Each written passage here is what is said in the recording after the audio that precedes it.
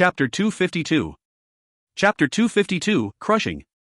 You and me, a contest of plant and vegetation knowledge, said Qin Jiaxi, glaring at Meng Hao.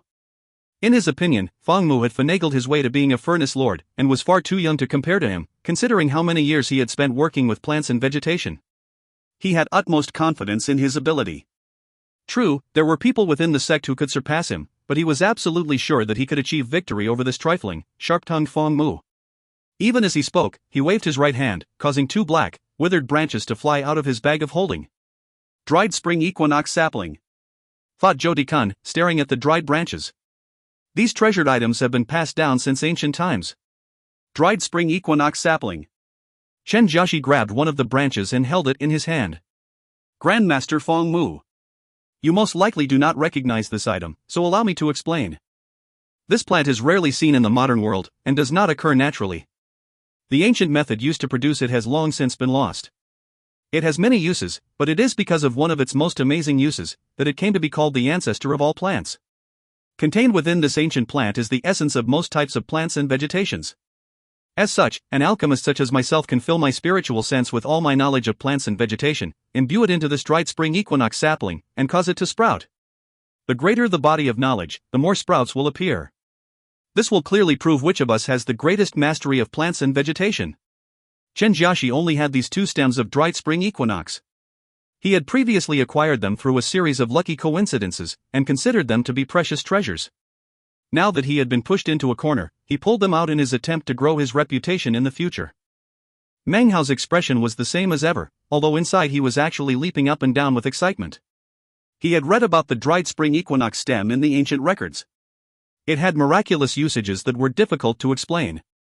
One of its greatest functions was its ability to improve the success rate when concocting medicinal pills. By adding one of the stems to a batch of medicinal pills, the success rate would be increased significantly, perhaps even to 100%. Without the slightest hesitation, Meng Hao took the dried spring equinox stem in hand and glanced down. In his heart, he felt that it was a bit unfortunate. This particular dried spring equinox stem was somewhat small, only about as thick as a finger. Grandmaster Feng, let's begin, said Qin Jiaxi eerily. He sounded like he couldn't wait to crush Feng Mu. All of the cultivators from the Black Sieve sect looked on with expressions of concentration. The benefits they had received from this particular alchemy lecture were hard to quantify. Han Bei sat in the crowd, looking at Meng Hao. Zhou Dikan was feeling a bit anxious. He had heard the story of the shocking way Meng Hao had passed the test to become a master alchemist. But he was still worried. Seeing his expression, Qin Jiaxi's confidence grew stronger. He didn't wait for Meng Hao. Instead, he poured spiritual sense into the dried stem on his palm. With a cold laugh, he said, the appearance of one sprout indicates mastery of 100,000 types of plants and vegetation. 2 sprouts represents 200,000 variations. Grandmaster Feng, I suggest you take the situation very seriously. A bright glow began to emanate out from the dried stem, filling the entire square and attracting the attention of all the onlookers. Meng Hao's expression was the same as ever. His spiritual sense burst out, flying directly into the dried stem. Time passed slowly, enough for a single incense stick to burn. Suddenly, a green sprout appeared on the dried stem in Qin Jiaxi's hand, the same you might see during the spring equinox. 100,000 plants. Grandmaster Chen has already shown mastery of 100,000 plants. Who knows how many Grandmaster Feng, huh?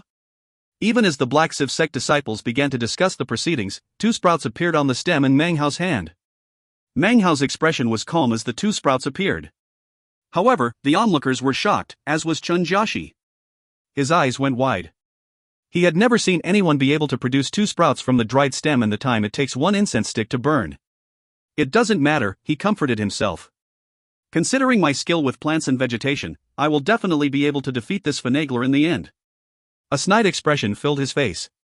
However, it was at this exact moment that a 3rd sprout appeared, then a 4th, a 5th, and 9 sprouts appeared in total.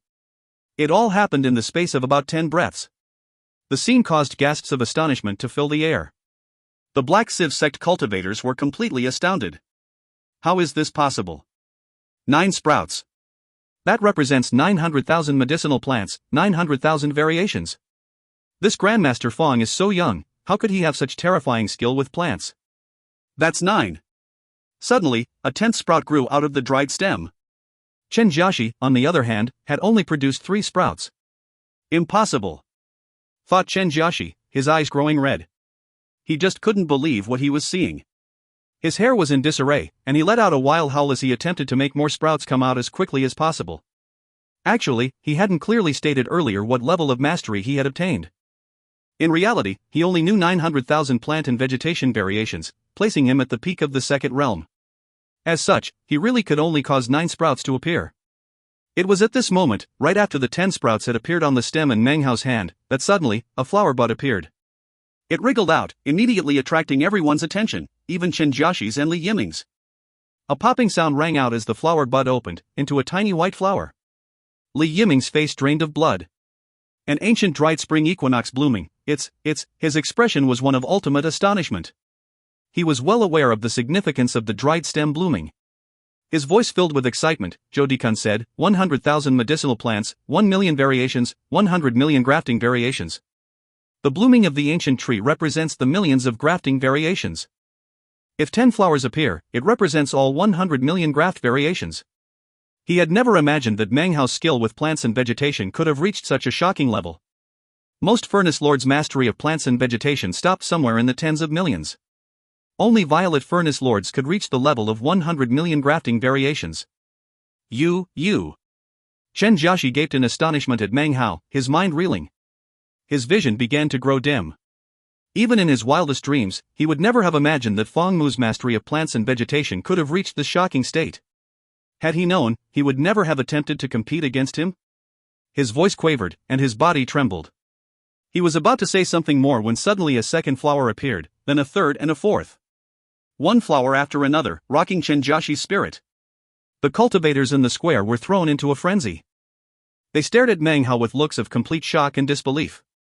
6 flowers. 7 flowers. 8 flowers. 9 flowers. Every new flower sent waves of astonishment through the hearts of the onlookers, even Patriarch Violet Civ and the 2 patriarchs next to him. Their breathing was ragged as they watched Meng Hao, their eyes burning. Finally, the 10th flower appeared. When the 10th flower appeared, Chen Jiaxi's vision went black. He was on the verge of passing out. Anguished howls of grief welled up in his heart. This turn of events could never have been predicted. How could he have encountered someone so inhuman here in the Black Civ sect? In truth, were he to know that Feng Mu was Grandmaster Pill Cauldron, he would certainly pass out immediately. Inhuman, thought Zhou Dikun, his body trembling, his vision blank. This was not a competition between 2 people. Feng Mu had completely crushed Chen Jiaxi. There was simply no way for him to even fight back. He was utterly and thoroughly defeated. Patriarch Violet Civ and the 2 others were breathing heavily, staring fixedly at the calm Meng Hao, as if he were some sort of precious treasure. A massive commotion of conversation exploded among the Black Civ sect cultivators. The cultivators in attendance all had some knowledge of the Tao of alchemy. How could they not understand the significance of what they were seeing? Grandmaster Feng Mu. The dried stem blossomed 10 times. The ultimate achievement, 100 million grafting variations. Amidst uproarious hubbub, Meng Hao suddenly lifted his head. Without even looking at the dried stem, he put it into his bag of holding. Obviously, he didn't plan to return it. So, do you still want to compete in plants and vegetation? He said. In front of him, Chen Jiaxi's face was deathly pale, and his entire body was quivering. He tilted his head back. His hair was disheveled, and his eyes shone with demented insanity. Yes, he cried, staring at Meng Hao, his eyes filled with jealousy and hatred. He hated that his opponent was so young, yet possessed such mastery of plants and vegetation. He hated that his opponent was an East Pill Furnace Lord. He hated that his opponent left him speechless, both with his words and his Tao of alchemy. He especially hated that his opponent wouldn't let him win, wouldn't let Chen Jiaxi trample over him to rise to prominence. His hatred seeped into his bones, giving rise to devilish insanity. We will compete in instantaneous formula scrying, said Chen Jiaxi, his voice hoarse. Down below, Li Yiming had planned to pull him back. However, after seeing the wild, animalistic look in Chen Jiaxi's eyes, he simply sighed inwardly. Alright, if you want another competition, you'll have it, said Meng Hao coolly. Glancing over at Chen Jiaxi in his maddened state, he added another thought, however, a competition like that bores me. If you want to compete, then let's make a bet. Any pill produced that the other party can identify will be surrendered immediately. Zhou Dikun gasped at the viciousness of it. This would truly be the fatal blow. Li Yiming's face twisted. At the same moment, Chen Jiaxi seemed to recover some of his common sense. However, he couldn't let go of the hatred within his heart. He pushed his common sense down, ignoring it. Fine. I won't stop until I win. His voice rang out, causing all of the Black Civ sect disciples to let out a collective gasp. Li Yiming and Zhou Dikan both seemed to be shaking with anxiety. I won't stop until I win indicated that the competition wouldn't be over as long as there were medicinal pills to produce. The only way it could end would be for someone to quit, and that would be the ultimate defeat. Li Yiming was incredibly worried as he watched red-eyed Chen Jiaxi slap his bag of holding to produce a medicinal pill, which he then tossed over to Meng Hao. Meng Hao grabbed it and looked at it. World Mirage Pill. Heavily Dawn Sap, 100 Tomb Soil, Peace Dissemination Leaf, Night Sexagenary Grass. Having finished speaking, Meng Hao placed the medicinal pill in his bag of holding and looked at Chen Jiaxi. Chen Jiaxi glared at him. He wanted to say that Meng Hao was wrong. However, they were both alchemists. To do that would lose him even more face than being openly defeated, and he would lose any right to continue. He slapped his bag of holding to produce another medicinal pill, which he threw over to Meng Hao. Frigid Lightning Pill, said Meng Hao coolly. Not many of these pills exist. It requires root of seasonal glory grass, harvested amidst the snows of winter, as well as golden iron sap, lightning fire grass. He continued to list out dozens of medicinal plants. This pill, interesting. I'm not sure of the name, but it contains power to strengthen the arms. It's obviously a body refining pill. It contains indomitable mountain flower, containment sapling. This is actually a magic pill which can melt the blood and transform it into explosive power. It contains crushed green burst, celestial heaven oil. Fellow Taoist Chen, you have many unique pills. Excellent, excellent. I'm not sure the name of this pill, but it's clearly a poison pill. It contains. Time passed by slowly. Zhou Dikan stared on in shock. Chen Jiaxi seemed to be on the verge of collapse, his face as pale as death as he tried to outdo Meng Hao. However, he really had no chance. He was essentially just handing over his medicinal pills. In the time it takes for only half an incense stick to burn, he had already delivered nearly 100 different medicinal pills over to Meng Hao. If you find any errors, ads pop-up, ads redirect, broken links, non-standard content, etc., please let us know. Report chapter so we can fix it as soon as possible. Chapter 253. Chapter 253, Primordial Heavenly Replenishing Pill. In the time it takes for half an incense stick to burn, 100 different types of medicinal pills had been delivered over. Chen Jiaxi trembled, his face was ashen. His madness had reached an explosive height as he found that there wasn't a single medicinal pill he could produce that his opponent couldn't identify. This level of skill left Chen Jiaxi in despair. He wanted to cry that his opponent was wrong, but he didn't dare. If Fang Mu then used the formula to concoct an identical copy of the pill, Chen Jiaxi's entire reputation would be in ruin. Li Yiming stood off to the side, watching bitterly as Chen Jiaxi handed over pill after pill, and Meng Hao put pill after pill into his bag of holding. His scalp was numb, and his heart had filled with an indescribable fear. The surrounding Black Civ sect disciples watched the scene in astonishment. From their perspective, Chen Jiaxi wasn't competing with Fang Mu, he was just giving him pills. On the other hand, Meng Hao's actions left them buzzing with shock. His unfathomable skill with plants and vegetation, his irrefutable logic regarding the Tao of alchemy, and his fearsome instantaneous formula scrying just added layer after layer of mystery. As they watched him, their faces filled with continuously growing amazement. From beginning to end, Meng Hao didn't pull out even a single medicinal pill. This was because he never misidentified any of the pills that were produced. Eventually, he started to feel a little bit embarrassed. Chen Jiaxi, of course, had the worst of it all. His heart bled, his eyes were growing dry, and his body trembled. Everything seemed to be going black. However, he continued to pull out medicinal pills. He had utmost confidence in each pill, and yet they all ended up in his opponent's bag of holding. There was no way to put an end to it. Just now, he had said, I won't stop until I win. He wouldn't be able to end until he ran out of medicinal pills. As he pulled out the 127th pill, he suddenly lifted his head to look at Meng Hao. Then, he radiated madness as he slowly put the pill back into his bag of holding and instead retrieved a jade box. The jade box was covered with black splotches, as if it had been entombed in the earth for countless years. This was an object that Chen Jiaxi originally hadn't intended to reveal. To him, it was a precious treasure of a lifetime. In fact, when he had uttered the words, I won't stop until I win, he hadn't even considered to include this item in the statement. Suddenly, he realized that if he wanted to gain complete victory, he would have to win at least one time. And if he wanted that, then he must use the item in the jade box. After all the fierce struggle now, pulling out this object finally gave him hope. The instant the box appeared, all eyes came to rest upon it. Anyone could tell that the pill inside this box would most certainly determine victory or defeat. The black stains on the box made it obvious to all the onlookers that the box was so old it was beginning to decay. There was even a faint, gruesome death aura wafting out from the box. A serious look filled the eyes of Patriarch Violet Civ and his two companions. Chen Jiaxi gritted his teeth and slowly said, "If you know the formula to this pill, then I, Chen Jiaxi, will admit defeat and, if I ever meet your excellency in the future, will immediately fall to the ground and kowtow to you. If you don't know the formula, then I will not cause any further trouble for you. I will only require that you return all the pills I produced just now. Then, this matter will be concluded." Jody Kun's eyes narrowed, and before Meng Hao could say anything, he strode forward and beratingly said, "Chen Jiaxi, you are a scarlet-robed master alchemist of the World Pill Division. Do you have any face? This is obviously an ancient medicinal pill whose pill formula has been lost for countless ages. How could a modern-day alchemist possibly be able to identify it?" He was obviously worried about Meng Hao leaping to accept the challenge. A buzz rose up from the surrounding Black Civ sect disciples. An ancient medicinal pill. Such pills from ancient times were very rare. Even one would be enough to cause an incredible stir. Furthermore, the formulas for most ancient pills were lost. Even the three great alchemists might have trouble identifying an ancient pill. Each and every such pill could be considered a consummate pill. Where did Grandmaster Chen get an ancient medicinal pill? You almost never see something like that. If it were auctioned off, the price it would get would be unimaginable. Could it be one of Grandmaster Eternal Mountain's treasures that he bestowed upon Grandmaster Chen as a gift?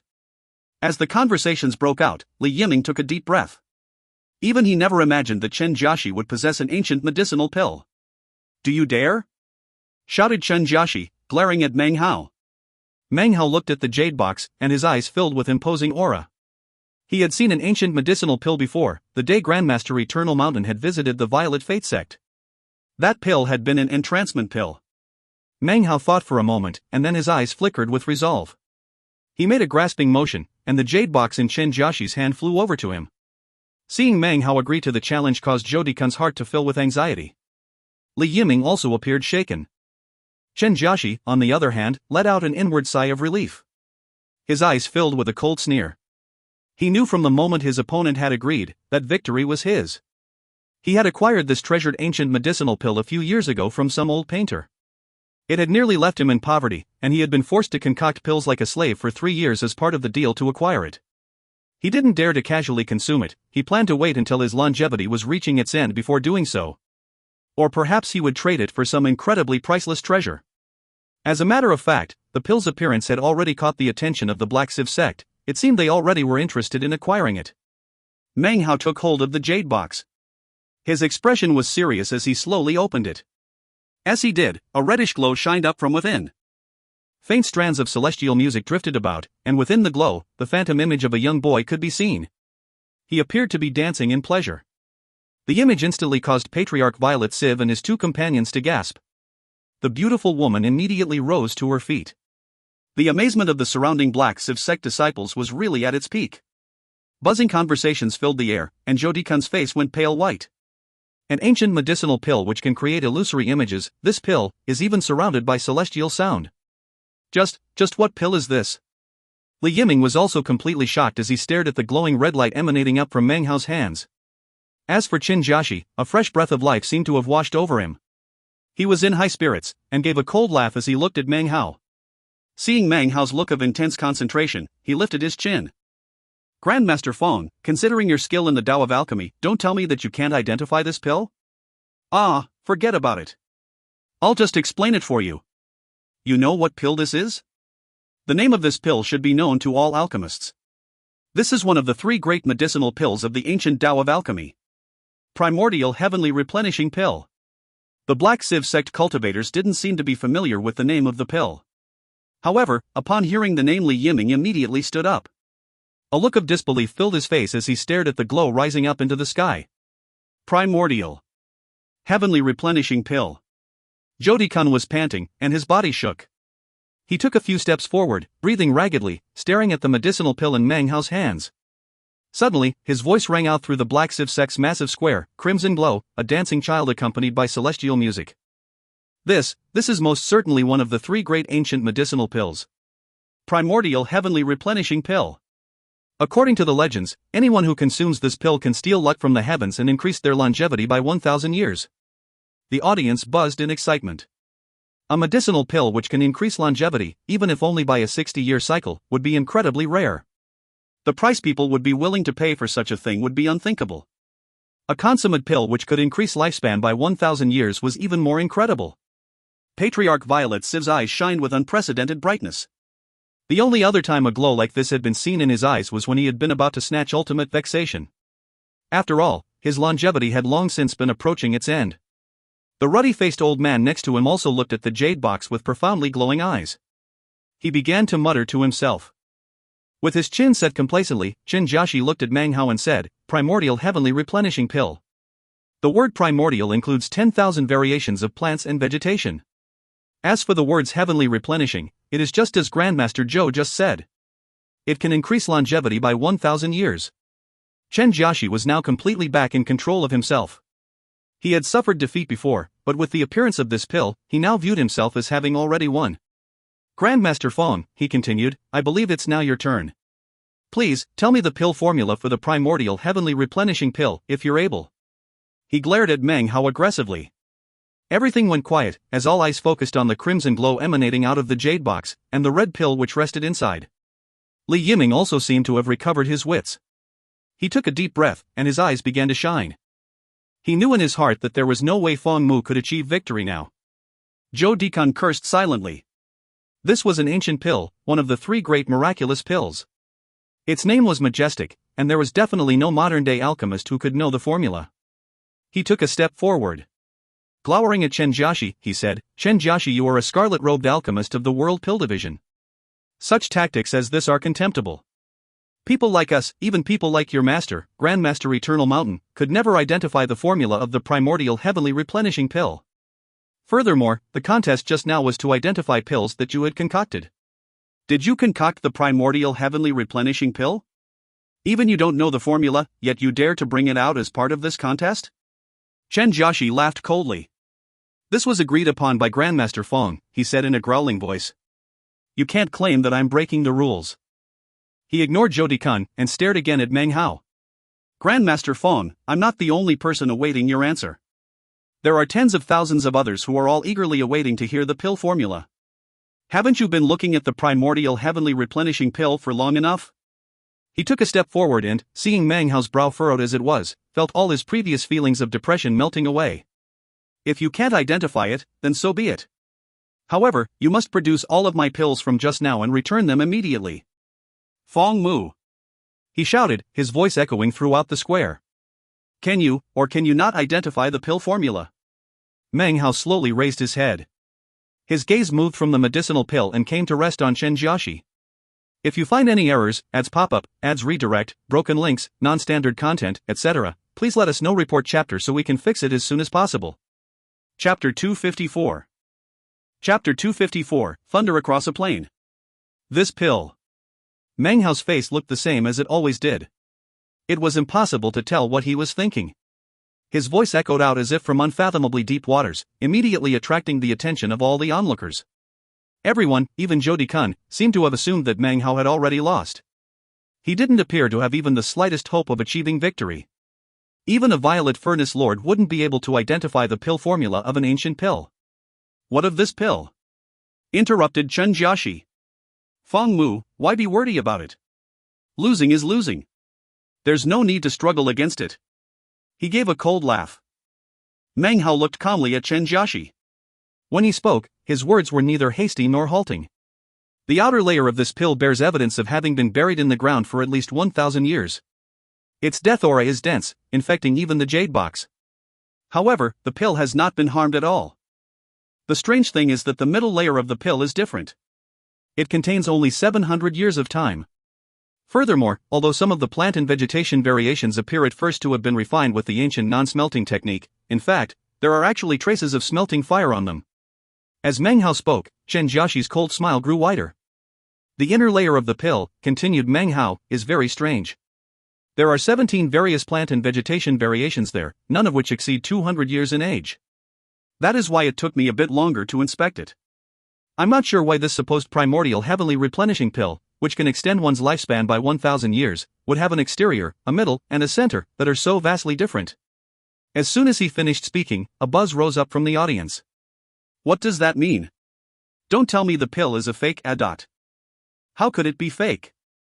There was obviously celestial music just now, and the dancing child. Those things couldn't be fake. Don't tell me Fong Mu is just babbling nonsense? As the cultivators discussed the matter, Chen Jiaxi began to laugh uproariously. His grim, cold laughter echoed out in all directions. He flicked his sleeve, and once again spoke, his voice dripping with ridicule. Fong Mu, by simply admitting defeat, then I, Chen Jiaxi, could show respect to your status as a furnace lord of the East Pill Division. But instead, you use low-down, underhanded means to attempt to achieve victory. You try to besmirch this ancient medicinal pill by saying that it's a forgery. Competing with you has truly brought me great loss of face. What a waste. I can't believe the East Pill Division has produced an alchemist such as you. Such an utter disgrace. No wonder you had to finagle your way into being a furnace lord. Now I, Chen Jiaxi, thoroughly understand the entire situation, but... Li Yiming's expression also filled with derision. Zhou Dikun's face was bright red. As an alchemist, defeat should be recognized, and respect for the Tao of alchemy should never be forgotten. He sighed inwardly, and was just about to open his mouth in an attempt to smooth the situation over, when Meng Hao's calm voice once again rang out. When did I ever say the pill was a forgery? He asked, his expression the same as ever. He appeared to be completely oblivious to the gazes of the onlookers, as well as to Chen Jiaxi's complacency. You sharp-tongued punk! Cried Chen Jiaxi, throwing any thoughts of mercy to the wind. Are you still trying to argue? Just now you obviously implied that the pill was fake, didn't you? Do you have an explanation for that? Fong Mu, do you have even the slightest scrap of face left? All the Black Civ sect disciples were now looking at Meng Hao. Their faces were filled with strange expressions. Patriarch Violet Civ and the other two watched on wordlessly with furrowed brows. Would you pipe down? Roared Meng Hao. His eyes filled with a brilliant light that shone like lightning on a pitch-black night. His words echoed out like thunder across a plain, echoing out with such force that Chen Jiaxi's mind was instantly shaken. Without realizing it, he stepped backward a few paces, the sound ringing in his ears. Meng Hao stepped forward. He spoke, his words devoid of any courtesy. You babble nonsense. You invert right and wrong. You don't measure up to me when it comes to the Tao of alchemy, nor can your skill with plants and vegetation compare to mine. You are even further behind when it comes to instantaneous formula scrying. And yet you still dare to bare your fangs and brandish your claws in front of me? I, Fong Mu, made 3 points just now, and none of them contained the word forgery. That word came from you, you self-righteous twit. This competition was your idea. Defeat after defeat has revealed your true face, you stooge. You ask me if I have face? Let me ask you? Who is there that would possibly give face to you? Meng Hao's voice grew louder and louder, each sentence stabbing into Chen Jiaxi's psyche like a sharp sword. His eyes filled with flames of fury. However, as Meng Hao approached him, dread welled up in his heart, and he again retreated. You are a mere scarlet-robed master alchemist of the World Pill Division. Even people above you in the World Pill Division don't qualify to constantly accuse me of finagling my way into being a Furnace Lord. I became a Furnace Lord because of the graces of Grandmaster Eternal Mountain, and he approved of the pill I concocted. Therefore, repudiating me is the same as repudiating Grandmaster Eternal Mountain, and therefore the whole of the World Pill Division. Meng Hao took another step forward, his words ringing out around him in a roar. Such actions on the part of a member of the World Pill Division are nothing less than treason against your sect. The roar of Meng Hao's words sent Chen Jiaxi's mind spinning. His eyes filled with veins of blood. You? His body trembled and he raised an accusatory finger toward Meng Hao. He was normally capable of sharply incisive words, but now, his mind was in chaos, and he couldn't even speak. Meng Hao's words roared out like thunder. In an attempt to further your personal glory, you're even willing to repudiate Eternal Mountain and commit treason against your sect. You are a lowlife, worse than pigs or dogs. What makes you think you have the face to stand in front of Fong Mu and rave so arrogantly? What gives you the courage to stand on the same stage as me when I am lecturing about alchemy? Meng Hao flicked his sleeve. His words slammed into Chen Jiaxi's ears, causing his body to shake and his mind to reel and rock. Fong Mu! He shrieked shrilly. Finally, let's discuss this medicinal pill of yours. Its exterior is 1,000 years old, its middle is 700, and its interior roughly 300. It is no forgery. However, it will not add 1,000 years to your lifespan. Why? Because this pill is clearly a poison pill.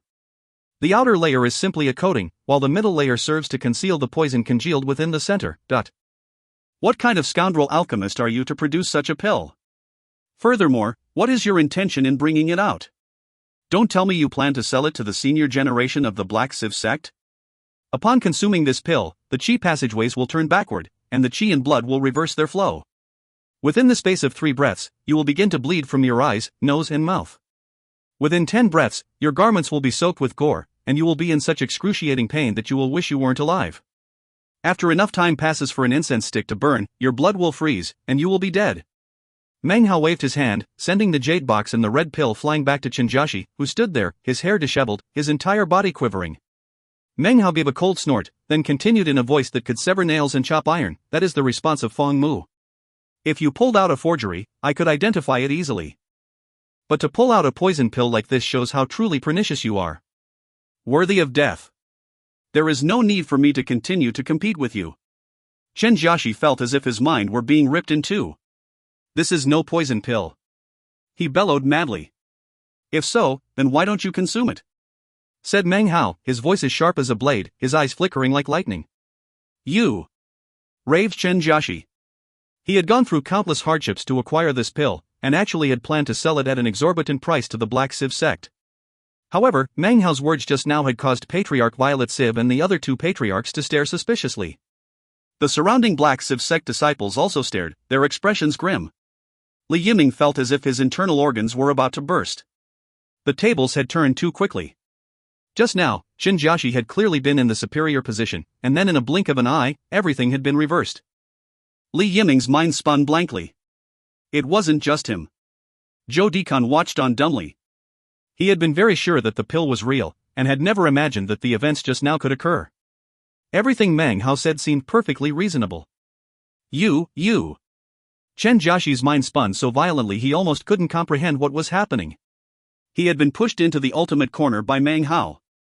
If he didn't consume the pill, then everyone would obviously suspect him. Feng Mu. He howled. Suddenly, he threw the pill into his mouth. Immediately, streaks of blood snaked through his eyes, and blue veins bulged on his forehead. He looked like some sort of devilish fiend. Patriarch Violet Sieve hesitated for a moment when this happened, but didn't move to interfere. The ruddy-faced man sitting next to him also was shaken inwardly, yet did nothing. I've consumed it, he howled, glaring at Meng Hao. Did you see, Feng Mu? I consumed the primordial heavenly replenishing pill. 1, 2, 3, said Meng Hao, his voice light. When he said the word 3 breaths had passed. Chenjiashi's face suddenly changed. His body began to tremble, and his face distorted. He let out a blood-curdling scream, and then blood began to ooze out of his eyes, mouth, and nose. Immediately, all of the cultivators present on the 57th mountain of the Black Sieve sect burst into a commotion. Many of them shot to their feet, their eyes filled with astonishment. Li Yiming's vision began to grow dark, and his mind filled with a spinning roar that caused him to nearly lose consciousness. Zhou Dikan gasped, his face filled with disbelief as he looked at Chenjiashi standing there, screaming miserably, blood dripping down his face. Patriarch Violet Sieve's pupils constricted, and then began to fill with fury. Next to him, the ruddy-faced old man frowned, and his eyes began to fill with displeasure. Meng Hao stood there on the stage, continuing to count softly. 4, 5, 6. As Meng Hao counted, Chenjiashi fell to the ground, screaming shrilly. His body thrashed, and blood flew everywhere. His chi passageways had reversed, and popping sounds could be heard ringing out from within his body. A mist of blood sprayed from his mouth, turning his red robe into a true garment of gore. All of this was exactly as Meng Hao had described. Soon, the 10th breath would arrive, and Chenjiashi would die. However, the moment Meng Hao spoke the word 9, his body suddenly flickered forward. His right hand pressed down onto the top of wheezing Chenjiashi's head. Immediately, Chenjiashi's screaming ceased.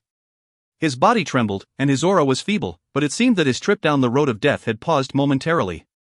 From the look of it, though, he only had a few moments left before death found him. For the sake of Grandmaster Eternal Mountain, Feng Mu is going to save your life today, said Meng Hao coolly. His face was as calm as ever. Therefore, no one knew that his heart was actually surging with waves of indescribable excitement. If you find any errors, ads pop up, ads redirect, broken links, non-standard content, etc., please let us know. Report chapter so we can fix it as soon as possible. Chapter 255. Chapter 255, She was floating in the wind.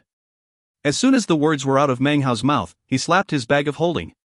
A pill cauldron flew out along with some earthly fire crystals and a host of medicinal plants, which Meng Hao began to work with. In front of everyone, he began to concoct a pill. He worked at incredible speed. To everyone watching on, it seemed obvious that he must be doing all of this in an attempt to save Chen Jiaxi. Apparently, in order to completely ensure his success, he even extracted a drop of blood from Chen Jiaxi's forehead. The blood entered the pill furnace, clearly as a way to make the medicinal pill more effective in purging the poison. Everything was deathly silent, and all eyes were on Meng Hao as he concocted the pill. From the moment he had stepped foot into the Tao of Alchemy, this was the quickest he had ever concocted a pill. It only took a few moments for a fragrant aroma to fill the square. Meng Hao then waved his hand, and a pink-colored medicinal pill flew out. It shot like lightning into Chen Jiaxi's mouth. His life clearly hung by a mere thread at the moment. Tens of thousands of eyes were fixed on Chen Jiaxi. As soon as he consumed the pill, a tremor shook his body. Then, even more shockingly, his hair began to rapidly change color, from black to white. His skin began to wither, as if his vitality had seeped away. In the space of a few short breaths, he seemed to have aged nearly 100 years. Before, he had been middle-aged, but now he looked like an old man with one foot in the grave. Wrinkles covered his face, and he emanated ancientness. Before, his cultivation base had been at the late foundation establishment stage, but now it seemed to be vanishing because of his decrepitness. The entire process, from beginning to end, only took about 10 breaths worth of time. Chen Jiaxi looked completely different. He was now a feeble old man with no cultivation base. However, the death aura which had been drifting off of him moments ago had been replaced with life force. When this happened, his eyes suddenly opened. Suddenly he coughed up a massive congealment of blood, along with what remained of the medicinal pill. It was about the size of a fingernail, half as large as it had been before. It wasn't the pill Meng Hao had concocted, but the pill everyone had taken to be the primordial heavenly replenishing pill. As soon as he spat the pill out, Meng Hao waved his sleeve, collecting it into a pill bottle. Before he could put it into his bag of holding, however, Patriarch Violet Siv's eyes flickered. He waved his right hand, causing the pill bottle to fly out of Meng Hao's hands and into his own. Meng Hao ignored this, focusing instead of Chen Jiaxi, who was trembling, a look of confusion in his eyes. In the moment before the poison killed you, I managed to prevent it from continuing to dissolve. The poison is not impossible to dispel. However, given my current skill in the Tao of Alchemy, I was unable to find the proper combination of medicinal plants in such a short time. Therefore, I used the simplest method possible, and also the most direct. I stimulated your life force, and shattered your cultivation base. In this manner, I was able to force out the poison. As for your cultivation base, if you practice recuperative cultivation, it should slowly recover. Chen Jiaxi said nothing as Li Yiming rushed over and helped him to his feet. Chen Jiaxi stared blankly at Meng Hao, then let out a bitter laugh. Eternal Mountain once said that alchemic battles are just like magical battles, death can come with a single thought. As of today, I am convinced of this truth. With that, he clasped hands in salute. His body trembled, and he lowered his head to conceal the venomous hatred which seeped out from his heart. Li Yiming also clasped hands and bowed to Patriarch Violet Siv and the others. They clearly could not stay on the mountain, so he took hold of Chen Jiaxi and flew up into the sky, disappearing off into the distance. A few Black Siv sect cultivators rose to accompany them as they left.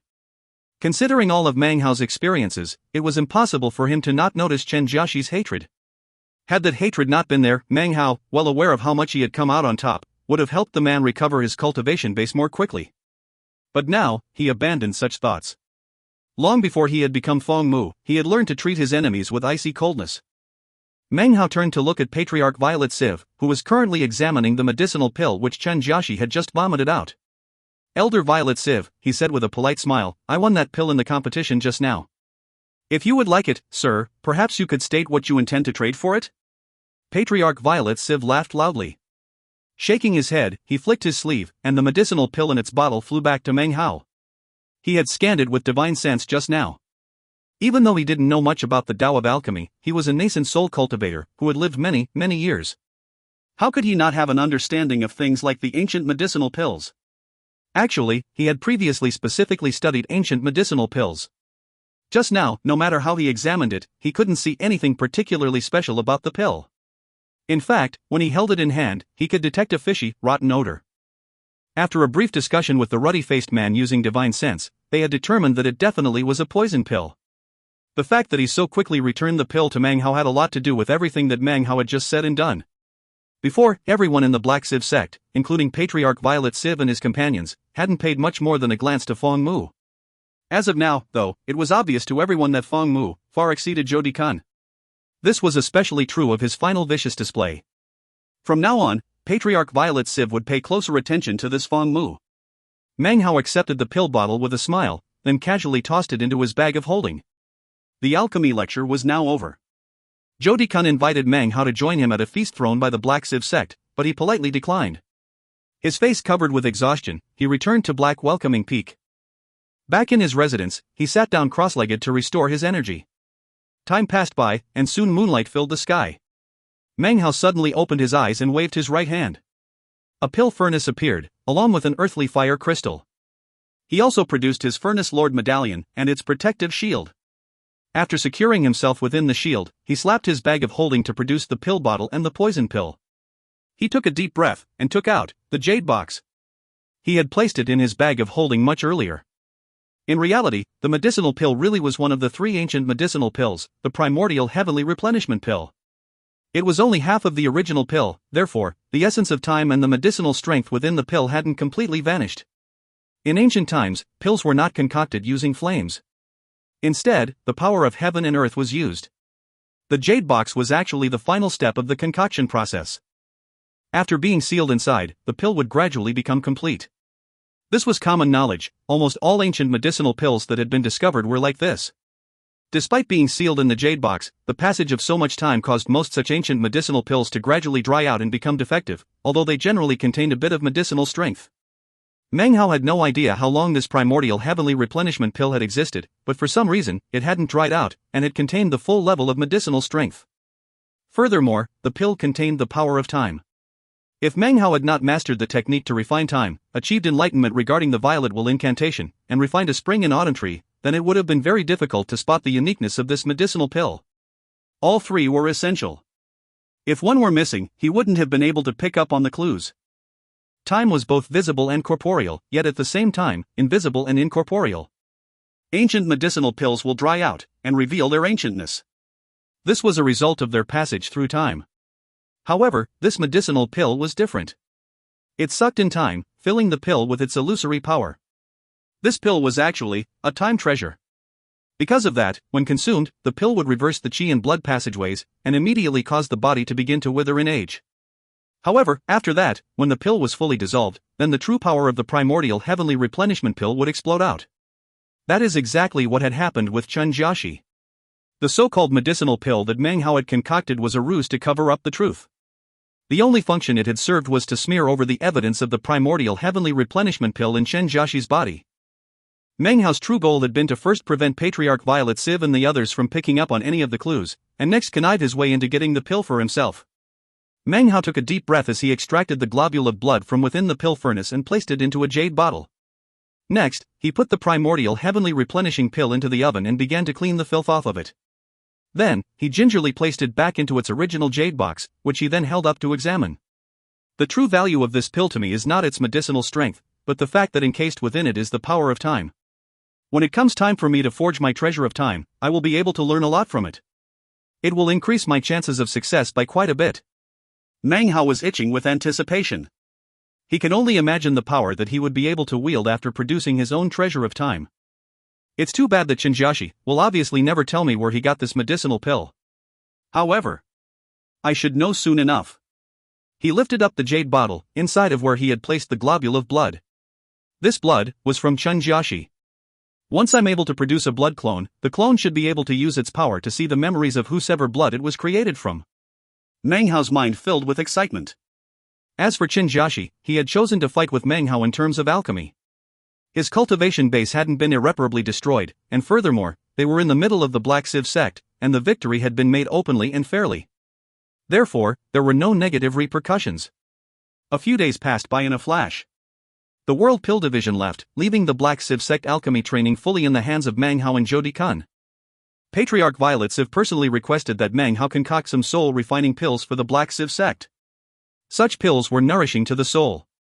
Meng Hao decided to politely decline. He didn't want to have to work in such close contact with the Black Siv sect. As for Zhou Dikun, he seemed excited with the current situation. He had been giving lectures throughout the Black Siv sect, and was feeling quite content with everything. Meng Hao spent his time visiting the sites in the sect and paying respects to some of the conclave disciples. He tried in a roundabout way to get information about Su Qing. After 5 days passed, he still hadn't seen a trace of her. As of now, he was starting to get worried. The Black Siv sect was a bizarre place. The incident with Zhou Jie had solidified this fact in his mind. On this particular evening, Meng Hao was walking along in an area near the edge of the 100 mountains. He lifted his head up, and saw a woman standing atop one of the mountains off in the distance. She wore a black robe, and stood upon a stone pillar which jutted up from the mountain. The wind caused her garment, as well as her long black hair, to flutter about her. The instant Meng Hao saw her face, his mind trembled. This woman was beautiful, but cold and cheerless. He had been searching for her everywhere, and then suddenly, here she was, floating in the wind. Her expression was one of blankness. She stood on the stone pillar, looking like she wanted to float away. This was Su Qing. If you find any errors, ads pop-up, ads redirect, broken links, non-standard content, etc., please let us know. Report chapter so we can fix it as soon as possible. Chapter 256. Chapter 256, Bottom Line. The blank look in her eyes made it seem as if she had lost her soul, as if her spirit itself had been injured. Her pale skin did not seem to contain even the slightest trace of blood, like that of a corpse which had been entombed in a coffin of ice for 1,000 years. The wind which blew across the pillar she stood on was incapable of blowing away her look of confusion. Her garments were stained with blackened spots of dried blood that seemed to have been there for a very, very long time. Never having been washed away, they had dried and branded themselves onto the fabric.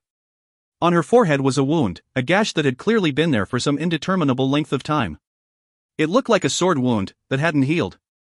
As her garments fluttered in the wind, her right wrist became visible. It had a second sword gash on it. Su Qing was thinner. She was thin, and even colder than before. She looked as if she had just emerged from the midst of a frigid snowstorm. Her garment was blue, her long hair draped around her like a cloak. Her skin was so delicate it seemed as if a breeze could puncture it. Meng Hao stared up at her beauty, seemingly unwilling to even blink. If he blinked, everything would go dark, light would disappear, and he would no longer be able to see the beautiful figure in front of him. He saw the sword wounds, as well as her blank look. He also saw that her blood vessels had been damaged. In that moment, the entire world seemed to disappear, except for Su Qing, standing there on the mountain peak amidst the wind. Meng Hao suddenly felt a twinge of pain in his heart. He could ignore Han Bei's secret. He could ignore Zhou Jie's bizarre behavior. The demon sealing jade had spoken to him twice, but be it Han Bei or Zhou Jie, Meng Hao felt as if it didn't have much to do with himself. Their life or death, their bizarre situations, were things he didn't want to get involved with. After all, the root of all the various situations was none other than the Black Siv sect itself. Meng Hao had grown up as a scholar, and was innately intelligent and far-sighted. How could he not understand the meaning of the words of the demon sealing jade? It was especially obvious considering the divine ability Zhou Jie had used at the end of their battle that year, and the discarnate souls which had appeared. How could he not understand what had happened to Han Bei and Zhou Jie? And how could he not understand the terrifying power of the Black Siv sect? He did understand. In fact, he knew that the Black Siv sect's forces were much greater than the people who walked about on the surface of the land. Discarnate souls possess the body, he thought to himself. The discarnate souls are like those which appeared along with Zhou Jie's divine ability that year, cultivators who have long since died. It seems countless discarnate souls exist underneath all of the 100,000 mountains of the Black Siv sect. This Black Siv sect is a sect of the underworld. Returned from the afterlife, desiring to rejoin the world of men, possessing the bodies of cultivators and living parasitic lives. Zhou Jie exists in this very state, his body having been possessed. He is incapable of recovering his own mental faculties, and should not have been able to seek out death as he did that day. Clearly, something unexpected had occurred after his possession. Because of that unexpected event, the discarnate soul that had possessed him was injured, which allowed his own soul to reawaken. That was what had caused his confusion, his madness, and his struggle. As for Han Bei, there is clearly nothing wrong with her. However, she wants outsiders to think that her body has been successfully possessed. This is because there are not 2 souls within her, but 3. One is her own, one is a discarnate soul from the Black Civ sect, and the third is the Han clan patriarch which emerged from the statue in the Black Civ sect's blessed land, and then entered her body. How could Meng Hao not understand these things? It was because he understood that he didn't want to get sucked into the situation. But as time passed, and he hadn't been able to track down Su Qing, he'd started to get nervous. Finally today, he was able to see her. And now he understood that he could not ignore the situation. Su Qing's soul possession was a bottom line that Meng Hao couldn't accept. He took a deep breath, then strode forward, heading directly toward the peak of the mountain. His body transformed into a prismatic beam. In an instant he had arrived behind the pillar upon which Su Qing stood. He looked at her back and was about to approach her when she turned. Her cold features were no longer filled with a blank look. Instead, a grim expression appeared. In that moment, a sense of impending crisis welled up from the bottom of Meng Hao's heart. As he looked at Su Qing, he couldn't see a Foundation establishment cultivation base anymore. Instead, everything was blurry. Meng Hao's expression did not change. He looked at her, and at the same time surreptitiously performed an incantation gesture with his right hand. Within his mind floated the 8th demon sealing hex. Because of the way he had performed the incantation, the hex changed. It floated about in his mind, and stayed there, not moving out even the tiniest bit. However, as soon as the 8th demon sealing hex appeared in his mind, his eyes, though they didn't look any different, now viewed the world in a completely different way. The mountains were still green, the land below was the same land as before. But, the greenness of the 100,000 mountains was now covered with a black aura. This black aura roiled up from all the mountains to circulate about in the air.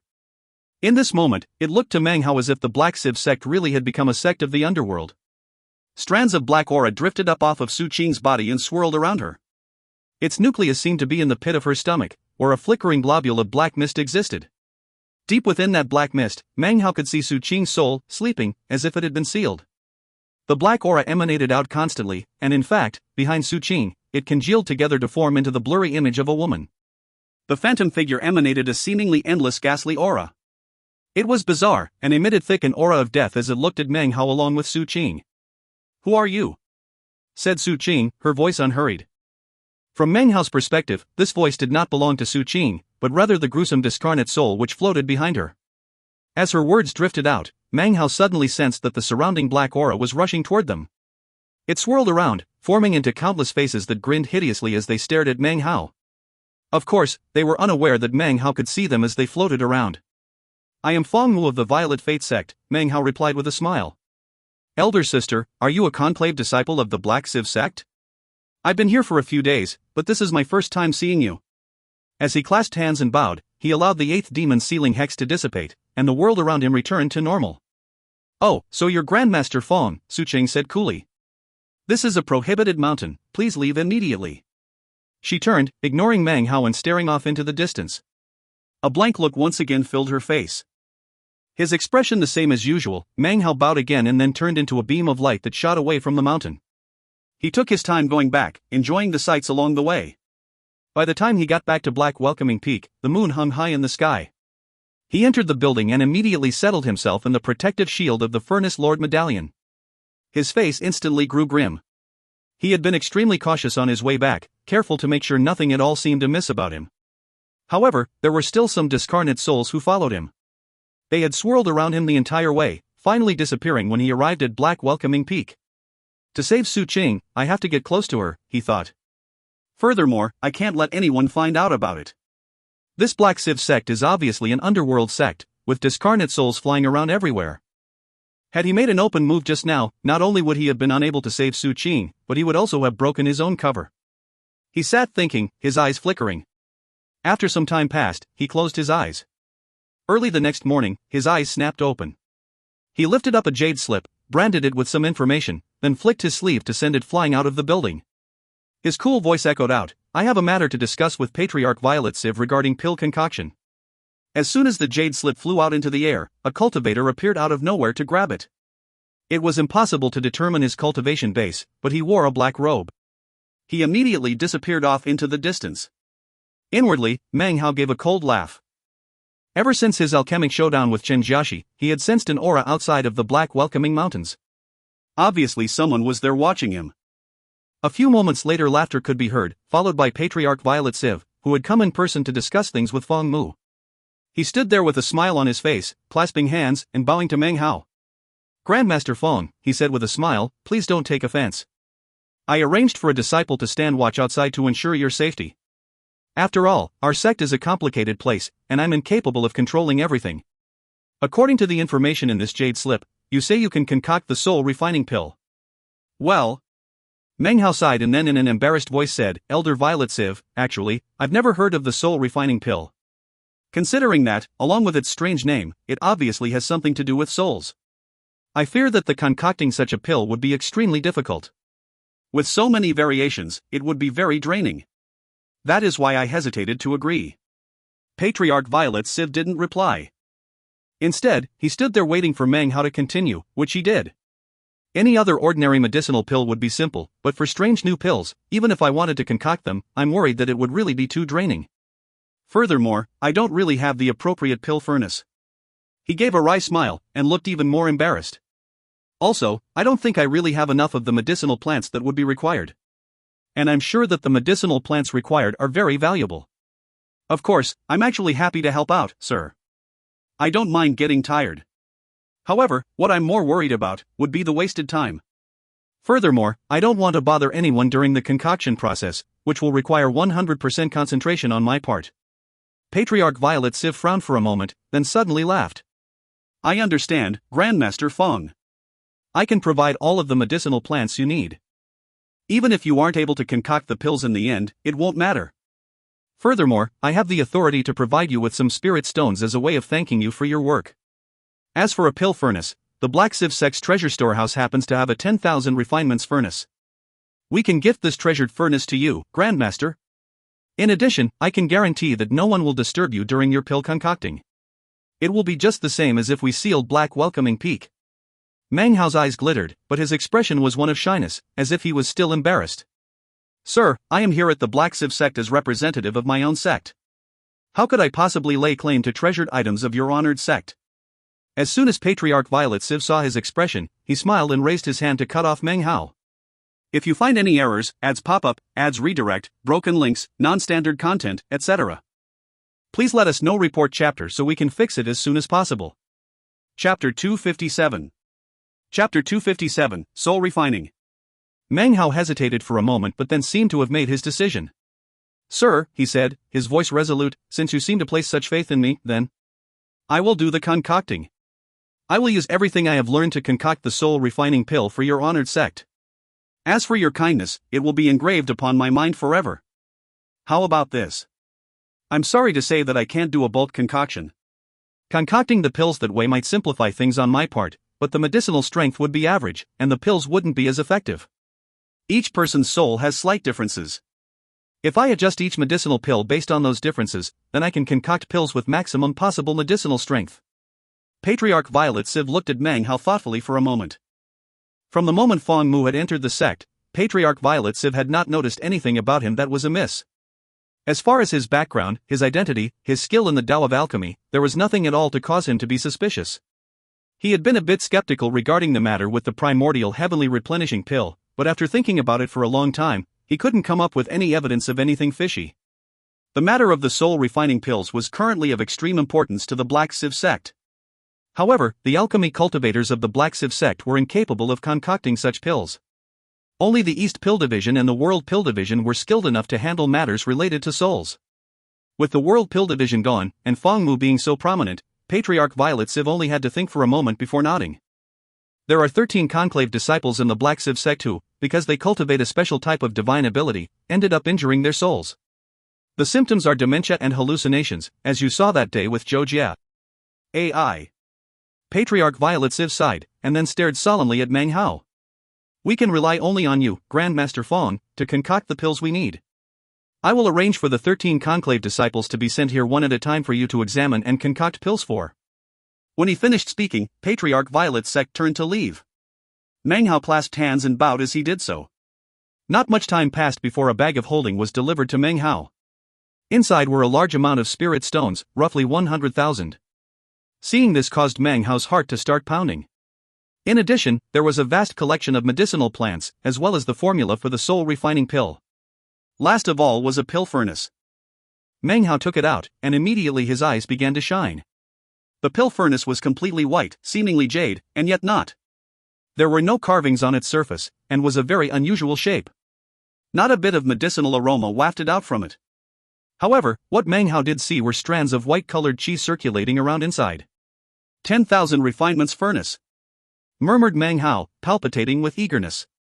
Back in the East Pill Division he had studied a jade slip with introductions to all the various types of pill furnaces. There was one type which, after having successfully concocted 10,000 batches of medicinal pills, would gain sentience because of all of the nourishment it had received from the qi of the medicinal pills. Such a furnace would have been constructed from incredible materials to begin with. After the 10,000 concoctions, it would become even more incredible. Such pill furnaces were rarely seen in the world. Generally speaking, pill furnaces are viewed as consumable items, and will explode after 100 uses or so. For a pill furnace to survive for 10,000 batches placed its value at an incredible level. Meng Hao took a deep breath and then swirled his hand about inside of the furnace, grasping one of the strands of qi and pulled it out to examine. After a moment, he sighed, sounding somewhat regretful. It seemed this pill furnace had been used to concoct 10,000 of the exact same type of medicinal pill. In this case, it couldn't quite measure up to some of the other of this type of furnace which had been used to concoct countless different types of medicinal pills. However, as far as Meng Hao was concerned, this furnace far exceeded his blood crane furnace. Putting away the 10,000 refinements furnace, Meng Hao stood and then looked outside. A group of dozens of Black Civ sect disciples had surrounded the mountain and were now sitting cross-legged in meditation. Bluish light flickered around them. Clearly, once Meng Hao began his concocting, they would employ the full power of the light to create a shield around the mountain, ensuring that he wouldn't be disturbed. Meng Hao muttered to himself for a moment, then decided to prepare for any emergencies which might arise. He lifted his Furnace Lord medallion, then branded it with some information. It immediately flickered. Moments later, Zhou Dikun flew toward him in a beam of colorful light. Having received Meng Hao's transmitted message, he ended his alchemy lecture and immediately came to Black Welcoming Peak. Sensing the dozens of Black Civ sect disciples meditating in the area, he felt a bit of surprise. Meng Hao went out to meet him and explain the situation. Furthermore, he asked Zhou Dikun to stay behind as Dharma protector, and to act as his assistant. Some time ago, Zhou Dikun would surely have refused. However, his attitude toward Meng Hao had completely changed recently. Hearing all the information, he nodded solemnly and pulled out his Furnace Lord medallion. Meng Hao felt much more reassured now, and handed over the bag of holding with all the medicinal plants. With the protection of 2 Furnace Lord medallions, no matter what the Black Civ sect did, he would have temporary protection from any sort of divine sense. As far as the discarnate souls went, Meng Hao had some methods that would prevent them from noticing anything untoward. In any case, he did not plan to do anything too noticeable. In this whole matter, caution would be of the utmost importance. Not much time passed before 2 cultivators appeared, carrying between them a young man in a blue robe as they hurried over. When they arrived, Meng Hao and Zhou Dikun both took a close look at the young man, and then frowned. His face was pale white, seemingly without any trace of blood. His eyes were vacant and blank, and his body was emaciated, his skin so thin that you could see the bones sticking out from within. It was obvious that his qi passageways were not even moving. He was almost like a mortal. One of the middle-aged men supporting him said, "This is Conclave disciple Huang Zhongxi." While cultivating a secret magic, the technique backfired, weakening both his body and soul. If the sect elders didn't maintain his life with magical power, he would have long since died. The man sighed, and then bowed deeply to Meng Hao. "Muscle atrophy and a weakened body," said Zhou Dikun, his voice soft. "The soul is spilling out and the mind is dying. This man." Meng Hao looked closely at the young man, who clearly seemed to have lost his spirit. After a long moment, he approached the young man and placed his fingers onto his neck. He muttered to himself for a moment, then moved his hand to grasp the young man's arm, after which he closely inspected the faint blue veins visible in his skin. "First we will concoct a spirit-fusing pill to see how much damage has been inflicted on his mind. Elder brother Zhou, what do you think?" Meng Hao looked over at Zhou Dikun, who nodded. 3 yellows grass, 7 souls spice, 100 years flower. Meng Hao slowly listed out several dozen kinds of medicinal plants. Zhou Dikun recognized many of these plants as being very rare. All were related to recovering mental faculties. He quickly retrieved the medicinal plants from the bag of holding provided by the Black Civ sect and began to catalyze and prepare them according to Meng Hao's directions. Meng Hao pulled out the 10,000 refinements furnace. When he saw it, Zhou Dikun's eyes went wide. However, he knew that now was not the time to ask about it, and suddenly understood why Meng Hao attached such importance to this job. After placing the various medicinal plants into the pill furnace, Meng Hao performed a catalyzing incantation with his left hand, and then pressed a finger from his right hand directly into the forehead of the young man, opening up a small wound and retrieving a drop of blood. The drop of blood floated in front of Meng Hao for a moment, and then flew into the pill furnace. A few moments later, a black-colored medicinal pill appeared. With the flick of a sleeve, Meng Hao sent it into the mouth of the young man. About 10 breaths passed, and then suddenly, the young man's body began to tremble. He let out a miserable howl, which caused the faces of the two middle-aged cultivators to flicker. Meng Hao's expression was the same as ever, completely calm. The blood-curdling screaming lasted for the time it takes half an incense stick to burn, after which a black chi began to emanate out from the top of the young man's head. Within the black chi was also a white-colored mist. The two seemed to be fused together. However, neither seemed to be able to make use of the other, and were attempting to disperse. However, it was as if some power were preventing them from separating. The more they fused together, the more they attempted to separate. From the look of it, they would only be able to stay fused together for a limited time, before completely separating. I'm not sure what technique this person cultivated, but it caused death chi to enter his body, which then began to consume his life force. It was suppressed, but that will not last forever. Unless something is done to save him, he will definitely die within 3 months. I, Feng Mu, can attempt to save him, said Meng Hao coolly. I'm 50% confident that I can succeed. However, his blood vessels are already in ruin. I need 3 generations of blood from his ancestors to create a blood vessel pill. With that, I can reconstruct his blood vessels, and afterward, give birth to a new soul for him. Souls are birthed from the blood, so after this has been accomplished, I can concoct the soul refining pill. At that point, success should be assured. Hearing this, one of the middle-aged cultivators supporting the young man turned and left. After the time it takes 2 incense sticks to burn, he returned and handed 3 jade bottles to Meng Hao. Inside were 3 generations of blood from the young man's ancestors. In addition to the requisite latent talent, most conclave disciples had ancestors who attained high positions within the sect. As such, acquiring 3 generations of blood was not difficult. Meng Hao indicated for the Black Sieve sect cultivators to take the possessed young man inside the residence. Then he asked them to leave, and produced his Furnace Lord medallion. Jody Kun did the same, and immediately the glowing shield appeared to lock down the area. Outside, another shield appeared to cover Black Welcoming Mountain. Everything was sealed down. The only people in the building now were Meng Hao, Jody Kun, and the pale-faced young man with the lost mind. Meng Hao's expression was the same as ever as he looked thoughtfully at the young man. This person has been possessed by a discarnate soul evading the reincarnation cycle of heaven and earth. After possession, if the body does not contain its original soul, it will become like a walking corpse. Without the ability to sustain itself, the body will begin to decay in a matter of days. Therefore, the discarnate soul is incapable of consuming the body's original soul. Instead, it must exist as a parasite that controls the body. Originally, there was balance, but due to some unexpected circumstances, the balance was broken. Thus, the current situation arose. A barely detectable glitter appeared in Meng Hao's eyes. The discarnate soul is already damaged. The thing to do is to transform yin into yang, turn misfortune into the opposite. As the demon sealing jade said, either seal it so that it cannot see the summer sun, or assist it with the blood will of the demon sealer. Meng Hao's eyes shone with a cold light. He wasn't sure if the soul refining pill would have any effect. But what he did know was that the will contained within his blood was the only hope the young man had of living, either now, or in the future. This chapter was sponsored by Nadav Ben Yehuda, Christopher Choi, Joshin Chen, Rudolph Ariola, and Sunny Goila. If you find any errors, ads pop up, ads redirect, broken links, non-standard content, etc., please let us know. Report chapter so we can fix it as soon as possible. Chapter 258.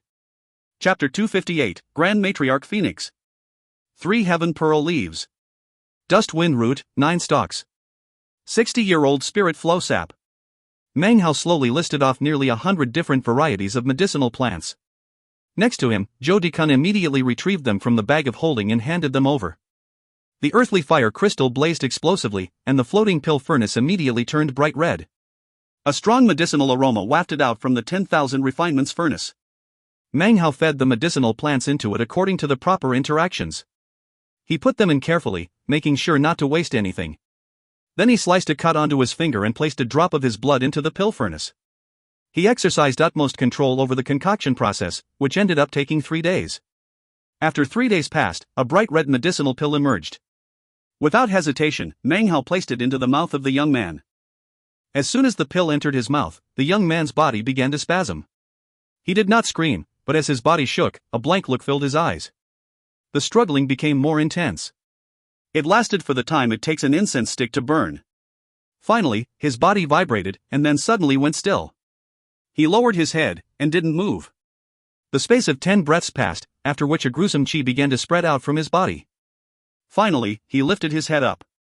The blank look was no longer there in his eyes, but instead, somberness. "Many thanks, Grandmaster," said the young man slowly. His words were those of thanks, but they were spoken with an incredible arrogance, as if saying the words were similar to giving alms to a beggar. He rose to his feet, ignoring Meng Hao, then turned and strode out of the building. Zhou Dikun frowned with displeasure. Meng Hao's expression was the same as ever, but inside, he laughed coldly. It seemed that balance had been restored between the young man's body and the discarnate soul inside.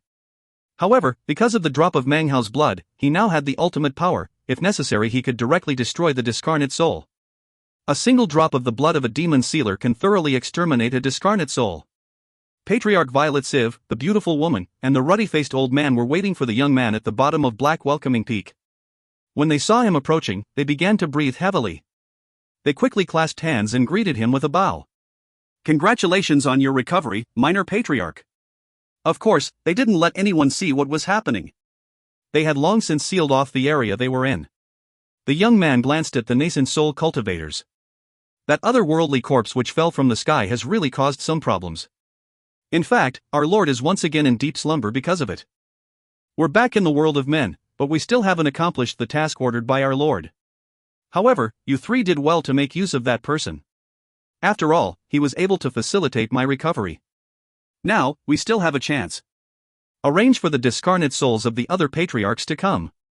As for the one who contains Grand Matriarch Phoenix, well, no mistakes can be made with her.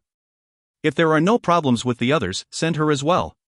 Having finished speaking, the young man's body flickered, transforming into a black smoke which then disappeared, melting back into the earth. Patriarch Violet Civ and the others reverently saluted him as he departed. Then they stood and exchanged bitter glances. With that, they left, arranging for the other 12 people to be sent to Meng Hao, one at a time. Time passed slowly. Meng Hao treated one after another of the so-called minor patriarchs. As of now, Black Welcoming Peak had become a very important place in the Black Civ sect. Whatever requests Meng Hao made were met immediately. Of course, how could he not make use of this opportunity? All he had to do was say the name of a medicinal plant, and it would be delivered to him. Many of the ingredients he needed for the perfect gold core gradually began to fill his bag of holding. Seeing what was happening, Zhou Dikun began to grow a bit envious, and also began to request some medicinal plants. As they concocted pills, they both slowly began to reap rewards. In this way, Meng Hao was also able to collect quite a few sets of 3 generations of blood. They had nothing to do with the pills he was concocting, they were required to create blood clones, and he would naturally not lose out on an opportunity for that. If blood was not available from a given ancestor, Meng Hao wouldn't press the issue. He would just extend the time spent concocting the pill. Finally one day, the pale-faced Zhou Jia entered the building. This was the first time Meng Hao had seen him since that incident when he first arrived at the Black Civ sect. Zhou Jia sat down cross-legged. Meng Hao said nothing for a moment, then began to concoct the pill. After Zhou Jia left, Han Bei arrived. She had a cautious look on her face. When she sat down in front of him, Meng Hao looked at her and then chuckled. "Grandmaster Fong," she said with a smile. Suddenly, she felt very nervous. The voice of the Han clan patriarch suddenly rang out in her mind. "Be careful of this person. He is complicated, and most likely is able to sense my presence." This was not the first time she had heard something like this from the ancestor. The reason she had been nervous the first day she met Fong Mu outside of the Black Civ sect was because of the voice of the Han clan patriarch. Meng Hao's expression was the same as ever. He smiled, then began to concoct. When the pill came out, Meng Hao looked over at Han Bei. Her expression was also the same as usual. However, her heart was trembling. Inside her mind, the trembling voice of the Han clan patriarch could be heard. "That pill, you must not consume it. This person, he." "Grandmaster Fong," she said softly, rising to her feet calmly. "I'll take the pill away and consume it later." Meng Hao turned to Zhou Dikun, clasped hands, and said, "Elder brother Zhou, I have a small personal matter I wish to discuss alone with fellow Taoist Han." Zhou Dikun laughed. He had long since sensed that something was amiss. However, having been able to collect so many medicinal plants in the past days, he paid it no heed, and immediately left the building. Seeing Zhou Dikun leave, Han Bei's heart trembled. "Grandmaster Fong," she said, keeping her expression the same as always, like a flower. She was about to continue speaking when Meng Hao interrupted her. "If you don't want to consume the pill, very well. In that case, however, you will owe me a favor that must be repaid at some point in the future." He looked at Han Bei with a profound look that seemed to penetrate deep into her mind. Han Bei looked back at him and gritted her teeth. She was full of schemes, but right now, couldn't think of any way out. A blank look appeared in her eyes. "Grandmaster Fong," she said, "I don't quite understand what you mean. But, I suppose I can agree to this favor." "I don't need a favor from you," replied Meng Hao coolly, "but rather the third soul that exists within your body." The words entered Han Bei's ears like a thunderbolt. Her expression immediately changed completely. She was about to say something when, suddenly, a blue chi emerged from the top of her head. It congealed above her into the shape of a man. He stared at Meng Hao for some time before finally nodding. "The Han clan owes you a favor," he said in an archaic voice. Meng Hao clasped hands and saluted. The figure disappeared, and Han Bei stared at Meng Hao, an expression of shock and fear on her face.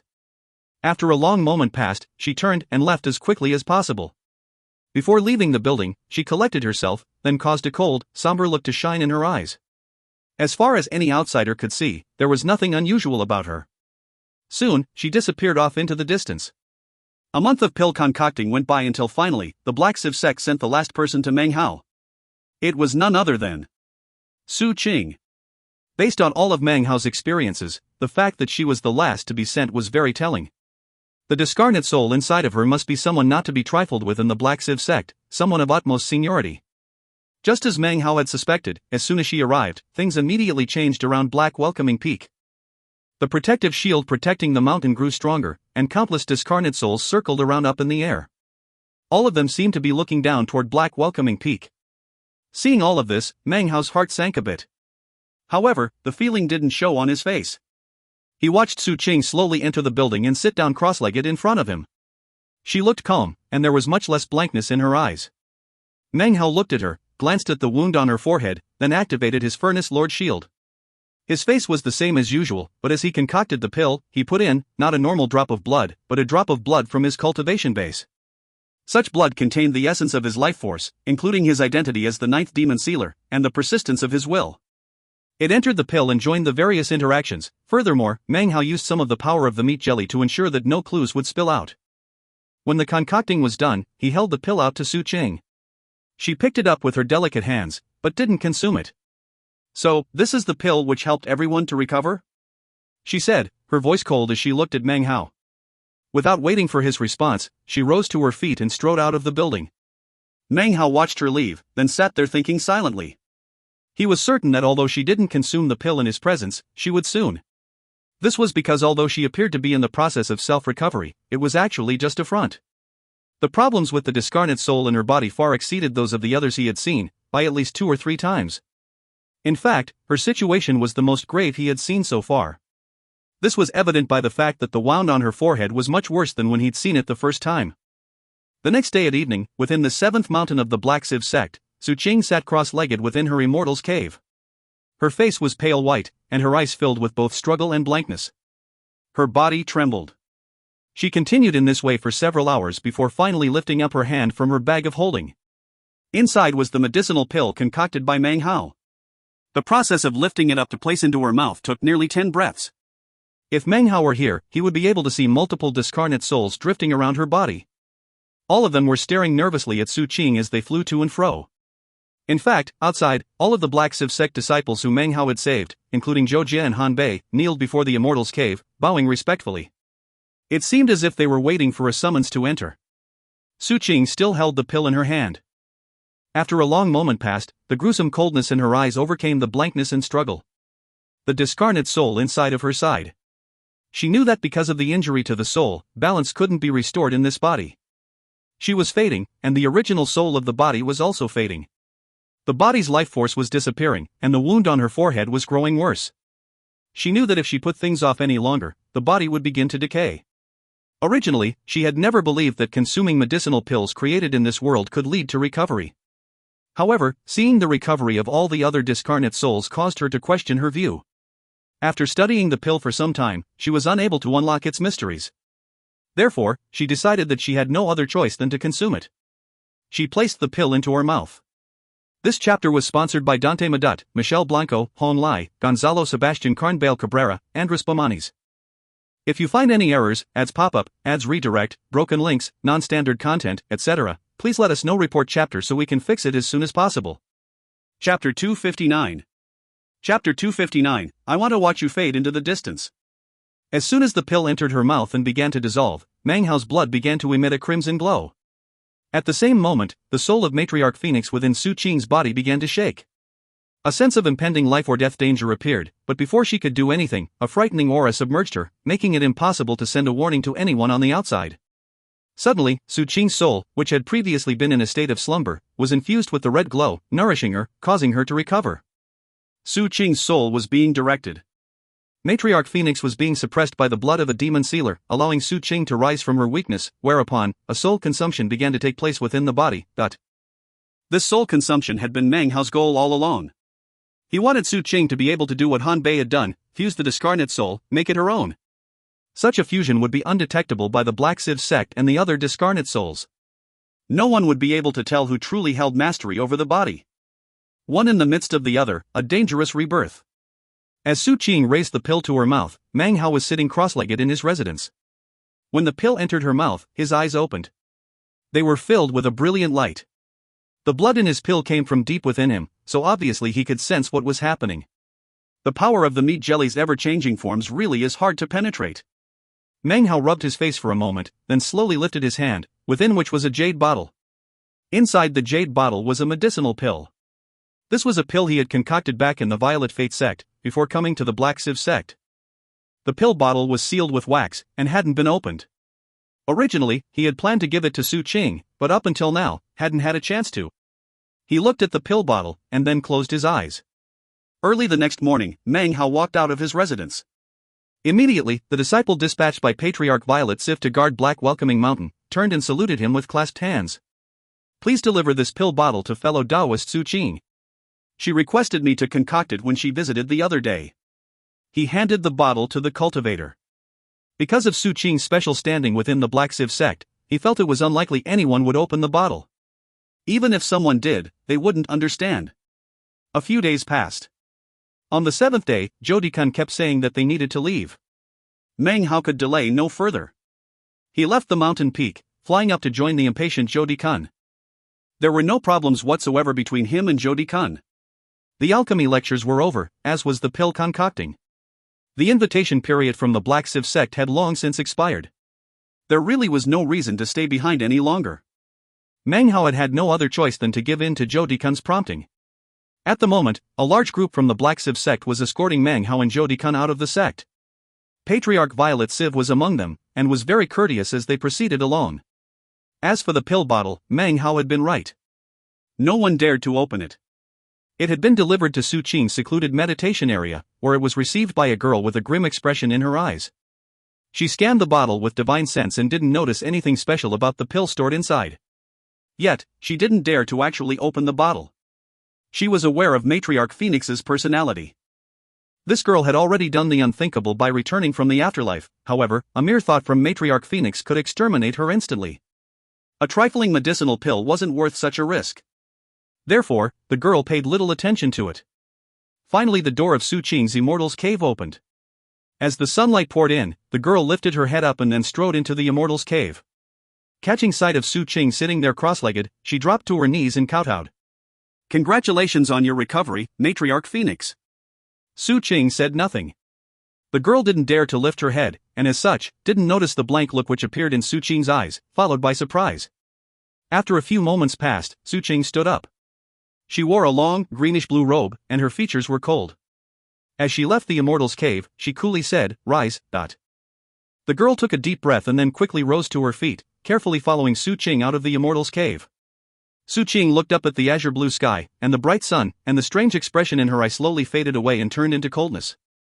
Deep within this coldness, however, was emotion, something only she was aware of. "Please call over the other 12 Black Clan souls," said Su Qing, her voice cool. The girl immediately nodded and was about to leave when she suddenly hesitated. Yes? Said Su Qing, the coldness in her eyes glistening as she looked at the girl. The girl's body trembled, and she quickly said, Grand Matriarch Phoenix, a few days ago alchemist Fong Mu delivered this pill bottle. He said you had requested a pill to be concocted. For some reason, the girl felt as if Grand Matriarch Phoenix was now even colder than she had been before. She retrieved the pill bottle from her bag of holding and held it out. Su Qing's expression was calm as she looked at the pill. Inwardly, though, her heart trembled, and her breathing grew rapid. She made a snatching motion, and the pill bottle flew into her hand. She unsealed the wax and poured the pill out of the bottle. It was an ordinary medicinal pill, worth very little. However, despite its relative lack of worth, it caused an enormous storm of emotions to rise in her heart. This was none other than a cosmetic cultivation pill. She stared in shock at the medicinal pill. Which mountain is he located in? Said Su Qing, closing her eyes to recover her grim coldness. The soul fusing wasn't complete at the moment, and her mind was still a bit conflicted and filled with confusion. Black Welcoming Peak, replied the girl. Even before she could finish speaking, Su Qing took a step forward and then disappeared. Meng Hao and Zhou Dikan stood smiling outside the main gate of the Black Civ sect. Patriarch Violet Civ and the others clasped hands and bowed. Meng Hao and Zhou Dikan politely declined the offers to escort them further. After exchanging the proper formalities, they prepared to leave. It was at this very instant that a bright beam of light shot through the air with indescribable speed. It emerged from the 100 mountains of the Black Civ sect, whistling through the air at such speed that ripples emanated out. A roaring sound filled the air which caused Patriarch Violet Civ's face to twist. He spun and looked up at the approaching prismatic beam, and his face flickered again. It all happened in the blink of an eye. Within the space of a breath, Su Qing appeared in midair, wearing her long greenish-blue robe, her demeanor icy. Her grim, cold gaze swept over the crowd, coming to rest upon Meng Hao. Inside her heart was pounding. The world seemed to disappear around her, forming a haze, except for one space. This look is because I want to catch another fleeting glimpse of your figure within the crowd. This look is because I want to always be able to see you. This look is because I want you to know. I've watched over you this whole time. Meng Hao smiled as he looked at Su Qing. She was immeasurably cold, but he was used to that. His smile contained happiness, within his eyes was warmth. Their gazes met, Meng Hao's smile and Su Qing's coldness. Only the two of them knew how their gazes reached into each other's hearts. He knew that she understood. She knew that the person standing there in front of her was none other than Meng Hao. It was the same as that look they had shared outside the Black Civ sect's blessed land. It was just like the smile underneath the moonlight in the Reliance sect. It was like the time Meng Hao had turned his head to look at her back on Mount Daqing. Obviously, this was not the proper place for words. In truth, though, there was no need for words. The emotions of their period of separation were contained deep within their eyes. A look was all they needed to express the joy which existed in their hearts. I'll escort you, said Su Qing coolly. Many thanks, fellow Taoist Su, said Meng Hao with a smile, clasping hands and lowering his head. Zhou Dikan stared in shock for a moment. Patriarch Violet Civ and the others also gaped. They knew who Su Qing really was, and they also knew that her presence here far exceeded that of their own. Su Qing ignored them, having eyes only for Meng Hao. The three of them left. Far outside the Black Civ sect, Meng Hao and Su Qing stood atop a tall mountain peak, looking at each other. Zhou Dikan tactfully waited some distance away. Thank you, said Su Qing, her voice soft. Meng Hao shook his head and looked back in the direction of the Black Civ sect. Su Qing waved her right hand, and the ghastly coldness once again appeared in her eyes. She turned, and her voice echoed out into the emptiness. Any soul within 30,000 meters of this place will be instantly exterminated. As she spoke, a ghastly aura accompanied the sound to echo out. Meng Hao immediately sensed the countless discarnate souls in the area fleeing at top speed. An instant later, there was no sign of any discarnate soul. Time passed, and the two of them stood there in the early morning air on top of the mountain. They spoke simple words, smiling, listening. Time passed, but neither of them seemed willing to part. In the past, they had been friends in the same sect. Later, they met in the Black Civ sect blessed land. Now here they were, meeting again in the outside world. All of these things melded together deep in Meng Hao's heart, as well as Su Qing's. Her expression was cold, but her heart was filled with joy. Within her seemingly cold pupils could be seen a touch of warm light. No matter how his appearance had changed, the person in front of her was still her junior brother Meng Hao. As soon as she had realized that Fong Mu was Meng Hao, her heart had begun to pound. There were so many things she wanted to tell him, but as soon as he looked at her, she felt like she didn't have any words to speak. The fact that he hadn't left the southern domain, that he was a furnace lord of the Violet Fate sect, this was enough. As soon as she saw the cosmetic cultivation pill, she completely understood everything. She wasn't sure when it had happened, but Meng Hao's figure had at some point become deeply ingrained into her. He was now a part of her very heart, a part that would never leave her. No matter how many years passed that tried to wash clean the memory, as long as she thought back, she could see that faint smile. The years could not wash it away, so it grew deeper, to the point where she didn't need to think back. She just kept moving forward, because she knew that one day, the two of them would meet again, and would walk together amidst the snow and wind. Soon, moonlight caressed the branches of the willow trees, and the sky began to turn slightly violet. The mountain breeze lifted Su Qing's long, black hair to cover her face. The sight of it filled Meng Hao with warmth, and a slight smile. The smile appeared on his face, but came from his heart. It was faint, but like water, it was something her life could never do without. "Go," she said softly. "I want to watch you fade into the distance." This chapter was sponsored by Hein Hogberg. If you find any errors, ads pop up, ads redirect, broken links, non-standard content, etc., please let us know. Report chapter so we can fix it as soon as possible. Chapter 260. Chapter 260, 5 years without a fight. As Meng Hao disappeared off into the moonlight, he looked back and saw Su Qing standing there on the mountain peak. Memories of the times he had spent with her filled his mind. The first time he handed her a medicinal pill in the Reliance sect. Outside the Immortals' cave in the Reliance sect, when he gave her a cosmetic cultivation pill. Her voice underneath the moonlight. Then their time together in the Black Civ sect blessed land. And now. For some reason, it seemed as if many stories lay therein. Meng Hao wasn't sure if this was romantic love. The feelings within him now were things he'd never felt before, never experienced. What he did know was that every time he saw Su Qing, he felt happiness well up within him that seemed to have been buried deep in his memories. It was a good feeling.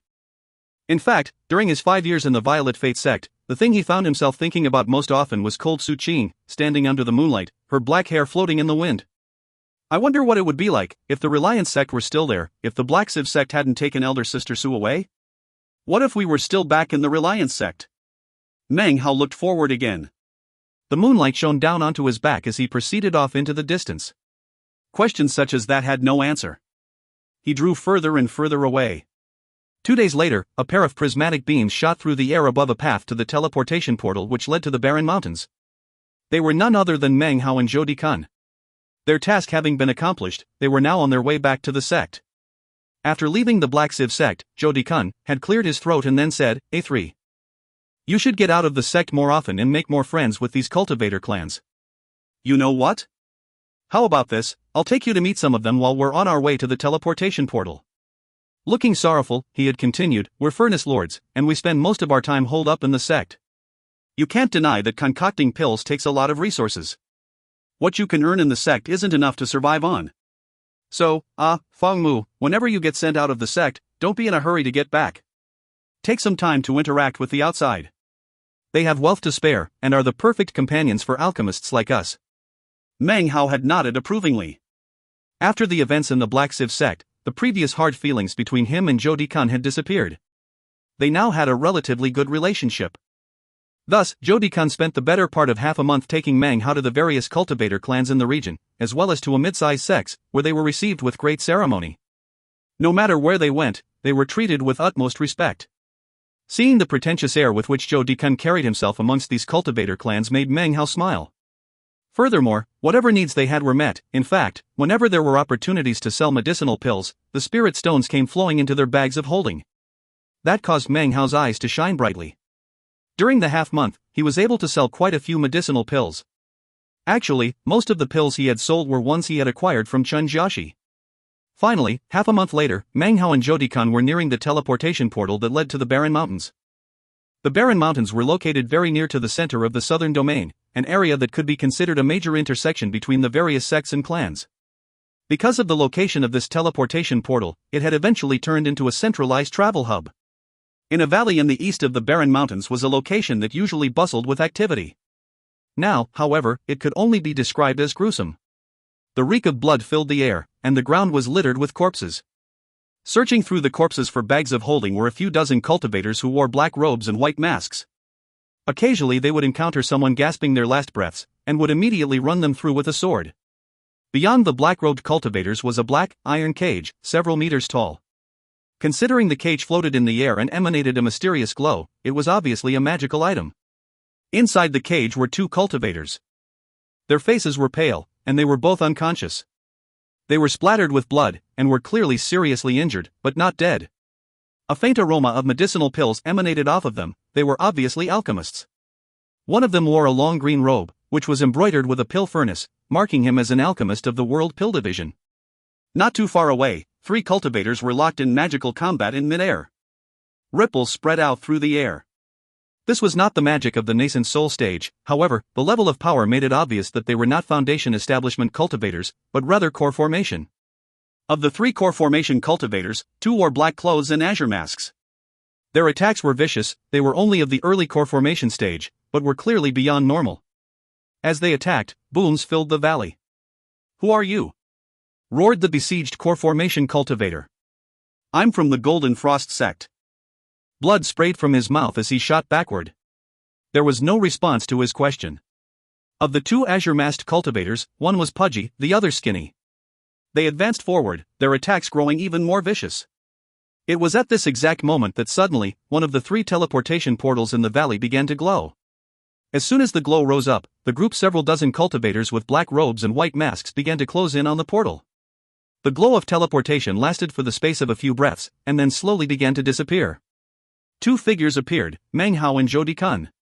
Zhou Dikun was laughing and saying something to Meng Hao. "I have a good relationship with several of the cultivator clans in the Barren Mountains. Next, I'm going to take you to..." Meng Hao was smiling, but in an instant, his expression immediately changed.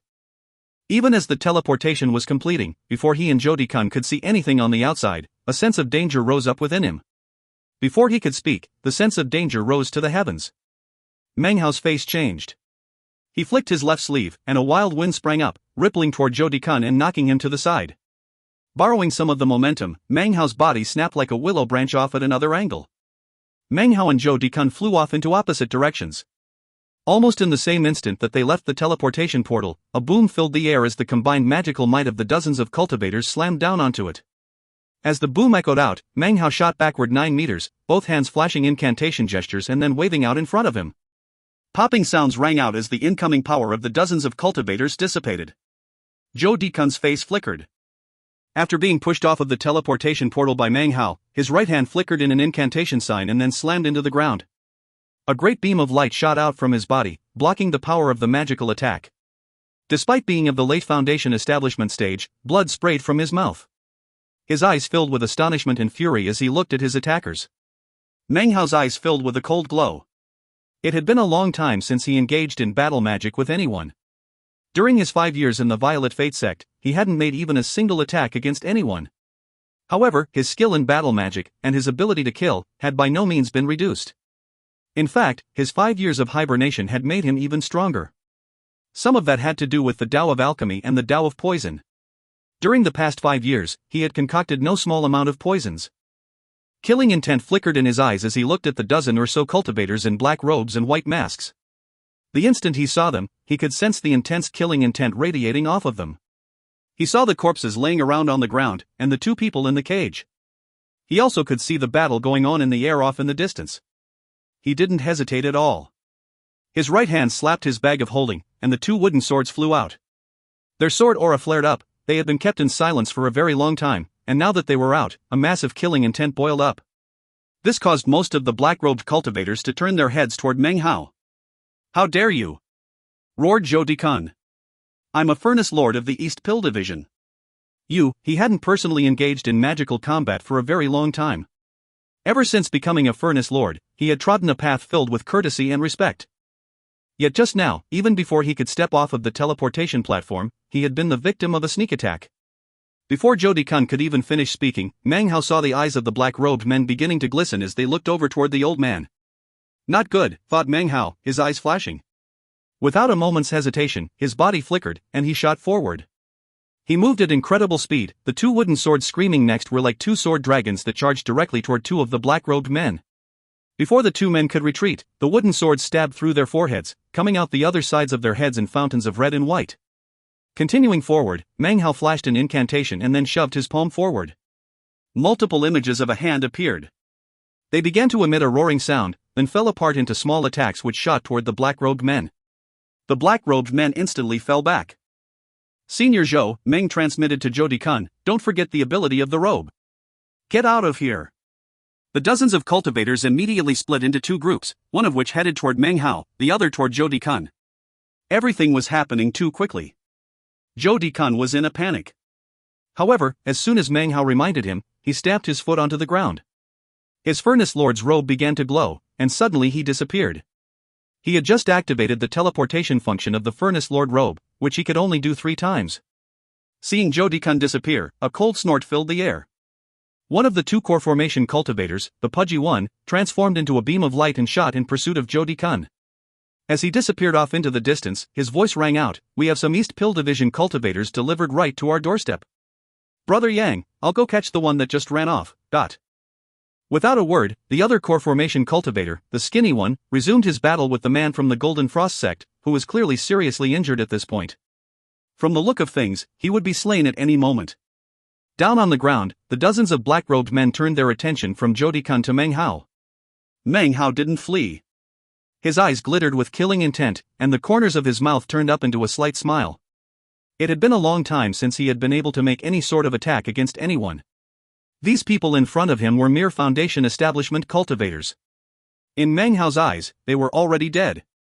"I haven't killed anyone in 5 years. I guess you guys are going to make me break my record of abstinence." This was the first time in 5 years in which Meng Hao's cultivation base would explode to its full potential. This chapter was sponsored by Hein Hogberg. If you find any errors, ads pop up, ads redirect, broken links, non-standard content, etc., please let us know. Report chapter so we can fix it as soon as possible. Chapter 261. Chapter 261, The Killing Heart is still there. Fleeing was far from the first of his thoughts. Before fleeing, he must first make the enemy pay a price. That was Meng Hao's personality. Core formation cultivators were engaged in battle not far away, and his decision was still kill. As the black-robed men approached, Meng Hao's eyes filled with coldness. He lifted his hands and waved them forward. As he did, no magic appeared. Instead, a cold wind sprang up. The wind blasted over the dozens of black-robed men, causing a displacement force to spring up. Immediately, the corpses of the 2 men Meng Hao had just slain with the wooden swords began to expand. It happened extremely quickly. In the blink of an eye they had expanded to the point of explosion. Boom. Amidst the roar, chunks of blood and gore showered out in all directions, rapidly turning black. A rotten smell filled the air. As the blood and gore flew out, miserable screams could be heard. The 7 or 8 black-robed men nearest to the corpses were clearly infected by the black blood. The blood contained poison. As a Furnace Lord who focused on studying the Tao of poison, he had long since coated the 2 wooden swords with poison that he himself had created. He had done this even when he was still in the Violet Fate sect. The black-robed men looked on in shock for a moment. Before they could react, the ground exploded up as a mass of dark violet vines burst up. There were more than 10 of them, which shot toward the crowd of people. All of this happened in an instant. Blood-curdling screams echoed out, and everything was thrown into a deadly chaos. The killing in Meng Hao's eyes boiled, and his body flickered as he shot forward. He cut a slice into his index finger with his thumb. Blood flowed down, and the blood finger appeared, something that hadn't been seen in the southern domain for a long, long time. Meng Hao's 6 perfect Tao pillars glowed with a violet aura, and began to rotate. His 7th Tao pillar was nearing completion, and was now around 80% formed. Power invincible to the Foundation establishment stage poured out from Meng Hao. A massive crushing pressure emanated out in all directions. These black-robed men were of the full circle of Foundation establishment. However, their Tao pillars immediately began to shake. Their faces filled with astonishment. Meng Hao's fearsomeness exceeding anything they could have imagined. How could they ever have predicted that this stranger who had charged into their trap looking like a weak scholar, was actually a divinity of death? Meng Hao hadn't fought for 5 years, and now that he did, he made only killing moves. The index finger of his right hand flashed like lightning, slamming down onto the mask of one of the black-robed men. It pierced through the mask, stabbing down into his forehead. Perfect Tao pillar power burst out, transforming into a terrifying, all-encompassing explosive force. It immediately destroyed the man's Tao pillars and core C, crushing his will, exterminating his life. Meng Hao's face was cold as he took hold of the man's corpse. He took a step forward, toward another black-robed man. He squeezed the corpse, which subsequently exploded. Blackened blood splashed out in all directions. A look of shock appeared on the other man's face, and he wasn't fast enough to avoid the blood. It drenched him, and immediately, terrifying screams filled the air. Meng Hao moved on toward another black-robed man. His body flitted around like an evil spirit. Beneath his mask, the face of one of the black-robed men twisted. Without hesitation, he bit down on his tongue, spitting out a blood mist which spread out mysteriously to cover his body. He had to attempt to delay Meng Hao. There were still 3 other black-robed men nearby who were approaching with magical items in hand. Meng Hao gave a cold snort, which echoed out like a clap of thunder. The sound pierced to the very hearts of the 4 remaining black-robed men. The 3 who were currently approaching suddenly stopped in their tracks. The man who had just employed the blood mist felt as if his mind was spinning out of control. Meng Hao's right knee flew into the air, slamming viciously into the blood mist. It immediately fell into pieces and scattered. His knee continued on, slamming into the black-robed man's chest. Even as the cracking of bones rang out, Meng Hao's right hand snaked out to latch onto the man's neck. He turned, and spit out the lightning mist, and a boom filled the air as it enveloped them all. Screams rang out, and after the space of a few breaths, Meng Hao emerged from within. The 3 men who had just been approaching were now dead, their eyes still wide with astonishment. Even up to the moment death took them, they couldn't understand how an alchemist could have such intense killing intent. Originally there had been 27 black-robed men. In just a few moments, their numbers were reduced to 11. Their minds were shaken, and they backed up nervously. The person in front of them didn't seem to be a single cultivator, but an entire army. Meng Hao's hair swirled around his head. The dozen or so tentacles writhed in the air around him bizarrely as he stood there. He emanated the smell of medicinal pills, and the stench of blood. His cold face, his grim eyes, all of it, caused the black-robed men's heart to shake. "Who are you?" asked one of the black-robed men, his voice quivering. It was a question that Meng Hao should have been the one to ask. Meng Hao didn't respond. His clothes fluttered in the wind. It was a north wind, blowing stiffly, as if it wished to wash away the reeking smell of blood. As the north wind blew, Meng Hao lifted his hand. There in his palm appeared a bit of red powder. The powder lifted up into the wind, blowing about. The faces of the black-robed men twisted as they thought back to the hypertoxic poison from moments ago. Without the slightest hesitation, the 11 men retreated. However, even as they did, Meng Hao made an incantation gesture and then pointed out with his finger. A mass of tiny flame globes appeared. As they floated in mid-air, they began to change into a green color. They ignited, and suddenly a massive, green flame sea appeared. It was shocking, its heat impossible to describe as it expanded along with the wind, seeming to mix with the powder that was floating in mid-air. The raging 3,000-meter-wide flame sea expanded out, and as it did, it seemed as if the surrounding valley couldn't withstand the heat. It began to crack and melt. The 11 black-robed men were moving backward quickly, but they simply weren't fast enough to escape the ghostly, greenish flame sea, and were consumed. It was at this same moment that a boom could be heard off in the distance. With a single blow, the azure-masked cultivator lopped off the head of the golden frost-sect cultivator. Then he turned, a grim look appeared in his eyes as he looked at Meng Hao, just barely visible behind the flame sea. Separated by the flame sea, Meng Hao looked back at the azure-masked cultivator. Their gazes locked as the screams of the dying black-robed cultivators drifted up from within the flames. Glancing at Meng Hao's clothing, the azure-masked cultivator said, "Such a young East Pill Division Furnace Lord. There's only one person like that. You must be Fong Mu." His voice was hoarse and muffled, yet filled with coldness. "Cultivators with killing intent like this can only be found in one place in the southern domain," replied Meng Hao coolly. "The Black Lands." Actually, from the moment he had first laid eyes on the black-robed cultivators, something about them had seemed familiar. It was the same feeling he'd gotten from that cultivator in the Black Sivsek's Blessed Land, the one who had told him about the usefulness of the thunderclap leaf to Black Lands cultivators. Meng Hao couldn't tell what the azure-masked cultivator was thinking. What he saw was the man take a seemingly leisurely step forward. In actuality, he was moving very quickly and was apparently planning to cross the flame sea. A wind sprang up, and it appeared as if he planned to carve a path through the flames. The instant the azure-masked cultivator shot forward, Meng Hao's Furnace Lord garment began to flicker. Even as the man passed through the sea to arrive in front of Meng Hao's body began to fade away. At some point, the azure-masked had called forth flying swords, which passed harmlessly through the disappearing image of Meng Hao. Fong Mu, prominent in the East Pill Division of the Violet Fate sect, victor of the Tao Alchemy debate in the Black Siv sect between the East Pill Division and the World Pill Division. The azure-masked cultivator's voice was cool. He didn't seem to be in a rush to pursue. As he spoke, his right hand slowly lifted and began to make an incantation. You are the 9th alchemist on our list. How fortunate to run into you. You won't escape. The man's eyes flickered, and even as he finished speaking, his fingers finished with the incantation. Ah, that direction. The azure-masked cultivator's body flickered, and he shot off like lightning. His speed was far, far greater than that of the Foundation establishment stage. They weren't even remotely on the same level. Even more shocking was his core chi. Core chi could only be employed by core formation cultivators. Because the varying techniques and power levels of each cultivator, the core chi they employ will be different colors.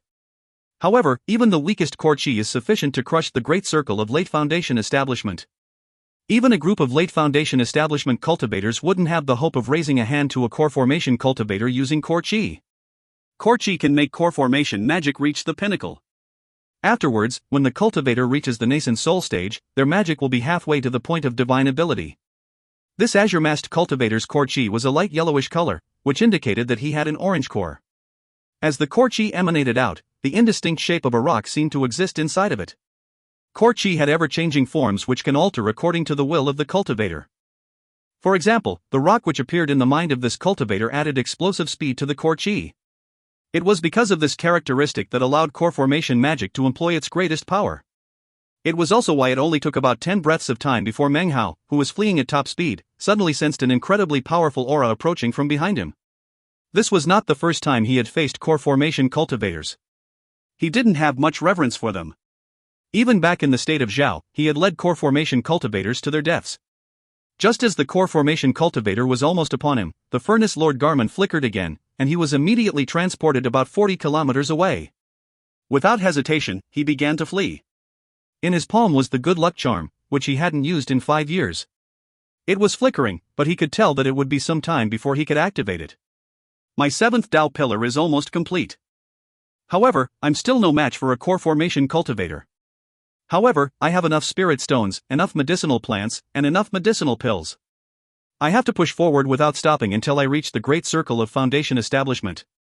Resolve appeared in his eyes.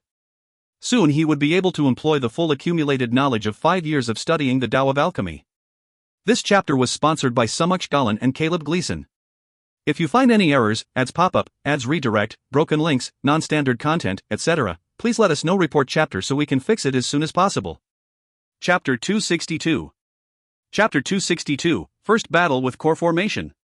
A shocking roar sounded out in all directions. At the same time, an icy coldness raced toward Meng Hao. 30 breaths had passed since Meng Hao used the Furnace Lord robe to displace himself for the second time. Before he could fly much further away, the azure-masked cultivator was in hot pursuit.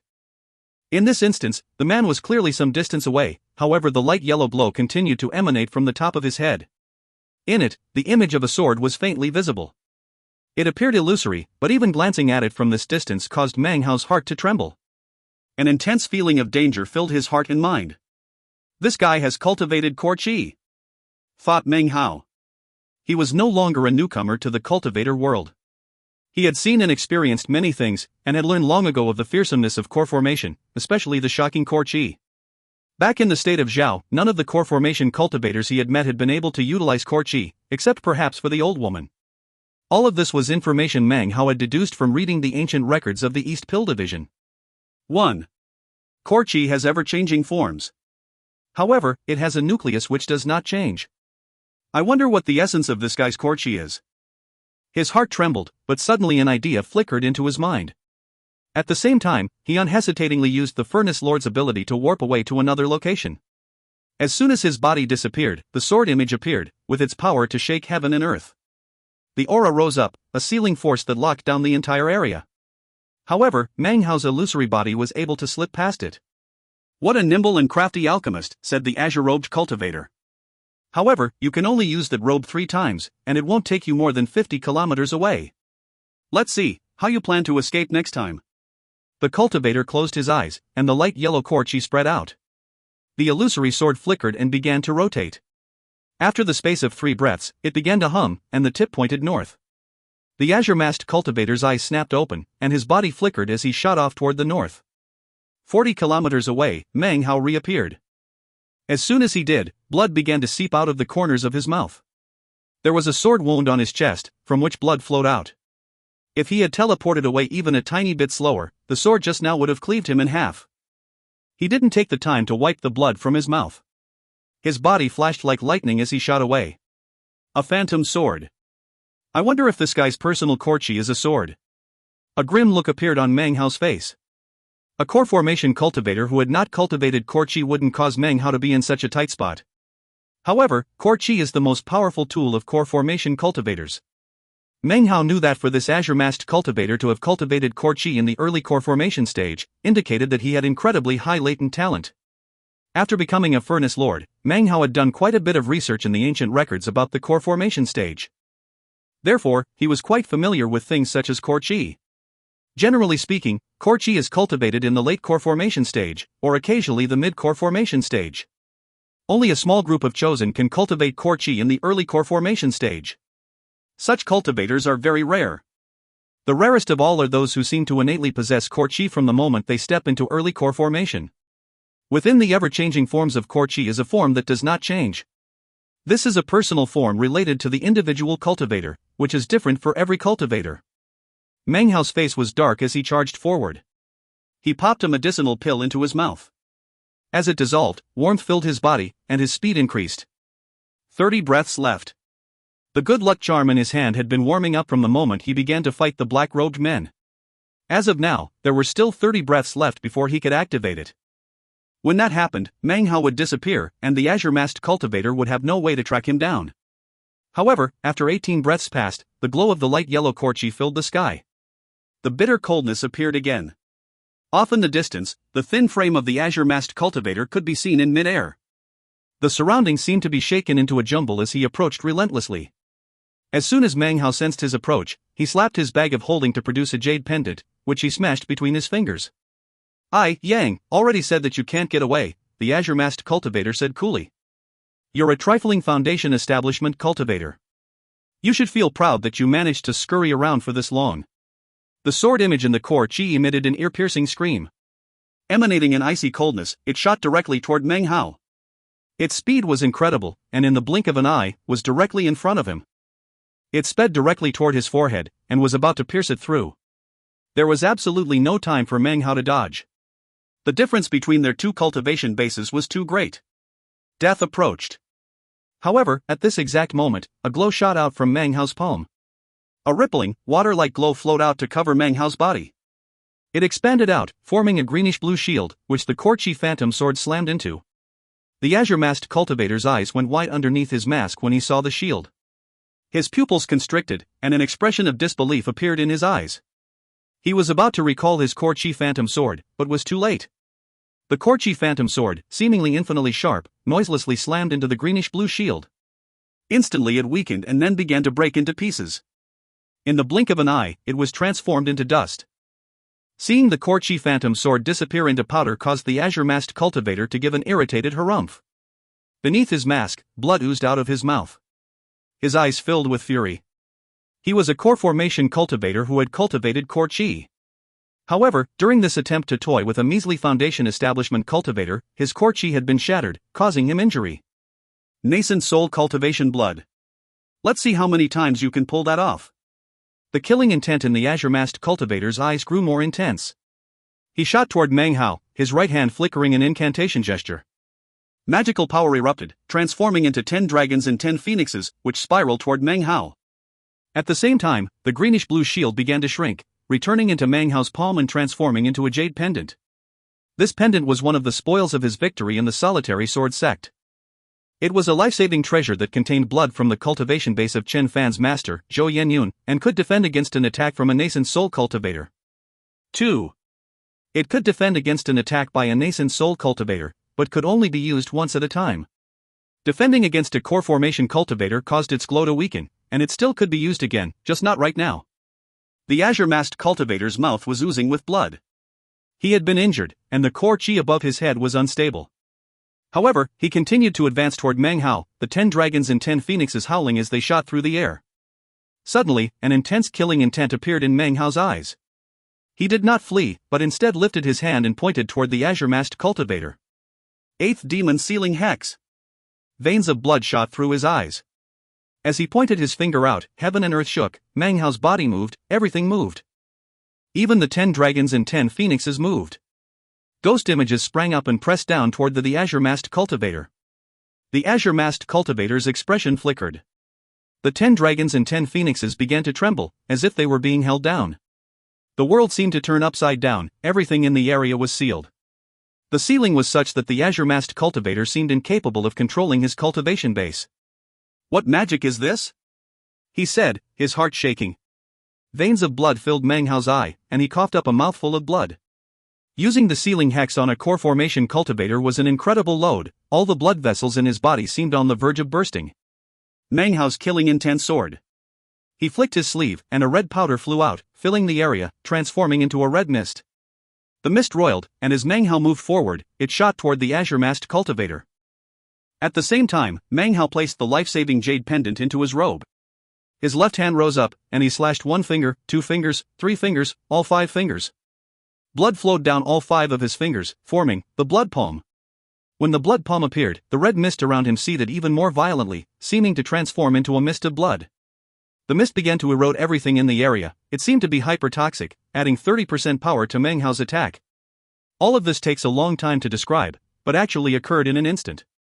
As Meng Hao's multiple killing attacks descended upon the azure-masked cultivator, the man's eyes went wide. Suddenly, he was able to move again. After all, he was a core formation cultivator.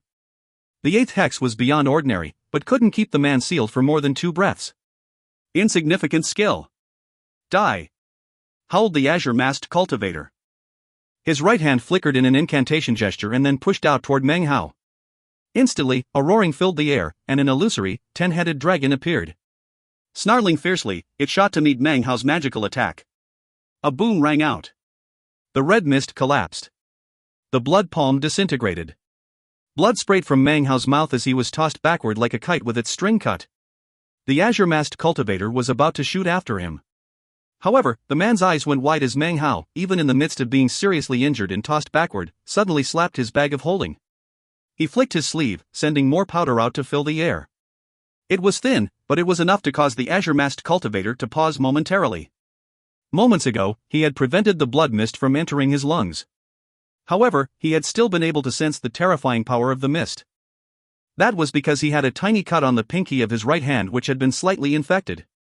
That tiny bit caused an intense pain to shoot through him.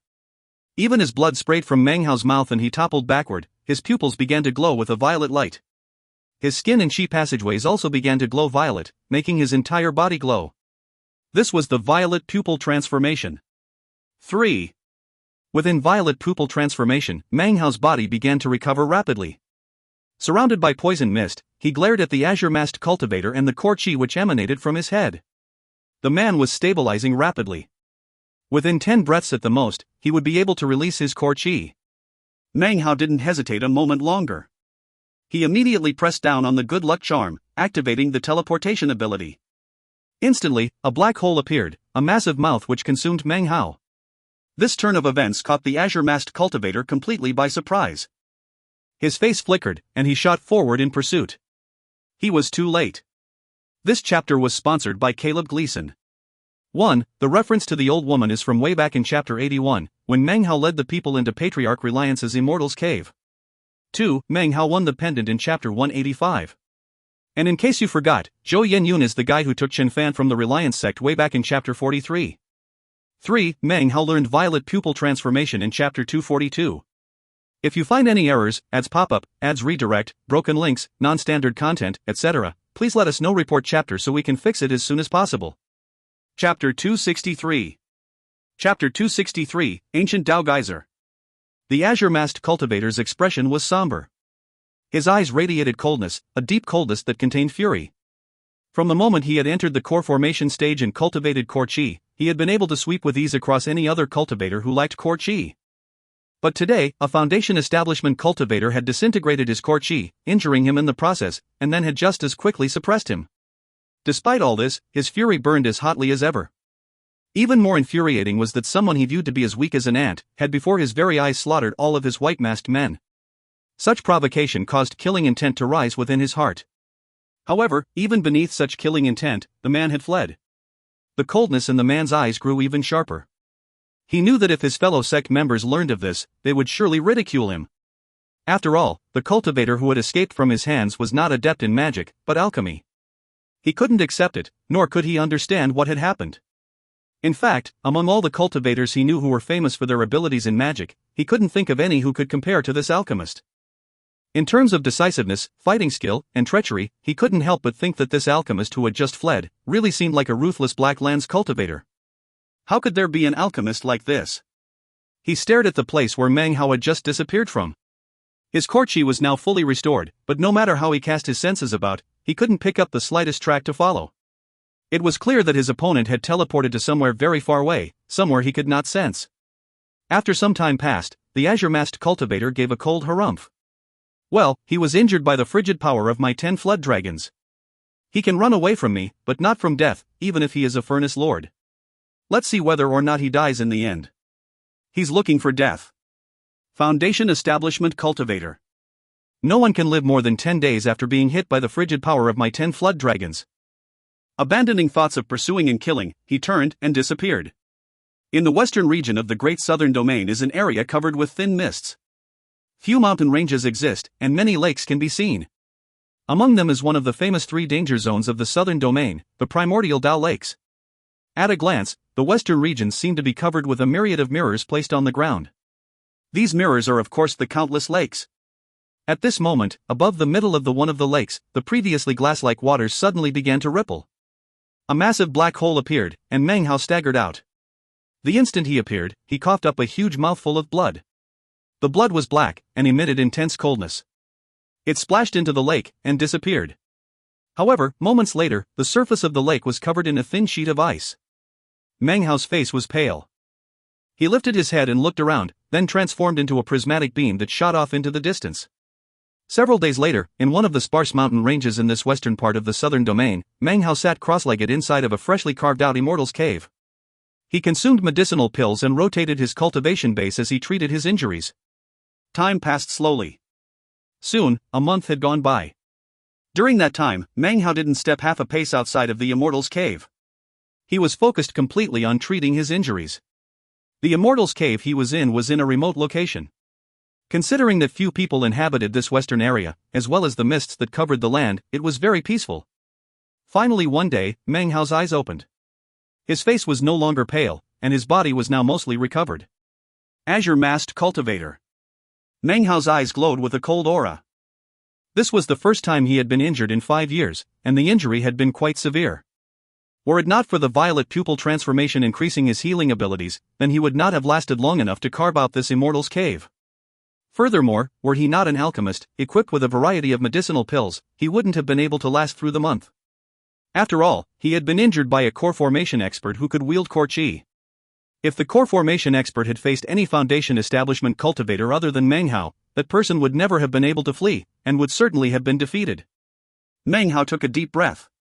His expression was grim as he produced a pill furnace and some medicinal pills, and then began to concoct. His injury was not completely healed.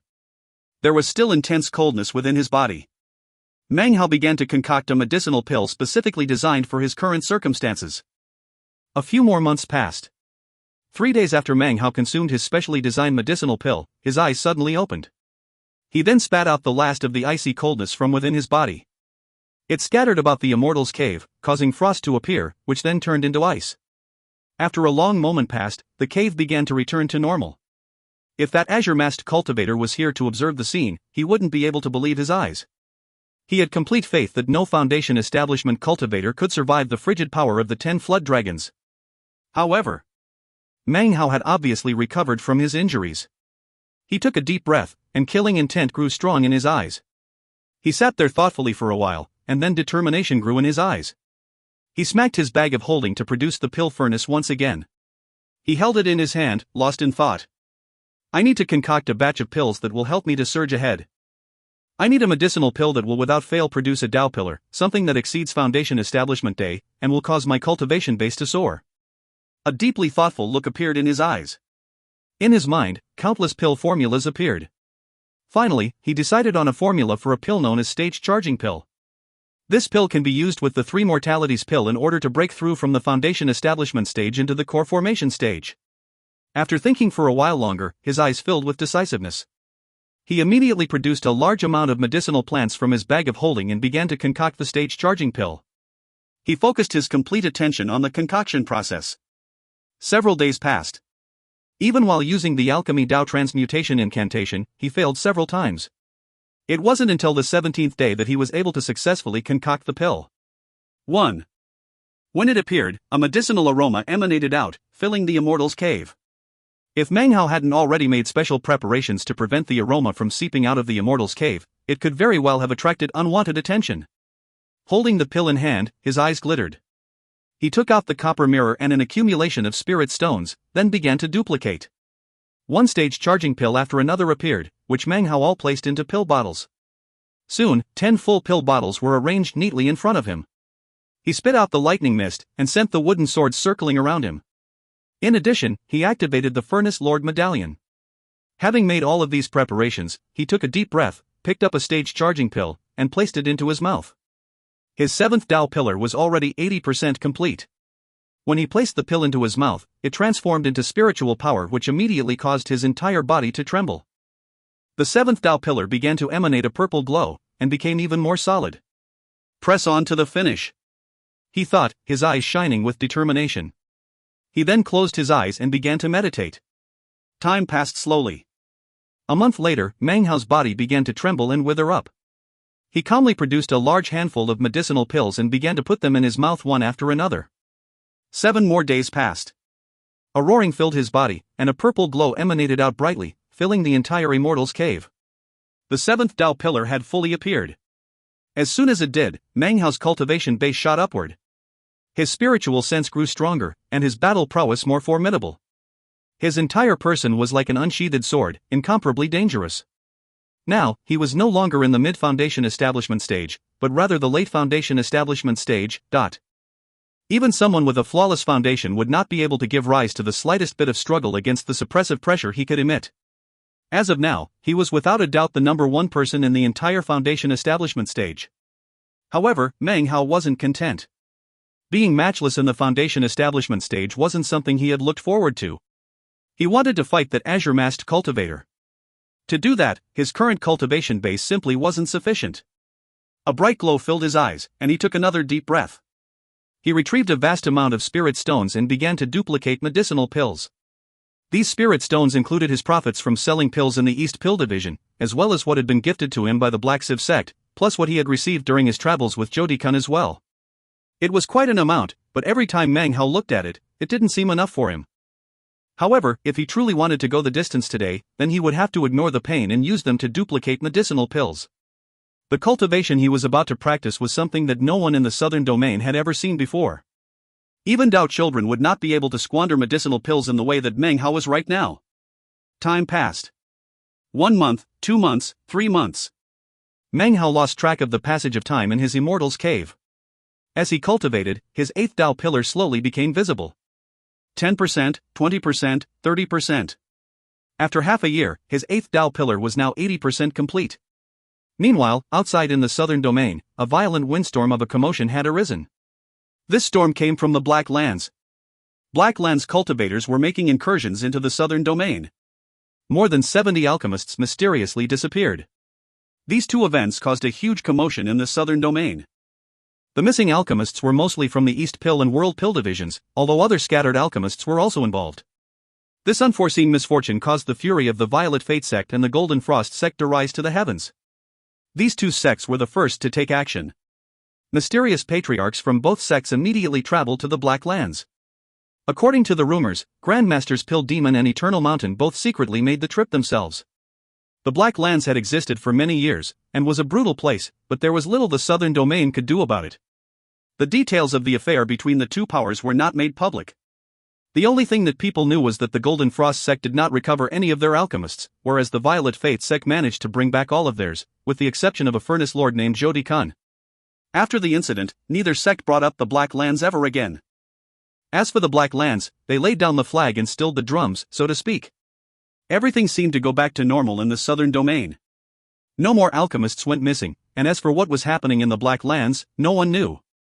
After half a year in which the Black Land's aggressiveness had been reined in, a Dao geyser appeared not far away from the primordial Dao lakes, in the western part of the southern domain.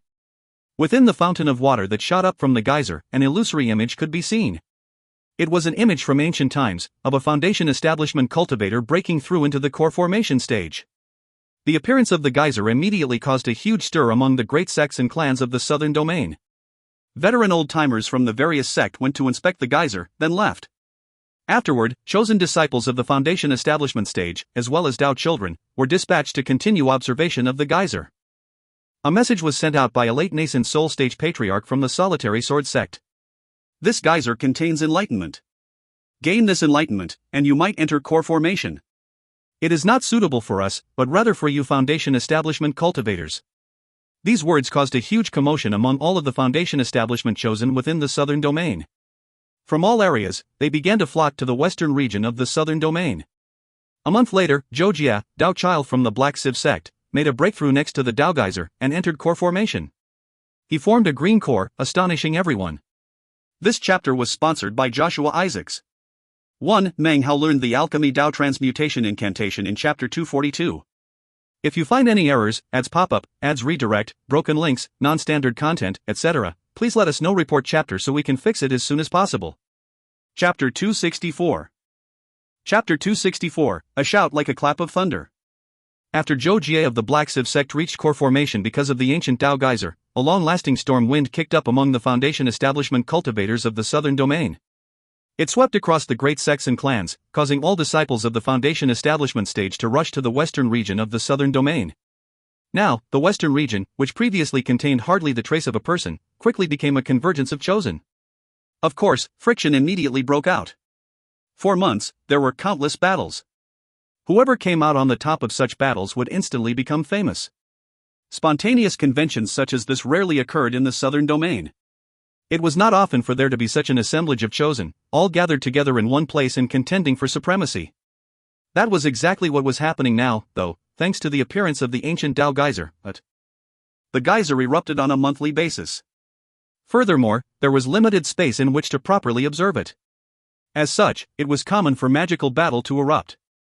In the second month after the appearance of the ancient Dao geyser, conclave disciple Su Qing of the Black Sieve sect defeated Clan Dao child Li Daoi 1, which rocked the entire western region. Before the battle, few knew the name of Su Qing. Afterwards, though, it spread far and wide. In the fourth month, Dao child of the Wang clan, the one who had been rumored to have died all those years ago, Wang Lihai, along with Han Shan Dao Tu, one of the 7 sons of the solitary sword sect, both gained the enlightenment of the ancient Dao geyser. Although they didn't have breakthroughs, their cultivation bases experienced significant growth. According to the rumor, both of them received enlightenment regarding a certain magical technique.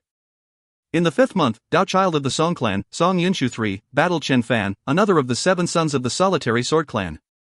In the end, they were evenly matched. However, because of the battle, Chen Fan's reputation grew rapidly. During the same month, Dao child of the Blood Demon clan, Li Shiqi IV, fought heroine Shan Ling V of the solitary sword sect. The explosions caused by the battle filled the area, and did not end with victory or defeat, but rather, with both parties gaining the enlightenment of the Dao geyser. In the 6th month, friction arose between the Golden Frost sect's Dao child, and Wang Yukai VI, chosen of the Blood Demon sect. A bloody battle was fought, during which the Dao child's arm was severed. This sent mighty waves of astonishment throughout the southern domain. During the same month, Wang Tingfei, chosen of the Wang clan and younger brother of Wang Lihai, also achieved enlightenment. He made a breakthrough in his cultivation base, reaching the great circle of Foundation establishment. This also caused quite a stir. By observing the tableau within the erupting geyser, and gaining the power of the enlightenment, one could gain something from nothing, and cause the cultivation base to grow, without the use of any medicinal pills. It was an opportunity for incredible luck for anyone in the Foundation establishment stage in the southern domain.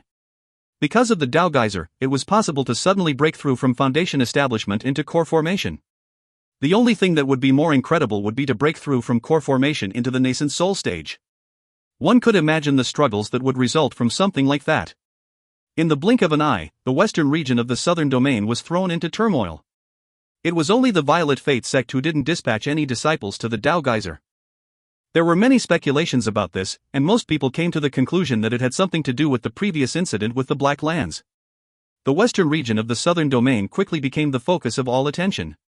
Not very far off from the location of the Dao geyser, Meng Hao sat cross-legged in meditation. His body was once again as withered as a corpse's. However, boundless life force existed deep inside him. The sound of his heartbeat began to ring out, louder and louder. His eighth Tao pillar was now more than 90% complete. The critical juncture had arrived, and he had consumed roughly 70 to 80% of his medicinal pills. At the moment, over 100 empty pill bottles were strewn about the Immortal's cave. Time slowly passed. Soon, half a month had gone by. Outside the Immortal's cave, black clouds filled the sky, and a thin rain fell down. The curtains of rain made the outside world hazy. Suddenly, the peaceful rainy atmosphere was broken as two prismatic beams of light shot into the area. Two young cultivators approached, locked in magical combat. One was from the Solitary Sword sect, another was from the Blood Demon sect. The booming sounds caused by their magical techniques echoed out constantly. Both of these cultivators were well known in the world, they were chosen of their respective sects. And now here they were in the western region, fighting a bitter battle. Booms echoed out, and shocking magical techniques were employed. They charged along, attacking, rocking the surroundings. Unbeknownst to them, they were nearing Meng Hao's isolated mountain. At a glance, it was obvious that the effects of their magical techniques were rippling out toward his mountain.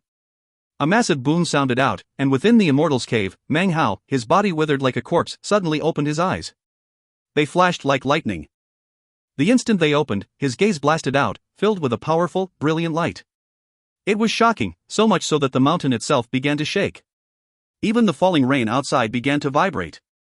Moments ago, the two fighting cultivators had only been worried about each other. All of a sudden, though, their hair stood on end, seemingly out of instinct. An indescribable sense of danger rose up, and their facial expressions immediately changed. Their cultivation bases were suddenly suppressed, their bodies began to twitch, and their scalps grew numb. They felt as if death itself were staring down upon them, causing their hearts to pound. Meng Hao's shriveled lips suddenly opened. When he began to speak, the sound was a bit weak, but it instantly rose to frenzied heights, a shocking roar which filled the world outside the Immortal's cave. It slammed into the ears of the two cultivators louder than thunder. It turned into their whole world, engulfing them, as if it were the only sound in the world. Screw off! Screw off! Off! Off! The booming echoed back and forth in the surrounding 5-kilometer region, the lone mountain being the center of it. It seemed this area was a forbidden zone. The two cultivators' minds reeled, and they immediately coughed up mouthfuls of blood. Their cultivation bases were in the late foundation establishment stage, however, beneath the voice they had just heard, they seemed weak enough to fall at a single blow. Faces pale, scalps numb, expressions that of astonishment and panic, they retreated at top speed, using all the strength they possessed.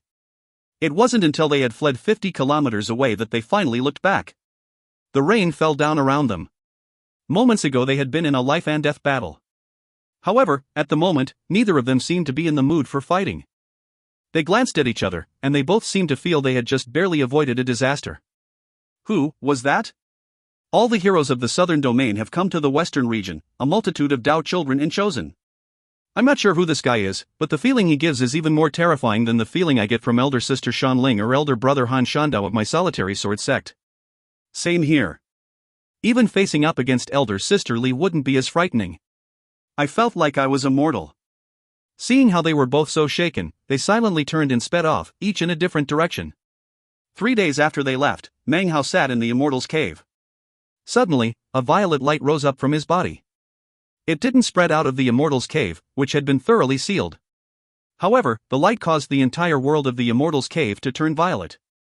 The glow lasted for several hours, then slowly began to fade. There sat Meng Hao, he hadn't moved for nearly half a year. He no longer looked withered and weak, he was completely recovered. His eyes were closed. However, an explosive power seemed to be growing stronger within him. He didn't move, but looking at him, you would get the feeling that he was moving in a way that would shake the heavens and earth. 1. Li Daoi is the Dao child Meng Hao fought in the Blood Immortal Legacy Tournament. 2. Han Shandao's name in Chinese is Han Shandao, Han is a common surname. Shan means mountain. Dao means way or path. Same characters as the Dao. 3. Song Yunshu was introduced when Meng Hao went to the Song clan. For Meng Hao fought Li Shiqi right after he escaped from the Black Sieve sect with ultimate vexation. He thought she was a guy at first. 5. Shan Ling was introduced in chapter 180. Actually, the chapter was named after her. 6. Wang Yukai was one of the group originally taken by Su Qing to the Reliance sect. If you find any errors, ads pop-up, ads redirect, broken links, non-standard content, etc., please let us know report chapter so we can fix it as soon as possible. Chapter 265. Chapter 265, Out of Seclusion. A long time passed, and slowly, the ferocious aura emanating from Meng Hao's body faded. Finally, he opened his eyes. His pupils looked normal, but deep in their recesses was a shocking profundity.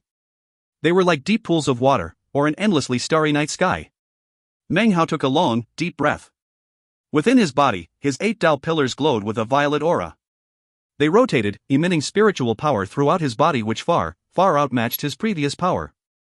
It's still not enough, he thought. But it's the best I can do for now. 8 Tao pillars. I don't have quite enough to pass the critical juncture for the final Tao pillar. It wasn't that he didn't have enough medicinal pills. For some reason, he had the strange feeling that there was something about the 9th Tao pillar that didn't have anything to do with medicinal pills. He felt as if he were in a bottleneck, and that at some point he would reach a turning point. Once that turning point arrived, he wouldn't need any medicinal pills whatsoever. Instead, he would be able to rely on his 8 Tao pillars to create the 9th. Then he would have completed the great circle of foundation establishment. He took a deep breath, and sat there thoughtfully for a long moment. Finally, he lifted his head and looked outside of the Immortal's cave. It was still raining. The murmur of the rainfall filled the land. Everything looked dim and hazy. His secluded meditation had lasted for a long time, and he had no idea of the events which had transpired during that better part of a year. He also had no idea whether or not Zhou Dikun had escaped with his life. For the moment, Meng Hao chose not to go out. His eyes shining, he looked down at his bag of holding and then produced a spring and autumn tree. Having been in secluded meditation for more than half a year already, he didn't really care much about how much time had passed. Once he did go out, he wanted to be prepared to make up for his previous defeat at the hands of the azure-masked cultivator. With death. Meng Hao took a deep breath. He lifted up the spring and autumn tree in his right hand. A blinding violet glow appeared in his palm. He employed the full, massive power of his 8 Tao pillars to begin the catalyzing process. The violet light grew more and more intense, and the spring and autumn trees sucked it in. Soon, a second sprout appeared on its surface. At the same time, Meng Hao's left hand performed the incantation to brand the spring and autumn tree with the time-locking magic. Including the test I performed in the Black Sieve sect, 20 years of time are now locked within this spring and autumn tree. He pulled out a jade box, within which was the primordial heavenly replenishing pill. He examined it closely, comparing it to the spring and autumn tree. Time is like a poison which can be used to refine treasures. It melts away life force. Within Meng Hao's mind appeared the images of what had happened to Qin Jiaxi. After some time passed, he took a deep breath, and then once again picked up the spring and autumn tree and began to catalyze the time within. Time passed, 10 days, in the blink of an eye. On this particular day, a look of concentration covered Meng Hao's face. The spring and autumn tree in his hand was now half gray. However, locked within was nearly 50 years of time. The further along he went, the more of his cultivation base he had to use to perform the catalyzation, and the slower it went. As of now, he was completing the last 10 years of a 60-year cycle. When this catalyzation was completed, the spring and autumn tree would look completely different than it had before. It was dusk, and the rain outside was still falling down in sheets. Meng Hao was completely focused on the spring and autumn tree. He continued catalyzing without pause. Suddenly, his expression flickered. The spring and autumn tree had begun to wither. It seemed as if the tree couldn't handle the 50 years of time. Regardless of what mystical properties the spring and autumn tree had, at this moment it was decaying. Soon, it turned into gray ash, which collapsed through Meng Hao's fingers. An unsightly expression appeared on his face. He looked down at the ash, and then back at his right hand. His hand appeared to have aged as well. It wasn't 50 years, but obviously the failure just now had resulted in a recoil. Ignoring his hand, Meng Hao began to think. No wonder treasures like this are so rare. Forging the time treasure is extremely complex. One failure can negate all the previous successes. It's possible to expend great cost, but then make a slight mistake in the very end. If that happens, all is for naught.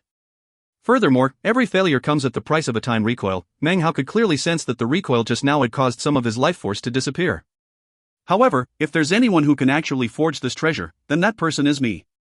His eyes began to glow brightly, and, muttering to himself, he slapped his right hand down onto his bag of holding to retrieve another spring and autumn tree. Once again, he began to catalyze it. Time passed.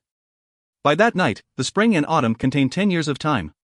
10 days later, Meng Hao had once again reached the point where 50 years of time was locked within the spring and autumn tree.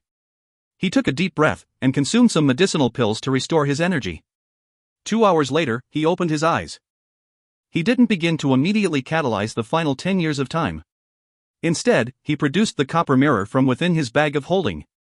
He duplicated some medicinal pills, then used some of his remaining spirit stones to duplicate the spring and autumn tree with the 50 years of time locked inside. It seemed that a full 60-year cycle of time was a watershed mark. Before reaching it, the duplication cost wouldn't be very high.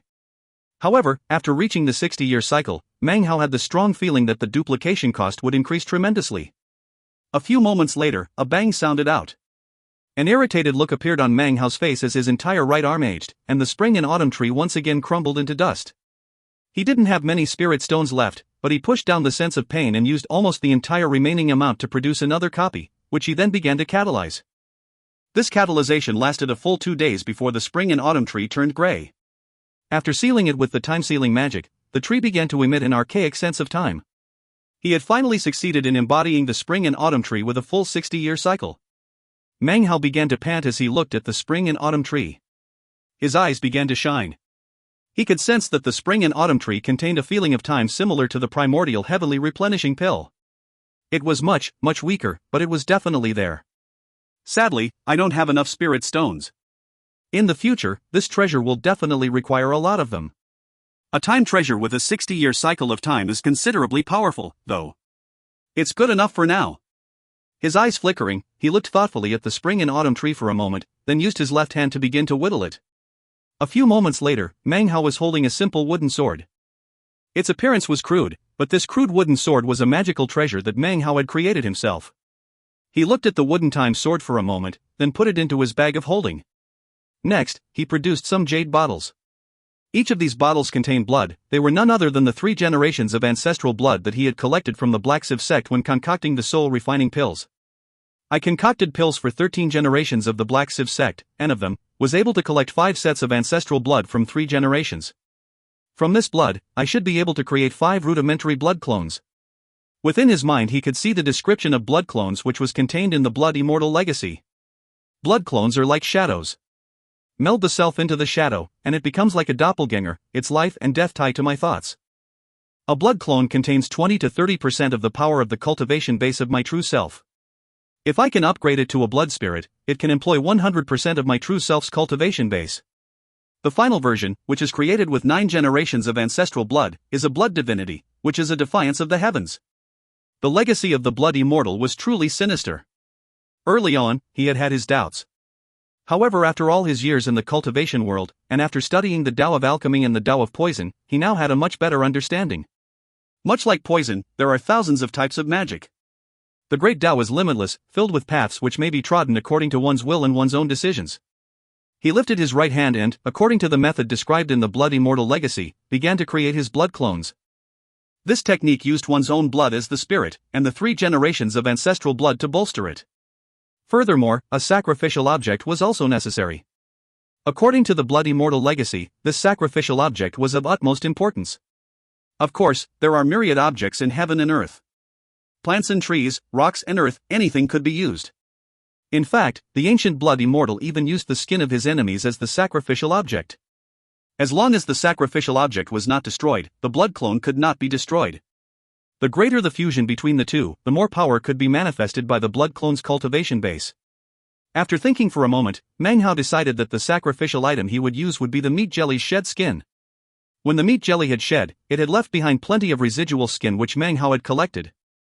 Meng Hao retrieved 5 pieces the size of a fingernail, and then began to use them to refine the blood clones. Time passed by slowly. Soon, 3 months had gone by. The Tao geyser in the western region of the southern domain eventually increased its rate of eruption from once per month to every 3 days. Soon, the interval grew shorter, every 2 days, and then every day. Eventually, it was erupting multiple times per day, with no end in sight. According to the ancient records of the sects of the southern domain, continuous eruptions would go on for 7 days, and then the geyser would disappear. Time was running out. The chosen of the great sects and clans spent all their time and focus on trying to gain enlightenment, vying for a chance to receive good fortune at the critical moment.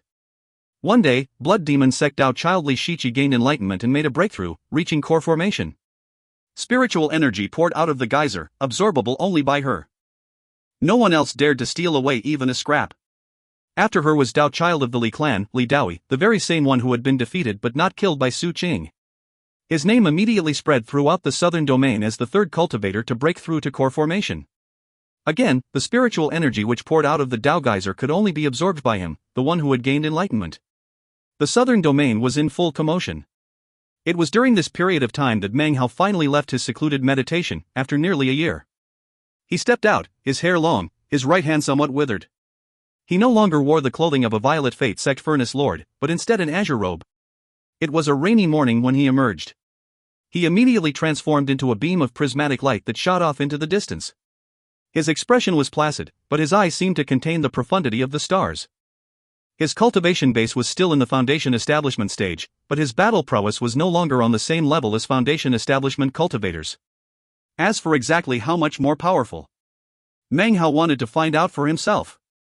Therefore, he would go to battle. By battle, he would gain enlightenment of heaven and earth. By battle, he would gain enlightenment regarding his ninth Dao pillar. By battle, he would shock the world. He would seek out that turning point which would lead to a breakthrough in his cultivation base. This chapter was sponsored by Janice Benert, Hon Lai, and Safika. If you find any errors, ads pop up, ads redirect, broken links, non-standard content, etc., please let us know. Report chapter so we can fix it as soon as possible. Chapter 266. Chapter 266, The Faceless Azure Hero. 7 days later, massive, figurative storm winds buffeted the southern domain. The hearts of each and every southern domain cultivator in the western region was completely shaken. All of this was because of one name. The Faceless Azure Hero. According to the rumors, he wore a long, azure-colored robe, and his face was nothing but a blur. According to the rumors, he was only in the late foundation establishment stage, but his battle prowess was incredible, something rarely seen. According to the rumors, whenever he attacked, he would only say one thing: fight. The rumors had begun to spread immediately after his first battle, 7 days before. He had fought a chosen of the Golden Frost sect, who was of the great circle of late foundation establishment. They had met each other flying in mid-air, and for no apparent reason, the words fight had been uttered, whereupon a boom filled the sky. In an instant, the Golden Frost sect chosen was defeated. It happened in the blink of an eye, as if the man were dry weeds or rotten wood, just waiting to be crushed. Many people saw the fight. It was incredibly shocking, but before they could even spread the news, they witnessed the Faceless Azure Hero's second battle. His opponent was a chosen of the Blood Demon sect. Again, the chosen was defeated in an instant. Their lives were spared. However, such decisive defeats were like massive floodwaters that could smash away one's self-confidence, and left each opponent at a complete loss. In the following days, the Li clan, the Black Sieve sect, the Song clan, the Solitary Sword sect, the Wine clan, all the grand sects and clans saw similar fates befall their chosen disciples. Anyone who met the man in the azure robe would never even have a chance to make 2 attacks. They were all instantly defeated. The western region of the southern domain was in an uproar as everyone began to speculate regarding the identity of this faceless, azure-robed man. Opinions were widely varied. On the 8th day, roughly 1,500 kilometers away from the Dao geyser, where the Solitary Sword sect disciples were gathered together, an azure-robed form flitted about in mid-air. Up ahead was a middle-aged man with a flushed face. His eyes shone brightly as he stared at the azure-robed man in front of him. Just who exactly are you? The azure-robed man was naturally none other than Meng Hao. For the past several days he had been constantly fighting, all in an attempt to gain battle enlightenment regarding his ninth Dao pillar. He had heard of the Dao geyser, of course, as well as of the people who had reached core formation. However, he didn't immediately go to the Dao geyser. Instead, he continued to issue challenges to the heroes of the southern domain. After days of facing off against multiple opponents, and achieving victory after victory, he now had his sights set on the Dao children of the various sects and clans.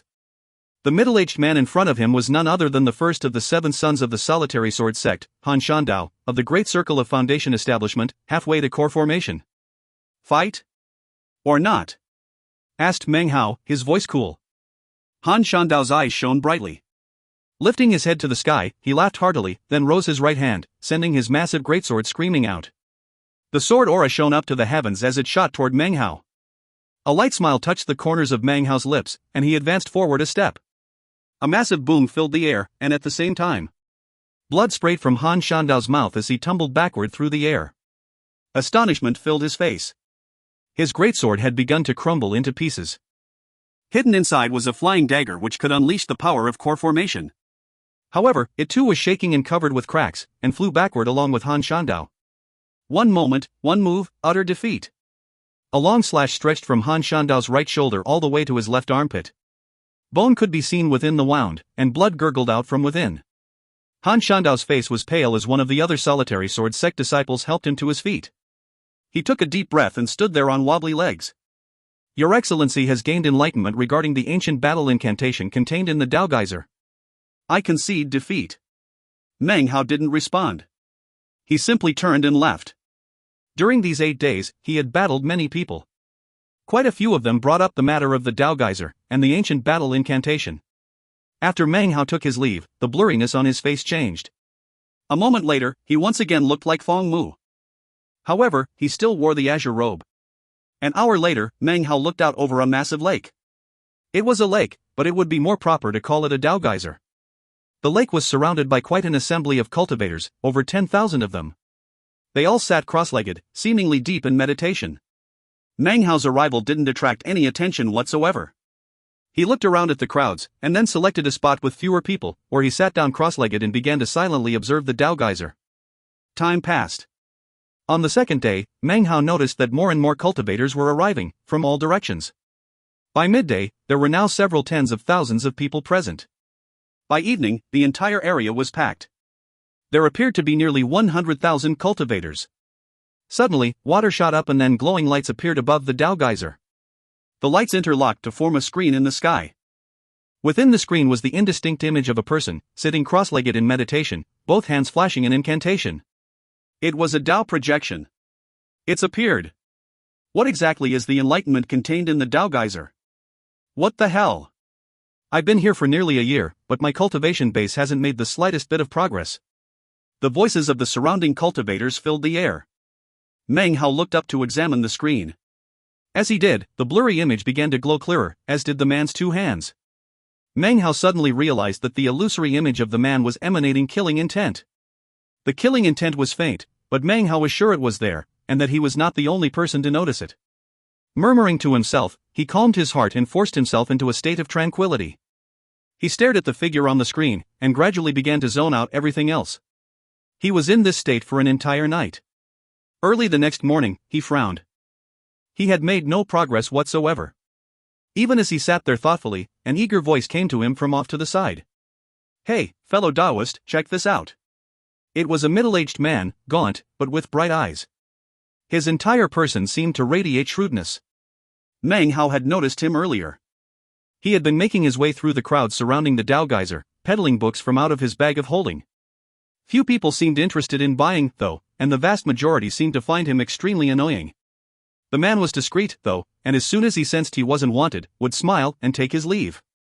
He stood next to Meng Hao, his expression one of eagerness. With an ingratiating bow toward Meng Hao, he bowed from the waist and hurriedly began to speak. Fellow Taoist, are you worried because you haven't gained the enlightenment of the Dao Geyser? His voice was filled with infectious enthusiasm. Have you encountered a mountain of treasure, but aren't really sure what to do with it? Meng Hao stared at the man, taken aback. Don't worry a bit, continued the man, his eyes shining brightly.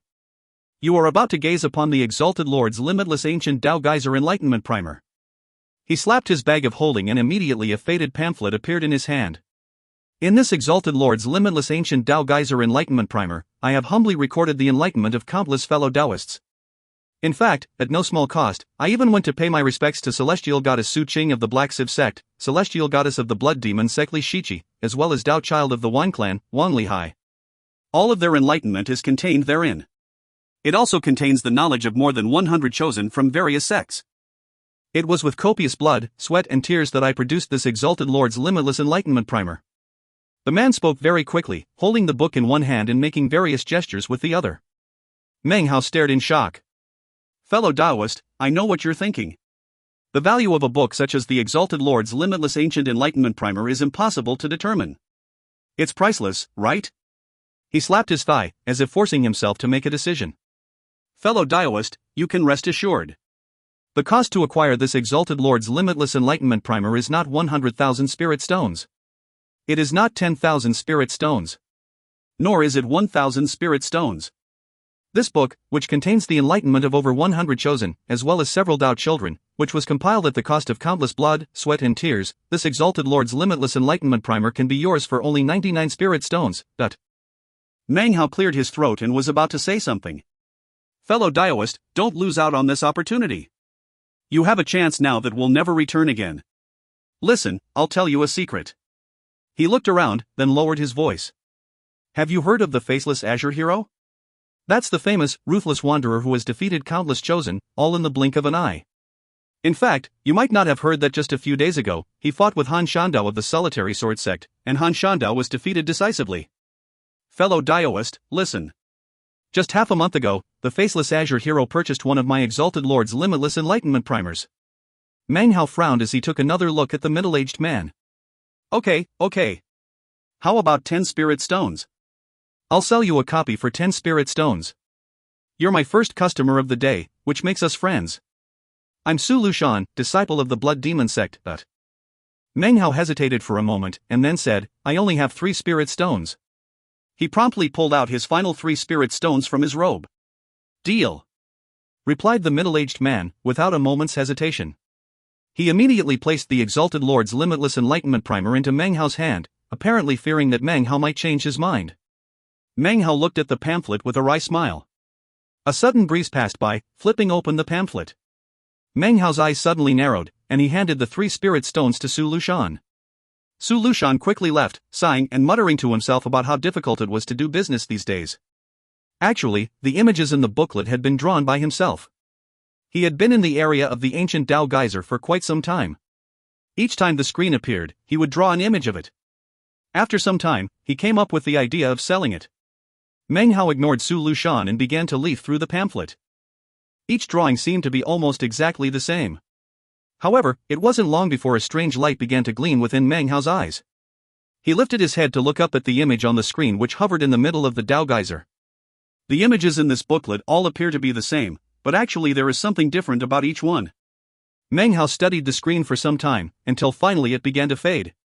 The instant it was about to fade completely, a tremor ran through Meng Hao's body. He had seen what the difference was.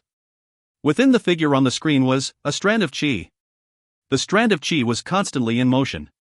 Therefore, each of the drawings was slightly different. The differences were so minute, however, that even Su Lushan hadn't noticed. If you find any errors, ads pop-up, ads redirect, broken links, non-standard content, etc., please let us know. Report chapter so we can fix it as soon as possible. Chapter 267. Chapter 267, Blacklands Cultivators. A moment later, the screen completely faded. The surrounding cultivators began to depart. Meng Hao remained, sitting cross-legged and staring out into the blank air, thinking. 2 days after the appearance of the Tao projection, in the evening, Meng Hao closed his eyes. When it was deep in the night, his body flickered, and he disappeared. The Wang clan Tao child and chosen, in fact anyone in whose veins ran the blood of the Wang clan, were all congregated on a mountain not too far from the Tao geyser. This particular night was doomed to be anything but tranquil. The moon hung high in the sky when Meng Hao appeared just outside the mountain. He glanced up at the Wang clan banner fluttering in the wind at the top of the mountain, then shot up toward it. Who are you? You dare to charge into Wang clan territory. This place is marked with the Wang clan banner, Your Excellency, please halt. Voices rose up as 8 figures flew out, shooting toward Meng Hao. In front of them appeared whistling sword qi, which also shot directly at Meng Hao. His face was calm as he flicked his right sleeve. Power exploded from his 8 perfect Tao pillars. What appeared to be the simple flick of the sleeve was actually crushing pressure from his cultivation base, which transformed into a gale force wind that spread out in all directions. A boom filled the air, and the 8 sword auras collapsed into pieces. The 8 cultivators' faces filled with shock as they tumbled backward, mouths spewing blood. They couldn't even cause Meng Hao to pause. He passed through their midst, continuing on toward the top of the mountain. It was at this time that 10 beams of prismatic light flew out. Behind them were nearly 100 people, a massive group, all heading straight for Meng Hao. You dare to charge into Wang clan territory. It doesn't matter what sect you're from, we're gonna bury you here today. What's the point of being so long-winded? Kill this guy. As the group of people approached, magical lights began to shine up. Even people far away would be able to see the shocking glow which filled the night sky. Meng Hao's expression was calm. He lifted his right hand, slicing his finger. He catalyzed the blood with the power of his Tao pillar, everything turned red and began to rumble. It grew into something that looked like a massive blood dragon. A roar filled the air as it blasted forward directly into the charging Wang clan cultivators. Their faces filled with shock and blood sprayed from their mouths. They spun backward head over heels, seemingly completely out of control. A path now led to the top of the mountain, a path carved out by the blood dragon. Amidst thunderous roars, Meng Hao advanced, and within the space of about 10 breaths, stood at the peak of the mountain. Behind him, the chosen of the Wang clan coughed up blood. During his entire way up the mountain, no one had been able to do anything to block Meng Hao's way. The faceless azure hero. People cried amidst their gasps. The Wang clansmen surrounded the mountain peak, all of them staring at Meng Hao. In front of Meng Hao was a cultivator wearing a black robe and a grim expression. He appeared to be about 30 years of age, and his eyes shone with a profound gleam as he looked at Meng Hao. This was none other than Wang Lihai, Dao child of the Wang clan. His cultivation base was halfway to core formation. His presence made it seem as if there were another mountain peak on his mountain. "Sir, I have come here today to fight the Wang clan Dao child," said Meng Hao. His cool voice rang out in a tone that could sever nails and slice iron. "You want to fight? Then let's fight." Wang Lihai's eyes glittered, and he took a step forward, lifting his hand at the same time. Behind him, an image appeared that seemed to contain both the sea of stars and the yellow springs of the underworld. 3 finger attacks shot toward Meng Hao. The first finger seemed capable of transforming life into death. The second embodied killing intent that seemed to stem from the yellow springs. The third contained the silence of extermination, making the world seem empty. These 3 finger attacks were a magical technique of the Wang clan, the vermilion bird 3 fingers. Wang Lihai was well aware that this faceless azure hero was unfathomable. Therefore, he attacked him without the slightest bit of contempt, and led with his most powerful magical technique. Meng Hao's eyes glowed brightly. He strode forward, also lifting up his right hand, immediately attacking with one of the 3 blood immortal techniques, the blood finger. A boom rattled out, causing everything to rumble. At the same time, a massive wind sprang up as Meng Hao's body turned into a beam of light that shot up into the air.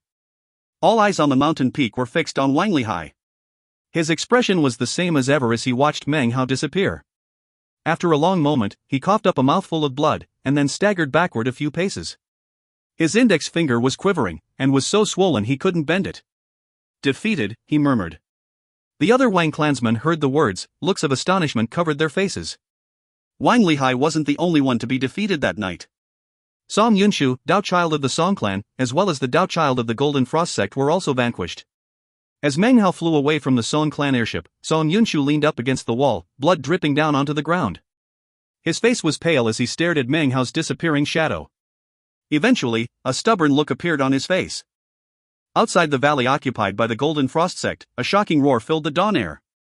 It echoed out all but once, and then the Golden Frost sect Dao child was defeated. He immediately went into secluded meditation. Only a few people witnessed the shocking battle.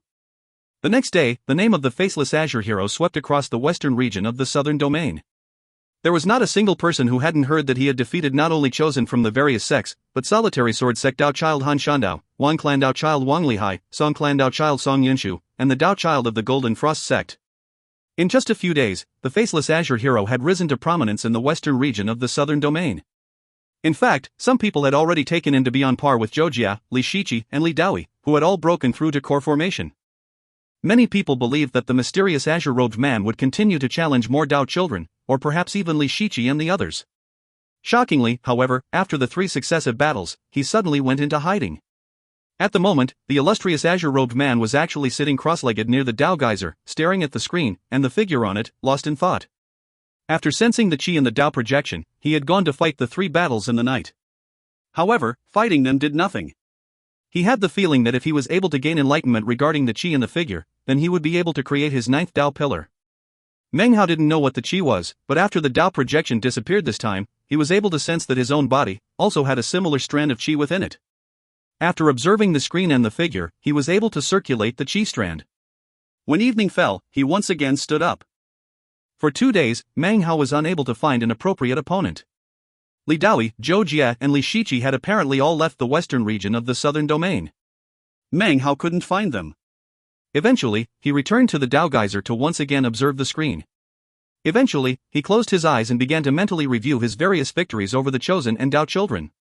Gradually, the images of the various opponents grew clearer in his mind, and he realized that they had a similar chi strand within them.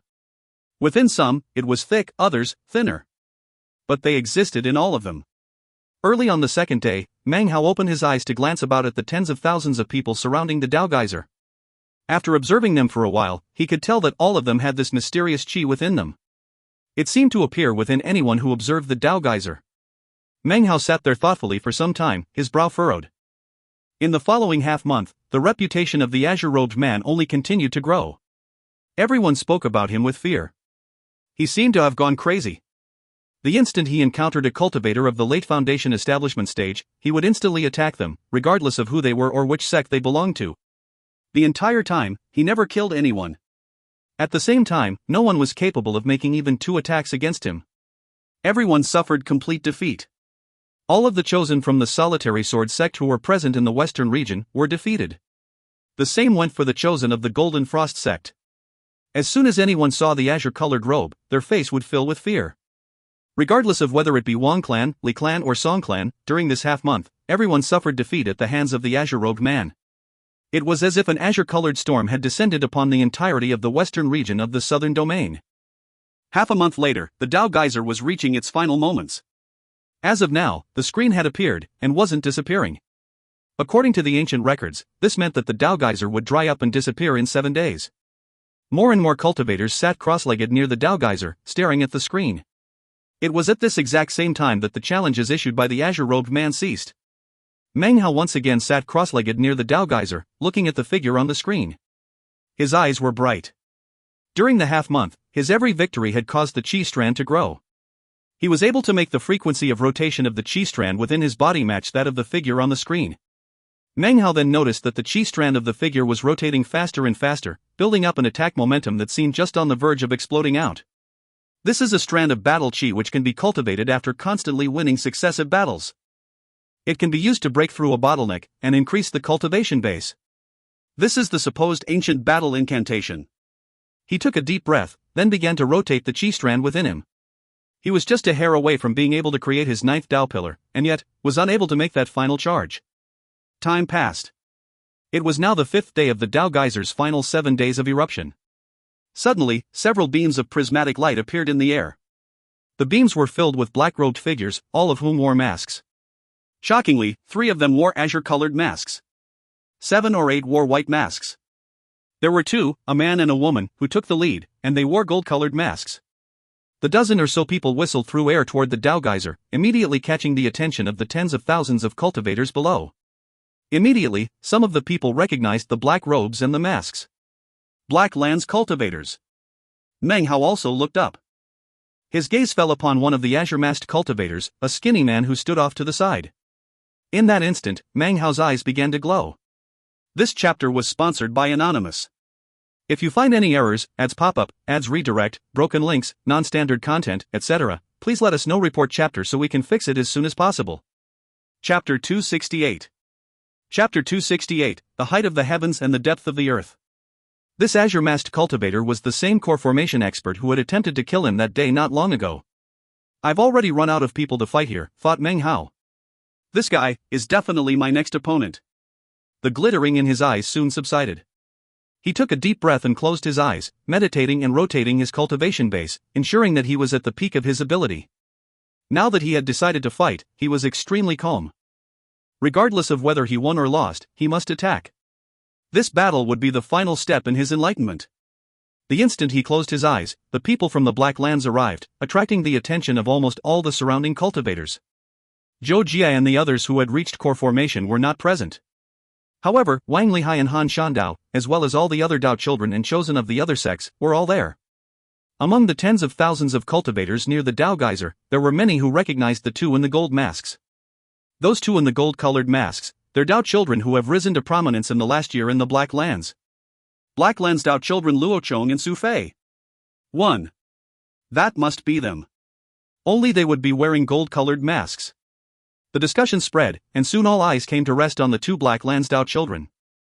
In the past year, stories about them had spread into the southern domain, making them quite well known.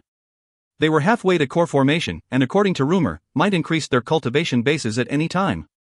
The 3 in the azure masks behind them must be the Black Lands 3 azures. All 3 have cultivation bases at the core formation stage. Even more shocking is their core qi. They say that a lot of alchemists were captured by them. Core formation cultivators who have core chi are not to be trifled with. Wang Lihai frowned as he looked at the group of people from the Black Lands. Not far off, Han Shandao of the Solitary Sword sect didn't look very pleased. This was especially so as he looked at the Black Lands Dao children. Song Yunshu stood wordlessly in the crowd, his face grim. The two gold-masked Dao children from the Black Lands peered down at the crowds. One of them spoke. His voice was soft at first, but then rapidly escalated into a roar like thunder. I, Luochong from the Black Lands, wish to challenge the Southern Domain's heroic Dao children to a duel. Immediately, the black-robed, white-masked cultivators moved backward. The three azure-masked cultivators' faces didn't change in the slightest. They hovered cross-legged in mid-air, paying no attention to what was happening. The other gold-masked Black Lands Dao child, Su Fei, also spoke, in a voice much softer than Luo Chang's, but which became icy cold as it entered the ears of the surrounding cultivators. I, Su Fei from the Black Lands, also wish to challenge the Southern Domain's heroic Dao children to a duel. Not a single of the tens of thousands of cultivators surrounding the Dao geyser said a word. They simply looked up at Luochong and Su Fei, a variety of different thoughts running through their heads. Luochong gave a cold harumph. Don't tell me that among the throngs of Southern Domain cultivators, not one dares to fight with us? His words rang out, filled with an intangible domineering aura that made his challenge seem even more intense. Suddenly, a cold snort filled the air. A beam of light shot up. This was not someone from one of the 5 sects or 3 clans. It was a cultivator from some other sect, with a cultivation base of the Great Circle of Foundation Establishment. He shot directly toward Luochong. Beneath his mask, the Black Lands Dao child smiled. His body flickered as he advanced to meet the attack. As the man approached, he stretched out both arms, multiple ghost images sprang up, and suddenly, the illusory image of a huge cauldron appeared and shot forward. A massive boom rang out. The Southern Domain cultivator staggered backward, coughing up blood, his face pale. Luochong waved his sleeve and advanced further. More booms filled the air, for the space of a few breaths. Finally, a blood-curdling scream could be heard. Blood fountained out from the neck of the Southern Domain cultivator. Only a thin strip of flesh connected it to the body as it tumbled to the ground. Luochong slowly lifted his gore-covered right hand and wiped some blood onto his gold mask. The sight was terrifying. Fellow Daoist Wang Lihai. As Dao child of the Wang clan, do you dare to fight with me? Luochong cried. His eyes shone brightly beneath his mask as he looked toward the Wang clan cultivators, and Wang Lihai. Wang Lihai lifted his head, and began to stride toward Luochong, his eyes glowing. The instant he began to move, Han Shandao from the Solitary Sword sect also rose to his feet, then flew into the air toward Black Lands Dao child Su Fei. The appearance of the two of them caused quite a stir among the Southern Domain cultivators. All eyes were fixed on them. This battle was a fight between 4 Dao children. Unless something unexpected happened, their names would rock the world, regardless of who gained victory. The eyes of the Black Lands Dao children, Luochong and Su Fei, glistened with concentration. They watched as Han Shandao and Wang Lihai approached. It seemed none of the 4 wanted to make the first move. As far as Luochong and Su Fei were concerned, this battle represented the pinnacle of the might of the Southern Domain. No one under core formation could possibly unleash greater power in battle than the Great Circle of Foundation Establishment. Therefore, their eyes filled with concentration, and within their hearts burned the fiery desire for battle. Everything was quiet as the crowds looked at the 4 Dao children and waited for this pinnacle of battles to begin. However, even as everyone was paying rapt attention to these 4, suddenly, someone among the throngs of cross-legged cultivators slowly stood up. He wore an azure scholar's robe, and as he rose, he flew up into the air. This was none other than Meng Hao. His appearance caused looks of astonishment to appear on the faces of the tens of thousands of cultivators who surrounded the Dao geyser. It wasn't just them. The 4 Dao children in midair stared at him in surprise. Wang Lihai's eyes came to rest on Meng Hao's clothes. Seeing their azure color, his eyes narrowed, and the image of a person appeared in his mind. Not far off, Han Shandao looked equally thoughtful as he stared at Meng Hao's clothes. Interesting, said Luochong with a smile. This fellow Daoist seems to have made his move a bit late. But he seems to have his mind made up. Fellow Daoist Wang, fellow Daoist Han, would you permit me to first slay him? As he looked at Meng Hao, he didn't seem to think much of him. He had seen pictures of all of the famous chosen and Dao children in the Southern Domain, and Meng Hao didn't look familiar to him at all. As such, he came to the conclusion that he wasn't even worth paying attention to. A cultivator like this could be killed without a second thought by Luochong. Without waiting for a response from Wang or Han, Luochong flicked his sleeve, turned, and headed directly toward Meng Hao. When Luochong attacks, he said with a laugh, he leaves behind only fatal wounds, not injuries. You deserve praise for your courage, so I'll leave your body intact. Seeing all this happen, the surrounding tens of thousands of cultivators frowned. To them, Meng Hao's action seemed far too impulsive. If anything, it was simply delaying the amazing battle that was about to take place. Who is that?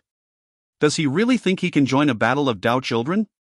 He must think his cultivation base is pretty amazing, so he wants to join the battle to earn some fame. As the discussions were beginning to spread, Luo Chong descended upon Meng Hao.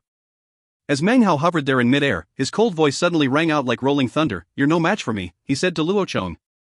"The person I want to fight," he suddenly pointed, "is you." This second "you" was directed to none other than the skinny azure-masked cultivator who was sitting cross-legged in midair off in the distance. The instant the words came out, the skinny, azure-masked cultivator's eyes snapped open. They glowed brightly as he looked at Meng Hao. His pupils constricted as he recognized him. Meng Hao's words obviously caused an enormous buzz of conversation to rise up among the tens of thousands of southern domain cultivators. Many immediately rose to their feet, looks of disbelief written across their faces. Is that guy insane? He wants to fight an azure-masked cultivator from the Black Lands? They're in the core formation stage, and have cultivated core chi. Who is that cultivator? He looks like a scholar. Does he really dare to issue a challenge to a core formation cultivator? Late Foundation establishment fighting core formation. Ha ha ha. This isn't something you see very often. This guy wants to be famous so badly, he's willing to die for it. As the buzz of conversation filled the air, Wang Lihai's eyes narrowed. Moments ago, he was unsure of Meng Hao's identity. But now, he had no doubts whatsoever. He took a deep breath. He knew that this person was none other than the faceless Azure hero. Only that mysterious azure-robed man qualified to look down on Foundation establishment and do something that since ancient times was rarely seen in the cultivation world. He was turning everything upside down, issuing a challenge to the core formation stage while in the Foundation establishment stage. Han Shandao also took a deep breath. The exact same thoughts were going through his head as were going through Wang Lihai's. Luo Chong laughed loudly. Southern domain cultivators really are very interesting. Apparently you aren't familiar with the height of the heavens and the depth of the earth, and really have an exaggerated opinion of yourself. You are a trifling late Foundation establishment stage cultivator, not even of the Great Circle, and yet still dare to challenge a Blacklands azure-masked cultivator. An expression of ultimate ridicule covered his face beneath the mask. Before he even finished speaking, he lifted his right hand and waved it toward Meng Hao. "I'll leave your corpse intact," said Luo Chong with a cold laugh. "Before you die, I'll help you to understand the height of the heavens, and the depth of the earth." Actually, his heart did not contain the contempt which filled his expression. He actually was taking the matter very seriously. He simply couldn't believe that this guy was actually challenging the core formation stage. In his opinion, he must be expecting to rely on some help. As he waved his sleeve, a bright beam shot out toward Meng Hao. Behind him, the massive, illusory cauldron reappeared and then also shot toward Meng Hao. 1. Luo Chang's name in Chinese is Luo Chong. Luo is a surname which also means sieve or net. Chong means charge or clash. Su Fei's name in Chinese is Xu Fei. Su is a common surname which also means gentle or slow. Fei means humble. If you find any errors, ads pop-up, ads redirect, broken links, non-standard content, etc., please let us know. Report chapter so we can fix it as soon as possible. Chapter 269. Chapter 269, he's the faceless Azure hero. Pipe down, said Meng Hao coolly, completely ignoring the incoming beam of light and the large cauldron. He slapped his bag of holding, and instantly, a simple wooden sword appeared. Gripping the sword in his hand, he swiped it at the beam and the cauldron. The slash of the sword seemed to split the very air, sending ripples out, as well as a bright white glow. The seemingly casual slash appeared to contain some great Tao, as if great winds of time were sweeping out through the ripples. Within the approaching beam of light was a flying axe. Storm winds filled with a 60-year cycle worth of time slammed into the flying axe. Immediately, black spots appeared on its surface, as if it were aging. The spiritual power of the axe began to decay. Within the blink of an eye, it was so decayed that it seemed as if it would wither away. It immediately dropped down onto the ground. The wind was still there. It rushed toward the illusory cauldron, which began to tremble and distort. A full 60-year cycle worth of time seemed to have passed. Something illusory like this could not withstand such a passage of time. The previously seemingly impregnable cauldron suddenly began to dissipate. The wind landed onto Blackland's Dao child Luo Chong, gently brushing across him. The vitality in his skin seemed to be carried away by the wind. Wrinkles appeared on his hands, and beneath his mask, his face began to age. A 60-year cycle worth of life force was suddenly sucked out of him. An indescribable feeling of weakness welled up inside. An unprecedented expression of fear covered his face, his body trembled and he coughed up a mouthful of blood. He staggered backward, a look of disbelief filling his eyes. You? His body trembled, and his face went pale. His skin continued to wither, and his entire body became emaciated. The mask suddenly fell off, revealing that his once black hair was now white. His face was that of an old man, a face that still contained a trace of its former bravery, but was now mostly covered with shock and dread. Everything was deathly silent. The three azure-masked cultivators suddenly stood up, their eyes filled with serious expressions. On the ground, the tens of thousands of cultivators from the southern domain were silent for a moment. Then a massive hubbub broke out. The other Dao child, Su Fei, subconsciously retreated a few steps, eyes filled with a look of dread as she looked at Meng Hao. Wang Lihai and Han Shandao both took in deep breaths, staring in shock. Their hearts were pounding. A divine ability like this was enough to shock everyone under heaven. The entire time, Meng Hao had only made one swipe with his sword. The axe had been sent into a state of decay, the illusory cauldron had been dispelled, and Luo Chong had lost his 60-year cycle of life. All of it gave rise to great waves of discussion. What magical technique was that? It was that sword. It must be a divine ability from that sword. No wonder he dares to challenge the core formation stage. Who is he? He's wearing azure-colored clothes. Don't tell me. As the buzz of conversation filled the air, Dao child Luo Chong stood there trembling, his face pale. His expression was one of thorough confusion. Meng Hao flicked his sleeve and, his voice cool, said, I've taken a 60-year cycle of time away from you. Now do you understand the height of the heavens and the depth of the earth? With that, he ignored him, focusing his gaze on Wang Lihai and Han Shandao. Wang Lihai looked at him and suddenly said, It seems your excellency is wearing his true face today. I understand that you thoroughly defeated me that day. However, there is still another fight to be had between us in the future. Han Shandao from the solitary sword sect clasped hands and bowed. Faceless Azure Hero. Sir, I'm much obliged for your pointers before. Their words caused the surrounding cultivators to instantly grow quiet. However, the silence only lasted for the space of a few breaths. Suddenly, a clamor arose which was loud enough to shake the land. What? He's the Faceless Azure Hero. The Faceless Azure Hero. He's made a sudden rise to prominence recently. He swept over chosen and suppressed Dao children. So, it's him. I wonder what sect the Faceless Azure Hero is from. Considering how incredible he is, he must be a Dao child. As the noise of the clamor lifted up, everyone stared with burning eyes at Meng Hao. The Faceless Azure Hero's reputation was just too incredible. It was a mystery that few people within the western region of the southern domain weren't talking about. Luo Chong gasped and immediately retreated several paces. Before coming to the southern domain, he had heard of the Faceless Azure Hero, and had come to view him as a formidable adversary. How could he have ever imagined that the person in front of him was none other than that Faceless Azure Hero? His heart filled with bitterness as he realized that he was decisively defeated. Considering that the defeat had been witnessed by tens of thousands of cultivators, it was obvious that the word would quickly spread throughout the southern domain. Blackland's Dao child Luo Chang had lost a 60-year cycle's worth of time in a single sword blow. A fierce glow sprang up in Luo Chang's eyes as he retreated. Suddenly, he cried out, Azure-masked elders, please kill this guy. Suddenly, the eyes of the two other azure-masked cultivators began to flicker with killing intent. Meng Hao's expression was the same as ever, without even the slightest change. The instant he made his decision to attack, he had anticipated that something like this would happen. Before the echo of Luo Chang's words could die out, Meng Hao's voice could be heard. This time, he spoke to the surrounding tens of thousands of cultivators.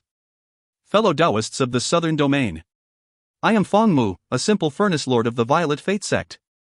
A year ago, Blackland's cultivators ambushed me and my fellow furnace lord Jodikan in the Barren Mountains. I escaped by a fluke, but I'm not sure if Jodikan made it out alive or not. Because of enlightenment from this Dao geyser, my cultivation base has reached new heights. Today, I come to battle my opponent from that day in the Barren Mountains. Fellow Taoists of the southern domain, I would like to request that all of you bear witness to this battle. His words rang out like thunder, causing a great stir among the tens of thousands of cultivators below. Furnace Lord, he's actually a Furnace Lord from the East Pill Division. Feng Mu. I remember. A year ago there was a new Furnace Lord in the East Pill Division named Feng Mu. He's Feng Mu. A Furnace Lord. The cultivators were in an uproar as they looked at Meng Hao. Great waves of astonishment filled their hearts. The name of the faceless Azure hero already caused their hearts to shake, but what was even more shocking were the words Furnace Lord. The glittering eyes of all the cultivators were now glued onto Meng Hao. No wonder he didn't kill any of the heroes that he challenged in battle. Grandmaster Feng Mu was doing it all to gain enlightenment. He had to attack, but he's an alchemist and didn't want to make enemies. Therefore, he restrained his killing intent. This is an alchemist of our southern domain. This is a true chosen cultivator of the southern domain. Amidst the uproar, Blackland's Dao child Luo Chang's face suddenly changed. He stared blankly at Meng Hao, his mind reeling. Meng Hao's identity was causing a huge commotion amongst the crowd, but it was completely rocking his mind and heart. Next to him, Su Fei was also panting and looking at Meng Hao with an expression of disbelief. The three azure-masked cultivators had grim expressions in their faces. Two of them, not the skinny one, were frowning. Intense killing intent poured from Meng Hao's eyes, and his gaze shifted to the skinny, azure-masked cultivator. My battle today is with this man. If anyone interferes, if any other Blacklands cultivators participate, then I request all the fellow Taoists from the southern domain to stop them. Wang Lihai's eyes glittered, and he immediately said, the Wang clan of the southern domain will bear witness to this battle. If the Blacklands cultivators interfere, then they will make an enemy of the entire Wang clan. The solitary sword sect of the southern domain will bear witness to the battle. If a second Blacklands cultivator makes a move, they will make an enemy of the solitary sword sect. The Golden Frost sect of the southern domain will bear witness to the battle. If any Blacklands cultivator dares to join the battle, the Golden Frost sect will be forced to interfere, but the Blood Demon sect of the southern domain will bear witness to the battle. The Black Sieve sect of the southern domain will bear witness to the battle. The Song clan of the southern domain will bear witness to the battle. One after another, voices rang out, without end. The tens of thousands of cultivators were no longer sitting cross-legged. They were all standing, glaring up angrily at the Blacklands cultivators. All the clans. All the sects. Their voices rang out, melding into a roar that shook heaven and earth. It was like an endless thunder. The cultivators here were all of the Foundation establishment stage. However, they represented countless sects and clans of the southern domain. Clearly, they could influence the attitude of their sects as a whole. Considering that they were all giving voice to the same opinion, the Blacklands cultivators were now pushed into a very narrow corner. One mistake could give rise to a great war between the southern domain and the Blacklands. Luo Chang's face twisted, and his body trembled. Next to him, Su Fei was panting. The other black-robed cultivators from their group all looked very nervous, and were currently rotating their cultivation bases. The faces of the three azure-masked cultivators immediately changed. The skinny cultivator had a grim expression underneath his mask. He stepped forward and said, "This is a personal matter between this kid of the junior generation and I, young. Outsiders need not interfere. It has nothing to do with the Black Lands. Feng Mu, you pup, it seems you're seeking to die. Very well, I shall help you." His voice rang out, causing the surrounding Blacklands cultivators to back up. In an instant, the only people floating in the air were him and Meng Hao. This was to be their battleground. It seems you've put a lot of thought into how you want to die, said the azure-masked cultivator coolly. If I didn't help you, I would feel bad. Killing intent radiated out of his eyes. He lifted his hand, and suddenly a light yellow aura appeared. This was none other than his core chi. This chi had ever-changing forms, and currently it transformed into the image of a sword. Meng Hao watched on with concentration in his eyes. This was a crucial battle for him. His cultivation base was constantly rotating, along with that imperceptible chi. It seemed to thirst for Meng Hao to make an attack, to grow stronger. When he did, it would transform into a charging force that would lead to a breakthrough in his cultivation base. This chapter was sponsored by Anonymous. If you find any errors, ads pop up, ads redirect, broken links, non-standard content, etc., please let us know. Report chapter so we can fix it as soon as possible. Chapter 270. Chapter 270, Battling Core Formation. The azure-masked cultivator, who was surnamed Yang, glanced coldly at Meng Hao. Meng Hao had left a deep impression on him. It was extremely shocking that not only was he not dead, he had actually made a breakthrough in his cultivation base. It left the man with an uncomfortable sense of danger. It was actually very humiliating. This was a late Foundation establishment cultivator, and yet he felt a sense of danger because of him. Beneath his mask, the man's face was grim. Almost the same instant that the words left his mouth, he began to move forward. His foot descended, sending ripples out into the air. An indescribable roaring sound rose up which vibrated inside the hearts of the tens of thousands of cultivators. Only the azure-masked cultivator and Meng Hao were up in the air. The man's first step seemed to be reverberating around throughout the entire area, but in fact, was aimed directly at Meng Hao. Meng Hao's face was the same as ever. The roaring inside him wasn't bothersome in the slightest.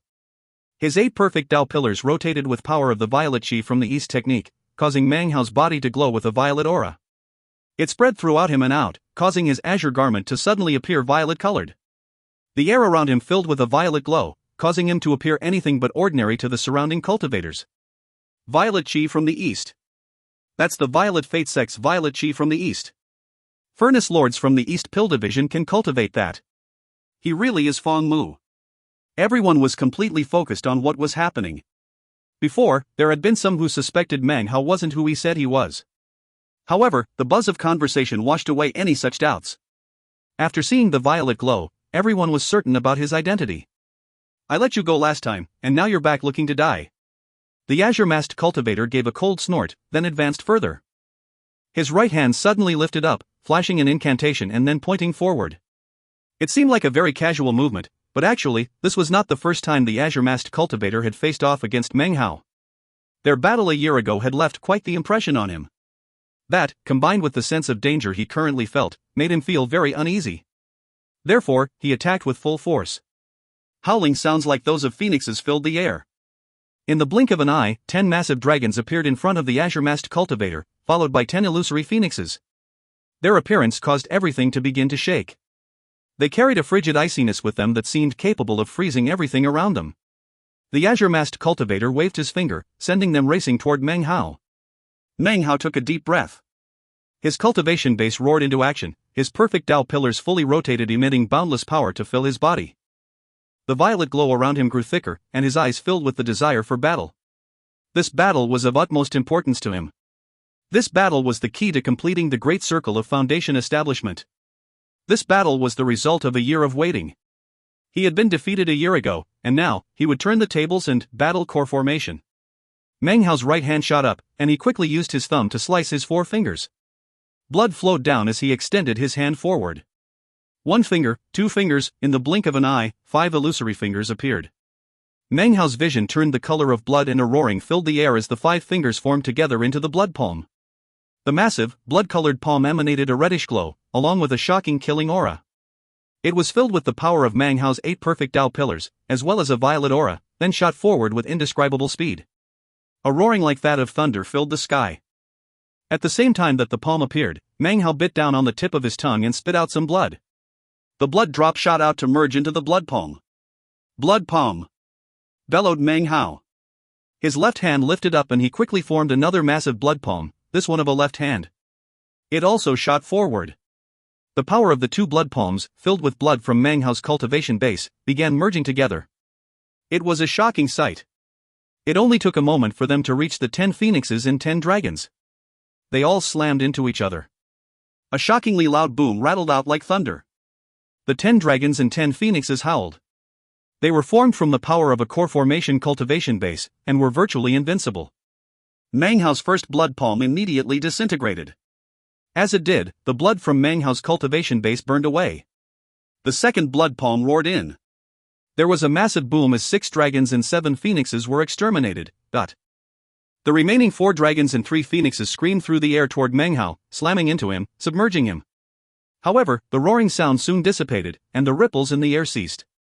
Everything became calm again, and Meng Hao emerged, the violet light emanating from his body rising up to the heavens. A bit of blood seeped down the corner of his mouth. His eyes were violet-colored, as were all the veins in his body, and a powerful aura emanated from him. All of this demonstrates that Meng Hao had just used his own power to stand up against the magical technique of a core formation cultivator. Violet pupil transformation flowed rapidly through Meng Hao's body, healing his injuries. Meng Hao didn't care about the injuries, of course. The desire for battle grew even stronger within his eyes as he stared at the azure-masked cultivator. Beneath the mask, the man's face was extremely unsightly. He knew that his opponent was not ordinary, and had experienced an increase in his cultivation base. But how could he possibly have predicted that the increase would be so shocking? This first exchange of blows between the two opponents caused the surrounding southern domain cultivators to reel in shock. This included Wang Lihai, Han Shandao, and all the other chosen. Foundation establishment battling core formation. Fang Mu is in late foundation establishment, but his divine abilities and magical techniques are almost the same as a core formation expert with no core chi. But, that azure-masked man from the Black Lands hasn't utilized his core chi yet. The buzz of conversation filled the air. Before, they had voiced their support for Meng Hao in the belief that he dared to battle core formation because he had some treasured item. The shocking scene which had unfolded in front of them, however, had nothing to do with any treasured item, but rather, a magical technique. This clearly showed that he was by no means weak. He had directly resisted a core formation cultivator's magical technique. Granted, his opponent hadn't employed core chi, but even so, Meng Hao was clearly qualified to challenge core formation. Meng Hao advanced, lifting his right hand. As he did, the violet light emanating from his body seemed to transform into liquid, which flowed toward his hand. There, it coalesced into something that looked like a blinding, violet sun. His eyes glittered brightly as the power of his 8 perfect Tao pillars catalyzed the violet chi from the east technique. As the violet pupil transformation healed his body, Meng Hao used the power of violet chi from the east to unleash the most powerful magical technique he had learned. Violet Chi Guillotine. 1. The chi in Meng Hao's hand transformed into a long, violet-colored blade. The curving blade expanded out, trailing wisps of violet smoke, seeming to take all of Meng Hao's violet aura with it. Soon, it was dozens of meters long.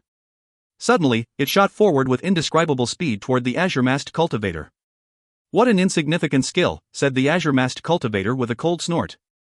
"You overestimate yourself." To be pestered by a foundation establishment cultivator, even one with clearly extraordinary abilities, was nothing more than a humiliation to this man. From the moment their battle had begun, he had felt shame. He was filled with intense desire to kill Meng Hao.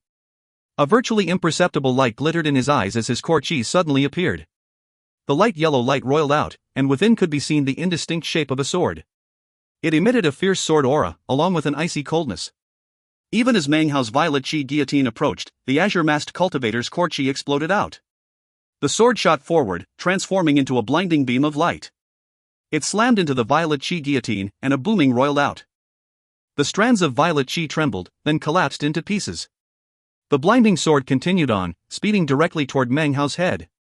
Meng Hao's pupils constricted as a sudden sense of intense danger filled him. Even as the core chi sword destroyed the violet chi guillotine and shot toward him, a greenish-blue shield appeared around him. This was none other than his protective jade pendant. A boom filled the air as the azure-masked cultivator's core chi sword collapsed into pieces. When that happened, the azure-masked cultivator let out a grunt and slapped his bag of holding. Immediately, a black flying sword appeared in his hand. He tossed it up, fusing it with core chi.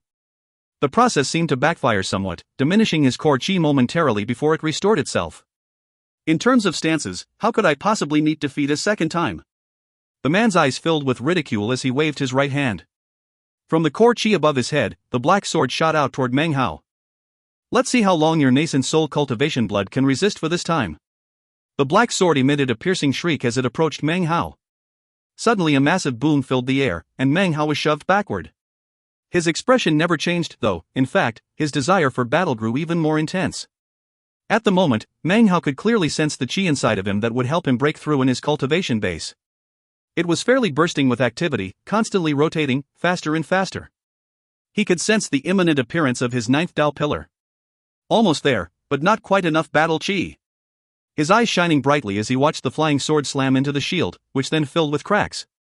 As he retreated, he slapped his bag of holding to produce a large collection of bottles. The azure-masked cultivator's eyes were grim as he sent another black flying sword slamming into Meng Hao's greenish-blue shield.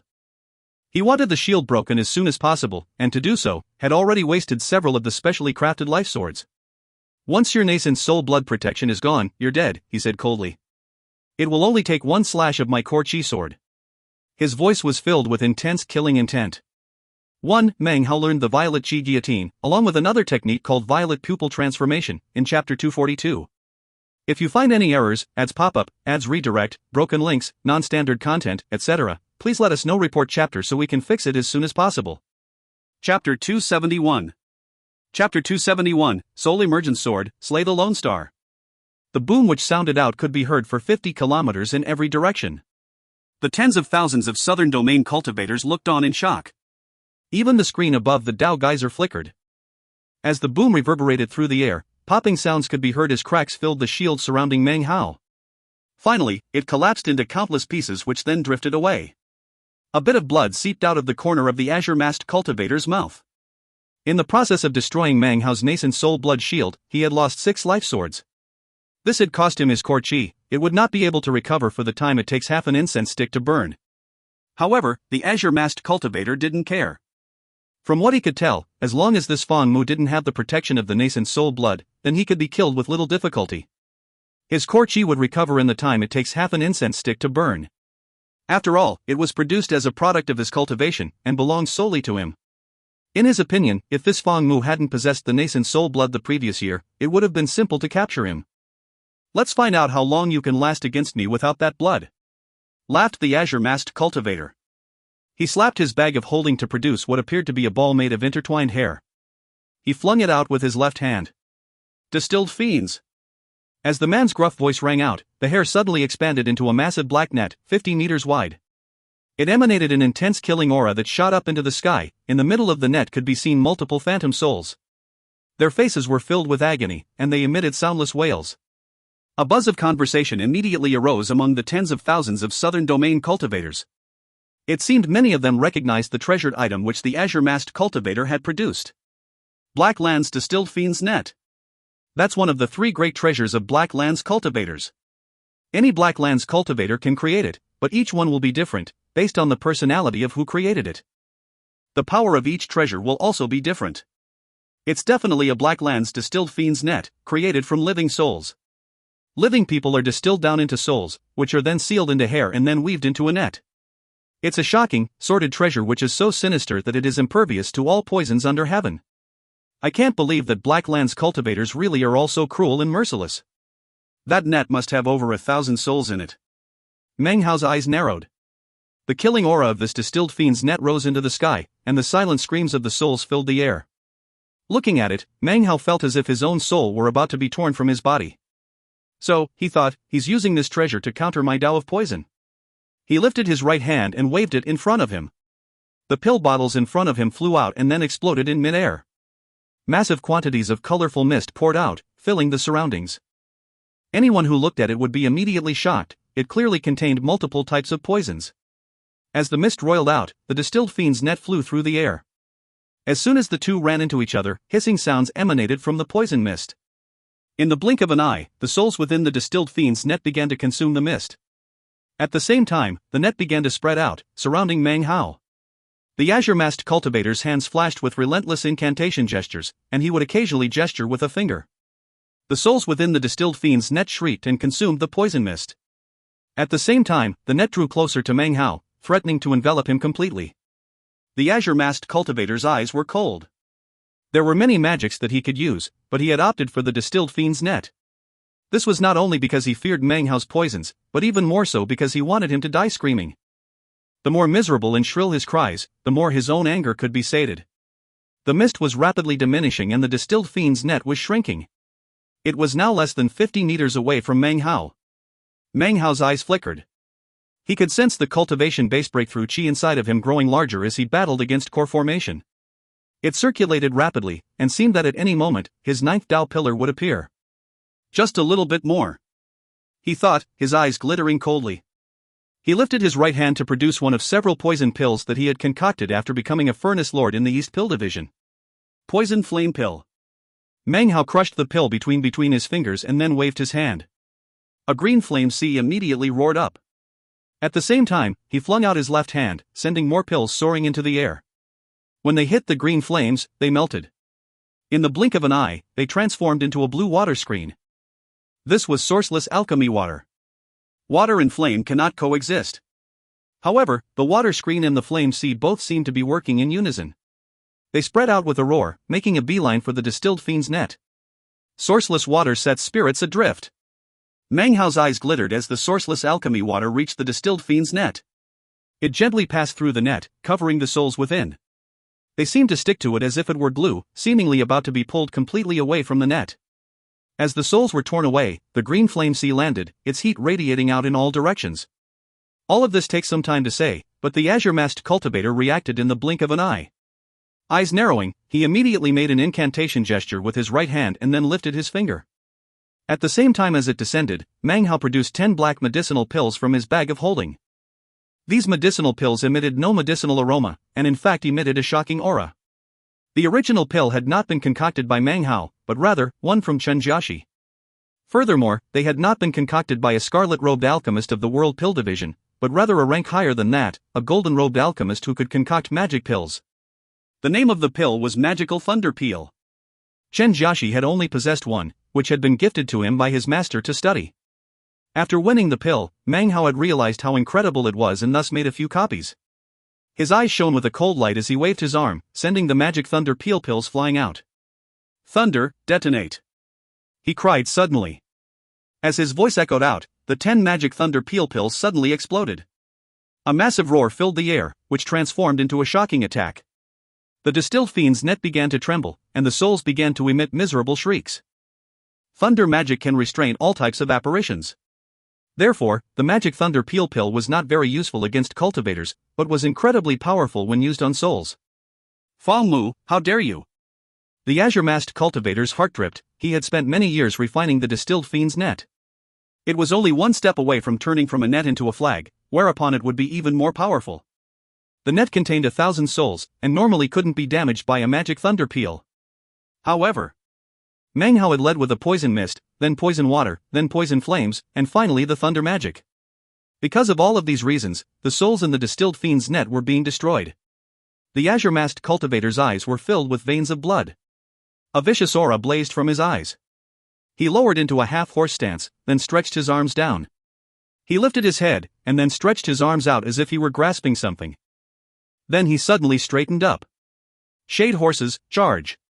Everything grew dark, and gasps could be heard from the tens of thousands of surrounding spectators. Suddenly, in front of the azure-masked cultivator, 9 black horses appeared. A pulsating aura of death emanated off of them. The 9 horses' flesh was decomposing. They were clad in armor, and emanated a damp coldness. They raised their heads to the sky and neighed as they charged toward Mang Hao. There were only 9 horses, but as they charged, it seemed more like an army of 10,000 horses. In fact, it seemed that riding atop the shade horses were intangible specters. A cold wind screamed out, blasting across Mang Hao. His eyes flickered. Even as the distilled fiend's net dissipated around him, he squinted his eyes. He was filled with a sense of imminent danger, but at the same time, he could also sense the chi strand within him becoming even more active. It rotated furiously, and he sensed that soon he would be able to achieve a breakthrough in his cultivation base. From what he could tell, he was only half a step away from the breakthrough. He knew that the only way to take that half step was to fight. Without hesitation, he advanced forward. As the 9 shade horses approached, he lifted his hands, 5 fingers splayed, and struck forward. Coldness radiated out of his eyes. 8th Demon Sealing Hex. Mang Hao could suddenly see ghost images springing up everywhere. Everything was overlapping, as if the entire world were filled with duplicates of itself. The ghost images folded in toward the approaching shade horses, pushing down onto them. The shade horses suddenly stopped moving and began to tremble. Previously, their eyes had been red and blank, but now they filled with fear. They trembled so hard that it seemed they might disintegrate at any moment. The sight of it struck fear into the heart of the azure-masked cultivator. "Damned Foundation establishment pup. It's time to end this fight." The azure-masked cultivator's mind filled with fury. No matter how he attacked, he couldn't kill his opponent. The battle was being witnessed by the tens of thousands of cultivators, making the whole thing incredibly embarrassing. His killing intent grew more intense, and he suddenly raised his right hand and pushed down onto his forehead. His eyes began to glow with a crimson light. "Core Soul Emergence Slaying," he said suddenly. The indistinct image of an orange core began to coalesce out of the top of his head. "Soul Emergence Sword, slay the Lone Star." The azure-masked cultivator's body trembled, and he closed his eyes. The instant he did, a fissure appeared on the orange core, from which emerged a golden glow. It coalesced into a flying dagger which shot toward Mang Hao. Atop the dagger was the faint image of a soul, which had the appearance of none other than the azure-faced cultivator. This sword disdained all defenses.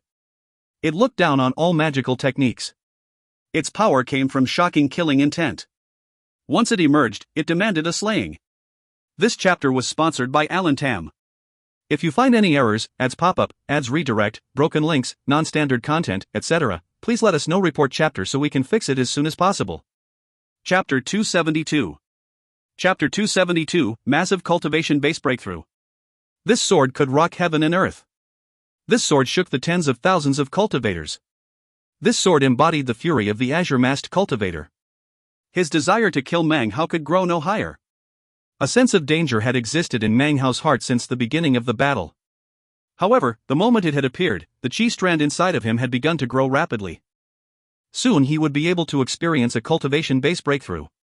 Currently, Meng Hao had a very strong feeling that if he could stand up to this attack, then he would be able to have that breakthrough.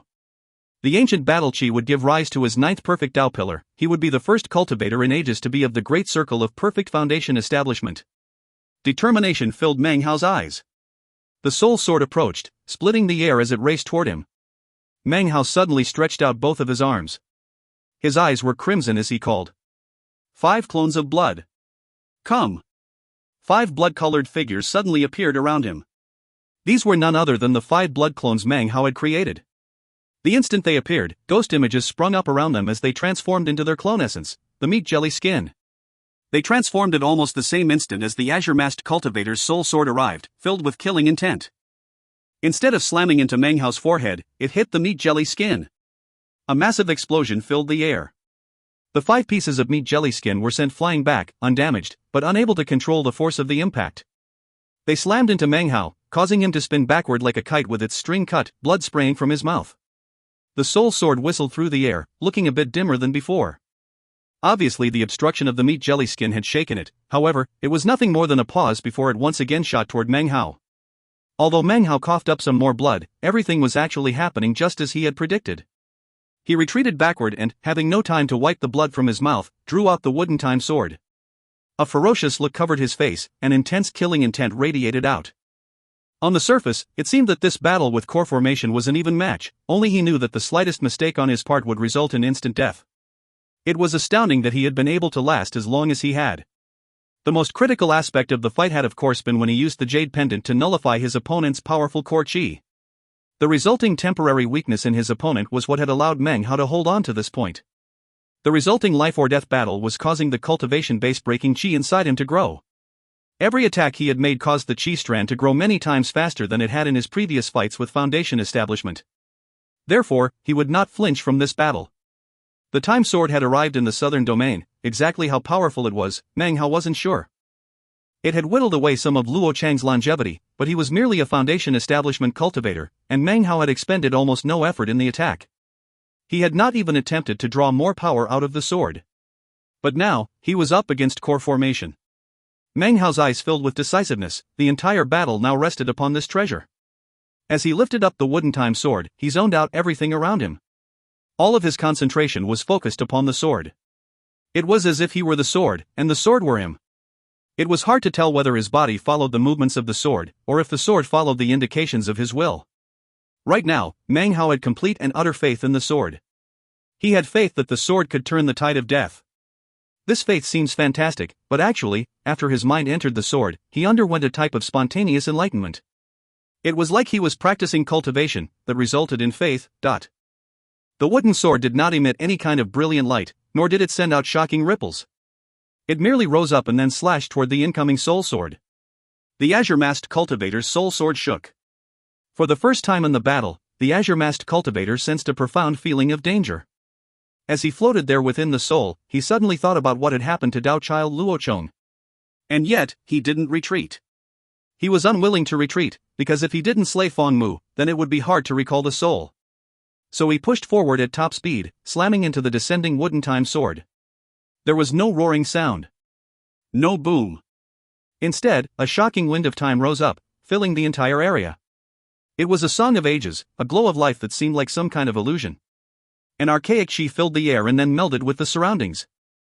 When the soul sword and the wooden time sword collided, the azure-masked cultivator's soul emitted a blood-curdling shriek that no one but he could hear. He had suffered no wound, but instead, was filled with indescribable pain. It was as if his life force had been injured, as if life itself had been sucked away. Suddenly, he was incomparably weak. The feeling of weakness filled him with unprecedented fear. It only took an instant for him to realize that the wooden time sword had caused him to lose a full 60-year cycle of longevity. This was the result of only one blow of the sword. Before a second blow could land, the azure-masked cultivator's soul let out a fierce shout. The soul sword shot forward, stabbing completely through Meng Hao's chest and then disappearing in the resulting shower of blood. Blood sprayed from Meng Hao's mouth, and his face went pale white. His body turned into a beam of colorful light as he fell down toward the Dao geyser and the glowing screen. When the soul sword disappeared, the azure-masked cultivator's body shook. Blood sprayed from his mouth as his eyes opened. As he staggered backward, his body aged. He coughed up more blood. His mask suddenly fell off, revealing the pallid face of an old man, completely devoid of blood. After entering the core formation stage, this man had never met someone as difficult to slay as Meng Hao. He panted, his face pale. He didn't let his guard down at all, though, and was just about to charge again. This was because he knew the sword had not pierced through Meng Hao's heart. At the last minute, Meng Hao had moved to the side, causing the sword to miss the vital spot. Suddenly, shock covered his face as he looked toward Meng Hao. Below, the tens of thousands of cultivators also looked shocked. They saw everything that had happened, including the sword piercing Meng Hao through the chest. Now, though, their eyes went wide with disbelief. All eyes were fixed on Meng Hao. He had been falling, but then he stopped in mid-air. He floated there, and when his eyes opened, they radiated an icy glow.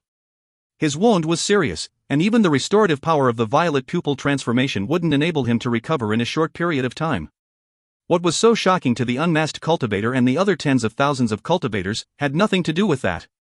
What shocked them to core was that Meng Hao was currently floating, in the exact same position as the figure on the glowing screen.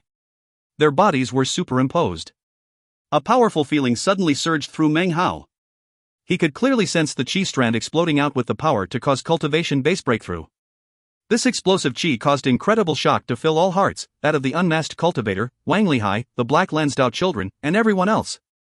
A cultivation base breakthrough in the midst of battle. Even as everyone felt shock running through them, Meng Hao took a deep breath. He had been waiting for this moment for a long time. In order to achieve this breakthrough, he had even been willing to battle against the core formation stage. Finally, the ancient battle chi erupted within him. Finally, Meng Hao could sense the indescribable speed with which his ninth Dao pillar was forming. 10%, 20%, 30%. He didn't need the approval of heaven and earth to form his ninth Dao pillar. However, he needed spiritual energy. At the moment, the 8 Dao pillars within his body were emitting shocking amounts of spiritual power, all pouring into the ninth Dao pillar. 40%, 50%, 60%. Meng Hao's aura grew more and more powerful. As it did, his body emitted a blinding violet light that shot up into the sky and filled the surroundings. A mighty pressure emerged from him, pressing down onto the tens of thousands of Foundation Establishment cultivators, shaking their minds and spirits. Their cultivation bases became unstable, and their Dao pillars trembled. It was beyond their control. It was as if Meng Hao's presence was causing all of the other Dao pillars to bend in worship of him. It seemed as if Meng Hao were the sovereign of the Foundation Establishment stage. The massive pressure he exuded seemed capable of causing the rest of Foundation Establishment to be nothing more than mortals. The aura grew more and more intense, causing everyone's minds to reel. The heart of the now unmasked cultivator filled with an intense feeling of danger. I can't let him get any stronger, he thought, his face twisting. Damn it, he's in the midst of the Dao geyser enlightenment. Without hesitation, he began to fly toward Meng Hao at top speed. However, as he neared, a roaring sound suddenly rose up from the Dao geyser. In front of the shocked tens of thousands of cultivators, it erupted with boundless spiritual energy. Massive amounts of it shot up, and the nexus of the eruption was none other than Meng Hao himself. Immediately, the unmasked cultivator was forced to stop. He didn't dare to approach, and could only watch as Meng Hao was enveloped by the spiritual energy, and then disappeared. Fong Mu gained enlightenment. The Dao geyser only erupts with spiritual energy when someone gains enlightenment. But, it's erupting with so much spiritual energy. When Li Shiqi advanced to the core formation stage, there was only about 30% as much spiritual energy as this. It was the same with Li Daoi. Fong Mu, just what stage is he breaking through to? There's so much spiritual energy. The tens of thousands of cultivators were in an uproar as they watched the spiritual energy exploding out and then pouring into Meng Hao's forming Dao pillar. It seemed as if the spiritual energy no longer belonged to heaven and earth, but to Meng Hao himself. 70%, 80%, 90%. Finally, 100%. However, just as the ninth Dao pillar was complete, a tremor of shock ran through Meng Hao. He had assumed everything was over. He felt an unprecedented amount of power inside of him. However, A look of shock and disbelief filled his face as he noticed that the spiritual energy coursing through his body was actually forming a 10th Tao pillar. If you find any errors, ads pop up, ads redirect, broken links, non-standard content, etc., please let us know. Report chapter so we can fix it as soon as possible. Chapter 273. Chapter 273, 10th Tao pillar, form. 9 was the ultimate number in heaven and earth. But 10 was perfect. Meng Hao's mind and spirit trembled. In all the ancient records he had researched, he had never read anything that mentioned a 10th Tao pillar in foundation establishment. Even in ancient times, cultivators never had more than 9. Because of the change in the heavens, the path of the qi condensation stage had been broken, making the 10th level of qi condensation disappear. That information was recorded in the ancient records. However, there was no such information about a 10th Tao pillar. As a furnace lord of the East Pill Division, he was required to have a deep understanding of history. As such, it was very beneficial to comb through the ancient records looking for clues about the ancient Tao of alchemy. After becoming a furnace lord, he had browsed through a vast amount of the Violet Fate sect's ancient records. Despite all of that, he had never encountered any information regarding a cultivator with a 10th Tao pillar during foundation establishment. And yet, Meng Hao could clearly sense, a 10th Tao pillar was now forming. Only Meng Hao was able to sense this 10th Tao pillar, anyone else would be unable to. In much the same way that no one could sense which cultivator the nascent soul blood he possessed came from, Meng Hao made sure that no one could pick up any clues about his Tao pillars. The only thing people could see was the increasing amount of spiritual energy erupting from the Tao geyser. It showed no sign of lessening, it continued to envelop Meng Hao and he continued to absorb it. As he absorbed the spiritual energy, the outline of the 10th Tao pillar grew clearer. 10%, 20%, 30%. Tao pillar energy roared within Meng Hao, filling him with a power he had never experienced before. A shocking feeling filled him, as if he were soaring to the highest heavens. Power. Unprecedented power. His spiritual sense continued to increase exponentially. Before, it could spread out over roughly 250 meters, now, 500, 1,000. His mind was filled with clarity, and as the spiritual energy poured in, he could sense everything around him. His perception of everything was different than it had been before, clearer, as if everything was in more detail. This clarity was even deeper than what he had experienced in the moment when he acquired the perfect foundation. Is this the true perfect foundation? He murmured to himself. The world outside of the spiritual energy vortex was not visible, but with his spiritual sense, he could see it clearly. His heart began to race. A feeling of resolve and excitement welled up within him. He took a deep breath, intense anticipation and steadfastness filling his eyes as the spiritual energy surged into him. He slowly lifted his hand up, then looked down at it, closing it into a fist. As the fist tightened, he felt strength. Unprecedented strength. It felt as if his blood and flesh were reforming, filling with a power that shook his mind. The shocking level of this power was such that Meng Hao felt as if he could tear magical treasures to pieces with his bare hands. This was a similar transformation as that which had occurred when he entered the 10th level of qi condensation. It felt like a baptism of sorts. The power of the 10th Tao pillar was completely transforming him, making his body more suitable for cultivation, turning his body itself into a treasure. 1. Meng Hao had the strong feeling that at the moment, he could crush all foundation establishment cultivators without the aid of any magical techniques. Even Tao children and cultivators of the great circle of foundation establishment could be destroyed bare-handed. Meng Hao began to pant. From the moment he had entered the cultivation world, he had thirsted for power, had dreamed to stand at the pinnacle. One thing after another had happened to cause him to grow stronger, all the way to this day. Meng Hao clenched his fists. He knew that he was striding the path he had dreamed of. Only the strong could tread this path, and now, there was no turning back. He could only stubbornly continue. More spiritual energy erupted from the Tao geyser, inundating Meng Hao, growing his spiritual sense, feeding his body, growing his cultivation base. The range of his spiritual sense increased, his body grew stronger, and his cultivation base shot upward. His 10th Tao pillar was rapidly solidifying. 40%, 50%, 60%. The surrounding southern domain cultivators watched on dumbstruck and panting. The indescribable spiritual energy erupting out of the Tao geyser left them in a daze. The sheer amount of spiritual energy dwarfed that seen during the enlightenment experienced by anyone in the past. This was especially true of the following 10 or so breaths. The spiritual energy was not subsiding, but growing even more abundant, as if all of the power of the Tao geyser were exploding out. Black Lens Tao children Luochong and Su Fei panted in shock. Wang Lihai and the other southern domain Tao children also watched on in disbelief. Is he going to reach core formation? It doesn't look like core formation, but the spiritual energy seems without end. It seems like an ordinary core formation cultivator couldn't even match up. Conversations buzzed endlessly among the surrounding cultivators. The person with the most unsightly face of all was none other than the unmasked Azure-masked cultivator. His aged face was now filled with shock. He could only stare fixedly at the shadow of Meng Hao within the dense spiritual energy. The sense of impending crisis within him grew even more intense. The shadowy figure within the spiritual energy seemed to be transforming into something from his nightmares. I can't let him continue, the man said, gritting his teeth. His eyes filled with ferocity and determination. He lifted his hand to push against his forehead.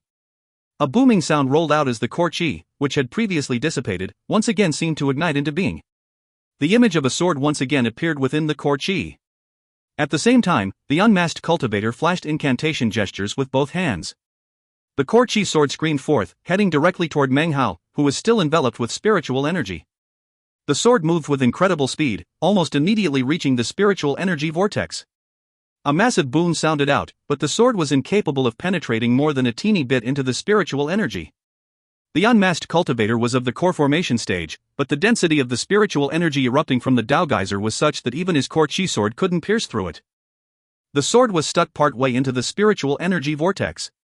It began to tremble, as if it might be swept away at any moment. It was at this moment that Meng Hao's 10th Dao pillar reached 70% completion. His face unsightly, the unmasked cultivator flashed an incantation sign with his right hand and then pressed down on his forehead. He then opened his mouth and spat out a mouthful of blood. The blood rapidly began to coalesce into the shape of another sword. Core Soul Emergence Slaying! Roared the unmasked cultivator, his eyes glowing brightly. His right hand formed an incantation gesture and then waved forward. Immediately, his eyes bulged and a tremor ran through his body. Ghost images of his own face suddenly flickered into existence. This was none other than his soul. The soul flew out of his body, merging into the blood, solidifying into the form of a blood sword. The sword buzzed, emitting a power seemingly capable of destroying anything. The blood sword shot out to merge with the core chi to form a real sword. The blood was an embryo, the soul was the sword spirit, and the core chi formed the blade. This was the cultivator's consummate life force sword. It emitted a shocking scream as it pierced into the spiritual energy vortex and headed directly toward Meng Hao. It slowly approached him. Its speed was not great, but it showed no signs of stopping. It seemed it wouldn't stop moving until Meng Hao was dead. It approached at a crawl, 100 meters, 50 meters, 25 meters, 15 meters. Meng Hao closed his eyes. He floated in the midst of the vortex of spiritual energy, his 10th Dao pillar now 80% complete. The unmasked cultivator's body trembled and his face was pale. It seemed as if his life force was being suppressed, a death aura appeared. Despite this, he continued to exert maximum power, using his soul to power the consummate life force sword closer to Meng Hao. The soul within the sword let out a deep howling noise. In the blink of an eye, the sword was now only 10 meters from Meng Hao. The unmasked cultivator could now clearly see Meng Hao floating there, eyes closed. He could also sense something awakening within Meng Hao, something that seemed like an ancient wild beast. No one would interfere in this magical battle. It didn't matter that Meng Hao was at a critical juncture of a cultivation base breakthrough. It didn't matter that the unmasked cultivator's actions were virtually a sneak attack. This battle was between the two of them, and the two of them alone. The other azure-masked Black Lands cultivators did nothing to assist their compatriot. Nor did the Southern Domain cultivators do anything to block him. Within the space of a moment, the sword was 3 meters away from Meng Hao. It glittered coldly, heading directly toward his forehead. Meng Hao's 10th Dao pillar was rapidly congealing. It was now 90% complete. Die! Screamed the unmasked cultivator's soul shrilly. The consummate life force sword emitted a roaring sound as it approached Meng Hao. 3 meters. 1 meter. Half a meter. Soon, it was only a few centimeters from Meng Hao's forehead. It was at this moment that an incredible, heaven-shaking roar filled Meng Hao's body. His 10th Dao pillar was now 100% complete. Meng Hao slowly lifted his right hand, clasping 2 fingers down onto the tip of the consummate life force sword, which was only half a centimeter from his forehead. This is the true perfect foundation. Meng Hao murmured to himself. His eyes suddenly snapped open, revealing frigid iciness and shocking killing intent.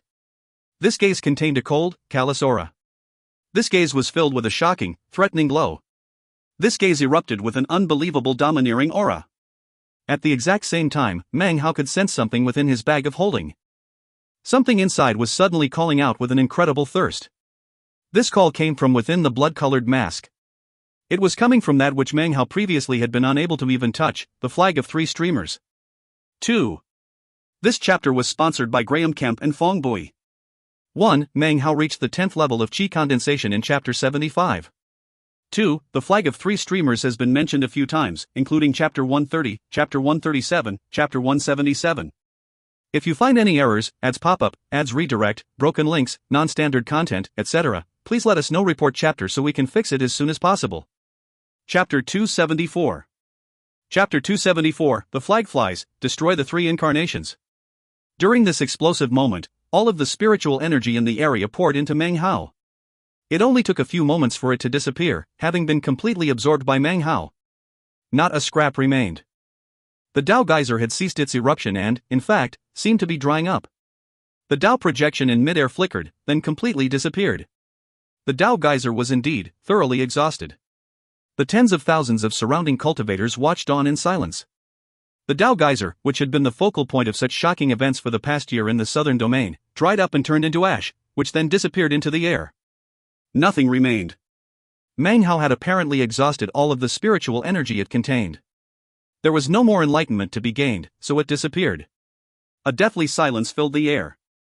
The tens of thousands of cultivators looked on with blank expressions. However, it didn't take long before they were thrown into an uproar. The Dao geyser is gone?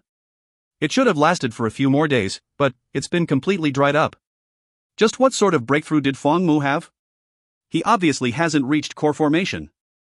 But he's clearly caused the Dao geyser to dry up early. Blackland's Dao children Luochong and Su Fei were panting. To them, this visit to the western region of the southern domain had been shocking to the extreme. The cause of this shock was none other than a single cultivator. This cultivator was a furnace lord from the East Pill division of the Violet Fate sect. The 2 other azure-masked cultivators from the Black Lands watched on, seemingly unaffected. However, great waves of shock surged through their hearts, not because of the drying up of the Dao geyser, but because of Meng Hao's attacks earlier. This was the first time they had ever witnessed Foundation establishment battling core formation. Furthermore, while Meng Hao was clearly at a disadvantage, he had not suffered defeat. Even more astonishing, Meng Hao had experienced a cultivation breakthrough in the midst of battle. That was something rarely seen. Something even more rarely seen was how Meng Hao was currently clasping a life force sword between his fingers. A Foundation establishment cultivator shouldn't even be able to touch a sword like that. Is he really an alchemist? This was the shocking question which floated in the minds of both of the azure-masked experts. As the conversations buzzed out, the tens of thousands of southern domain cultivators stared up at Meng Hao, their eyes filled with a variety of complicated expressions. Meng Hao's expression was the same as ever. Despite being the focus of tens of thousands' gazes, not an ounce of change touched his face. He wasn't sure how powerful his 10 Dao pillars were, but deep in his heart he knew that, before, despite his caution, he really was no match at all for even the early core formation stage. Now, however, things were different. He now faced a core formation cultivator whose longevity had been damaged and whose soul had been injured. He wasn't completely sure he could come out victorious, but this cultivator had sustained severe internal injuries. Killing him shouldn't be too difficult. A cold glow filled his eyes. He pinched down on the sword which he held between his 2 fingers. Power rose up within him, and his 10 Dao pillars rotated. Unprecedented power flowed through his arms and into his fingers. Popping sounds rang out from the sword, and suddenly, cracks covered its surface. Within the space of a few breaths, it completely collapsed into dust. The soul within it emitted a blood-curdling shriek and then vanished. As the soul vanished and the sword disintegrated, tears of blood ran down the face of the unmasked cultivator. Blood also poured out of his nose and ears as he staggered backward, coughing up a mass of blood. He lifted his pale face, and it was filled with ferocity, appearing to the onlookers to be even demented with insanity. He lifted his right hand to slap his bag of holding. A black statuette appeared. It appeared to be a dragon, and yet not a dragon, like a python and yet not a python. This was none other than a flood dragon. It had a single horn jutting out of its head, and 2 clawed arms on its abdomen. Its body was bluish-black. The instant it appeared, a fiendish aura filled the area, causing the previously sunny sky to fill with dark clouds. A faint cry rose up that seemed to come from ancient times, echoing out to shake the minds of the tens of thousands of cultivators. As the cry echoed out, the ancient flying rain dragon core within Mang Hao's first Dao pillar suddenly seemed to wake from slumber. It began to tremble. A moment later, the air behind Mang Hao began to ripple, and an enormous, illusory ancient flying rain dragon appeared. It glared down at the statue of the flood dragon as if it were looking at food. In ancient times, flood dragons were nothing more than food for flying rain dragons. The phantom image of the flying rain dragon was invisible to the onlookers. Suddenly, the roar of the flood dragon statue seemed to cease. The unmasked cultivator glared at Mang Hao. "One word at a time," he said, "transform Core Chi into a flood dragon ancestor. Open a great Dao with cultivation base blood. Feed this dragon's spawn with the body. Use the soul to give birth to slaughter." The man bit down on the tip of his tongue and spit out a glob of blood onto the statuette. "I draw on my power to call upon the flood dragon ancestor." His body trembled as he raised his head to the sky and howled. In an instant, cracks covered the flood dragon statue. Popping sounds filled the air, and the surrounding tens of thousands of cultivators watched as the statuette crumbled to pieces. It disintegrated, and before the countless bluish-black fragments could scatter, a wind sprang up, gathering them together, distorting them, transforming them into the image of a flood dragon. The image was extremely lifelike, and when it appeared, a vast coldness sprang up and spread out. The unmasked cultivator's expression was vicious as he glared at Mang Hao. "Flood dragon ancestor, I request that you slay this man." As soon as the words were out of his mouth, the phantom flood dragon turned. Two cold dots that resembled eyes appeared on its head.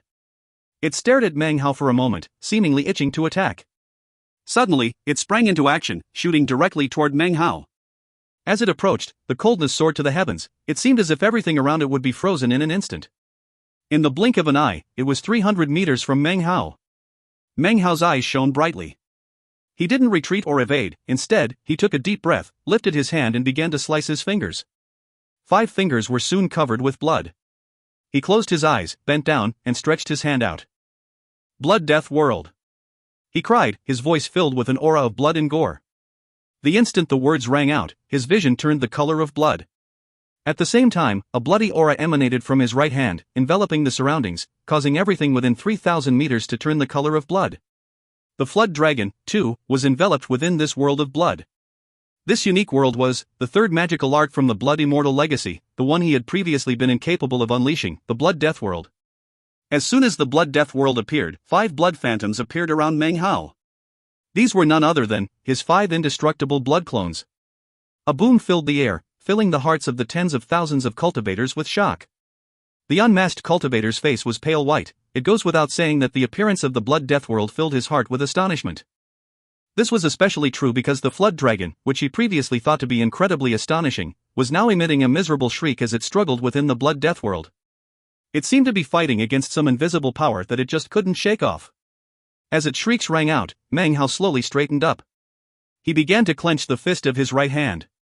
As his fist slowly closed, the Blood Death World suddenly shrank, seemingly following the movement of his hand. As its borders shrank, they slammed into the shrieking flood dragon, carrying it with them. In the blink of an eye, the Blood Death World had disappeared, completely shrinking into Mang Hao's fist. A faint aura of blood seeped up from between his fingers. Mang Hao's expression was the same as ever.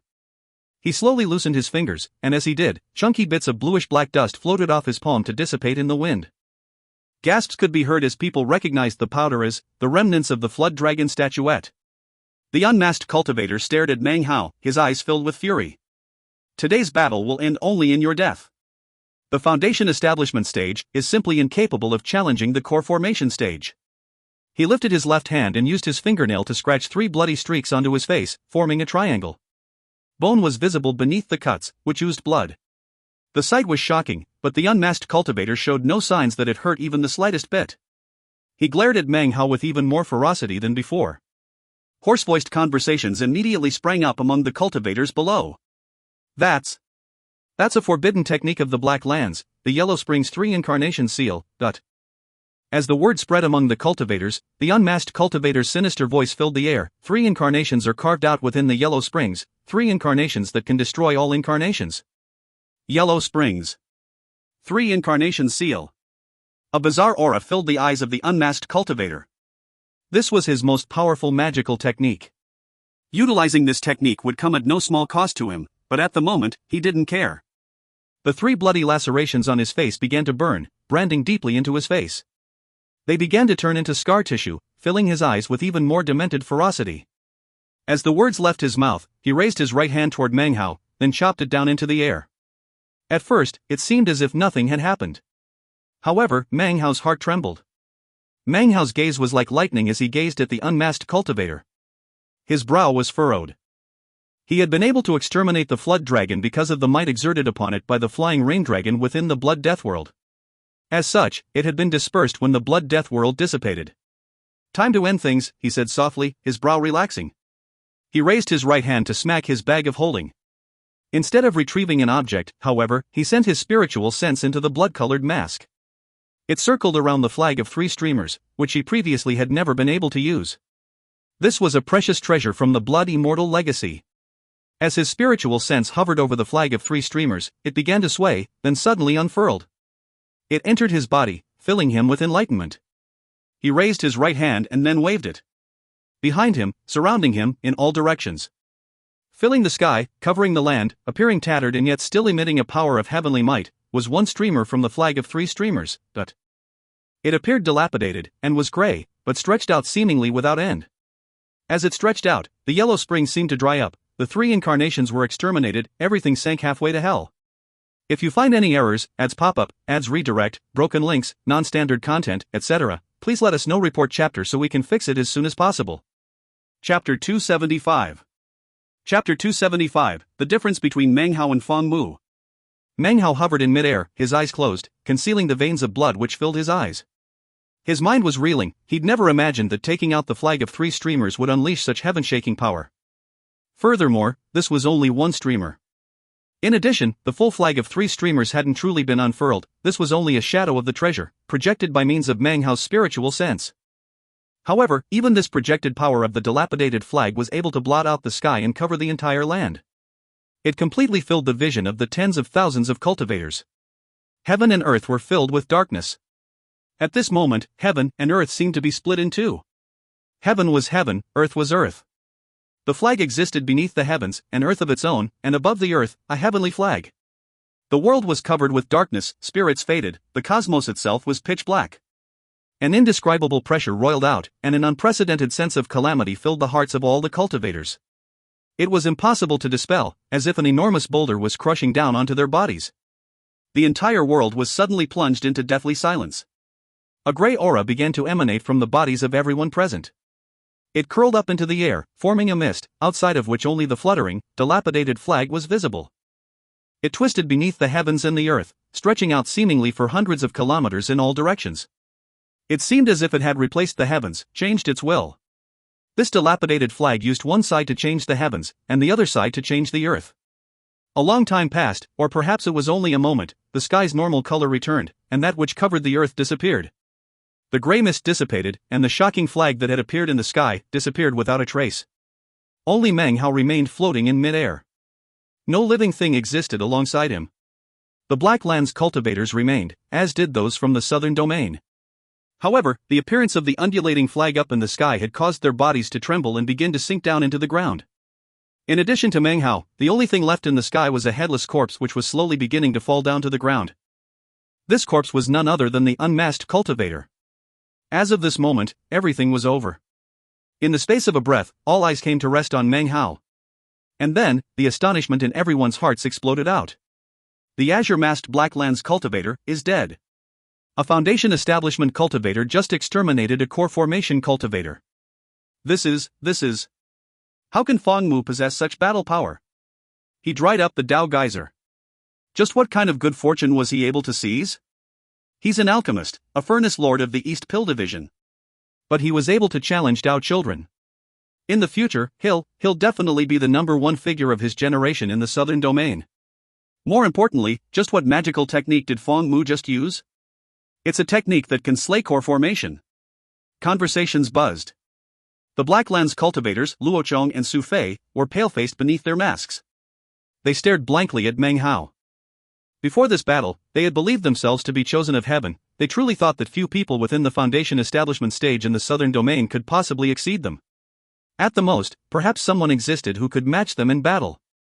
But now, they found that it didn't matter if it were them or other chosen from the southern domain, they were all simply foils that accentuated the magnificence of Feng Mu. Even if they grew more powerful, even if they could be considered chosen within their various sects, all of them were merely ordinary when compared to Feng Mu. Feng Mu floated like a blazing sun in the sky. He was too bright, dazzling, causing all the surrounding stars to fade. They might be unwilling, they might be unconvinced, but it didn't matter. They had no choice. An inhuman cultivator had appeared in the Foundation establishment stage who could exterminate core formation cultivators. Everyone of his generation had no choice but to be shaken and feel suppressed. Wang Lihai's face was pale, and he stood there silently. Han Shandao shook his head with a bitter smile and sighed inwardly.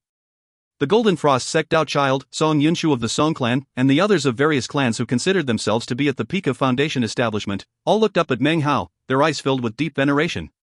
They were in awe of his cultivation base, and they revered him for his status as a furnace lord of the East Pill Division. Because of all of this, it was impossible for them not to understand that in the future, the name of Feng Mu would be matchless in the Southern Domain. From now on, he would be a critical element within the Southern Domain. Fame had come with one battle. All eyes were fixed upon Meng Hao as he floated there in midair. No roars filled the air, only silence. Such silence, such deathly emptiness, usually represents intense fear. The various cultivators' eyes were filled with conflict, shock, reverence, admiration, and envy. Such a variety of looks seemed to transform into a sharpness which circulated around Meng Hao. In fact, if Meng Hao hesitated at all, it seemed like the sharpness might transform into killing. Meng Hao's astonishing power caused many hearts to fill with a disastrous level of jealousy. This was one of the reasons he had chosen to change his appearance so often in the past, and had been so careful to not accidentally reveal himself. If it weren't for the fact that this battle had been key to his breakthrough, then he would never have openly revealed so much about himself. The death of the Azure-masked cultivator would not be closely investigated. Neither the Black Lansdao children nor the Azure-masked cultivators would look into the matter too closely, not with Meng Hao at the height of his power, and surrounded by the shocked Southern Domain cultivators. However, he was in a precarious situation. The looks being cast by many of the surrounding cultivators caused the two Azure-masked cultivators' eyes to glitter slightly. Their gazes came to fall on Meng Hao. So did that of Wang Lihai, Dao Child of the Wang clan. His right hand seemed to be resting casually at his side, but only he knew that he was slowly preparing the Wang clan's vermilion bird 3 fingers. Han Shandao of the Solitary Sword sect narrowed his eyes. Even his normally forthright face began to fill with a slightly sinister expression. The Golden Frost sect Dao Child, as well as the chosen from the other sects, had all been defeated by Meng Hao recently. Their eyes began to flicker as they looked at him too. They didn't dare to attack, although, if they knew he was Meng Hao, then surely they wouldn't have so many misgivings. The Black Lands cultivators would have none whatsoever, and would definitely immediately attack. However, this wasn't Meng Hao, this was Feng Mu. A furnace lord from the East Pill division of the Violet Fate sect. As people grow in life, they form nets to fall back on. To avoid the problems that result from killing someone, you must first sever that person's nets. That is the only way to prevent future consequences. Acting in any other way is equivalent to killing oneself. Before, Meng Hao was only Meng Hao. He had no such nets, and as such, anyone who wished to kill him could simply attack.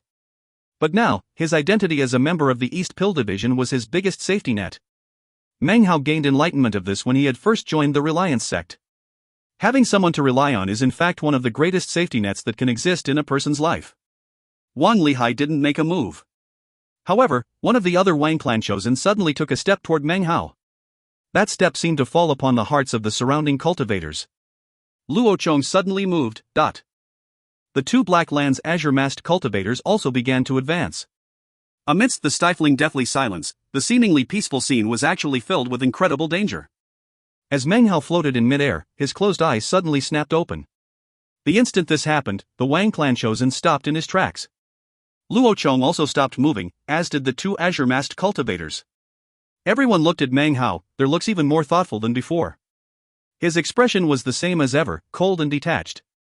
The coldness of his gaze was even thicker than before, and deep within could be sensed an aura of ridicule. Not even the slightest injury could be seen on his body, making it seem as if this wasn't his first time exterminating a core formation cultivator. He suddenly spoke, his voice cool. My enlightenment from the Dao Geyser included a divine ability. I am a furnace lord of the East Pill Division, unfamiliar with magical battle. However, because of the profundity of the enlightenment, I was unable to control myself. Fellow Taoists from the Black Lands, please forgive me.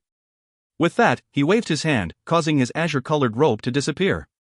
It was replaced with the alchemist's robe of a Violet Fate sect furnace lord, black, with a faint violet aura glowing within. The sight of it instantly caused everyone to be filled with shock.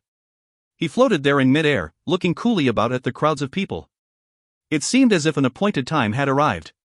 The two azure-masked cultivators gave deep looks to Meng Hao, then turned and transformed into beams of light that shot off into the distance. Apparently, Meng Hao's identity as a furnace lord was their greatest misgiving. It was well known that anyone who trifled with one of Pill Demon's alchemists could arouse the wrath of the entire sect. Luo Chong and Su Fei gave a final glance at Meng Hao, and then departed. The departure of the Black Lands cultivators caused the previously stifling atmosphere among the Southern Domain cultivators to slowly relax. The pressure eased, and they began to grow excited.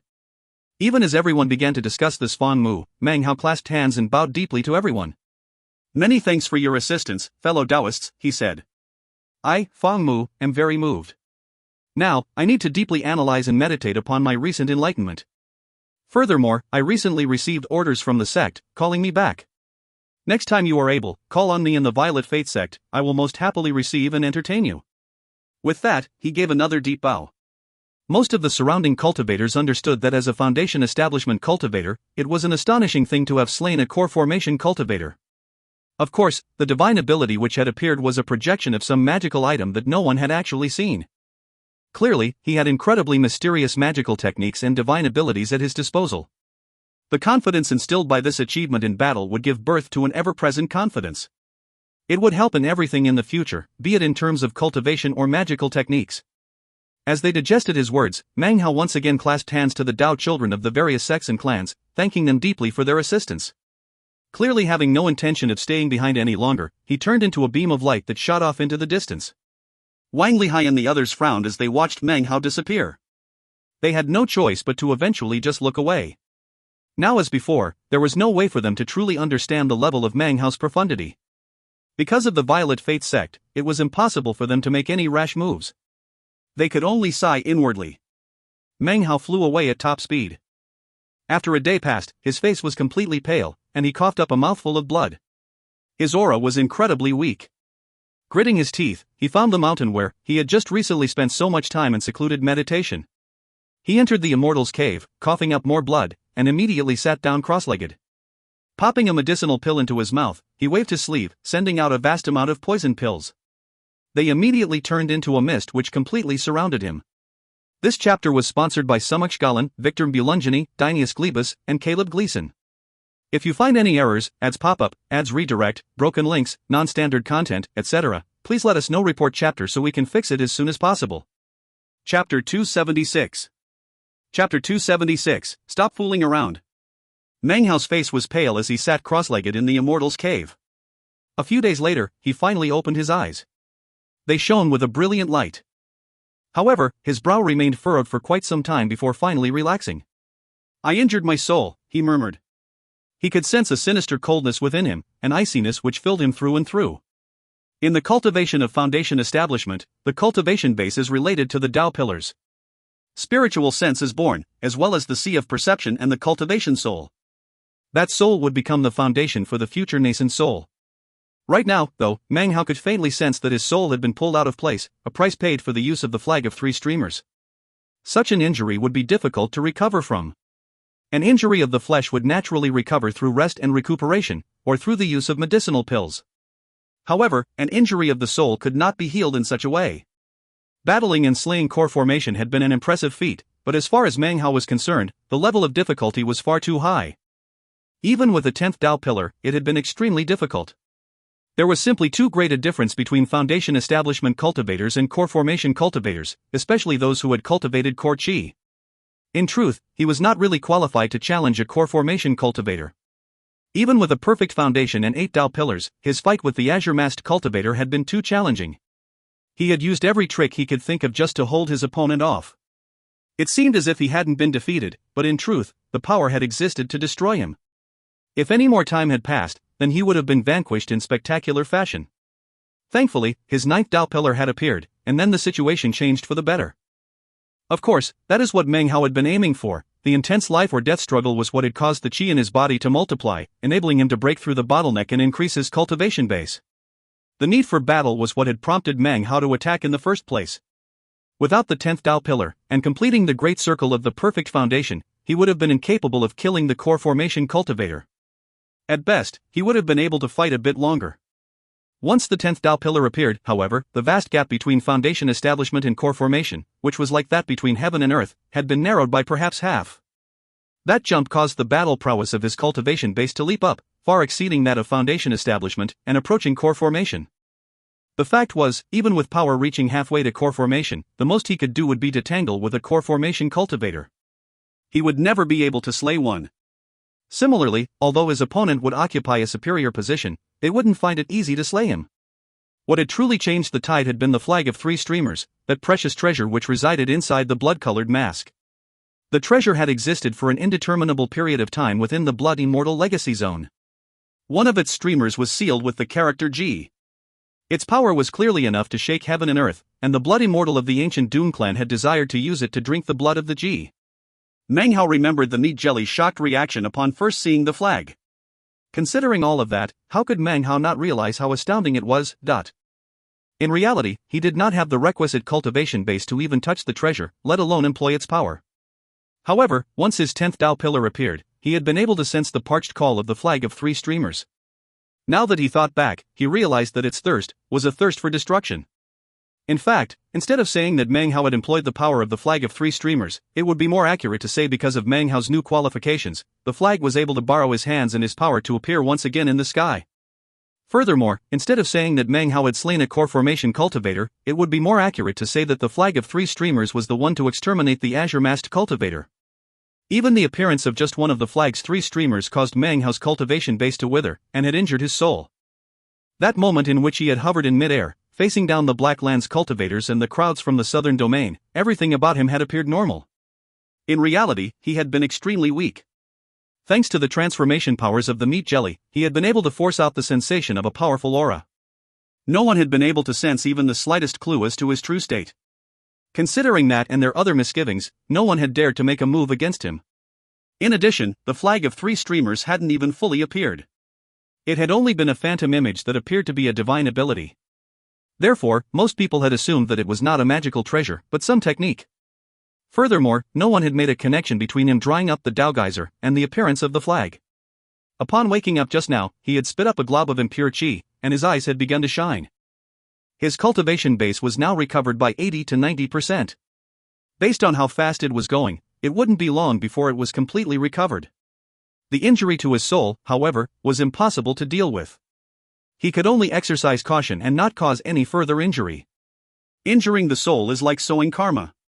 If the day comes in which I can break into the nascent soul stage, then the karma will be reaped. Meng Hao sat there thoughtfully for a moment, then took a deep breath and slowly stood up. He walked out of the Immortal's cave to find that it was raining again. The murmuring rain carried with it the cold of autumn.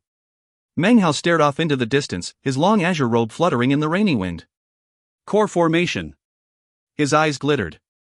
There was really no need to think of the difficulty of reaching the nascent soul stage. Suddenly, he thought of Wang Tengfei's Dao protector, the core formation cultivator Wang Shifan. All those years ago, a mere glance from him had nearly killed Meng Hao. As of now, Meng Hao was confident that if he faced him again, the man would be stunned. Lost in thought, Meng Hao recalled Grand Elder Ouyang and He Luohua from the Reliance sect. He also thought of the other core formation cultivators from the state of Zhao. Gradually, his eyes began to gleam. I have 10 Dao pillars and a perfect foundation. I can even battle the core formation stage. I may be cut off from the spiritual power of heaven and earth, but in return, I am the most powerful person in this stage. I must continue down this path. I have a perfect foundation, next is a perfect gold core. The thought of it left him panting. As for the injury to my soul, that will just have to wait until later. He was no longer the youngster he had been when he began practicing cultivation, and now had much deeper comprehension of all that was involved with it. For example, he now knew that in the cultivation world of the southern domain, the core formation stage was divided into 3 levels. Violet is placed on top, beneath which were orange, crimson and green, at the very bottom as mixed. Based on various methods, and the variety of latent talent, different cores could be formed. For instance, the Violet Fate sect's Violet Chi from the east was able to produce a violet core. As for other sects and clans, they naturally had their own secret magics that gave their chosen disciples a chance to produce a violet core. Different cores would produce different core chi. Of course, the higher the level of the core, the more likely it would be to produce core chi, and sooner. Obviously, the core chi would be much more powerful as well. Generally speaking, among cultivators with a violet core, 90% would be able to cultivate core chi in the early core formation stage. For orange, crimson, and green cores, they were monochromatic cores, and would generally produce core chi during the mid-core formation stage. As for the three azure-masked Blacklands cultivators, they were obviously chosen, and had somehow been able to force the superior power of a violet core out of their orange cores. Regarding mixed cores, they contained a variety of colors and were the lowest of the entire stage. Of course, Meng Hao knew that when it came to the perfect core, it was gold. Just as there had been a perfect foundation pill, there was also a perfect gold core pill. After forming a violet core, and then consuming the perfect gold core pill, he would have a high likelihood of rising to a gold core. When that happened, he would have to face tribulation lightning. Before, such things had been far away for Meng Hao, but now that he had 10 perfect Tao pillars and had completed the great circle of the perfect foundation, core formation was just around the corner. He looked thoughtfully out into the windy rain. Finally, he flicked his sleeve to gather together the poison mist from within the immortal's cave. It collected into the palm of his hand, after which he placed it into his bag of holding. Then, his body flickered as he moved off into the distance. Several days later, Meng Hao hovered in mid-air, frowning. On his head, the meat jelly, transformed into a hat, was jabbering on and on. Bullies. 3 bullies. Meng Hao, you're picking on me. You've taken advantage of my feelings. You're taking advantage of my assistance. It had come out 2 days ago, relentlessly requesting bullies. However, out here in the western region of the southern domain, there were no cultivators. They'd all left after the disappearance of the Dao geyser. Meng Hao hadn't been able to find any new bullies. Therefore, the meat jelly was furious. How can you be so immoral, so wrong? It's unconscionable. My bullies. My 3 bullies. The more it talked, the more wronged it sounded. Meng Hao coughed lightly. His face was unsightly, but after all those years, especially after his time in the Violet Fate sect, he had gotten used to the meat jelly's frequent harassment. Therefore, he simply allowed it to chatter on endlessly. After 3 more days of garrulous talking, the meat jelly finally paused for a moment. Meng Hao cleared his throat and began to speak. Didn't you say once that the parrot can emerge from the copper mirror after I reach core formation? He had been waiting for 3 days to be able to ask this question. Correct. The meat jelly screeched. After reaching core formation, that damned, evil, shameless, low-down, despicable bastard will appear. I've been waiting for that day for a long time. In this life, I will definitely convert it. In a frenzy, the meat jelly began to chatter away ceaselessly. Now, instead of blabbering about bullies, it was talking about the mystical parrot. Meng Hao relaxed a bit. At long last he had figured out a way to handle the meat jelly. All you had to do was keep giving it conversation topics. Usually, 1 or 2 topics later, it would forget about what it had been concerned about previously.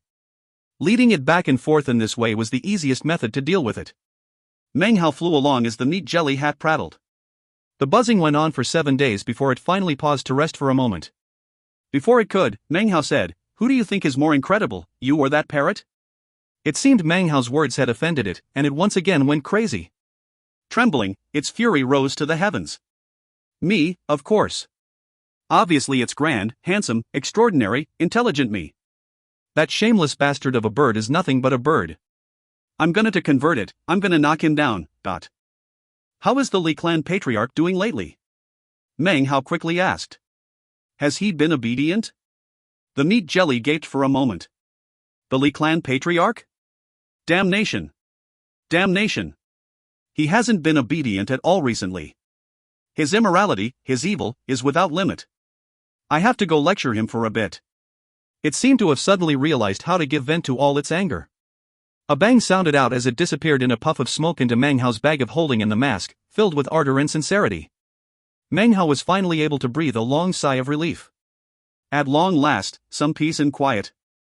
He looked around. He didn't intend to immediately head back to the Violet Fate sect. Instead, he would visit some cultivator cities and find some pill auctions where he could earn some spirit stones. However, even as he was sizing up the surroundings and figuring out which direction he would travel in, his expression suddenly flickered. He looked down at his bag of holding for a moment, and then pulled out his Furnace Lord medallion. It was emitting a flickering, violet glow. He pressed down on the medallion, and suddenly an archaic voice filled his head. Hey kid, have you had enough fun? It's time to stop fooling around. I want you back in 4 days. Trial by fire for Violet Furnace Lord promotion begins then in the Celestial Land. The frequency of these trials by fire is completely up to my mood. It starts 4 days from now, and everyone who joins has a chance to become a Violet Furnace Lord. If you don't get back ASAP, then you'll lose your chance to participate. If you find any errors, ads pop up, ads redirect, broken links, non-standard content, etc., please let us know. Report chapter so we can fix it as soon as possible. Chapter 277. Chapter 277, Eastern Emergence Mountain. Meng Hao opened his eyes and stared blankly at the Furnace Lord medallion for a moment as the voice faded from his mind. For some reason its tone made it seem that whoever was speaking was very familiar with him. The tone had been one of idle chit-chat, which left Meng Hao even more surprised. However, the voice was clearly that of a stranger. Meng Hao was sure he had never heard it before. He frowned for a moment, then transformed into a beam of light and shot forward. Before he had flown very far, he suddenly stopped and looked down at the Furnace Lord medallion. His eyes narrowed for a moment, then began to shine. Within the shining glow were bits of fury. I know who that voice belongs to. The only person who has the authority to start a trial by fire for Violet Furnace Lord promotion, completely based on his mood. Other than the Violet Furnace Lords themselves, the only person who could transmit a message from such a distance is Pill Demon. Meng Hao ground his teeth. He had really had no option but to go. My bedevilment pill. My 200 million spirit stones. Thinking about the vast amount of spirit stones made Meng Hao's heart seize with pain. It was as if someone had taken a valuable treasure right out of his pocket and dangled it in front of his face, while he was powerless to resist. Within the Violet Fate sect, Pill Demon was the only one other than the Violet Furnace Lords who might possibly know that he was Grandmaster Pill Cauldron. The bedevilment pill might be able to fool others, but definitely not Pill Demon. Considering Pill Demon's position within the Violet Fate sect, if he wanted to know something, it would be virtually impossible to keep the information from him. Actually, Meng Hao hadn't really done anything to conceal his identity as Grandmaster Pill Cauldron. He had simply not taken the initiative to proclaim who he was. After all, his original intention in participating in the pill auction was to increase his reputation a bit. He had never imagined that the bedevilment pill would cause such a stir. His subsequent caution had caused the entire southern domain to begin to speculate as to who Grandmaster Pill Cauldron really was. As he looked at the Furnace Lord medallion, he recalled the voice that had just entered his head and let out a soft sigh. Obviously, Pill Demon had known all along that he was Grandmaster Pill Cauldron.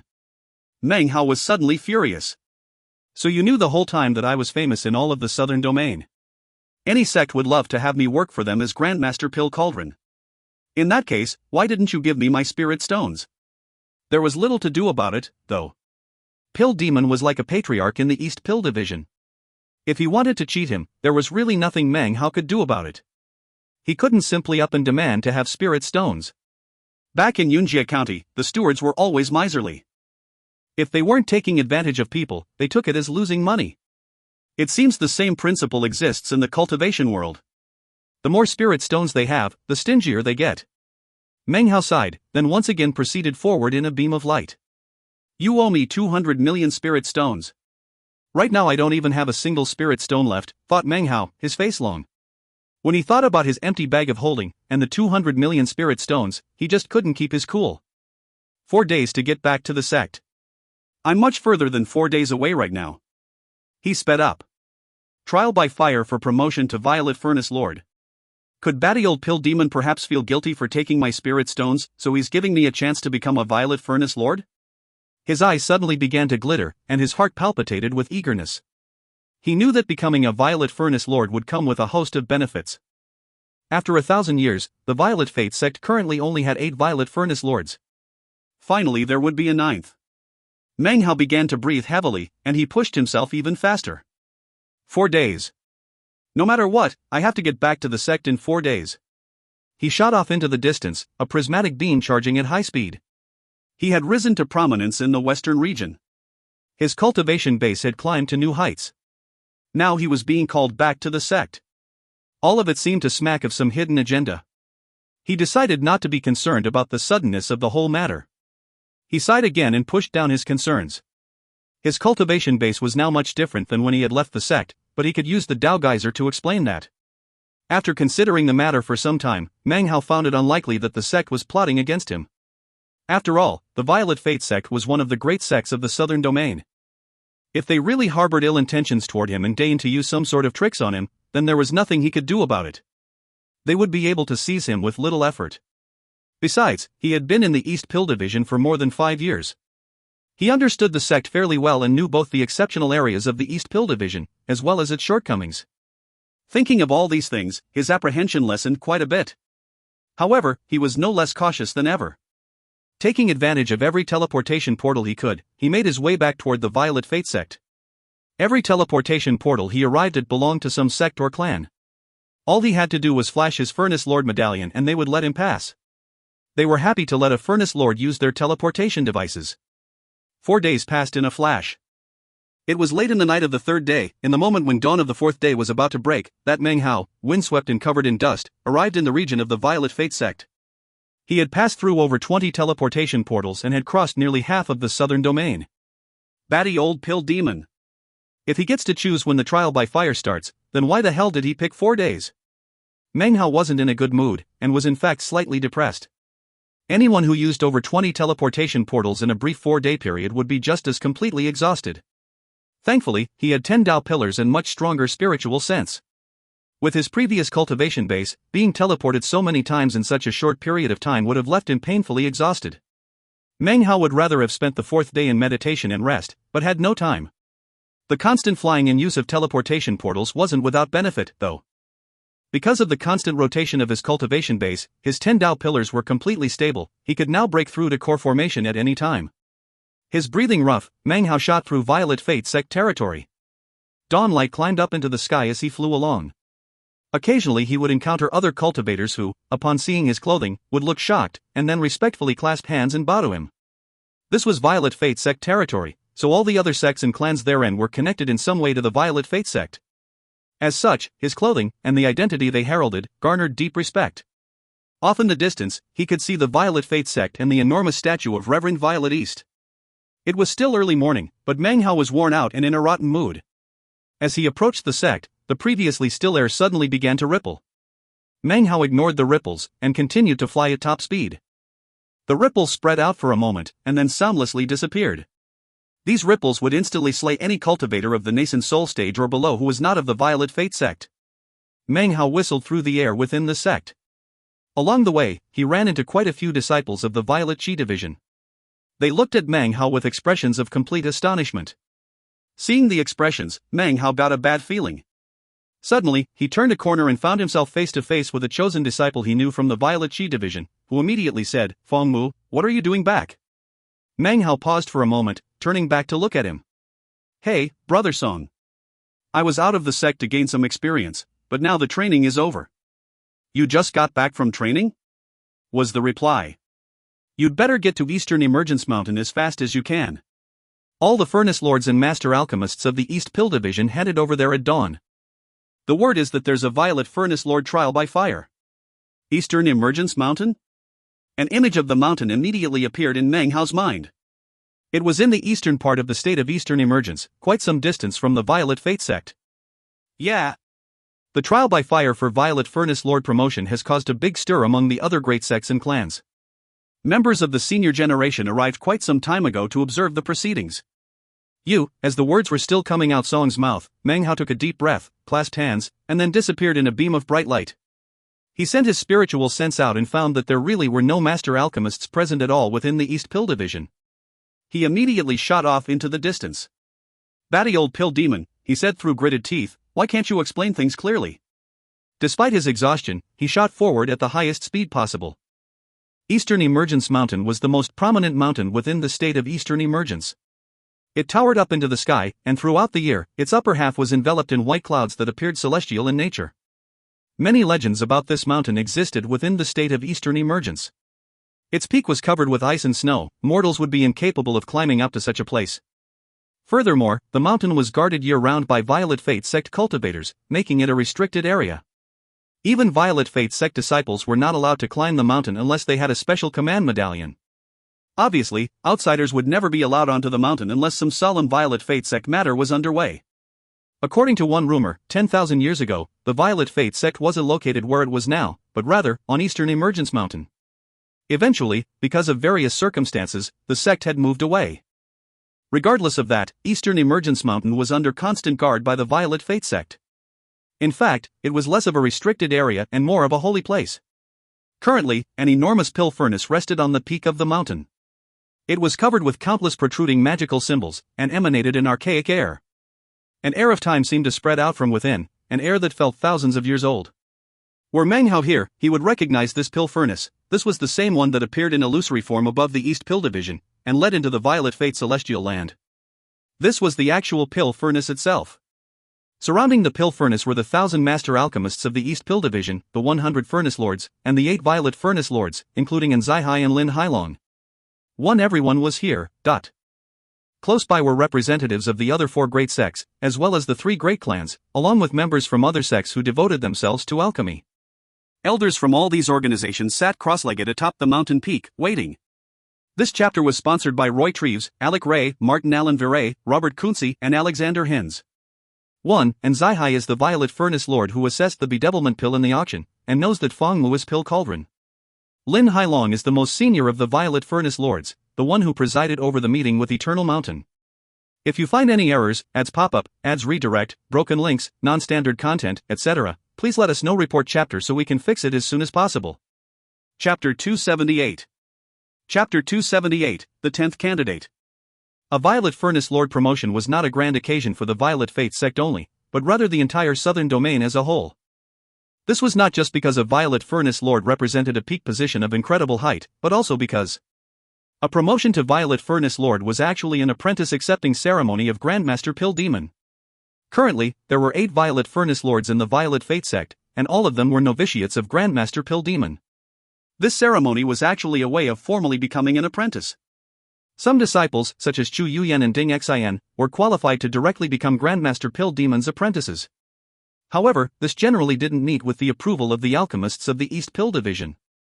Alchemists were partial to those who relied on their own hard work, who started out as apprentice alchemists, then worked their way to become master alchemists, furnace lords, and then finally apprentices of Grandmaster Pill Demon, by joining the ranks of the Violet Furnace Lords. Chu Yuyan was a bit different. Because of her skill in pill concocting, she had a good reputation in the East Pill Division.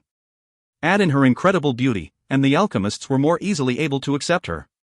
Despite that, to Chu Yuyan, promotion to Violet Furnace Lord was incredibly important. She stood there in the crowd, her eyes glowing with determination. This was her chance to become a Violet Furnace Lord, and she was determined to succeed. Her gaze came to rest upon a man who was standing behind one of the Violet Furnace Lords. He was middle-aged, and his face was flawless and handsome. His expression was tranquil, and he wore the robe of a Furnace Lord. A faint medicinal aroma wafted off of him. He was clearly beyond ordinary. Within his face could be seen a hint of lonely arrogance. His expression and appearance were exactly how Chu Yuyan imagined Grandmaster Pill Cauldron to be. He will be my biggest competition for promotion to Violet Furnace Lord. She thought with an inward sigh as she looked at him. This proud, aloof man was like a chosen among the Furnace Lords. His name was Yi Feimu. 1. Among the Furnace Lords, Yi Feimu was well known as having incredible skill in the Tao of alchemy. His skill was the type only seen once in 1,000 years, and he was generally acknowledged to be the alchemist most likely to be promoted to Violet Furnace Lord. Upon joining the sect many years ago, he had immediately caused a huge stir in the East Pill Division. Furthermore, Violet Furnace Lord Yi Yuntian took special notice of his talent and showed him favor. This was mostly because they shared the same surname, Yi. 2. With assistance the entire time, he became the #1 apprentice alchemist at the time, then the #1 master alchemist. Finally, he became a Furnace Lord, whereupon not much was heard about him for many years. According to the rumors, his skill in the Tao of alchemy had reached the peak of the Furnace Lord rank, and he was halfway to being a Violet Furnace Lord already. Even more stunning was that it wasn't just his Tao of alchemy that was so high, he had long since reached the core formation stage.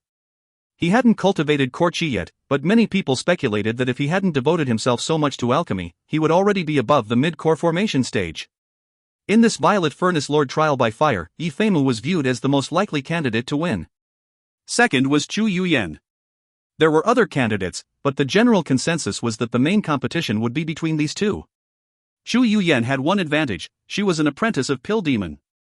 As for Yi Feimu, his advantage, which even Chu Yuyan had to acknowledge, was that he had the support of 90% of the Furnace Lords, as well as 5 of the Violet Furnace Lords. In addition, Pill Demon himself had praised him on past occasions. All of this really put Yi Feimu in a superior position. Even more importantly, chosen like Yi Feimu had been talked a lot about in the past year. More and more people outside the sect were spreading rumors that he was Grandmaster Pill Cauldron. Yifeimu never made any comments on the subject, which of course caused even more rumors to spread. Soon, everyone was convinced that Pill Cauldron was none other than Yifeimu. In fact, many people felt that the reason he sealed his pill with the cauldron was because of his name, Feimu. The characters and can both be seen in the character. Even many of the Furnace Lords agreed with this, as well as a few of the Violet Furnace Lords, who began to pay closer attention to him because of it. Chu Yuyan was very focused on the matter of Pill Cauldron. She had even gone to visit Yifeimu to ask about it. While he hadn't openly admitted that he was Pill Cauldron, he had vaguely implied that such was the case. How could Chu Yuyan not have understood his meaning? After finally resolving the issue, she actually felt a little bit disappointed. It was an indescribable feeling, sort of like waking to find that reality was very different from the dream world you had just been in. Even if he is Grandmaster Pill Cauldron, I will fight with everything I have to become a Violet Furnace Lord, she thought, taking a deep breath and deepening her resolve. For some strange reason, as soon as she made her mind up, the image of another person suddenly appeared in her mind. Fong Mu. Why am I thinking about him? She frowned, dispelling the image of Fong Mu from her thoughts. It was early morning on Eastern Emergence Mountain. Cool sunlight fell upon the snowy mountain peak. The enormous pill furnace emitted an archaic aura of time, and the surroundings were very quiet. The 8 Violet Furnace Lords of the East Pill Division sat cross-legged. Behind them were the Furnace Lords and Master Alchemists, over 1,000 people altogether. Also present off to the side were representatives from the other sects and clans, here to observe the ceremonies. If someone was promoted to Violet Furnace Lord, they would witness the event and then announce throughout the southern domain that there was a 9th Violet Furnace Lord, and that Grandmaster Pill Demon had accepted a new apprentice. The hour has arrived, cried Lin Hailong, the most senior of the Violet Furnace Lords. As soon as his words rang out, the sound of bells filled the mountain peak. The clouds above roiled, forming together to form an ancient-looking face that stared down at everyone. At the same time, the enormous pill furnace began to emit a gentle glow. Multicolored beams of light shot out, twisting around to fill the entire area with brightness. From off in the distance, it looked as if the entirety of Eastern Emergence Mountain was covered by a massive, illusory pill furnace. Ripples appeared in the air, out from which a figure emerged to stand atop the pill furnace. He wore a white robe, and his features were ordinary, however, his aura was anything but. He gave off a sense of ultimate refinement. The air around him distorted as he appeared, as if he didn't quite belong in the world. The sleeves of his simple robe were embroidered with images of pill furnaces.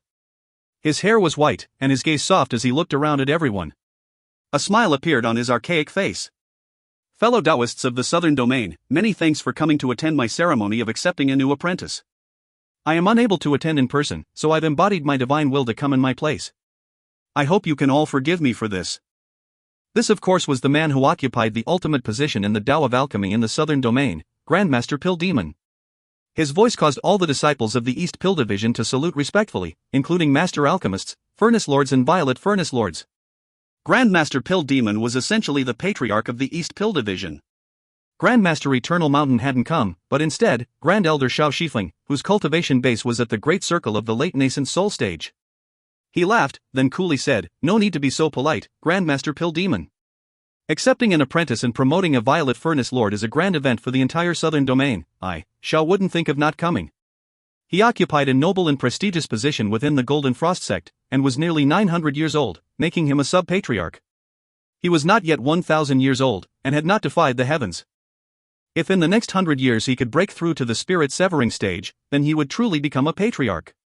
If not, then he would simply pass away in meditation and become one with the Tao. Next to him were 10 or more Golden Frost sect cultivators, including Fatty. Right now, Fatty looked extremely nervous, and didn't show the slightest hint of being lively or excited. In fact, he was acting unprecedentedly well behaved. The person he feared the most in the entire Golden Frost sect was none other than Grand Elder Shao. After hearing that Grandmaster Pill Demon was accepting a new apprentice, I came as fast as possible, said Patriarch Violet Civ of the Black Civ sect, smiling. Thankfully, I didn't arrive late. He sat cross-legged off to the side. Next to him was Zhou Jie as well as Han Bei, who was currently looking around, sizing up the surroundings. It seemed as if she were looking for someone. A Violet Furnace Lord promotion was a huge event, something that hadn't occurred for a very long time. It was only natural for the other great sects to show up. Also present was Taoist Wu Shang, second of the Solitary Sword sect's 3 Sword Tao Lords, who sat cross-legged, surrounded by Solitary Sword sect disciples. Chen Fan was there, as was the woman Shan Ling 3. With a slight smile, Taoist Wu Sheng said, "You're truly too polite, Grandmaster Pill Demon. For a Grandmaster to accept an apprentice is a legacy of the Tao of alchemy that any disciple in the southern domain would covet. How could I not humbly come to bear witness to such an event?" His voice was calm. He was an honored senior member of the solitary sword sect who was qualified to look down on a myriad of other sects. However, in front of Grandmaster Pill Demon, all of his pride turned into respect. The representative from the Blood Demon sect was a withered old man in a red Taoist robe. He had silver hair, and his skin was shriveled. He emanated a thick death aura, and his eyes had no pupils, they were completely white. He didn't say anything in response to Pill Demon's words. He merely smiled and nodded his head. This blind old man was incredibly famous in the southern domain. He was the third demon of the Blood Demon sect, Tu Luo, the corpse demon. The only other person from the Blood Demon sect to come to Eastern Emergence Mountain was Li Shiqi. The main representatives from the three great clans were all of the great circle of the nascent soul stage. All of them said various words in response to Grandmaster Pill Demon. Afterwards Grandmaster Pill Demon smiled and said, "In total, there will be 10 cultivators participating in the Violet Furnace Lord trial by fire. Candidates, please step forward." His voice was solemn, and as it filled the mountaintop, Xu Yuyan, Yifeimu, and 7 other furnace lords stepped out from the crowd one by one. They walked over to stand in front of the pill furnace. Including Xu Yuyan and Yifeimu, there were only 9 alchemists standing there, not the 10 of which Pill Demon had spoken.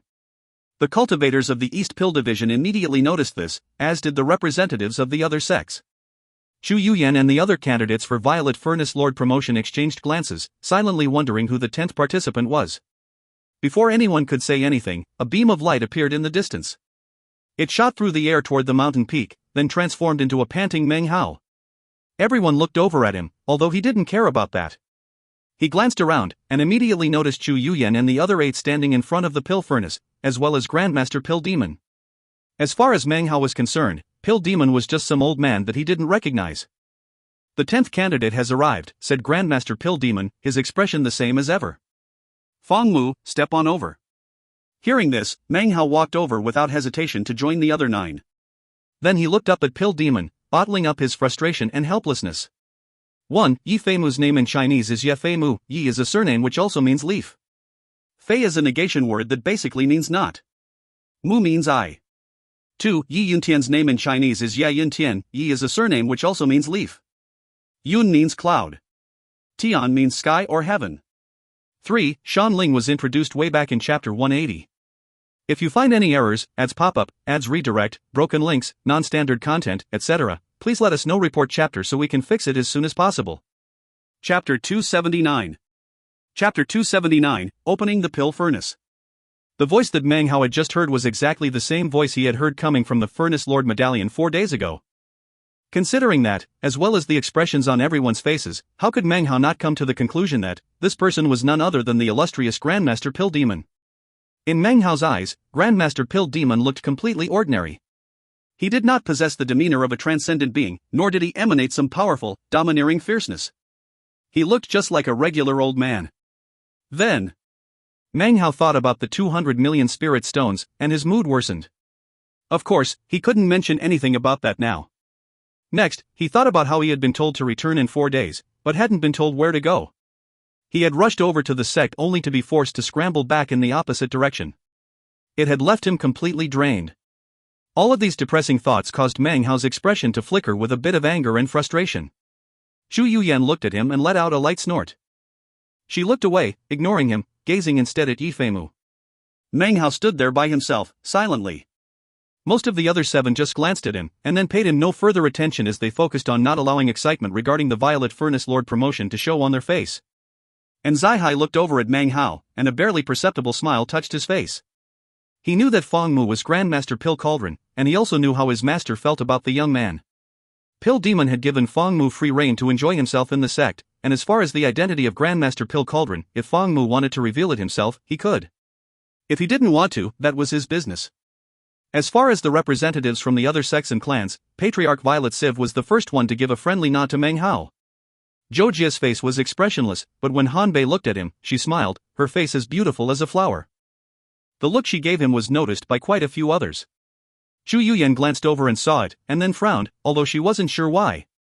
For some reason, she just was not in a good mood. Fatty's eyes were wide as he looked at Meng Hao, then Chu Yuyan and then back to Meng Hao. Finally he glanced at Han Bei out of the corner of his eyes, and his expression filled with admiration. As for what he was thinking, only he himself knew. The representative from the Wine clan was an old woman, her face covered with wrinkles. So, this is the alchemist Fong who rose to fame a few days ago in the western region. Behind the old woman, other Wang clan members sat cross-legged, including Wang Tingfei. His expression was somber, and the entire time, he hadn't even looked once at Chu Yuyan. She reacted to this with utmost calm, and not the least bit of negativity. It seemed as if she had placed the matters from previous years completely behind her. A hero at such a young age. Someone laughed from within the Song clan representatives. It was none other than eccentric Song, who sat far off toward the edge. He laughed again as he looked Meng Hao up and down, measuring him up. Sitting around him were a dozen or so members of the Song clan. Song Yunshu wasn't there, but Song Jia was. She, of course, was Meng Hao's fiancée, at least theoretically speaking. There she was sitting right next to eccentric Song. Meng Hao hadn't seen her for years now. She was slim and graceful, with an elegant expression on her face. She was beautiful, like an orchid in full bloom. However, there was a slight furrow in her brow caused by years of gloomy thoughts. It made her entire person seem like an orchid, but a dark one. The Li clan representative was a senior member of the clan, Li Guobang, who was over 500 years of age, and had a cultivation base at the late nascent soul stage. He was incredibly powerful and influential within the Li clan. Congratulations, Grandmaster Pill Demon, your Violet Fate sect really has produced some amazing disciples. Sitting next to Li Guobang amidst the other Li clan disciples, was Li Daoi, who frowned as he looked over at Meng Hao. Grandmaster Pill Demon smiled, but didn't respond to any of the comments. He looked over Meng Hao and the 9 others. Hailong, please explain the rules. With that, he stepped off to the side and sat down cross-legged. Lin Hailong, the most senior ranking of the Violet Furnace Lords, hastily stood up. He clasped hands and bowed to Grandmaster Pill Demon, then turned toward Meng Hao and the others. Violet Furnace Lord promotion is about more than just collecting medicinal plants, concocting pills, memorizing formulas, testing the cultivation base and gauging the Tao of alchemy. It is a trial by fire. I myself have experienced this trial by fire, as have all of the other Violet Furnace Lords you see here today. Only by rising above your peers can you achieve the rank of Violet Furnace Lord. However, since ancient times, the East Pill division of the Violet Fate sect has held a Violet Furnace Lord test 79 times. Down to this day, only 17 of those tests resulted in a successful promotion. In other words, in the other 62 tests, all the candidates failed, unable to make the furnace turn violet. Therefore, despite being qualified to participate in this trial by fire, there is a 70% possibility that you will fail. A serious look was written on his face as he slowly looked over Meng Hao and the others, one by one. Meng Hao's face was placid. He was physically tired, but also excited. He had previously read that throughout the history of the Violet Fate sect, there had only been 17 alchemists promoted to Violet Furnace Lord. 2 of them ended up forsaking the sect, one of whom was Eternal Mountain, the other was surnamed Lu. Of the 15 others, in the past 1,000 years, 5 had perished. 2 left the sect to gain experience, and then disappeared without a trace. Grandmaster Pill Demon had personally searched for them, but hadn't been able to turn up a single clue. The only thing he was certain of was that they weren't dead. For some reason, though, they had disappeared from the southern domain. Lin Hailong continued, even if you fail, you will be able to seize good fortune within the test. During the Violet Furnace Lord trial by fire, your life will not be in any danger. But, you may only participate in this test once in your life. If you fail, you will never get a second chance. Therefore, since ancient times, many alchemists have left personally created pill formulas and other personal information about the Tao of alchemy within the test. These things have been passed down within the test for many years, available only to those qualified to participate in the test. For example, I remember how I personally left behind information regarding my understanding and speculations of the 3 mortalities pill. Lin Hailong's eyes filled with a look of recollection for a moment. The location of the trial by fire is a mountain in the celestial land. At the base of the mountain is the Mother of Furnaces. This Mother of Furnaces is the first stroke of good fortune of the 10 of you will encounter. Inside, you will find your own life furnace. More precisely, at the same time that you select a furnace, that furnace will be selecting you. To complete the test, you must make your life furnace turn violet. If you do that, and are able to ascend to the peak of the mountain, then you will earn the right to be called Violet Furnace Lord. Unfortunately, only one person can earn such a right. If more than one person is able to reach the peak, then the final decision will be made by the Furnace Lords and the Violet Furnace Lords. Their approval will be critical in the decision of who becomes the next Violet Furnace Lord. Lin Hailong gave deep, meaningful looks to Meng Hao and the others as he spoke his final words. The pill furnace behind you is a precious treasure forged thousands upon thousands of years ago by Reverend Violet East. Inside is a celestial land, and a towering celestial mountain. There are 10 paths on the mountain, which is divided into 4 regions. Each of the 4 regions contains different trials and tests. Use your Tao of Alchemy to pass through them. Based on your achievements, the color of your furnaces will darken. I must remind you, everything you do within the trial by fire will be seen clearly by everyone on the outside. Do your best. I truly hope that this trial by fire will result in one of you becoming my 9th junior brother in the East Pill Division. With that, he turned to look at Pill Demon. Pill Demon gave a slight nod. Lin Hailong flicked his wide sleeve and said, "Chant the alchemy scripture to open the pill furnace." As his voice rang out, the eyes of all the alchemists, Furnace Lord and Violet Furnace Lord alike, immediately closed. Their lips moved slightly, and an indistinct sound filled the air. It was impossible to understand or hear clearly. Even a nascent soul cultivator wouldn't be able to comprehend it. Only alchemists of the East Pill Division would be able to make out that this mysterious so-called alchemy scripture was none other than the alchemy Tao transmutation incantation. Seemingly in sync with the droning sound, Eastern Emergence Mountain began to shake. Multicolored light spread out everywhere, filling the sky. Countless faces suddenly appeared within the clouds, their expressions dignified. From their mouths emerged indistinct symbols. The sound echoed about, causing the sky to be filled with bright colors. The land around the mountain was peaceful. However, a mist sprang up, with Eastern Emergence Mountain at its center. It roiled out rapidly, quickly covering the entire state of Eastern Emergence. All the land and all the living things in it were submerged within the mist. As the mist spread out, Violet Chi Division disciples flew out in all directions to keep guard and maintain peace. Up in the sky, colorful lights danced about, beneath which, clouds and mist covered the land like a sea. Eastern Emergence Mountain rose up from it like an island, towering up.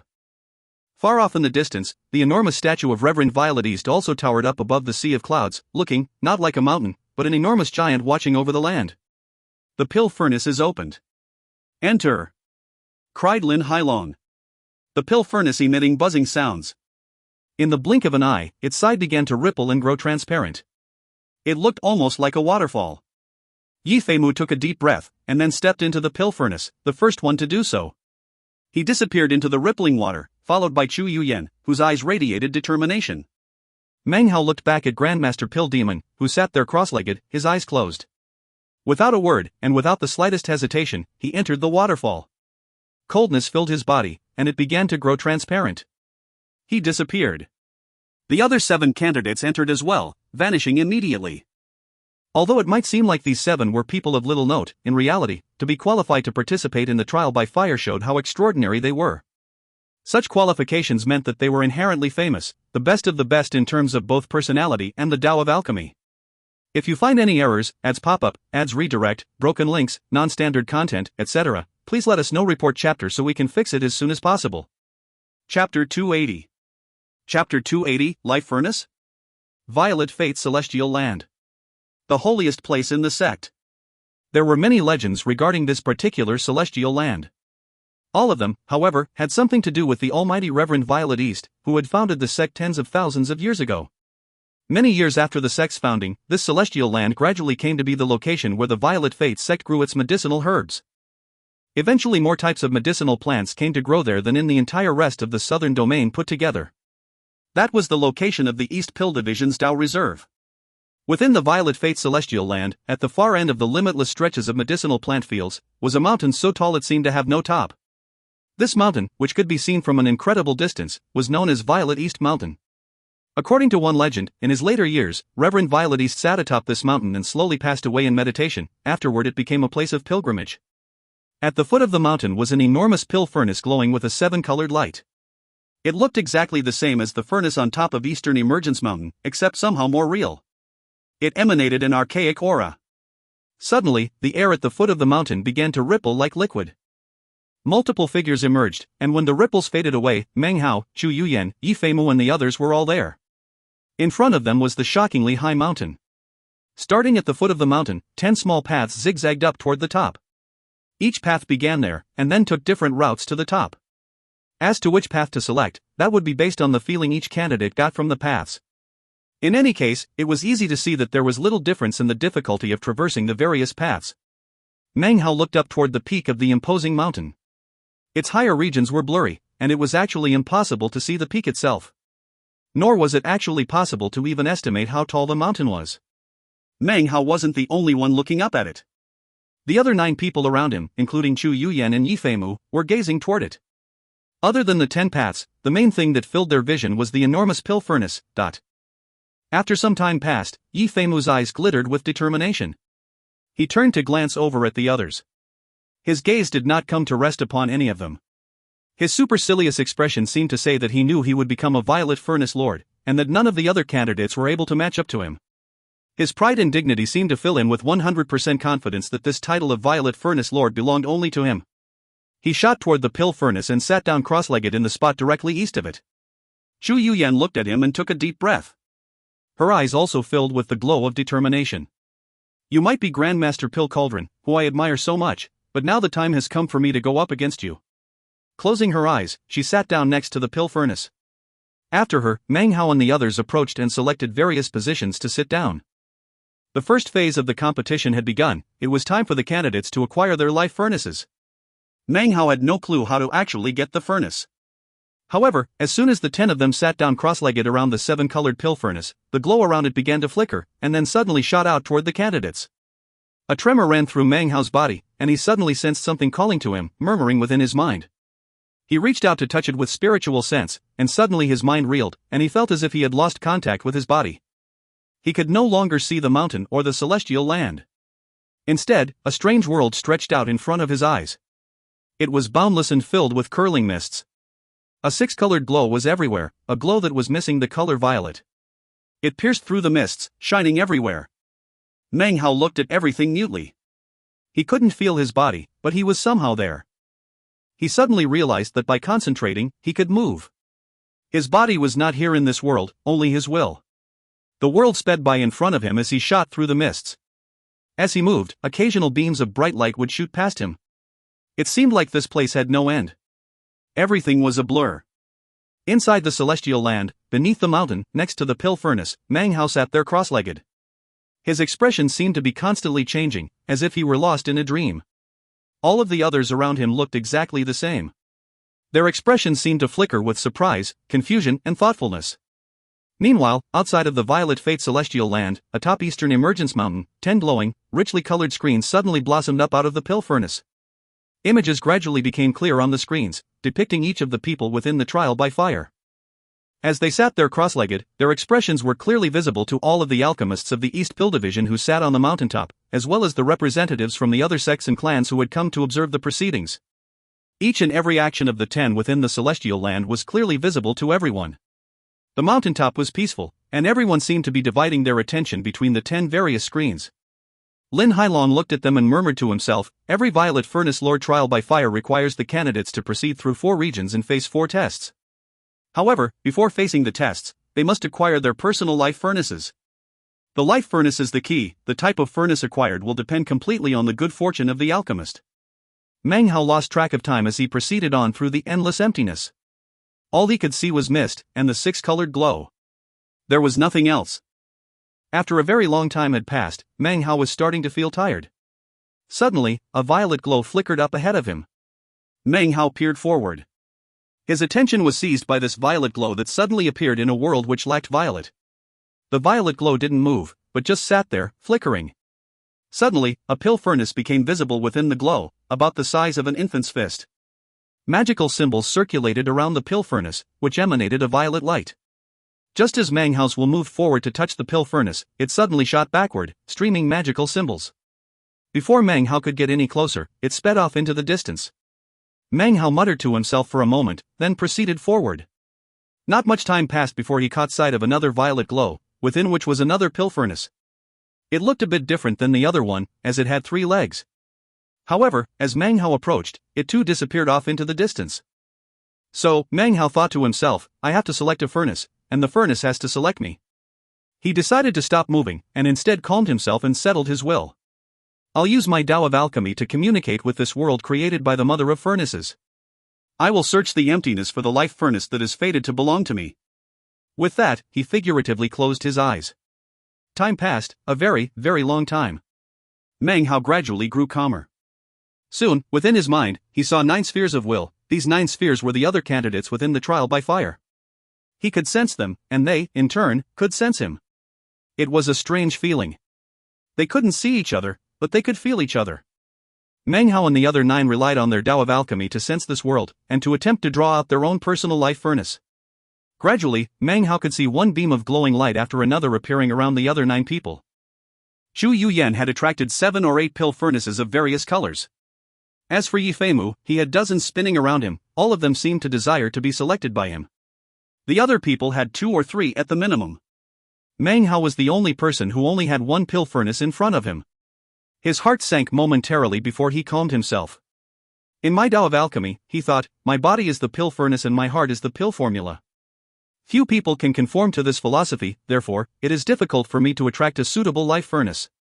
He began to murmur, sending his will out in all directions. Pill furnaces, if you follow me, you will reach the pinnacle. Come with me, and become eternal. Suddenly an almost countless number of glowing lights appeared throughout the nothingness of the world. More than 10,000 of them flickered in all corners of the world. The pill furnaces trembled, as if they were reacting to Meng Hao's voice. In my Tao of alchemy, my body is the furnace and my heart is the formula. I will refine all the myriads of things in nature, I will refine the transformations of the sun and moon. Such a refining requires a furnace, my life furnace. Follow me for a life of transformation. His will surged out, growing stronger, increasing the number of pill furnaces that reacted to him to over 100,000. Half among them began to quiver violently, seemingly excited, and yet hesitating. I vow that whichever pill furnace follows me will never be destroyed. It will never shatter. His will echoed out, growing even stronger. Among the 50,000 trembling pill furnaces, 10,000 of them began to emit droning noises. I vow that whichever pill furnace follows me will concoct medicinal pills of the stars, and will give birth to pill spirit. This is my personal vow. His will soared, and in that instant, within the 10,000 pill furnaces, 1,000 began to drone even louder, and emit even brighter, glittering auras. I vow that whichever pill furnace belongs to me, when I achieve my Tao, it will incarnate a body. His will thundered out. Among the 1,000 pill furnaces was a violet furnace which suddenly shot out of nowhere, heading directly toward Meng Hao. Meng Hao's formless eyes opened, and in front of him, he saw a 9-legged violet furnace. It shone with a flickering, violet glow as it floated in the air in front of him. Magical symbols emanated off of it. It was obvious from a mere glance that it was completely beyond ordinary. This is the life furnace which belongs to me, selected from within the void. Meng Hao's eyes shone brightly, and he slowly lifted up his hand to take hold of the furnace. It was at this exact moment that suddenly, a powerful screaming noise shook the entire world. The pill furnace in front of Meng Hao began to tremble, as did all the pill furnaces hovering around the other 9 candidates. They all seemed terrified. Something violent and shocking was about to happen. This chapter was sponsored by Robert Kunze. If you find any errors, ads pop up, ads redirect, broken links, non-standard content, etc., please let us know. Report chapter so we can fix it as soon as possible. Chapter 281. Chapter 281. Rather die than submit. A black beam of light appeared, streaking toward them from off in the distance. Its speed was almost impossible to describe as it shot toward Chu Yuyan's will and then slammed into some of the pill furnaces which were circling around her. The instant it hit them, they shattered into pieces, which the black beam devoured. It was with great difficulty that Chu Yuyan had attracted these pill furnaces out of the group of 100,000 others. Just as she had found one she had synergy with, the black beam slammed into it and destroyed it. It seemed as if the furnaces didn't dare to flee or evade, like they were allowing the black beam to consume them. It was as if the black beam was an emperor who had demanded the death of a government official. Of course the official had no choice but to die. Chu Yuyan's will was instantly shaken. Not all of the pill furnaces were shattered, there were 2 or 3 that the black beam seemed to disregard and leave alone. An instant later, the black beam shot toward Yi Feimu. It circled around him and the dozens of pill furnaces which he had attracted from out of the 100,000. Half of them shattered to pieces and were consumed. The beam then moved on to the others. All of this takes some time to explain, but the black beam moved in the twinkling of an eye. Next it shot toward Meng Hao. He had no time to snatch the pill furnace which hovered in front of him. The black beam slammed into his violet pill furnace, and it disintegrated and was sucked up by the beam. Rage instantly billowed up from the depths of Meng Hao's heart. His fury soared to the heavens. He was not like the other candidates who had been able to attract multiple pill furnaces from out of the 100,000. To them, losing a few was not a huge matter, they could always select another one that the beam didn't destroy. However, Meng Hao had expended a lot of effort to persuade the violet pill furnace to accept him. Then, it was destroyed in the blink of an eye by the black beam. Now he was left without anything at all. How could he not fly into a rage? This was even more the case when, after destroying Meng Hao's pill furnace, the black beam exuded a will of arrogance, and then shot off into the distance. It seemed as if it were an emperor surveying his territory, who would kill a few officials here and there and then continue on his way. Meng Hao could clearly make out the image of a pill furnace within the black beam. It was completely black, and emanated no magical symbols whatsoever. Black was not one of the colors within this world, making it seem completely incompatible, as if it were above all the other pill furnaces. Destroy my pill furnace, will you? Fine, my new pill furnace is going to be you. His fury billowing up, his will suddenly shot into pursuit of the black pill furnace. At this moment, Meng Hao took the so-called follow your heart theory and tossed it out into the void. He also tossed aside the idea of finding the life furnace that belonged to him and him alone. This was his personality. If you destroy Meng Hao's pill furnace, then regardless of the reason you did so, you will pay the price to replace it. This is Meng Hao. His fury rippled, and his will shot out in pursuit of the black beam. To add insult to injury, the black pill furnace didn't seem to even notice him. Its level of arrogance was incredible. As it proceeded along its way, it would viciously smash into other random pill furnaces, destroying and consuming them. It seemed that this pill furnace had its own spirit, which viewed Meng Hao with contempt and disdain. Meanwhile, just outside of Violet East Mountain, everyone sat around the mother of furnaces. Xu Yuyan opened her eyes, slowly, so did Ji Fei Mu and the other 7. As they did, the air above their hands began to glow, and then transformed into pill furnaces. It didn't matter the color of the pill furnace they had acquired within the illusory world just now. The pill furnaces that appeared in their hands now were white, each and every one of them. Everyone had awakened except for Meng Hao. He still sat there, eyes closed in meditation, his brow furrowed and his jaw clenched. Outside of the celestial land and the illusory world, everyone, including the violet furnace lords, actually had no way to see what was happening within the mother of furnaces. The only thing they could see were the expressions on the faces of Meng Hao and the others.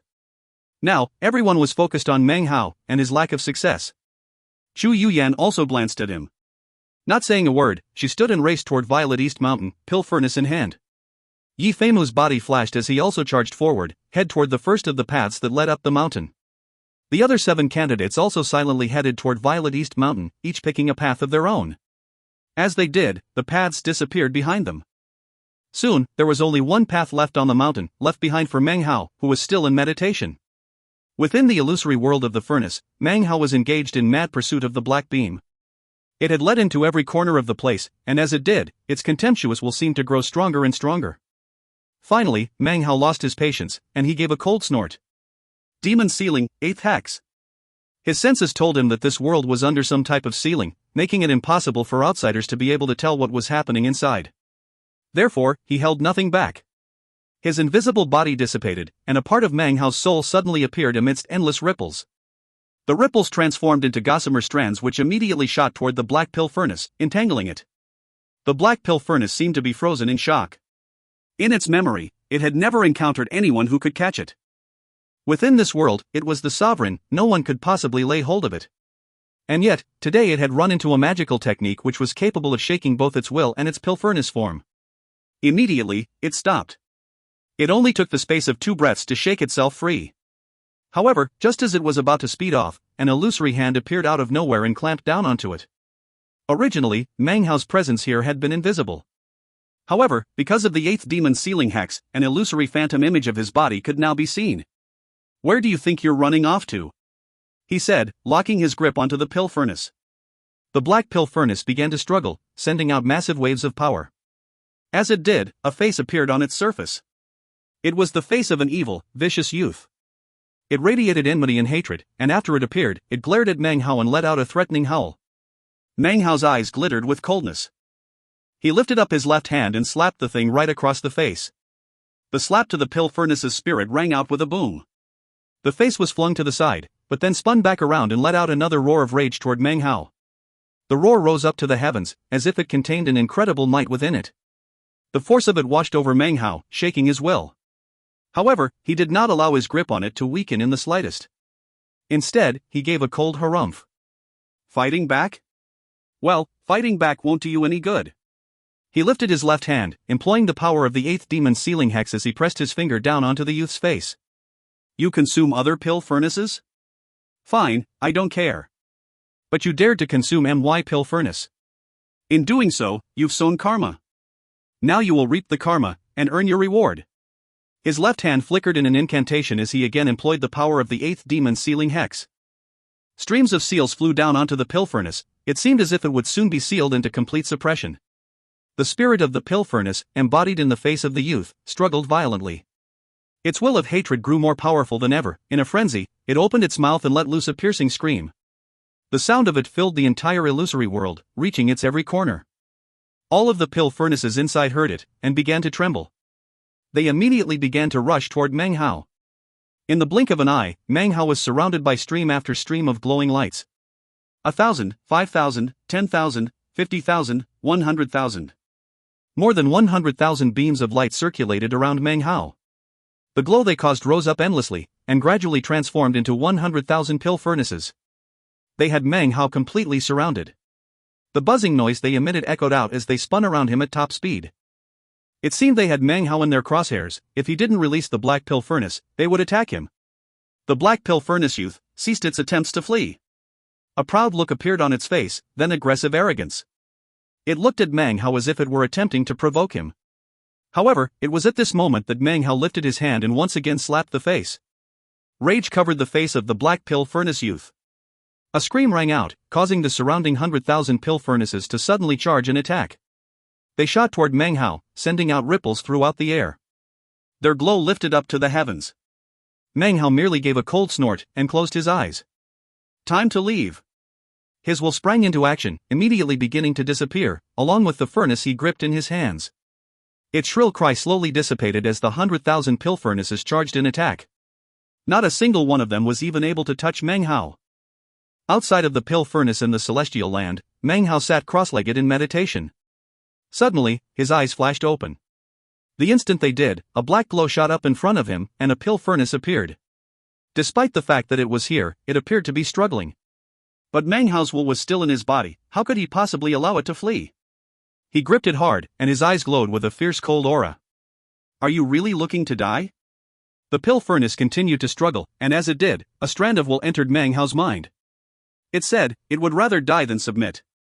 Meng Hao smiled, although it was a smile filled with coldness. Rather die than submit? No, I'm not going to destroy you. Starting today, I don't care if you want to or not, you're my pill furnace, no matter how much you resist. He stood up and looked toward Violet East Mountain, and the only remaining path leading up it.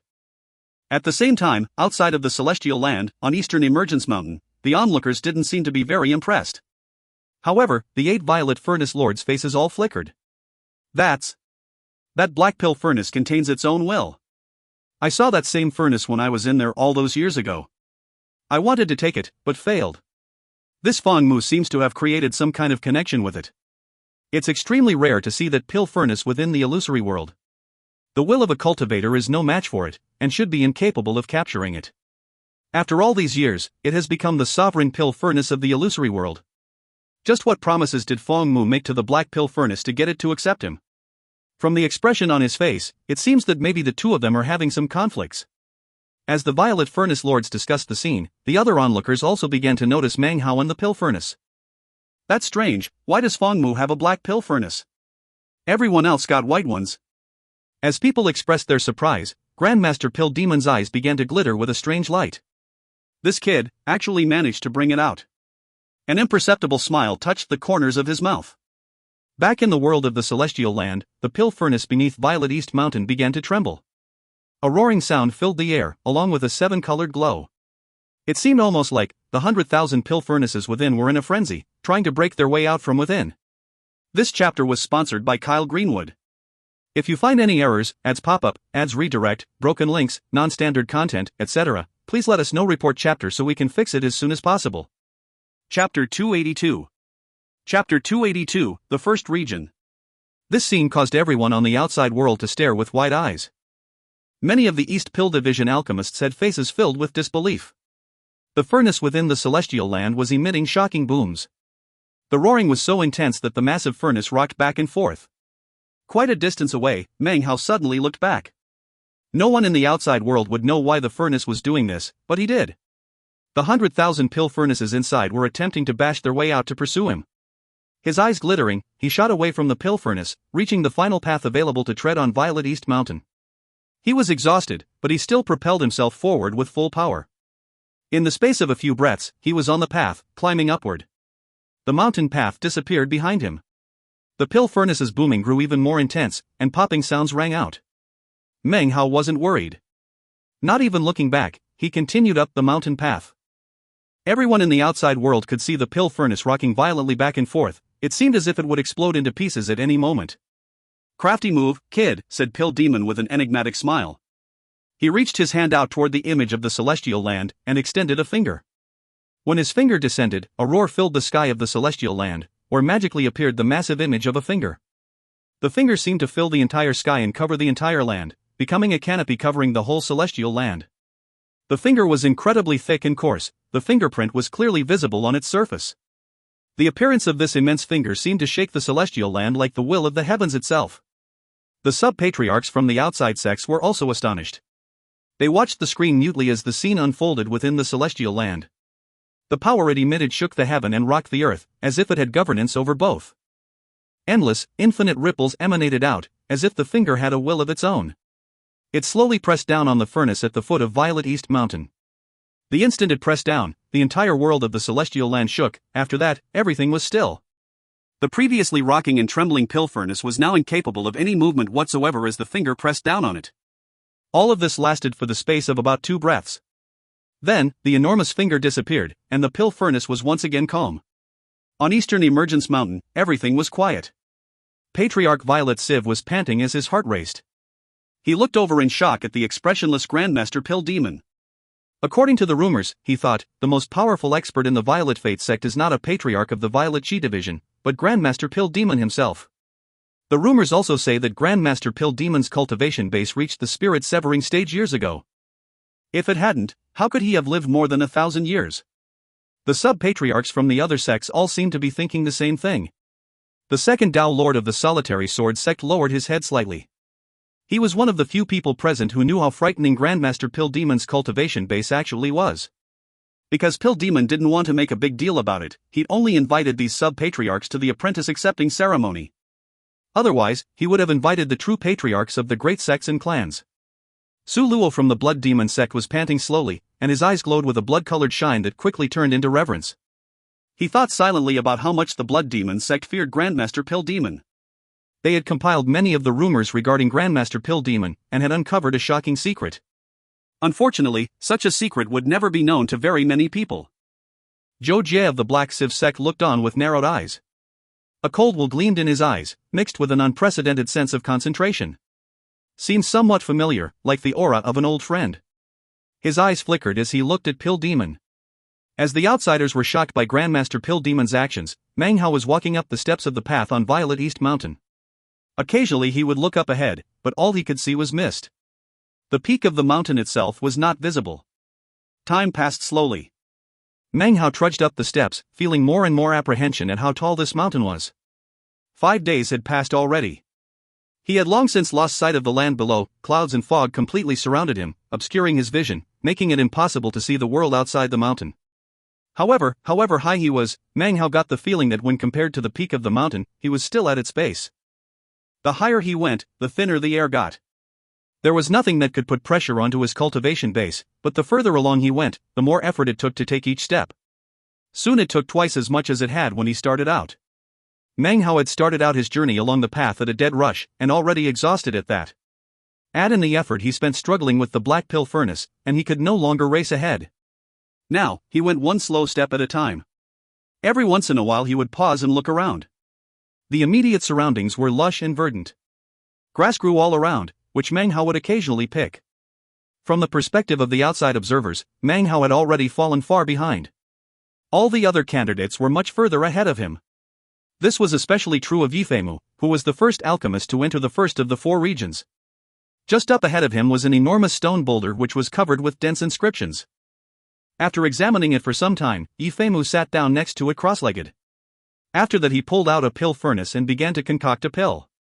The next day, the pill emerged. Holding it carefully with both hands, he proceeded past the boulder. Not long after, Zhu Yuyan also concocted a pill, and then proceeded forward. All of the other alchemists except for Meng Hao did the same.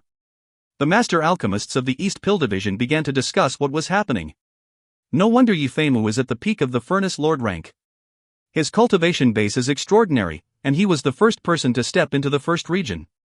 His ability to recognize medicinal pills as well as his pill concocting skill are both anything but sloppy. I bet he's going to win. Zhu Yuyan is also doing well. This promotion trial by fire is most likely going to come down to a decision between the two of them. Earlier, I thought Fangmu might have had a chance, but I never thought he would spend so much time getting a pill furnace. What a pity. Right. If your first step is slow, then all of them will be slow. Most of the sound of discussion came from the ordinary master alchemists.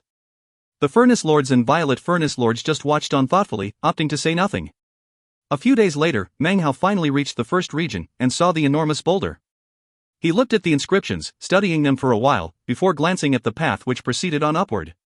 This is the first region. After this boulder, the path to the second region is covered with a poisonous miasma. One must concoct a poison-repelling pill to be able to get through safely.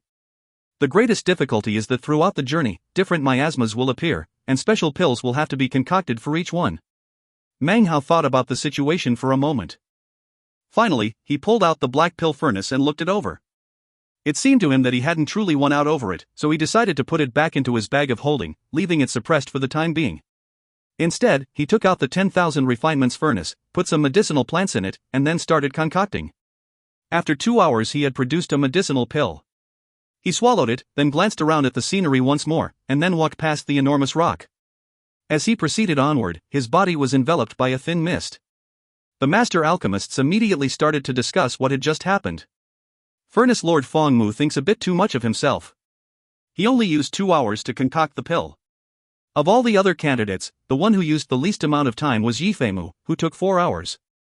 The longest was a day. How could he possibly compare with Furnace Lord Yi? Furnace Lord Yi is Grandmaster Pill Cauldron. Look, he's the furthest ahead, and is already halfway through the first region. Everyone watching the screens could clearly see what was happening, and knew exactly how far everyone had progressed. Even some of the Furnace Lords exchanged glances. To them, it really did look like Meng Hao was being sloppy and careless. Of course, Meng Hao had no idea what things they were saying, nor did he care to know. He continued on relentlessly through the miasma. It grew thicker as he went, and the color changed as well, to dark gray. All the plants and flowers in the area were withered, and seemingly had been for years. A gloomy, cold aura filled the air. As Meng Hao went on, he occasionally caught sight of arm-length centipedes, scurrying about quickly through the shriveled grass. However, whatever poisonous bugs that appeared as Meng Hao walked along, would suddenly pause, seemingly incapable of doing anything to him. They would just let him continue on his way. Time passed slowly. As he traveled he would occasionally take break, using some of the nearby withered grass, as well as some of the poisonous bugs, to concoct a medicinal pill. He did this a total of 3 times. More and more poisonous bugs began to appear. Soon, they were swarming. But as soon as Meng Hao neared, they would either begin to tremble, or run away. As for the roiling miasma, it would consistently move out of the way, making way for Meng Hao to travel along the path. This too, was clearly visible to the observers, who watched on with wide-eyed astonishment. Soon, more and more eyes were focusing on Meng Hao's screen. It wasn't just the East Pill Division, even cultivators from the other sects were watching closely. He's using the poison bugs to make medicinal pills, but what pill exactly? What medicinal pill is that? It has such an incredible effect. The cultivators watched on in astonishment, then glanced over at the screens of the other candidates, including Yifemu and Zhu Yuyan. It seemed most of them were reaching the end of the stairs that were part of the first region. Most of them had concocted medicinal pills on many occasions during the journey. They also would concoct pills to ward off the poison, but none of them were as dramatically effective as Meng Hao's. This, of course, was because the poison bugs along the path didn't seem to have any inclination of avoiding Yifemu and the others.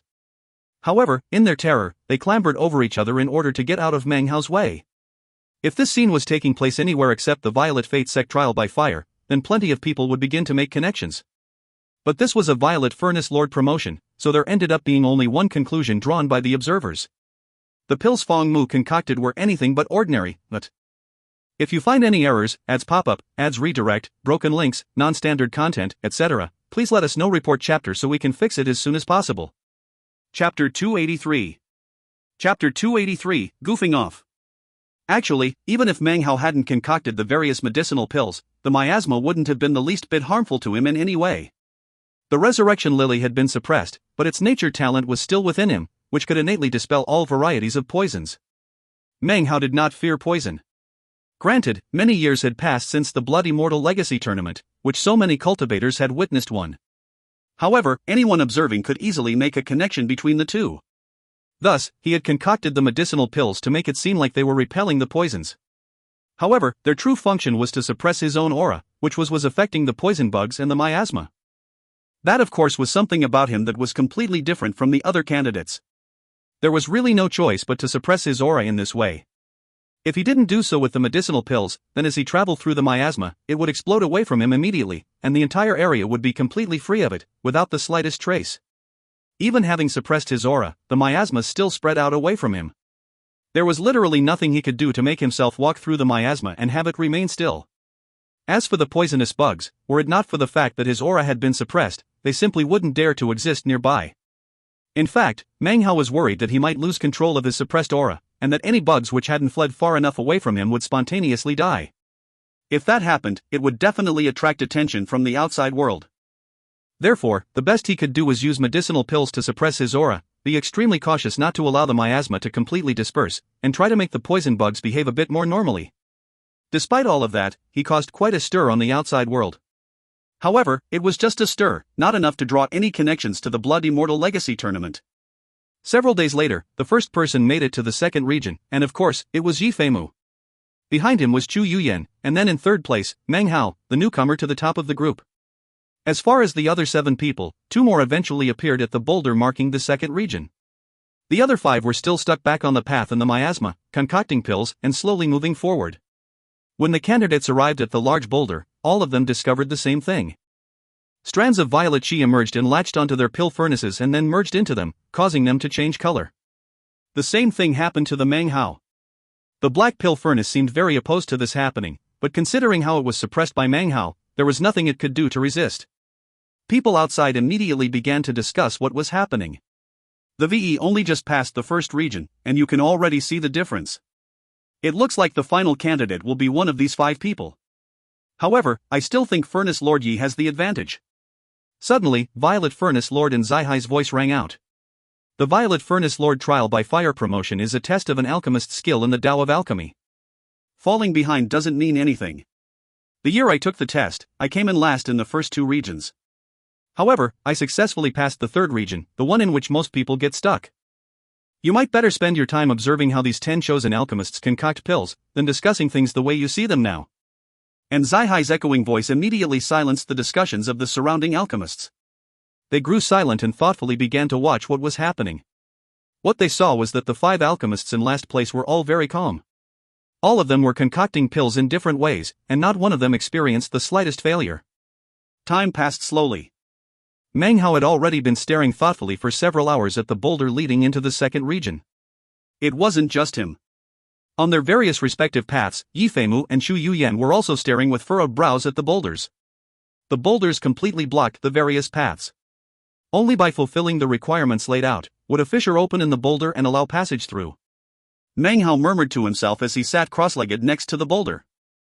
Concoct medicinal pills for the 4 great stages of Qi condensation, foundation establishment, core formation and nascent soul. Each one must have medicinal strength of 80% or higher, and must contain variations from among the 10 million variations of plants and vegetation. If you can create your own unique medicinal pill, this will be counted as perfection. A thoughtful look appeared in his eyes. The 4 regions of the Violet Furnace Lord trial by fire contained practical tests of an alchemist's skill in the Tao of alchemy. The first region tested the skill of concocting pills based on the current circumstances. Different situations required different pills to be concocted, requiring flexibility. It seemed simple, but in reality, most furnace lords were incapable of doing such a thing. The second region was even more difficult. It tested fundamental pill concocting ability. For medicinal pills, 1 for each of the 4 great stages. Medicinal strength must be maintained, and mastery of the 10 million variations of plants and vegetation was a necessity. This trial by fire was comprehensive, and as for the second region, someone not at the peak of the Furnace Lord rank would be incapable of passing it. Even for someone with those qualifications, passing was not an easy thing. Meng Hao sat there thinking silently for some time, as did Chu Yuyan, Yifeimu, along with the other candidates who made it to the second region boulder. There were no requirements regarding the medicinal plants which could be used, each alchemist could do however he pleased. In fact, based on one's mastery of the variations of plants and vegetations, one could simply make a depiction of a medicinal plant on the surface of the boulder, and the power of the celestial land would produce an illusory replication, which could be used for illusory pill concoction. They were only illusory replications, but were actually very realistic. There are two options, thought Chu Yuyan. One is the easy path, to concoct an existing pill. After all, the only requirements are those regarding medicinal strength and skill with the 10 million variations of plants and vegetation. The other path is much harder, and that is to create a new medicinal pill, to make something out of nothing. Both of these two paths can lead onward, toward the highest pinnacle. However, it is clear that the road of a Violet Furnace Lord lies along the second path. Determination filled her eyes. She was an apprentice of Grandmaster Pill Demon, so in order to become a Violet Furnace Lord, she had to prove herself. Yifeimu obviously felt the same way. He stared at the boulder, and as he did, a bright light shone in his eyes, along with a proud, unyielding look. If I'm going to concoct something, he thought, I will concoct a pill no other person has ever seen, a pill which contains my very self. I will show that I have the will of a Violet Furnace Lord. At almost the same time, resolve showed on the faces of Chu Yuyan and Yifeimu as they chose the second of the two paths. As for the others, most picked the easy path, although some attempted to concoct original creations. Each one made their decision based on their own Tao of alchemy. Meng Hao looked at the boulder thoughtfully, sighing as he rubbed the bridge of his nose. He had recently traveled for 4 days non-stop, had engaged in a battle of will with the Black Pill Furnace, and was now completely exhausted. He looked at the requirements listed on the boulder, and realized that traversing the path of medicinal pill creation would definitely make him more tired. He began to murmur to himself, concocting an existing pill is definitely better than coming up with something new. Creating a new medicinal pill requires good fortune, alchemic enlightenment, and meticulous concentration, otherwise the quality will be inferior. Yeah, this is the best decision. My analysis is definitely correct. I will not let my quality drop. The more he thought about it, the more it made sense to him. His mind at ease, he began to concoct medicinal pills. He lifted his right hand and pressed down onto the boulder, immediately it rippled like water. The medicinal plants which floated in his mind, slowly began to appear in front of him. A medicinal pill for the qi condensation stage. I'll make the simplest one, a qi condensation pill. He flicked his sleeve, and an illusory pill furnace emerged from the boulder, into which he fed bunch after bunch of medicinal plants. After another moment's thought, he began to concoct. Not too much time passed before Chu Yuyan's eyes opened and she waved her beautiful hand. A pill furnace appeared and her eyes glittered brightly as she began to concoct. After enough time passed for an incense stick to burn, Yifeimu opened his eyes. Filled with self-confidence, he began to concoct. The observers outside on Eastern Emergence Mountain were watching intently as everything happened, their eyes passed back and forth among the 10 screens, including Meng Hao, the 10th person. Of course, the focus was Yifeimu and Chu Yuyan, who had performed spectacularly in the first region. And of course many were paying attention to Meng Hao, who had attracted such attention with his own performance there. However, Meng Hao was taking the easy path to pill cultivation. Currently, he was concocting a qi condensation pill. He wasn't the only one, in total, 7 were doing so. The audience could see the instructions on the boulder, and thus began discussing things in low tones. It was relatively easy to determine what this part of the test was about. It turns out Feng Mu is concocting a qi condensation pill. It seems like he's falling further and further behind Chu Yuyan and Yifeimu in this second region. I heard about Furnace Lord Yifeimu a long time ago. His skill in the Tao of alchemy is at the pinnacle. Based on the look of it, he's not just concocting some ordinarily medicinal pill. Could he be working on an original creation? Lin Hailong gave a slight smile as he turned to Nzihai and said, Chu Yuyan is most likely also creating an original medicinal pill. Simply having the confidence to do that is worthy of praise. Nzihai gave a slight nod. His expression was calm as he glanced at the 10 screens. When he saw Meng Hao, and took note of what he was concocting, he felt slightly amused. In his opinion, Meng Hao understood that an original creation would allow him to pass this critical juncture, but had decided instead to save time and effort. Time passed, and in the blink of an eye, 3 days had gone by.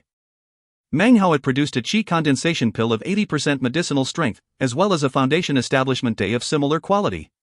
Now he was working on a pill for the core formation stage, a spiritualization pill. Before, Meng Hao would have had a difficult time concocting such a pill, considering his cultivation base. However, now that he had 10 Tao pillars, and was of the great circle of foundation establishment, concocting a simple, common spiritualization pill required a bit of effort, but wasn't very difficult. In fact, he was both concocting and resting at the same time. Having been in Violet East Mountain for several days now, he had now recovered quite a bit of energy. He was no longer exhausted, and his pill concocting went a bit faster than before. However, the moment his spiritualization pill emerged was also the exact moment when Chu Yuyan's original qi condensation stage medicinal pill came out. When it did, brilliant light swirled up from her pill. At a single glance, it was obvious this was no ordinary pill. It immediately attracted quite a bit of notice on the outside world. At the same time, Yi Feimu's original medicinal pill emerged. A four-colored glow enveloped it, a bit brighter than the glow from Chu Yuyan's pill. A sudden gasp of astonishment could be heard from the spectators. As for Meng Hao, however, he produced nothing extraordinary whatsoever.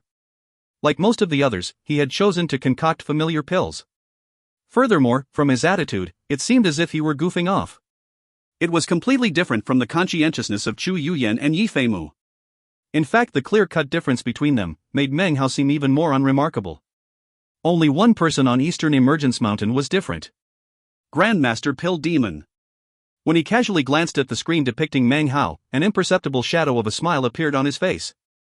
This chapter was sponsored by Lucas Arnold, Nightrunners, Valera McDaniel, David Botlender, and Mitchell Dowling. 1. The Blood Immortal Legacy Tournament was quite a long story arc. He passed the Poison Matrix in Chapter 125.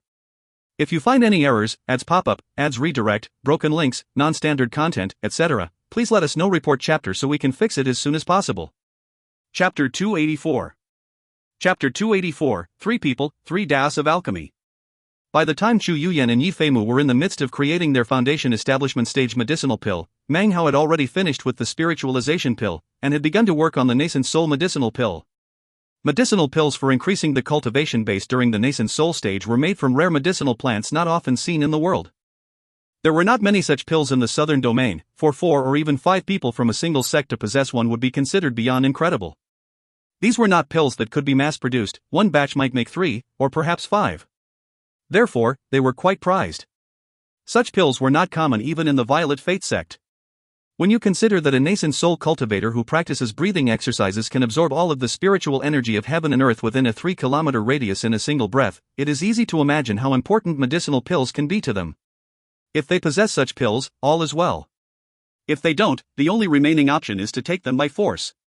However, when it comes to medicinal pills for nascent soul cultivators, the most difficult type to concoct, as well as the most valuable, are pills which extend longevity. But the value of such pills is extremely high. A lifespan that does not exceed 1,000 years is not a defiance of the heavens. The only way to live past 1,000 years, to defy the heavens, is to dissever the spirit. Otherwise, one can only waste away in death. Of all the medicinal pills for the nascent soul stage, the most basic are healing pills, and such pills are also the easiest to concoct. Generally, they are of average effectiveness. However, no matter which way you look at them, such pills must be considered of the nascent soul stage. Meng Hao decided to concoct just such a simple medicinal pill for the nascent soul stage. As far as he was concerned, this wasn't considered finagling, but rather, using the most simple method to pass this part of the test. He didn't want to expend a lot of mental energy to concoct a unique, one-of-a-kind pill. Therefore, several days later, one of the most common healing pills for the nascent soul stage emerged. Meng Hao held the pills from the 4 stages in hand, and then pushed them into the boulder. The boulder began to tremble, and then a fissure appeared that snaked down the very middle of the boulder, a little over half a foot wide. It almost seemed like the boulder wasn't pleased with Meng Hao's medicinal pills. However, he had met the requirements. Each pill contained 5 of the 10 million medicinal plant variations, although most of them had been obscured by Meng Hao using a technique just for that purpose. He looked at the fissure and then cleared his throat. He knew that he was being observed by others. With a bit of a bashful and embarrassed expression, he lowered his head and walked up to the crack. By turning his body to the side, and exerting a bit of effort, he was just able to squeeze himself through.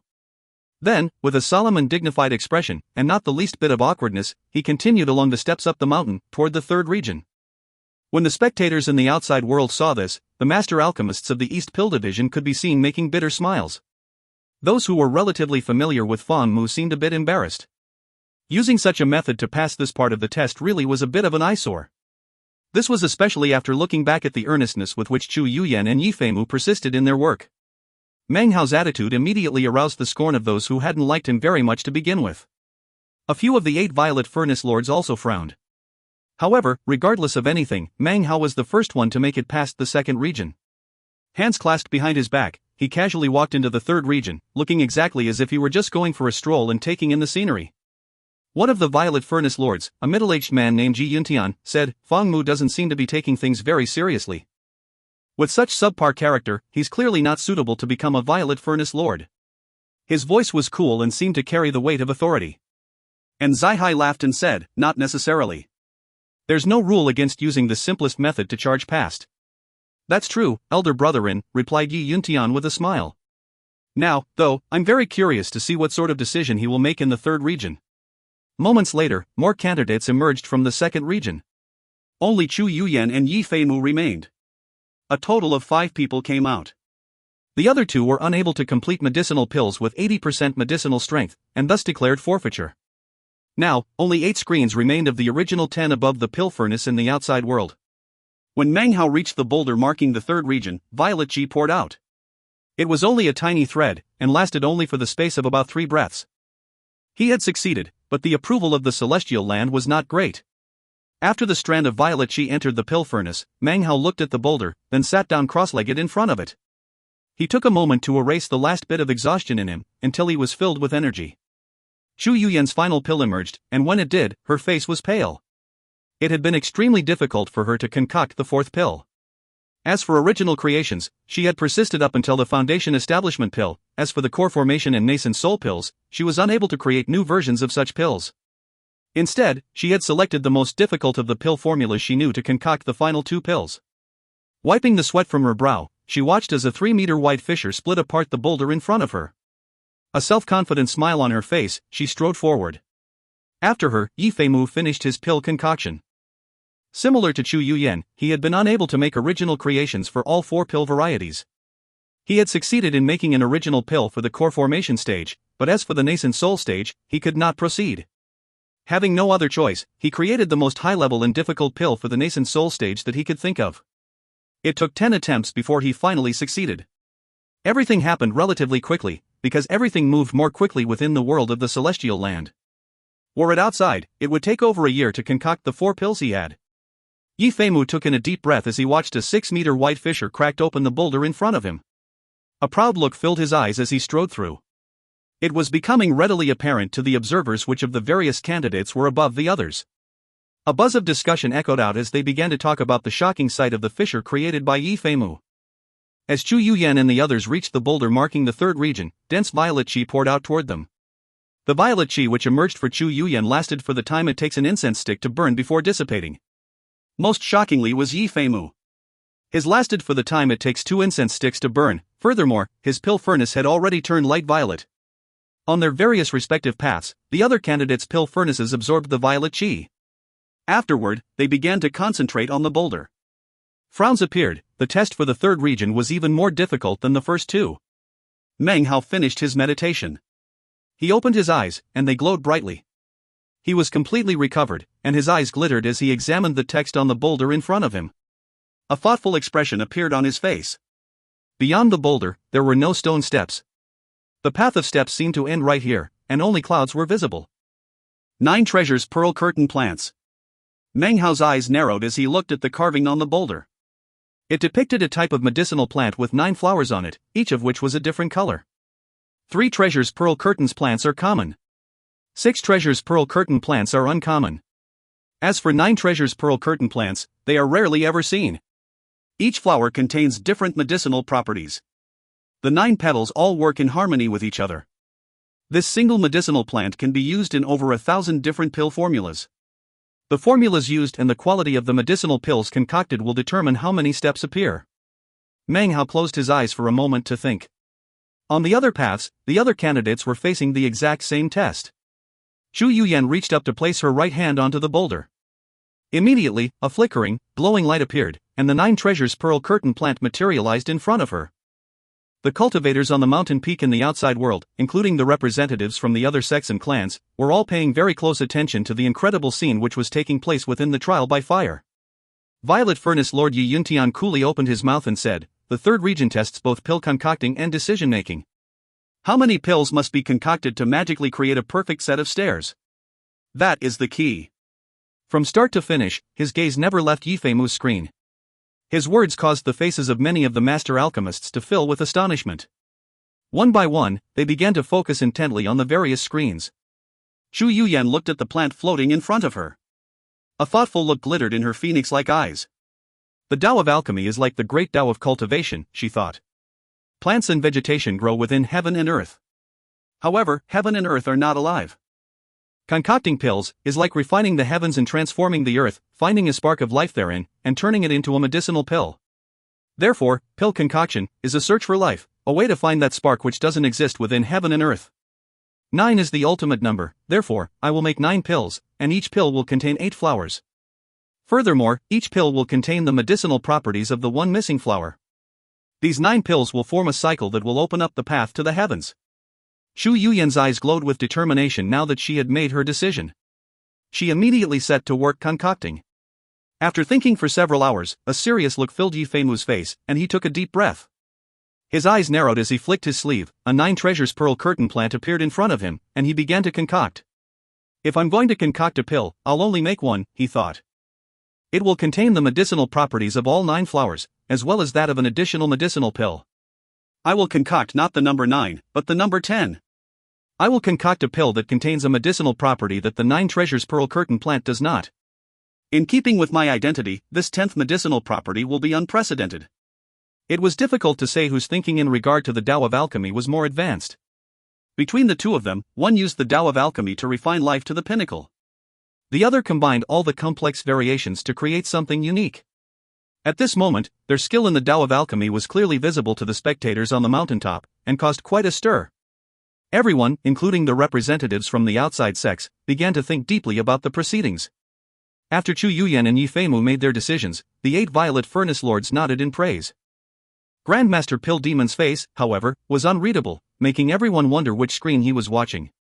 It was at this moment that Meng Hao opened his eyes, and they gleamed with a strange light. He lifted up his hand and pushed it onto the boulder. The 9 treasures pearl curtain plant appeared, along with his pill furnace. He did not immediately begin to concoct, though, but rather stare at the medicinal plant, his eyes shining. Within his mind flitted countless pill formulas. His skill with plants and vegetation was in full force as well.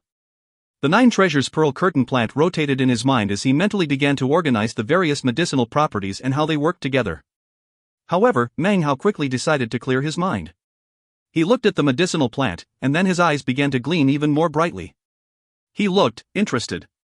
His bearing now was vastly different than the laziness he had displayed in the second region. I'm going to concoct 10 pills, he thought.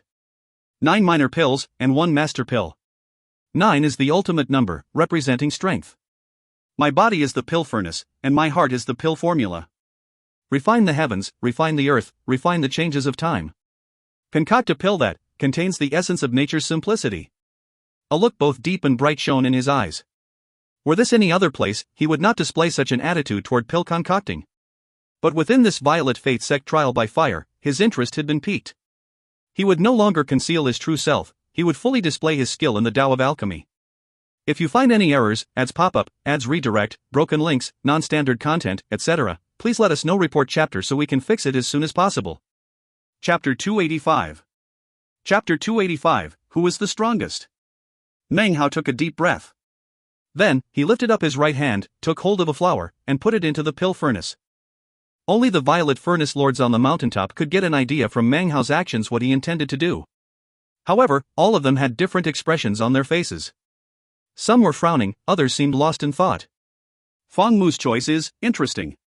However, he won't be able to pull off something like that. Even still, that type of thinking in the Tao of alchemy is laudable. It contains some of the frivolity of youth, but considering his skill in the Tao of alchemy, he definitely won't be able to succeed. I still favor Yifeimu. That kid's Tao of alchemy contains persistence. Persistence is a necessity for all of us alchemists. The Violet Furnace Lords continued to discuss matters as they watched on. Only Zai Hai gaped for a moment, before a bright gleam filled his eyes. He wants to concoct. And Zai-Hai's breathing grew heavier. He did not agree with the others. Without thinking about it, he turned to look at his master, Pill Demon. Grandmaster Pill Demon sat there cross-legged. A strange light flickered in his eyes, then disappeared. Time passed, 3 days. Chu Yuyan had completed her first medicinal pill. When it appeared, 1,111 steps appeared up ahead of her.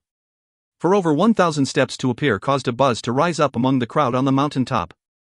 Moments later, Yifeimu also produced a pill. As soon as it appeared, so did the stone stairs, 2,000 of them. This caused the observing alchemists on the mountaintop to immediately rise to their feet, looks of astonishment on their faces. What caused even more of a stir was that Yifeimu looked at the pill with a frown, and then crushed it between his fingers. Immediately, the 2,000 stairs vanished. It seemed that 2,000 steps didn't satisfy him. In addition to Chu Yuyan, Yifeimu, and Meng Hao, 2 others were concocting pills. All had made different choices in their concoctions, and all paled in comparison to Chu Yuyan and Yifeimu.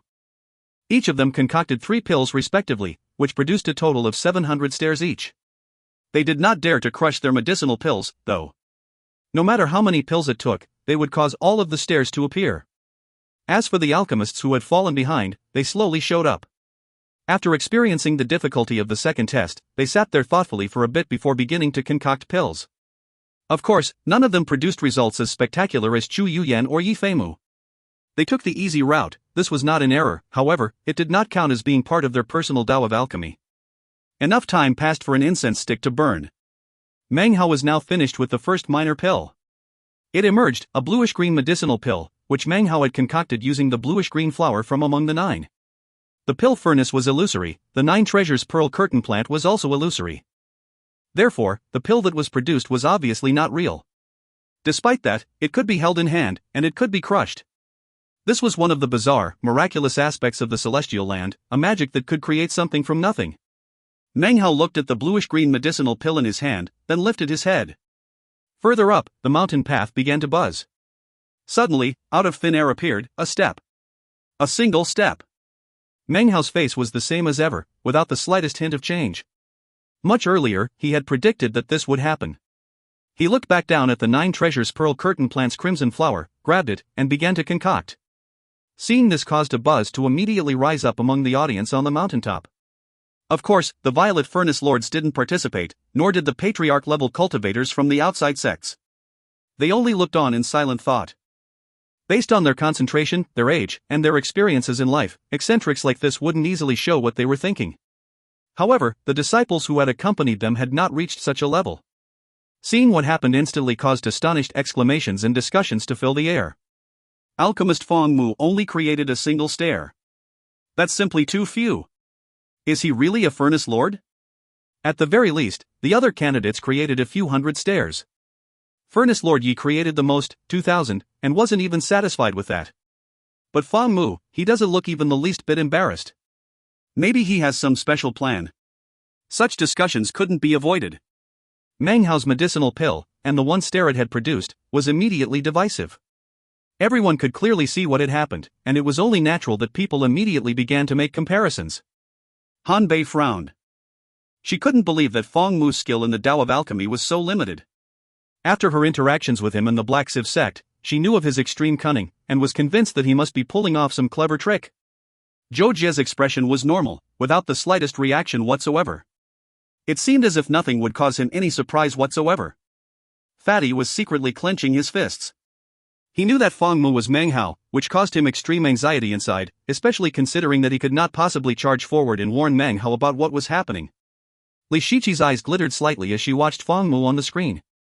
She then glanced at Yifeimu, and frowned, as if she wasn't quite sure the meaning of everything that was happening. Of course, Meng Hao couldn't hear any of the commotion which he had caused on the outside, nor would he pay it any heed if he could. He was thoroughly engrossed in concocting his second medicinal pill. Again, his bearing was completely different from before in the second region. However, the more earnestly he worked, the more derision rose up from the outsiders. A day later, Chu Yuyan finished her second medicinal pill. Just the same as before, 1,111 stairs appeared. Yifeimu's second pill also was completed. When it appeared, a great roaring shook the heavens and rocked the earth. 4,000 stairs. He's no Furnace Lord. This Violet Furnace Lord promotion definitely belongs to him. Violet Furnace Lord Yi Yuntian chuckled. He looked at Yi Feimu with an expression of deep praise. The other Violet Furnace Lords also looked at him with similar approval. They nodded, slight smiles on their faces. Their praise grew even more obvious when they saw Yi Feimu once again crush the medicinal pill. The 4,000 stairs disappeared. Striving for perfection is Yi Feimu's weakness, and also his strength, said Yi Yuntian, smiling. This kid's determination is something you rarely see in others. I hope that after becoming a Violet Furnace Lord, he will retain his tenacity, and use it to tread into realms we have not. As they discussed the matter, and Zai sat there silently. He wasn't looking at any of the other candidates, only Meng Hao. Slowly, the shock in his eyes grew more intense. Fatty gave an inward sigh as he looked at the screen with Meng Hao on it. There's no way to compare. Ah, Meng Hao, why did you have to encounter somebody so inhuman? How can you possibly compare to this Yi guy? As the discussions proceeded, the other alchemists on Violet East Mountain continued to produce medicinal pills, Meng Hao included. When Meng Hao's pill was completed, a roaring sound filled the air, and a second stair appeared. This immediately caused muffled laughter to rise up from the cultivators on the outside world. They seemed to find the appearance of a single stone step to be quite amusing. Meng Hao's expression was the same as ever as he began to concoct his third minor pill. Time passed by slowly. Meng Hao was by far in last place. In this third region, Chu Yuyan held her spot in first place. She had concocted 8 medicinal pills, and was currently working on her 9th. Up ahead of her on the mountain were 8,888 stone steps. It was an astonishing sight, and was already being given great recognition by the observers in the outside world. She was now being viewed as a possible contender with Yi Feimu. This was especially the opinion among many alchemists of the East Pill Division.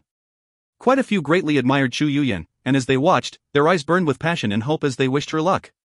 Besides Yi Feimu and Meng Hao, among the other candidates was an old man who had concocted 30 pills to produce a total of more than 8,300 stairs. Before, he hadn't attracted much attention, but now, of course, people were talking about him. He had produced a lot of medicinal pills, however, all of them stemmed from his own Tao of alchemy. As for the others, anywhere from 5,000 to more than 7,000 stairs had appeared.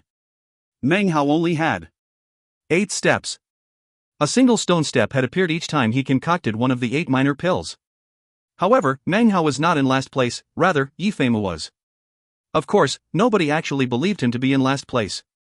He was currently concocting a pill for the 9th time. The previous pill, the 8th one, had immediately produced 9,300 stairs. That, of course, had caused a commotion in the outside world. Surprise had even been visible in the eyes of some of the patriarchs from the outside sects. Slowly, everyone on the mountaintop grew quiet, settling their chi and calming their minds. They looked at the paths on the 8 screens in front of them. They could clearly see that the moment of truth had arrived in the 3rd region test. Any moment now, people would begin to pass on to the next region. After enough time passed for 2 incense sticks to burn, Chu Yuyan's medicinal pill emerged. This was her 9th pill. Immediately a black-colored cloud appeared above her pill furnace, the size of a hand. Electricity crackled, circling around above the pill furnace. The pill furnace emitted a roaring sound, and the 9th pill flew out. The path up ahead of Chu Yuyan immediately extended. It grew from 8,888 stone stairs all the way to 9,999. The absolute limit of stairs was 10,000. Chu Yuyan had created an incredible number of stairs. Reaching such an achievement in the Violet Furnace Lord trial by fire proved that she was an outstanding talent, worthy of being a Violet Furnace Lord. Immediately, conversations broke out in the world outside. A tribulation cloud appeared. That only happens for the most difficult to concoct medicinal pills. Chu Yuyan is definitely worthy to be Grandmaster Pill Demon's apprentice. This is clear proof that she is qualified to be a Violet Furnace Lord. 9,999 stairs. Chu Yuyan's skill in the Tao of alchemy is shocking. All eyes were on her, including Master Alchemists, Furnace Lords, Violet Furnace Lords, Sect Patriarchs. This chapter was sponsored by Vidyapati, Karen Nguyen and Anonymous. If you find any errors, ads pop up, ads redirect, broken links, non-standard content, etc., please let us know. Report chapter so we can fix it as soon as possible. Interlude. ISSTH, Book 3, Chapter 285, Interlude. Interlude, beware of quasi-micro-spoilers of CNNI and beseech the devil. Amidst the boundless stars exists a vast, almost endless continent that seemed to be the very edge of the universe. It was apparently the last stop before the end of everything. An infinite amount of spirits existed in this place, in the eastern region of which was a lake. Next to the lake was a house with a courtyard. Sitting next to the lake was middle-aged man, currently fishing.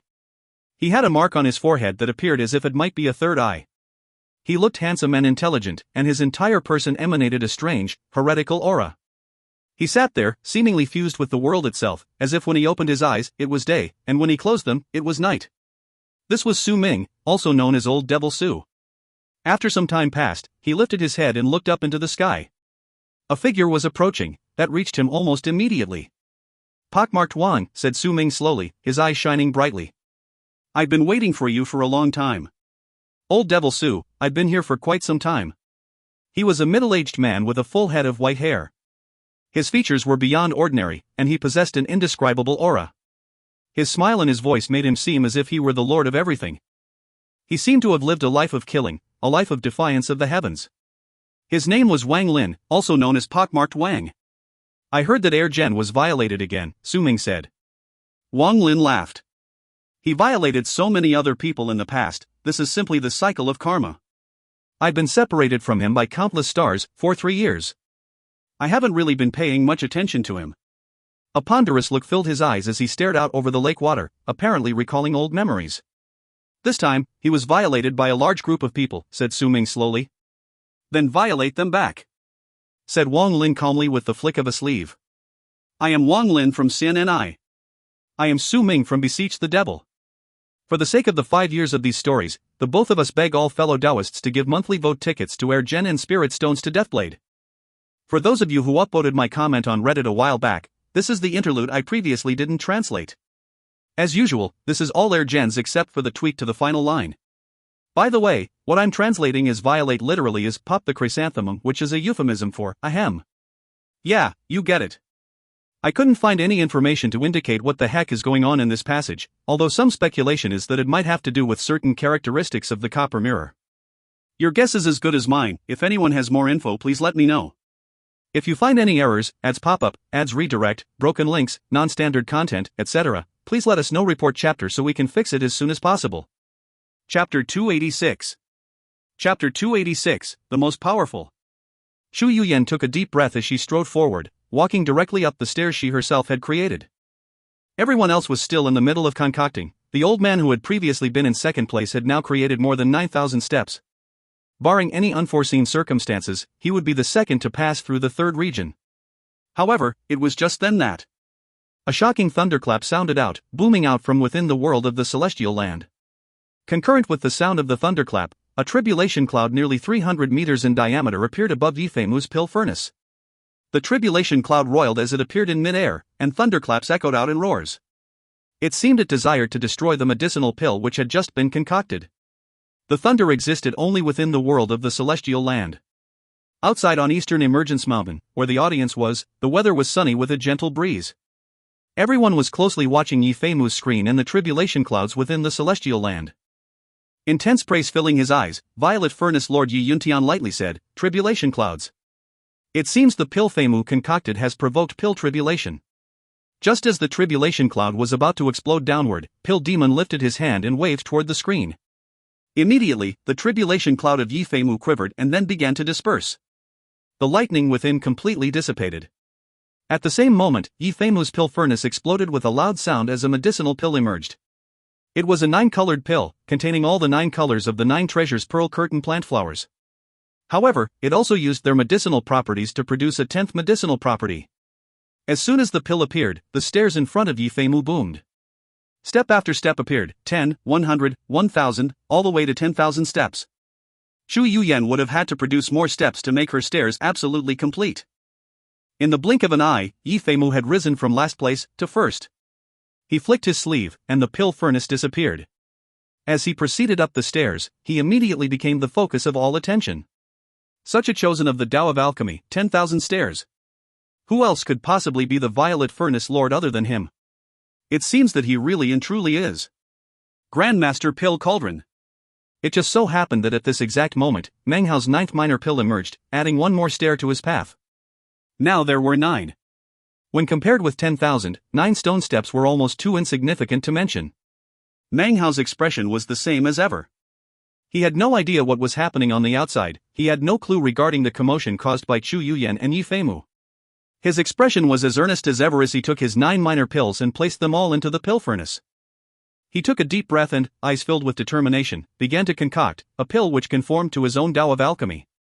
A pill which would be in accord with his skill, and would be a return to the simplicity of nature. As the pills entered the pill furnace, Meng Hao's eyes slowly closed.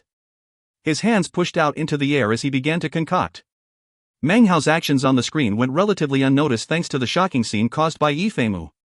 The only people who seemed to notice were Fatty, Han Bei, and Nzai. Yi Feimu walked slowly up the steps, looking every bit like a chosen.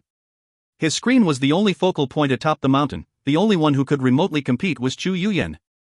As far as the others, they had fallen far behind. After the time it takes an incense stick to burn, the old man who had been in second place finally concocted enough pills. The 9,937th step appeared. The pill furnace in front of him exploded, and the 9 treasures pearl curtain plant disappeared. This indicated that he had reached his peak. He took a deep breath as he began to ascend the stairs. Behind him, time continued to pass. The remaining candidates continued to persevere. To be able to participate in this trial by fire indicated that these were no ordinary alchemists. They might be a bit slower, but even the least among the group was able to create more than 9,600 stairs before his pill furnace exploded and he proceeded up. Unfortunately, missing hundreds of stairs in the Violet East Mountain trial by fire was an indication of failure. Several people were forced pale-faced to admit defeat when they reached the end of the stairs they had created. Only a middle-aged man happened to succeed. Of the group of 8 just now, only 5 were left. 4 had already succeeded, only Meng Hao was still concocting a medicinal pill. Other than Fatty, Han Bei, and Nzai, no one else was paying any attention to him at all. All of them were looking at the screens of Yi Feimu and Chu Yuyan. Until, about half an incense stick later, the faint sound of thunder suddenly echoed out. This attracted some attention. Almost immediately, more thunder could be heard, this time much clearer. Everyone suddenly began to look around, confused, trying to figure out which screen the sound was coming from. When their eyes finally came to rest on Meng Hao's screen, thunder pealed out for the 3rd time, echoing out loud enough to shake the heavens and rock the earth, filling the entire world of the celestial land which could be seen on the screens. More and more people turned their gazes from Yi Feimu and Chu Yuyan to look at Meng Hao. Immediately, they began to gape. This was because, although Meng Hao's expression was one of unprecedented concentration, above the pill furnace in front of him was a roiling black cloud 300 meters in diameter. It looked exactly the same as the cloud which had appeared above Yi Feimu. Fong Mu. Don't tell me he also concocted some type of astonishing pill? As astonishment spread throughout the mountain peak, Nzai began to breathe heavily, and his eyes shone with an incredible light. His unusual expression immediately attracted the notice of the other Violet Furnace Lords. Suddenly, another incredible peal of thunder boomed out, far more intense than the previous 3, by at least 10 times. Meng Hao's pill furnace trembled violently. Up above, the tribulation cloud rapidly expanded, from 300 meters to 3,000. This caused shock to fill the hearts of everyone in the outside world. But then, a 5th, a 6th and then a 7th heaven-shaking thunderclap rang out. The thunder shook the celestial land, and the screens began to flicker, as if they were experiencing some sort of interference. Tribulation clouds swelled outward. By now, they were several tens of thousands of meters in diameter. The scene caused the minds of the cultivators in the outside world to reel. What's going on? What medicinal pill did he concoct to cause this? Yi Feimu's pill didn't provoke such shocking tribulation clouds. Everyone was in an uproar. It was impossible for them not to be astonished. Before, they had believed the scene caused by Yi Feimu to be incredible, but now they were struck dumb. This was truly incredible. The thunder echoed out throughout almost the entire world of the celestial land. The sound of thunder rose up to the heavens. Now, it wasn't just Meng Hao's screen that was flickering, but all of the screens. They distorted and twisted so violently that it seemed they might rip apart and disintegrate. Even more shocking was that clearly visible to everyone on the mountaintop outside, the rest of the candidates had all stopped in their tracks. Their expressions flickered and began to fill with disbelief. Obviously, all of them could hear the thunder and see the tribulation clouds. This caused shock to fill everyone's hearts. Yi Feimu's pill had definitely caused an extraordinary sight. However, only he had been able to see it. The candidates were all within the celestial land, and on the same mountain. However, they were treading different paths, so no matter what the others did, they wouldn't be able to see or sense it. But right now, a shocking scene was unfolding. The booming caused by Meng Hao's medicinal pill was breaking through any such barriers, making it so that all the candidates could see the tribulation clouds. How could this be happening? Furnace Lord Fong Mu, what is he doing? Fatty stared open-mouthed, panting. Suddenly, an excited glow filled his eyes, and his body began to tremble. Inside, he was yelling out, crying for Meng Hao to become famous. It seemed possible that he was more excited at the moment than Meng Hao was. Han Bei's eyes glittered, her expression quickly returned to normal, but inside, she was thinking that this was what she had expected of Feng Mu. And Zai sat there cross-legged, his eyes shining with an intense light. All of the other Violet Furnace Lords were staring with unprecedented concentration at what was happening. It was at this moment that the ninth thunderclap rose up. Its appearance caused the entire world of the celestial land to quake. Atop Violet East Mountain, Chu Yuyan, Yi Feimu and the others all felt the shaking. Up above them, they saw the sky completely covered with endless tribulation clouds. They were huge and never-ending, thick, black and stacked in layers. As the booming rattled out, an uncountable amount of lightning bolts began to surge about in the clouds. The power on display was astonishing. "Who is doing this?" murmured Chu Yuyan, her face pale. It was as if she had lost her mind. She had no way to see who had instigated such a shocking scene. The first person who appeared in her mind was Yi Feimu. However, for some unknown reason, his image was suddenly replaced by someone who made her feel incredibly irritated. Yi Feimu's face drained of blood. He stared mutely up into the sky, one expression after another flickering across his face. Disbelief, confusion, and a variety of other complicated expressions appeared. His mind was suddenly blank. What happened next was even more astonishing. As the ninth thunderclap could be heard, it wasn't Yi Feimu, Chu Yuyan, and the others on East Violet Mountain who were shocked. Completely unpredictable was that this ninth thunderclap influenced the outside world. In the sky above Eastern Emergence Mountain, black, roiling clouds suddenly appeared. Within them, lightning danced back and forth, and a rumbling roaring could be heard. When this happened, and Zai leaped to his feet. The other Violet Furnace Lords who sat around him also had expressions of shock written on their faces. Pill Demon sat there quietly for a moment, then lifted up his right hand and flicked his finger. The same move he had used to dissipate Yi Feimu's tribulation clouds was enough to get rid of the thunder and tribulation in the outside world. However, the tribulation clouds within the celestial land were still there. Seeing that the tribulation clouds were about to reach the point where they would erupt, Meng Hao began to sweat. However, his eyes filled with determination. After the space of a few breaths passed, he growled then pushed out both hands toward the pill furnace. As he did this, a roaring sound filled the air. Popping sounds rang out as cracks spread out over the surface of the pill furnace. A moment later, it exploded, and a colorless medicinal pill flew out. Suddenly, the tribulation clouds up above began to shrink in on themselves. A massive lightning bolt, as thick as a person, began to descend. Pill Demon's eyes glittered, and he said, "Disperse." It was one word. However, it caused the entire world of the celestial land to suddenly tremble as if some new intangible rule had been proclaimed within it. This rule seemed as if it could affect everything inside. It warped the sky, changed the lightning bolt, covered the tribulation clouds, causing them to suddenly disappear. It was as if the sky had instantly been replaced. Meng Hao stretched out his hand and grasped the semi-transparent medicinal pill. Everything was still and quiet in the outside world. All eyes were glued to Meng Hao's screen and his right hand. The Master Alchemists, Furnace Lords, Violet Furnace Lords, and all the disciples of the visiting sects, even the late nascent Soul Stage sub-patriarchs, were all staring at the same thing. What they wanted to know was, considering this medicinal pill had elicited such a shocking reaction, something that had even rippled out into the outside world, how many stone steps would it create? If you find any errors, ads pop-up, ads redirect, broken links, non-standard content, etc., please let us know. Report chapter so we can fix it as soon as possible. Chapter 287. Chapter 287, Creating Something Out of Nothing. A moment passed, and there were still 9 stone steps. Not one more, not one less. Nonetheless, no one made a single comment. This was because Meng Hao opened his hand, and the transparent medicinal pill therein floated up to hover in front of him. Then, it blossomed with 9 glowing colored lights. The light emanated out from the pill, slowly forming into the shape of a 9 treasures pearl curtain plant. The plant was vivid and lifelike, and the instant it appeared, it attracted everyone's attention. The gazes were filled with countless thoughts.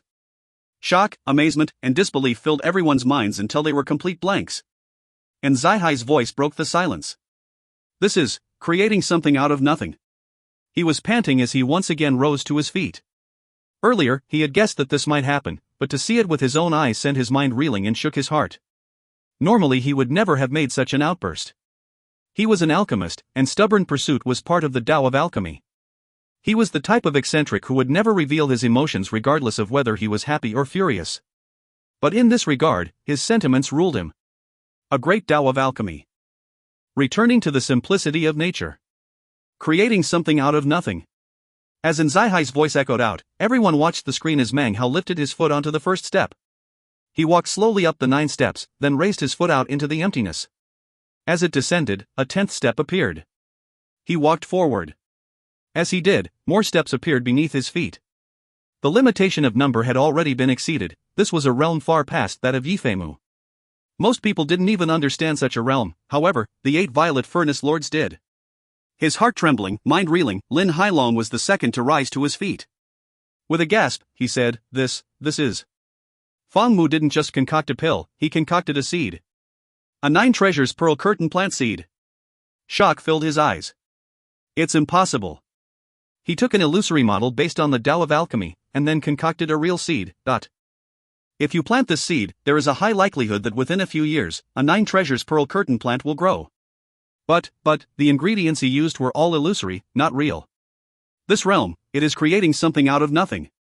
After Nzihai and Lin Hailong finished speaking, silence reigned. The master alchemists sat mutely in their places. The furnace lords were breathing heavily. All of the people who had been laughing at him earlier now felt their minds spinning, as if they had been slapped in the face by an enormous, invisible palm. The slap had both cleared their minds and sent them reeling at the same time. After the space of a few breaths passed, an incredible hubbub broke out. Creating something out of nothing? Fang Mu was able to take something that didn't really exist and use it to make something real? What level of skill in the Tao of alchemy does that represent? Is Yifeimu the strongest? Or is this Fang Mu even better? The people from the visiting sects weren't able to discern what was going on. The only thing that was abundantly clear was the shock they saw on the faces of the Violet Furnace Lords. Of their number, only Yi Yuntian had a gloomy look on his face. He frowned as he looked at Meng Hao's screen. A breathtaking medicinal pill. The disciples from the visiting sects were shocked by the scene playing out in front of them. Truth be told, they had been shocked over and over from the moment this trial by fire began. However, this moment was the most shocking yet. Creating something from nothing.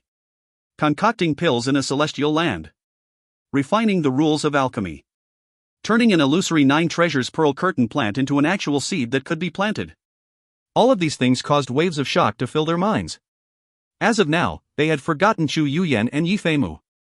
All eyes were fixed like glue onto Meng Hao. He was the focus of attention of all the people here. Fatty was panting. Han Bei's eyes shone with a strange light as she looked at Meng Hao. Li Shiqi's expression was one of fascination. She herself had never imagined that alchemist Fang Mu would concoct a pill such as this. Chen Fan had never been very interested in alchemy. But he gaped in astonishment, and admiration grew within his heart for Fang Mu. Patriarch Violet Civ from the Black Civ sect laughed. Starting today, the name of alchemist Fang Mu will be known to everyone within the southern domain. Sub-patriarchs from the other clans laughed and said similar things. When their words entered Yi Yuntian's ears, his face grew unsightly, and unconsciously he glanced toward his master, Pill Demon. Pill Demon's face was expressionless, which caused Yi Yuntian to sigh with relief. Turning his head to look at the other Violet Furnace Lords, he said, Unless Master makes a specific choice, then everyone has a chance. Fang Mu may have some unique skills in pill concocting, but the general trend is clearly favoring Feimu to become the next Violet Furnace Lord. He gave meaningful looks to those among the Violet Furnace Lords with whom he was close.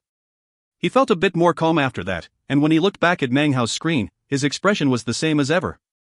His heart, however, was filled with rancor and cold laughter. Meng Hao had no way to know what was happening in the outside world. However, from the moment he had begun to concoct the pill, he had decided to make a big scene. At the moment, he was walking up the mountain path. Ahead of him was nothingness, but every step he took, more stone steps would appear to support him. Time passed. The buzz of conversation still filled the outside world when Meng Hao stepped onto the final stone step of the third region. He wasn't really sure how many total steps he had traversed. If he thought about it, then perhaps it was more than 10,000. Meng Hao didn't actually care about a specific number, it wasn't important. Who was it? Thought Chu Yuyan, her breathing heavy. She still wasn't sure who had caused the shocking scene just now. Whoever it was, that person was on a different path. Unless they were at the peak of mountain, it would be very difficult to see anything. At the moment, the first person that came to mind was, again, Yifeimu. But then, she hesitated. Suddenly she wasn't so sure. Something inside of her was telling her that it probably wasn't Yifeimu. And yet from her perspective, other than Yifeimu, none of the other candidates, including herself, could possibly have done something like that. As she thought, determination filled her eyes. She turned and continued upward. The most conflicted of all was none other than Yifeimu. He stood mutely on the stone steps, thinking for a very long time. Who was it? What pill did they concoct? I concocted one medicinal pill, the pinnacle. I can't believe that someone else's decision regarding the Tao of alchemy could surpass my own. In the third region, I definitely produced the most steps with the least amount of medicinal pills. I only concocted one. This person could not possibly have outdone me. Yifeimu's pride caused pain in his heart, but it quickly vanished. I must be in first place. His eyes glittering, he raced forward, hurrying toward the end of the third region. In his preparations to participate in this trial by fire, Violet Furnace Lord Yi Yuntian had actually violated sect protocol by secretly telling him in detail about his own experience in the promotion trial by fire. For example, Yifeimu knew that at the end of the third region, it was possible to see who had passed through the region, what method they had used to do so, and what position they were granted by the immortal land. His eyes filled with stubbornness, Yifeimu hurried on, panting. In addition to Chu Yuyan and Yifeimu, there was also the old man and the middle-aged man. They were also racing forward. Time passed. The first person to reach the end of the third region was Chu Yuyan. She leaped across the gap created by the last few missing steps. Then, a tremor ran through her body. She had just seen the boulder marking the beginning of the fourth region. The first thing which entered her vision was not the requirements for concocting a pill, but rather, the rankings from the previous region, which floated in the air in front of the boulder. In third place, was her own name, Chu Yuyan. Next to it were written the numbers 9,999. She gasped, then looked up towards second place. It was Yifeimu's name, and the number was 10,000. 10,000. He really does deserve to be called Grandmaster Pill Cauldron. 10,000 steps marks perfection in the third region. However, how could he possibly have only placed second? She stared at the name for a moment, and her heart began to pound. Slowly, her gaze moved up until she saw the listing for first place. Instantly, a roaring sound filled her head, and her eyes shone with disbelief. How could it be him? She was suddenly out of sorts. The boulder was spewing out massive amounts of violet chi, but she didn't notice. All she could do was stare at the rankings. Fong Mu, muttered Yifeimu, his body trembling slightly. His eyes filled with disbelief and, even more so, shame. If it had been Chu Yuyan who beat him, he could have accepted it. But instead, it was someone he completely looked down upon. Furthermore, that person had surpassed him in the third region. As far as he was concerned, this was a complete humiliation. Actually, from the moment Fong Mu had been raised to Furnace Lord, he had aroused the dislike of the other Furnace Lords. That was especially true for Yifeimu. He held nothing but contempt for the manner in which Fong Mu had received his promotion. Next, Yifeimu's body trembled, and began to fill with rage. This was because he had just seen the numbers written after Fong Mu's name. 10. 10 stone steps. 10 stone steps. I created a perfect set of 10,000 stone steps. How could a trifling 10 stone steps even compare? Just what pill did this Fong Mu concoct? Yifeimu wouldn't go so far as to question the fairness of the trial by fire, but inside, he just couldn't accept it. By now, he had already put the pieces together, and realized who the pill tribulation had come for. Violet chi poured out from the boulder, but Yifeimu felt a sense of irony. His eyes filled with a cold light. Meng Hao stood in front of the fourth region boulder, looking at the rankings. His right hand lifted up, causing the image to scatter. Massive amounts of violet chi poured out, dense to the extreme. Those watching in the outside world could easily see the boundless extent of the violet chi, and how much it exceeded that of Chu Yuyan's and Yifeimu's. Several hours passed, during which time, this point was even further impressed upon all onlookers. Meng Hao's black pill furnace absorbed the violet chi, and as it did, its color slowly changed. Now, it was no longer pitch black, but tinged with violet. At first glance, it would be hard to tell whether it was black or violet. However, the pill furnace was now struggling about half as much as it had before, and no longer as fiercely. About an hour later, the violet chi disappeared. Text gradually appeared on the boulder, revealing the requirements for the final region. Become an apprentice. Seeing these words caused Meng Hao's vision to suddenly blur and twist. The mountain in front of him was no longer a mountain. The sky above was no longer the same sky. This chapter was sponsored by Kokian Leong, Reginald Cleckley, Edwin Wanjohi, and Lim Derrick. If you find any errors, ads pop up, ads redirect, broken links, non-standard content, etc., please let us know. Report chapter so we can fix it as soon as possible. Chapter 288. Chapter 288, Peach Blossom. The mountain vanished. Far, far off in the distance, a mountain range was just barely visible. The sky was no longer blue. Instead, it was as red as flame, because it was dusk. The dusk carried with it the afterglow of the setting sun, which trickled across the land to blanket over a small county-level city. The walls surrounding the city had existed for many years, which was clear from their ancient appearance. They were covered with blotches and marks, evidence of the passage of time. Atop the walls, a few guards lazed about. Occasionally the faint sounds of their laughter and chatting would drift down into the bordello below. There was a new girl in town, and their laughter contained the beauty of anticipation which comes in life. Horse carts lined up to enter through the city gate. Atop each cart sat a driver brandishing a whip and bellowing out directions to his horses as they ambled toward the city center. The sun was setting, but oppressive heat still held sway over the land, turning it into something like an oven that wanted to bake the earth. There was no wind or rain. The only thing that existed was arid heat. This walled city was not very large, it was only a county after all. People walked the streets in groups of 2 or 3, cooling themselves with fans, occasionally cursing the weather. The most lively places in the town were the tea houses, where a cup of cold tea could dispel a bit of the heat. On a sweltering summer evening like this, gossiping with friends and neighbors there was the primary pastime of the populace. Other than the tea houses was the town bordello, which was a place for rich people. Many men who passed by couldn't restrain themselves from glancing up at the gorgeously dressed young ladies who leaned against the wooden shutters up above. It was enough to make any man's heart burn, and then cause him to think about how unbearable the weather was. If a man's wife walked with him past the bordello, her face would twist with jealousy and she would hastily pull him away. A more shrewish wife might look up at the licentious, headstrong girls up above and curse them a few times. It was said that the girls in the bordello were as delicate as flowers and as refined as jade, almost inhuman. Inside, the rooms were filled with ice cubes and cute servant girls with fans. Because of this, rich customers had the luxury of enjoying an ice-cold breeze. Supposedly, the bordello also abounded with delicious food and wine. Every man wished to go there, either for the girls, the food, or the ice cubes. "Look, the point is, this place is awesome," said Meng Hao in a low, earnest voice to the 2 kids next to him, clenching his fists tightly. Both the kids were around the same age as him, 12 or 13 years old. "You guys just don't have any sense of brotherhood." Meng Hao put his arms around their shoulders. One was skinny, the other chubby. Both looked excited, but at the same time, a bit shy and nervous. Meng Hao gave them a very serious look, as if he were a sect patriarch arranging to hand over a legacy.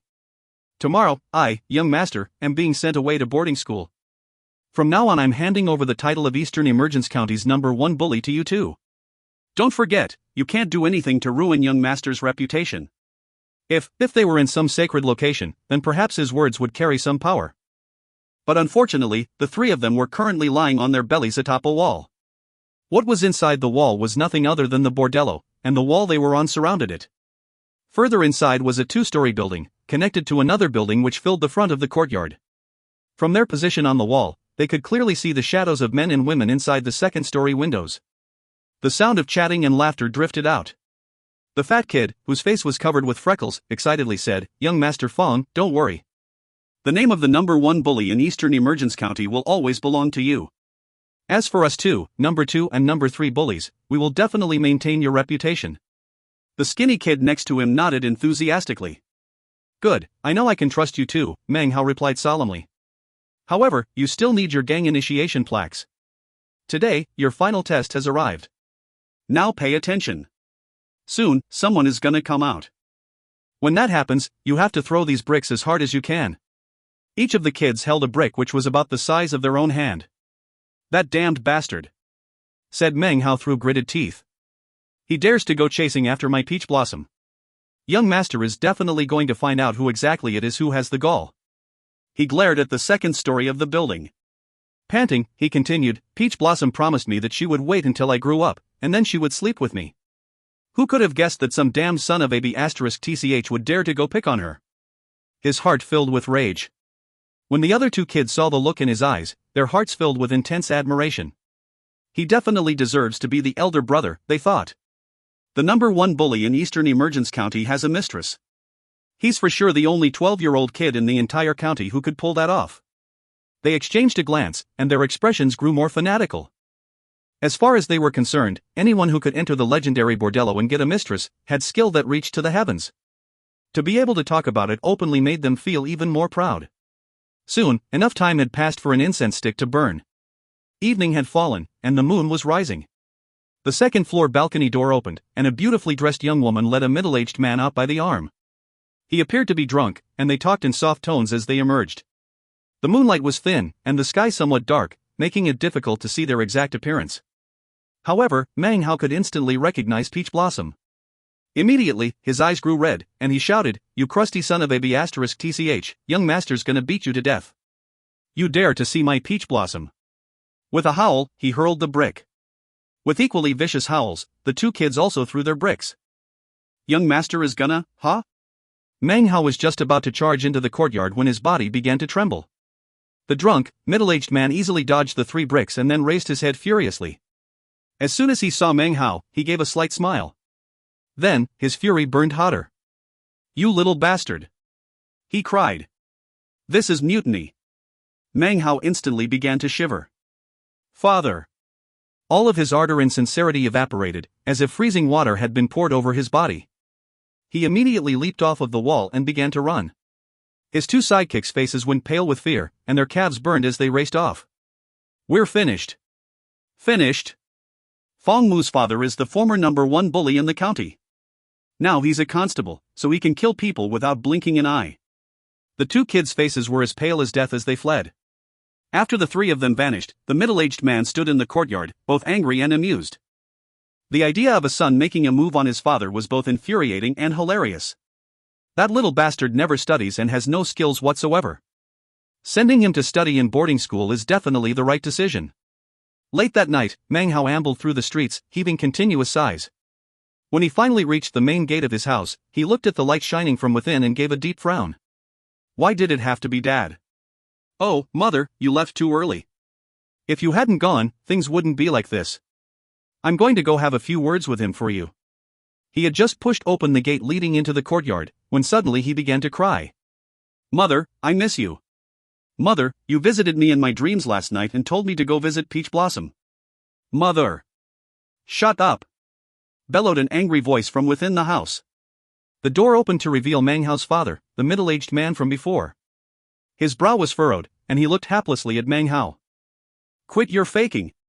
Why aren't you in bed yet? I'm taking you to the boarding school early in the morning to meet your new teacher." "I'm not going," cried Mang Hao, taking a step back. "I want to go to regular school. All the people in the city are going to laugh at me. You little bastard. Still up to the same old tricks at your age." The man frowned, then suddenly rushed forward and grabbed Mang Hao, who was just getting ready to run away. He lifted him into the air and spanked him on the bottom a few times. The slapping sounds rang out clearly, but there was no pain. Things had been like this for Mang Hao since he was young. He and his father had only each other to depend on. Every time they had some sort of disagreement, his father would put on the appearance of being very strict, but couldn't actually bear to hit him hard. "What good is regular school?" his father roared. "You need to learn to respect the teachers and their teachings. You need to learn about ethics. Are you gonna go, or not?" "I'm not going," cried Mang Hao, his eyes rolling. "You?" Mang Hao's father raised his hand high into the air. Mang Hao hurriedly said, "If you promise to never go see Peach Blossom again, then I'll go. You can go see anybody else, just not her." He was afraid his father might actually start to spank him hard this time. Mang Hao's father wasn't sure whether to laugh or cry. He lowered his hand, placing it onto Mang Hao's head and tousling it gently. "All right. You're growing up, kid, and I can see that you have a fertile imagination. Fine. From now on, I'll never see Peach Blossom again. I'll leave her for you. After you grow up, I'll arrange for her to be your concubine." "Really?" said Mang Hao, his eyes growing bright. "You're still not in bed?" He glared at Mang Hao as he released him. Mang Hao beamed with joy as he ran into the house, threw off his clothes, and jumped into bed. He had some beautiful dreams that night. Early the next morning, when the sky was just beginning to grow light, Mang Hao's eyes were still blurry as his father dressed him. Father glanced at son, and could see that he clearly hadn't gotten enough sleep. A solemn expression covered his face, as well as love and kindness, something Meng Hao didn't often see. He reached down and picked up Meng Hao, just like he had when he was young. Meng Hao's head fell onto his shoulder, and he continued to sleep. Meng Hao's father grabbed the gift he planned to present to the teacher, and then left. Along the way, his gait was a bit unsteady. Carrying such a large boy wasn't an easy task. An hour later, they reached the main gate of the house of a famous old man who lived in the east part of the city. Meng Hao's father woke Meng Hao up and then put him down. Then, he knocked on the door and entered the courtyard. Meng Hao was left yawning out in the courtyard as his father entered the house, so he didn't see his father respectfully clasping hands and making other imploring gestures. Not much time passed before his father emerged. Next to him was an old man with a full head of white hair. His features were ancient, but full of vigor. It gave him a noble and prestigious bearing, much different from that of an ordinary person. This was especially true of his eyes. They were filled with profundity, as if they contained stars within them. Anyone who looked at them would be entranced. The old man gazed down at Meng Hao. This gaze seemed to be able to see lives that had been lived, and lives yet to be lived. This gaze seemed capable of piercing through the haze to see all three lives, past, present, and future. This gaze made it seem as if this young man's entire life had been lived for the purpose of coming here and kowtowing 3 times to become his apprentice. A long moment passed, and the old man nodded slightly. Meng Hao's father looked down at Meng Hao and said, "A master is like a father. Feng Mu, I want you to respect your master. Respect him even more than you respect me. If you can't do that, then you aren't my son." With that, he left. If you find any errors, ads pop up, ads redirect, broken links, non-standard content, etc., please let us know. Report chapter so we can fix it as soon as possible. Chapter 289. Chapter 289, Which Path to Choose? Meng Hao gaped at his father. He'd forgotten how long it had been since he'd seen him act so strictly. The seriousness of his tone instantly caused him to wake up. A master is like a father. Meng Hao watched his father's back as he left. He clearly was wearing a simple, unlined robe. However, for some reason, it seemed to Meng Hao as if he were surrounded by a violent wind. The wind seemed to shatter some barrier in his mind. Suddenly an image appeared. It was his father. The image was blurry, but he could tell that his father was looking at him and sighing softly. His mother was there too, gazing at him warmly. It looked like there were tears in her eyes. For some reason, there was also a tower of Tang, as well as many, many complicated memories. Meng Hao thought for a long moment before shaking his head roughly and turning to look off in the distance. There, in the middle of the county, was a very tall tower. It was a tower of Tang. That wasn't there before, was it? No, it never was. A confused look appeared on Meng Hao's face. In the midst of his vacantness, an ancient-sounding voice reached his ears. "This isn't a boarding school." As his father disappeared into the distance, Meng Hao turned to look at the old man who stood in front of him. Now that his father was gone, only he and the old man were there in the courtyard. The old man looked down at Meng Hao, then slowly continued, "Up to now, I've had 17 apprentices. A few ended up returning to dust. A few left and forged their own path. There were also a few who are still pondering what they wish to pursue. In fact, when you think about it, some don't really even count as my apprentices.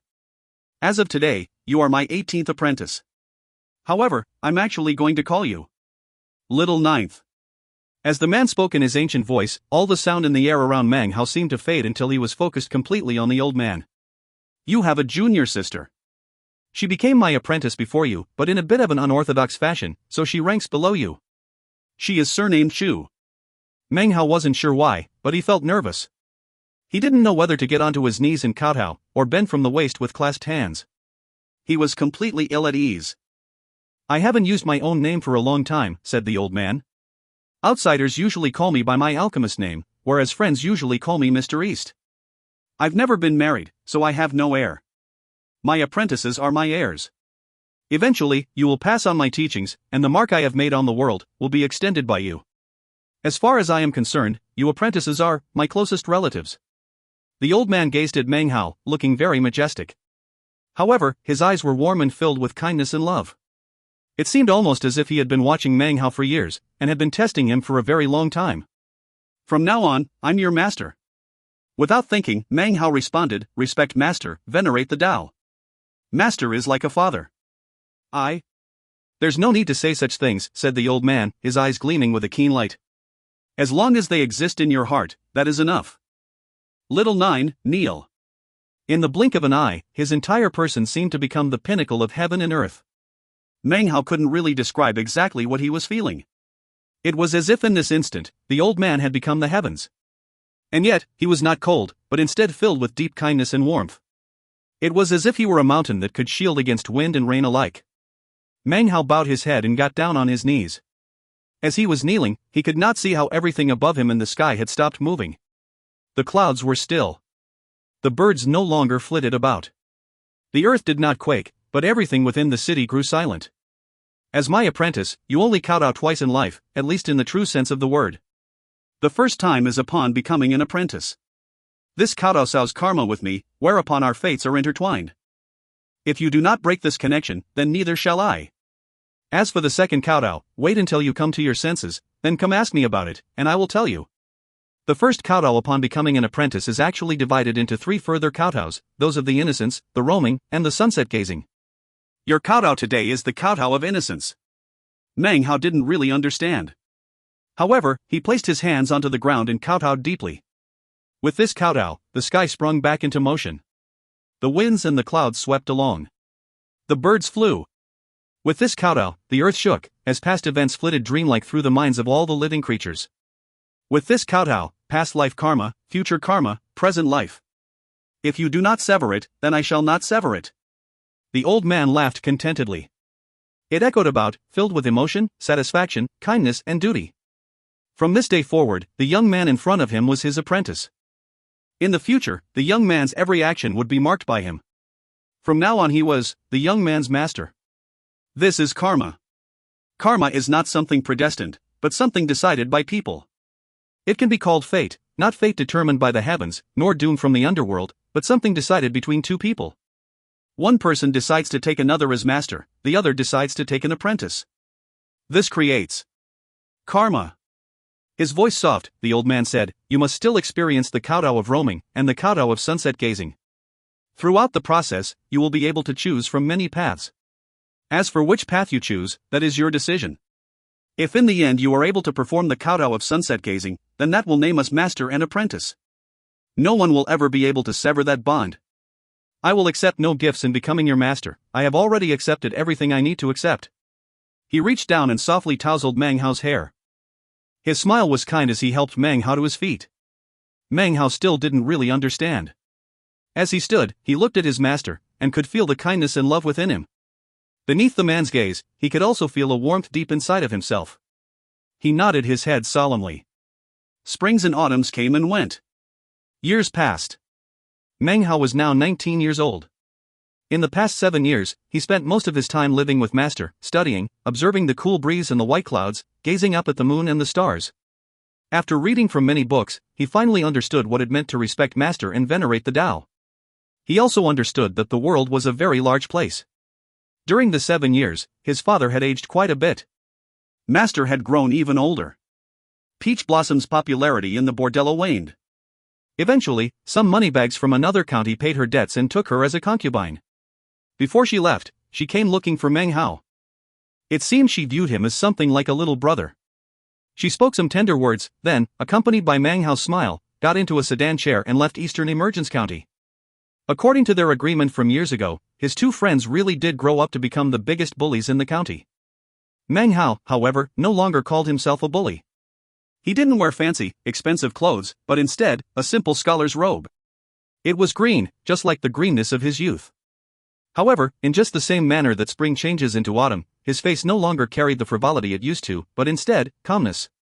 He liked to think, and to gaze off into the sky, even though he didn't really know exactly what it was he was looking at. He liked the wind and the rain. He liked to stand in the pavilion and look at the lightning off in the distance, and hear the thunder. When the rain fell down onto the earth outside, he liked to open up a book and read about how life had changed throughout the ages. Everything was like a dream. 7 years passed like the falling of a rainstorm.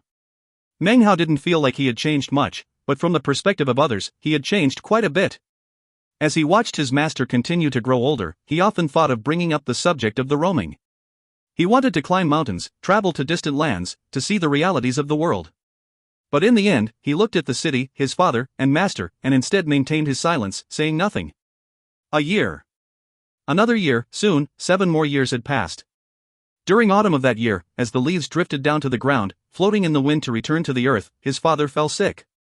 One night, a violent wind blew, and his father passed away. Meng Hao stood in front of his father's grave, a blank look in his eyes. He vaguely remembered how, 14 years ago, his father had held him in his arms and taken him to meet Master. In the blink of an eye, 14 years had passed. Meng Hao stood there silently, sipping from a pot of alcohol. Finally he turned and left. He found Master, and told him how he desired the roaming. It was the only dream he possessed now, and had been fermenting in his heart for years.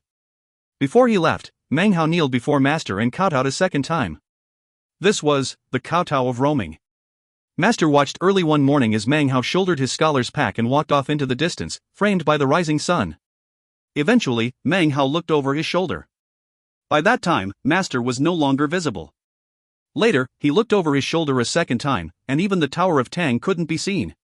He was thoughtful for a moment, then gradually seemed to come to an understanding. He looked forward once again, and continued to walk off into the distance. He did not look over his shoulder a third time. He reached a mighty river and encountered a ferryman, with whom he chatted about some of the legends of the river. Supposedly, an immortal resided somewhere here. In the books Meng Hao had read, he had occasionally come across the title immortal. He decided to live next to the river. Unfortunately, in the 3 years that he did, he never saw an immortal. What did see, however, was his own inverted reflection in the river waters, a different him. He saw himself flying in the sky, practicing cultivation in the mountains, and some place called the East Pill Division of the Violet Fate sect, where he concocted. It seemed as if all he had to do was jump into the water, and he could become that other person, and this life would be over. By the time the 3 years had passed, Meng Hao was 29 years old. In the end, he did not jump into the water. Instead, he left the river and traveled far off to another place. A year later, in the depths of a seemingly endless forest, on a blustery and nearly moonless night, Meng Hao caught sight of a woman floating in the air. There was also an abandoned tomb, with no incense burning in front of it. The surrounding forest was pitch black, and Meng Hao was a bit scared. A moment later, he found himself surrounded by countless shadowy forms. Suddenly, a sealing incantation popped into his mind. He extended his palm, and everything around him vanished. Starting then, he was very curious about this dark, mysterious forest. He continued to travel about in it, sleeping in thickets when necessary. He saw many, many strange things, including a variety of fantastic fierce and wild beasts. It took 3 years to travel through the forest. When he emerged, he looked back, and an absent-minded look covered his face. He had the feeling that if he wished, he could stay and become a part of the forest. In a place like this, a person could become one with heaven and earth, and transcend the mortal life. As Meng Hao gazed at the forest, he thought back to Master's words from 21 years ago. There are many paths in life, as to which path he would choose, that was his decision to make. This place is not the path I wish to tread. Lost in thought, Meng Hao turned and walked off into the distance. This chapter was sponsored by Darren Chen. If you find any errors, ads pop-up, ads redirect, broken links, non-standard content, etc., please let us know. Report chapter so we can fix it as soon as possible. Chapter 290. Chapter 290, This Life. 2 years later, Meng Hao was 35 years old. It had been 9 years since he left home. However, during that entire time, he had only lived in 2 places, the river and the forest. This year, he ran into a gang of bandits. Bandits are generally killers, but they didn't kill Meng Hao. Perhaps it was because of his worn scholar's robe, or the scholar's pack that he wore on his back. He certainly looked down on his fortune. The bandit leader was a beautiful, seductive woman. She asked him a single question. "Can you keep financial records?" Meng Hao shook his head. However, they took him anyway. They led him to their mountain fort, which was really a stockade village where more than 1,000 people lived. Most of them were the family members of the bandits, including quite a few children. It was arranged for Meng Hao to become a teacher, which mostly involved instructing the children how to read. He didn't have to teach anything very complicated. They just needed to be able to read banknotes and understand basic messages, things that any good bandit should be able to do. This was a requirement laid upon all the bandits by the beautiful bandit chiefess. Time trickled by. Meng Hao adapted himself, and quickly felt at home. He taught reading, and looked up at the sky. It was almost like life in Eastern Emergence County. Sometimes he thought of Master, or of his father, and how he hadn't gone back to sweep his grave for a very long time. People died every month in the mountain fort. During a 3-year period, the camp moved locations twice. In the 4th year, the army came. The mountain fort faced overwhelming numbers. At a critical moment of life and death, Meng Hao unhesitatingly proposed using poison. At the moment, a north wind was blowing, and the army was located to the south. Meng Hao wasn't sure why exactly he had thought of using poison. It was just that, in the past few years, he seemed to have an abundance of knowledge in his head. The poison was of course concocted by Meng Hao. As the poison powder drifted south with the wind, Meng Hao closed his eyes. A long time later, he heard shouts of rejoicing. It had been a massacre. The mountain village had won. Meng Hao was 39 years old. That night, during the third watch, something like burning fire burrowed under the covers with him. It was the bandit chiefess. During the day she was a conservative woman, but right now she was like a beautiful spirit. Overnight, Meng Hao's life changed. He was no longer a teacher, but instead, a so-called military advisor. He had never experienced such a life before. It was fresh and exciting. Soon he was 40 years old. He was past the prime of life when the blood boiled. And yet all of this was addicting. Killing. Plundering. For 3 years, no blood physically stained Meng Hao's hands. However, with his assistance, the number of lives taken by the bandits increased by tenfold. That winter, Meng Hao finally got fed up with it all. He had not chosen this life, and he wanted to leave. But by now, the mountain fort had grown very large. When he brought up leaving, the beautiful chiefess refused to allow it. But Meng Hao persisted and left the mountain fort anyway. Therefore, they tried to chase him down and kill him. They chased him for a year before finally giving up. In the end, Meng Hao wasn't killed. Exhausted, he turned, and there, 100 or so paces behind him, was the chiefess. She sat atop a horse, staring at him, a big black bow in her hand. She was older, but still beautiful, and within her eyes was a torn expression. The wind blew past the two of them. Meng Hao shouldered the same scholar's pack he'd taken with him when he left his hometown, turned around, and walked off into the distance. No arrow was loosed from the bow. That year, Meng Hao was 43 years of age. Eventually, he caught sight of a Taoist temple located on top of a mountain. It was autumn, and the leaves rustled as they drifted down onto the green limestone of the temple. The sky was overcast, and occasionally the soft rumbling of thunder could be heard. Rain was coming. Meng Hao took up residence in the Taoist temple. He watched the Taoists practice their religious cultivation, observed them live their daily lives, and enjoyed a kind of peace he had never experienced before. He had the unshakable feeling that his hands were stained dark with blood that just wouldn't wash off. Perhaps in this place he could discover a way to cleanse it. 2 years later, Meng Hao was 45 years old. He let out a soft sigh. It turns out there's no way to cleanse it. In that case, I'll just have to live with it. Shaking his head, he bid farewell to the Taoist temple, and strode out once again into the world. Eventually, he reached the capital city. After he had been living there for a year, a bloody war broke out with a neighboring nation. Despite his age, Meng Hao was forcefully conscripted into the military, and became a soldier in the army. The war between the two countries had just started at this point. 2 years into the war, Meng Hao used some poison that he had concocted to win a battle that shocked both of the countries involved. This sparked his rise to prominence. He was no longer a common soldier, but a poison specialist. 5 years into the war, he was a general. He led a special offensive, commanding a force of 100,000 soldiers, along with a special unit of 100 personally trained poison specialists. 8 years into the war, the enemy withdrew from the battlefield and turned to defense. Meng Hao was more than 50 years old, and his name was famous throughout the entire nation. He led his men into the enemy nation in a campaign to destroy them thoroughly. By the 10th year of the war, Meng Hao was 56. It had been 30 years since he left his hometown. The enemy was destroyed. He returned to his home nation, and was welcomed with grand ceremony. He was now a legend, and as such, was conferred with the title Royal Advisor. Everything was like a dream, and Meng Hao wasn't used to it. Perhaps it was because of him or perhaps because of the nation's growing power, but after becoming the Royal Advisor, the nation turned into an aggressor. A new round of wars began. Year after year passed, and eventually, Meng Hao was 60 years old. Once again fed up with everything, he left the army and returned to the areas that had been scorched by the flames of war. Pestilence raged there. He was able to save the lives of a few people, after which, he was the royal advisor no longer, but a doctor, the alchemy doctor. He continued to travel, pursuing the dream he'd had when he was young, climbing mountains and traveling to distant lands. However many people he had killed in the past, that was how many he would save. His travels lasted for 20 years. Throughout those 20 years, Meng Hao traveled through countless nations and climbed to the top of who knew how many mountain peaks. He saved many people, and soon, word of the miraculous hands of the alchemy doctor spread throughout the land. The year Meng Hao turned 80, he looked thoughtfully up into the sky. His weathered face was covered with the evidence of a life full of memories. I've traveled many paths in life, he thought to himself, but as for my choice, just what is it? I did not choose to be the reflection in the water of the river. Nor did I choose to live the peaceful life of a hermit in the forest. I absolutely did not want to live the romantic life of a bandit couple, nor did I choose to become a Taoist priest. I've long since given up on being a poison specialist or a royal advisor, on waging war. I thought that my final decision would be to become an alchemy doctor. But now that I look back, that's not my path either. Just what am I pursuing in this life?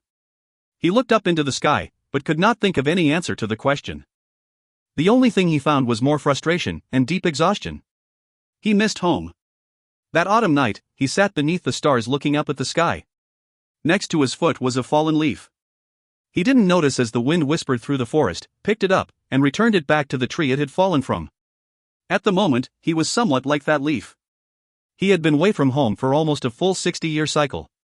Now, he needed to return. Meng Hao began to walk. After he had left home, it had taken him 54 years to reach this point. The return trip only took 6. Eastern Emergence County was still there, flourishing more than ever. Meng Hao's hair was white when he entered the city. He was just barely able to make out some of the traces of the past. The bordello was gone. The wall had long since been knocked down, and the location was now home to a large mansion. The house where he grew up had vanished with the passing of time. In its place was an inn. Meng Hao stood across from it for a very long time, staring at it. His face was covered not just with the ravages of time, but with a complex expression. Finally, he turned and left. When he returned to Master's house, the person who opened the door was a stranger. After making some inquiries, Meng Hao turned his head to look at East Mountain off in the distance. His father had been buried there more than 50 years ago. Master had been buried there more than 20 years ago. Meng Hao sighed. Silently holding a pot of alcohol under his arm, he climbed the mountain. First, he visited his father's grave, which was covered in weeds. I know this is all an illusion, he said softly, and that you aren't my real father. However, you let me feel the fatherly love that I've been missing. It was only a simple embrace so that I could sleep. About 30 years ago, in the Taoist temple, he had come to understand everything. This world was nothing but an illusion, a test to become an apprentice. The real Meng Hao was still in the world of the celestial land in the Violet Fate sect, atop Violet East Mountain. He closed his eyes. A long time passed before he left his father's grave. Finally, he arrived at Master's grave. He looked at it for a while before speaking. Becoming an apprentice involves 3 kowtows, he murmured. The first is during the time of innocence. The second is in the time of roaming. The third is when gazing at the sunset. You gave me an entire life to decide whether or not to become your apprentice. Everything in this realm of illusions was created, not by you, but me. You only provided the starting point. Every person in the trial by fire will create their own world. In this world, I liberated my heart. I experienced everything. In the end, I've come back here. But I still haven't found what it is that I wish to pursue. The Tao of alchemy? Obviously not. He lifted the jug of alcohol and took a long drink. Eternal life? He said quietly. I'm not qualified. Soon, the sun began to sink in the west, and the jug of alcohol was empty. He did not begin the third kowtow. Instead, he turned and headed back toward Eastern Emergence County. He knew that once he performed the third kowtow, he would leave this world of illusions. But he still had not found his answer. Therefore, he would not leave. He would stay. From then on, a very old man took up residence in Eastern Emergence County. Outside of the world of illusions, within the Violet Fate celestial land, atop Violet East Mountain, tears seeped out of Shu Yuyan's eyes. She opened them, and they were filled with grief, as if being immersed in her world had caused her to forget about reality. A long time passed, and then a tremor ran through her body. She blinked. Her eyes were filled with confusion at first, but they quickly grew clearer. Her expression was one of melancholy. Eventually, she looked up and saw that there were 2 others with her here high atop Violet East Mountain. One was Fong Mu. The other was Yi Fei Mu. Both of them had their eyes closed. One had a face filled with thoughtfulness, the other, confusion. The former was Meng Hao, the latter was Yi Fei Mu. As for her, she was still about 10 paces from the very peak of the mountain. Further behind her were the other two nameless candidates in the trial by fire. It was at this moment that Yifei suddenly trembled and began to awaken. This chapter was sponsored by Deathblade. If you find any errors, ads pop up, ads redirect, broken links, non-standard content, etc., please let us know. Report chapter so we can fix it as soon as possible. Chapter 291.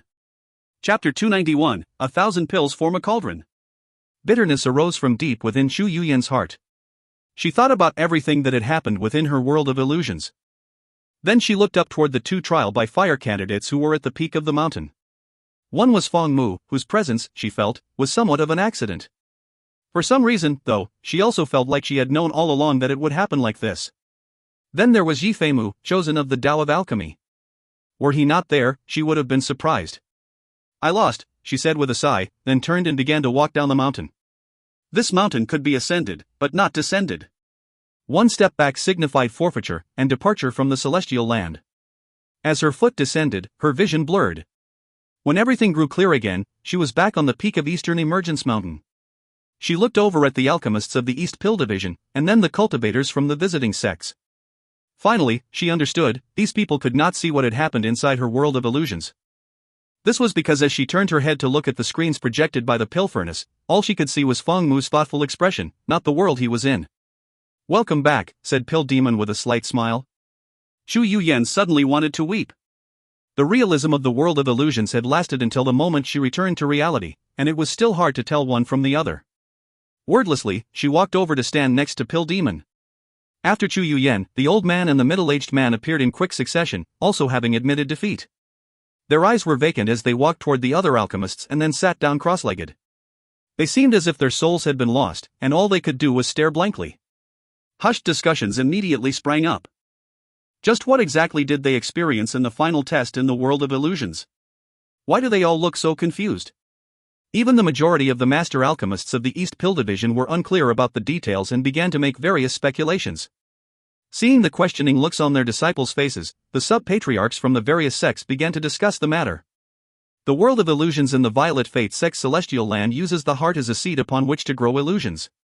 Under the influence of this art, no one would be able to tell the true from the false, not even someone with a nascent soul cultivation base. You can never come to your senses within the illusion, therefore, it is really another life. Yes, exactly. While inside, previous and future lives don't matter, because it's a dreamland. As for telling the difference between reality and the dream, between the past lives and the future, well, few people nowadays could do that. Upon waking, the illusions will shatter, and that is when they wake up. That's why they look so confused. It seemed as if they were simply discussing the matter, however, what they were actually doing was taking advantage of this East Pill Division trial by fire to train their disciples about the difference between reality and illusion.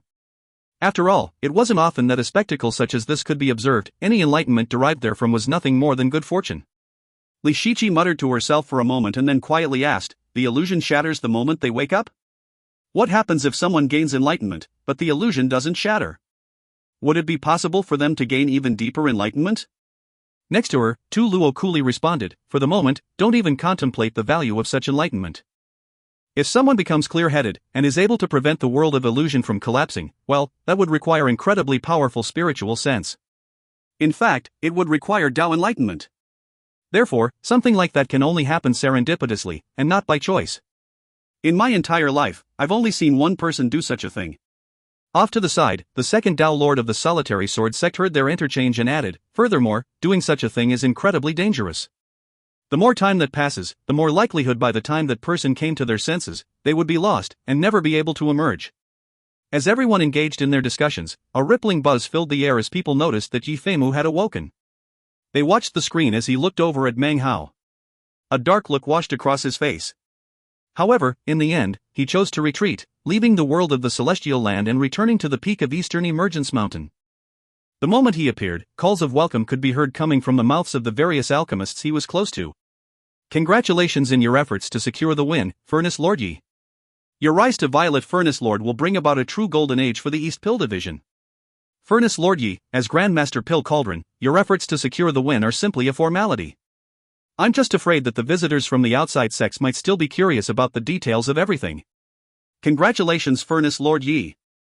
As one person after another spoke out from the crowd, Yifei's expression was no longer proud. With a slight smile, he clasped hands to the crowd. As for the title of Pill Cauldron, he hesitated, neither endorsing it, nor offering any explanation. This, of course, created a feeling of tacit approval. While everyone was looking at Yi Feimu, Furnace Lord Yi Yuntian gave a hearty laugh. He stood and looked approvingly toward Yi Feimu. Feimu, why don't you take out your pill furnace so everyone can see that you are qualified to be a Violet Furnace Lord? Immediately, the eyes of the surrounding alchemists began to glow brightly. And Zai-Hai's brow furrowed, but he didn't say anything. Yi Feimu took a deep breath, and then once again, a proud expression covered his face. He smacked his bag of holding with his right hand to produce the pill furnace. It was none other than the one he had acquired within the world of the Mother of Furnaces. It had started out white, but was now violet, and emitted a violet glow which caused the glimmers of violet to reflect within the eyes of all the observing cultivators. Yi Yuntian looked at the violet furnace and immediately let out a loud laugh. He turned toward Pill Demon, clasped hands, and bowed deeply. Congratulations, Master, he said excitedly. It appears that this Violet Furnace Lord promotion has resulted in you acquiring a new apprentice, and that we have acquired a new junior brother. Feimu, why haven't you bowed to your new master yet? A glow of excitement also appeared in Yi Feimu's eyes. He took a deep breath, and was just about to walk forward, when Zai-Hai spoke up. Junior brother Yi, he said coolly, this is somewhat incongruous with protocol. The interchange between the two immediately caused the expressions of the 6 other Violet Furnace Lords to flicker. However, they didn't reveal what they were thinking.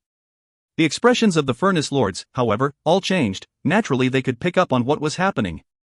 Yi Yuntian's goal was all too obvious. That having been said, the Furnace Lords generally didn't favor Feng Mu, and most of them liked Yi Feimu. Each and every one of them watched with various thoughts and ideas running through their heads. As far as the ordinary master alchemists, not many of them understood what was going on. However, they could pick up on some of the clues. They watched on, speechless, waiting to see what would happen. The sub-patriarchs from the other sects were all experienced and astute. How could they not see what was going on? In fact, they had begun to expect this development some time ago. Of course, they were more than happy to watch such a scene unfold. Fatty watched on wide-eyed. He glared at Yi Feimu, and had long since begun to curse him inwardly. Pill Demon was the big exception. From the very beginning, he hadn't said a single word.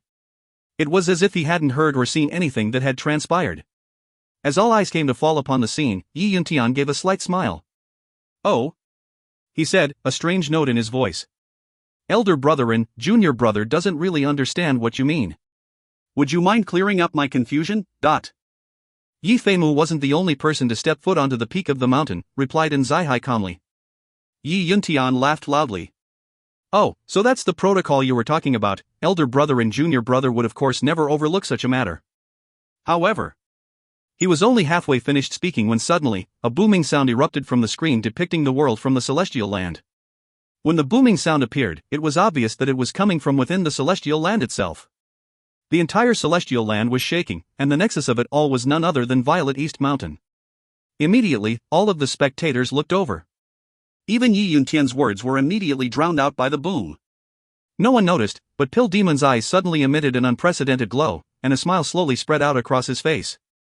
It was a smile of satisfaction, filled with emotion and contentment. Back in Meng Hao's world of illusion, he continued to reside in eastern Emergence County. 3 more years passed. Meng Hao was currently 99 years old, and had once again returned to his master's grave. He looked at the gravestone, and his face filled with emotion. Heaven and earth are just resting places for the myriads of living creatures. Time represents the passage of hundreds of generations of passing travelers. A smile broke out on Meng Hao's face. Life is a journey, every turn of which is filled with new scenery.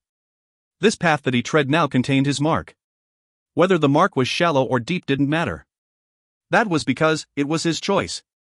Maybe my path hasn't even arrived. He shook his head. Perhaps in the future he would realize what his purpose in life was. For the moment, he still didn't know. Since he didn't know, he wouldn't force himself to choose. When traveling, it is never possible to know what unfathomable things might occur. That is what makes it beautiful. A carefree smile broke out on Meng Hao's face. When it did, his white hair became black. His crooked frame straightened. His features were no longer ancient, but once again filled with the vigor of youth. He took a deep breath, then looked at the gravestone and dropped to his knees to kowtow a third time. The kowtow of sunset gazing. With this kowtow, karma was finalized, and the master and apprentice relationship solidified. If you do not sever the bond, then neither shall I. With this kowtow, Eastern Emergence County began to turn translucent behind Meng Hao, and then disappeared. With this kowtow, the entire world around him began to disintegrate, leaving behind only the grave. With this kowtow, a roaring sounded out between heaven and earth. Everything began to fall apart. Meng Hao opened his eyes, and the world vanished. He saw the sky once again, the world of the celestial land. And there he stood on the peak of Violet East Mountain. He looked off into the distance, and then took a step forward. As he did, ripples like that on the surface of water spread out. His body melted away. When he reappeared, he had left the world of the celestial land, and was now standing on Eastern Emergence Mountain, outside of the pill furnace. His appearance garnered much attention, including a dark glare from Yi Feimu, and a cold smile from Yi Yuntian. Everything was quiet for a moment, and then Yi Yuntian's cool voice echoed out. Just now I wasn't able to finish speaking. Elder brethren, two people did step onto the peak of the mountain. However, when that happens, the resulting decision is not made by those two people, but rather, by you, me and the other Violet Furnace Lords, as well as all the Furnace Lords. We make the final decision. That is the protocol for the raising of a Violet Furnace Lord. Does this explanation suffice, Elder brethren? Yi Yuntian smiled. And Zai, on the other hand, said nothing. He merely flicked his sleeve. According to sect protocol, because two people stepped foot on the peak of the mountain, it requires a decision to be made on our part. Whoever receives the most support will become the Violet Furnace Lord. I am Violet Furnace Lord Yi Yuntian. Please, will all fellow Taoists of the Violet Fate sect bear witness today? I believe that Yi Feimu is more qualified than Feng Mu. As such, I select Yi Feimu. Violet Furnace Lord Chen Shu Yang selects Yi Feimu. Violet Furnace Lord Shenlong selects Yi Feimu. Violet Furnace Lord Yuan Daoming selects Yi Feimu. Violet Furnace Lord Ma Feifeng selects Yi Feimu.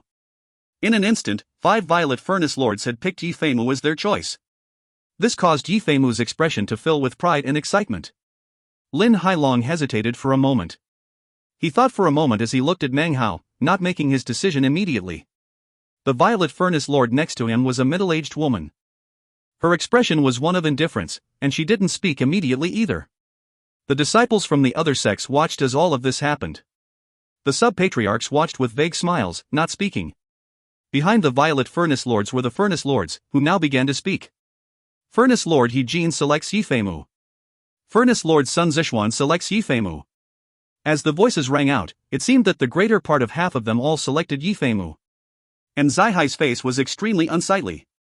He was about to open his mouth to say something, when suddenly, Meng Hao's voice calmly filled the air. Violet Furnace Lord Yi, I would like to ask a question, he said. Could you please explain exactly why I, Feng Mu, am not as qualified as Furnace Lord Yi? His expression was as calm as always as he asked the question. Yi Yuntian looked at him, and in a very impolite tone replied, At the moment, it doesn't matter whether we discuss your skill in the Tao of alchemy, or your reputation, or even your ability to create new medicinal pills. In my judgment, you are less qualified than Yi Feimu in all of these areas. Even more importantly, Yi Feimu became famous in the southern domain 10 years ago. Half a year ago, he concocted a 90% consummate medicinal pill. He is destined to become a Violet Furnace Lord. As for you, you lack such qualifications. His words sounded almost like a reprimand, and in fact, as a Violet Furnace Lord, he was qualified to say such things to a Furnace Lord. Qualifications? Replied Meng Hao, glancing at Yi Yuntian for a moment. Then he flung his sleeve out in front of him. A medicinal pill flew out. Then 10. Then 100. Then 1,000. In an instant, more than 1,000 medicinal pills flew out. Meng Hao swirled his sleeve, and they rolled through the air. Each medicinal pill was clearly marked with the symbol of a cauldron. That symbol was exactly like the mark which had been branded into the bedevilment pill. When the pills appeared, the air was filled with an intense medicinal aroma like nothing anyone had ever encountered before. Every single pill in this shocking display contained 90% medicinal strength. These were all 90% consummate pills. These were all the highest value pills that Meng Hao had concocted after the bedevilment pill. He had concocted such pills often, in the hopes of finding an opportunity to sell them off one at a time. However, today, he put them all on display, to shocking effect. The medicinal pills floated in mid-air. The cauldron symbol instantly caused the minds of all of the alchemists to spin. Chu Yuyan immediately rose to her feet, an expression of disbelief on her face. The minds of the disciples from the visiting sects began to reel, even the sub-patriarchs. Their eyes went wide and they stood up, their faces shining with shock. The medicinal pills filled the air, and the medicinal aroma was as thick as fog, roiling out and filling the peak of Eastern Emergence Mountain. The grass and the earth struggled upward. Dark clouds filled the sky. Thunder crackled across the entire state of Eastern Emergence. Even more surprising was that when Meng Hao tossed out the medicinal pills, they began to mass together in midair. Slowly, they formed together into the shape of an enormous cauldron, which gave rise to a resplendent glow that rose up with boundless radiance. Meng Hao's cool voice rang out in all directions. If you add in the fact that I'm Grandmaster Pill Cauldron, then would you say I'm qualified enough? If you find any errors, ads pop up, ads redirect, broken links, non-standard content, etc., please let us know. Report chapter so we can fix it as soon as possible. Chapter 292. Chapter 292, Pill Cauldron Fong Mu. Over 1,000 medicinal pills swirled together to form a cauldron. Medicinal aroma filled the area. In an instant, everyone began to breathe heavily, shocked by the sight of the giant cauldron. Everything was quiet.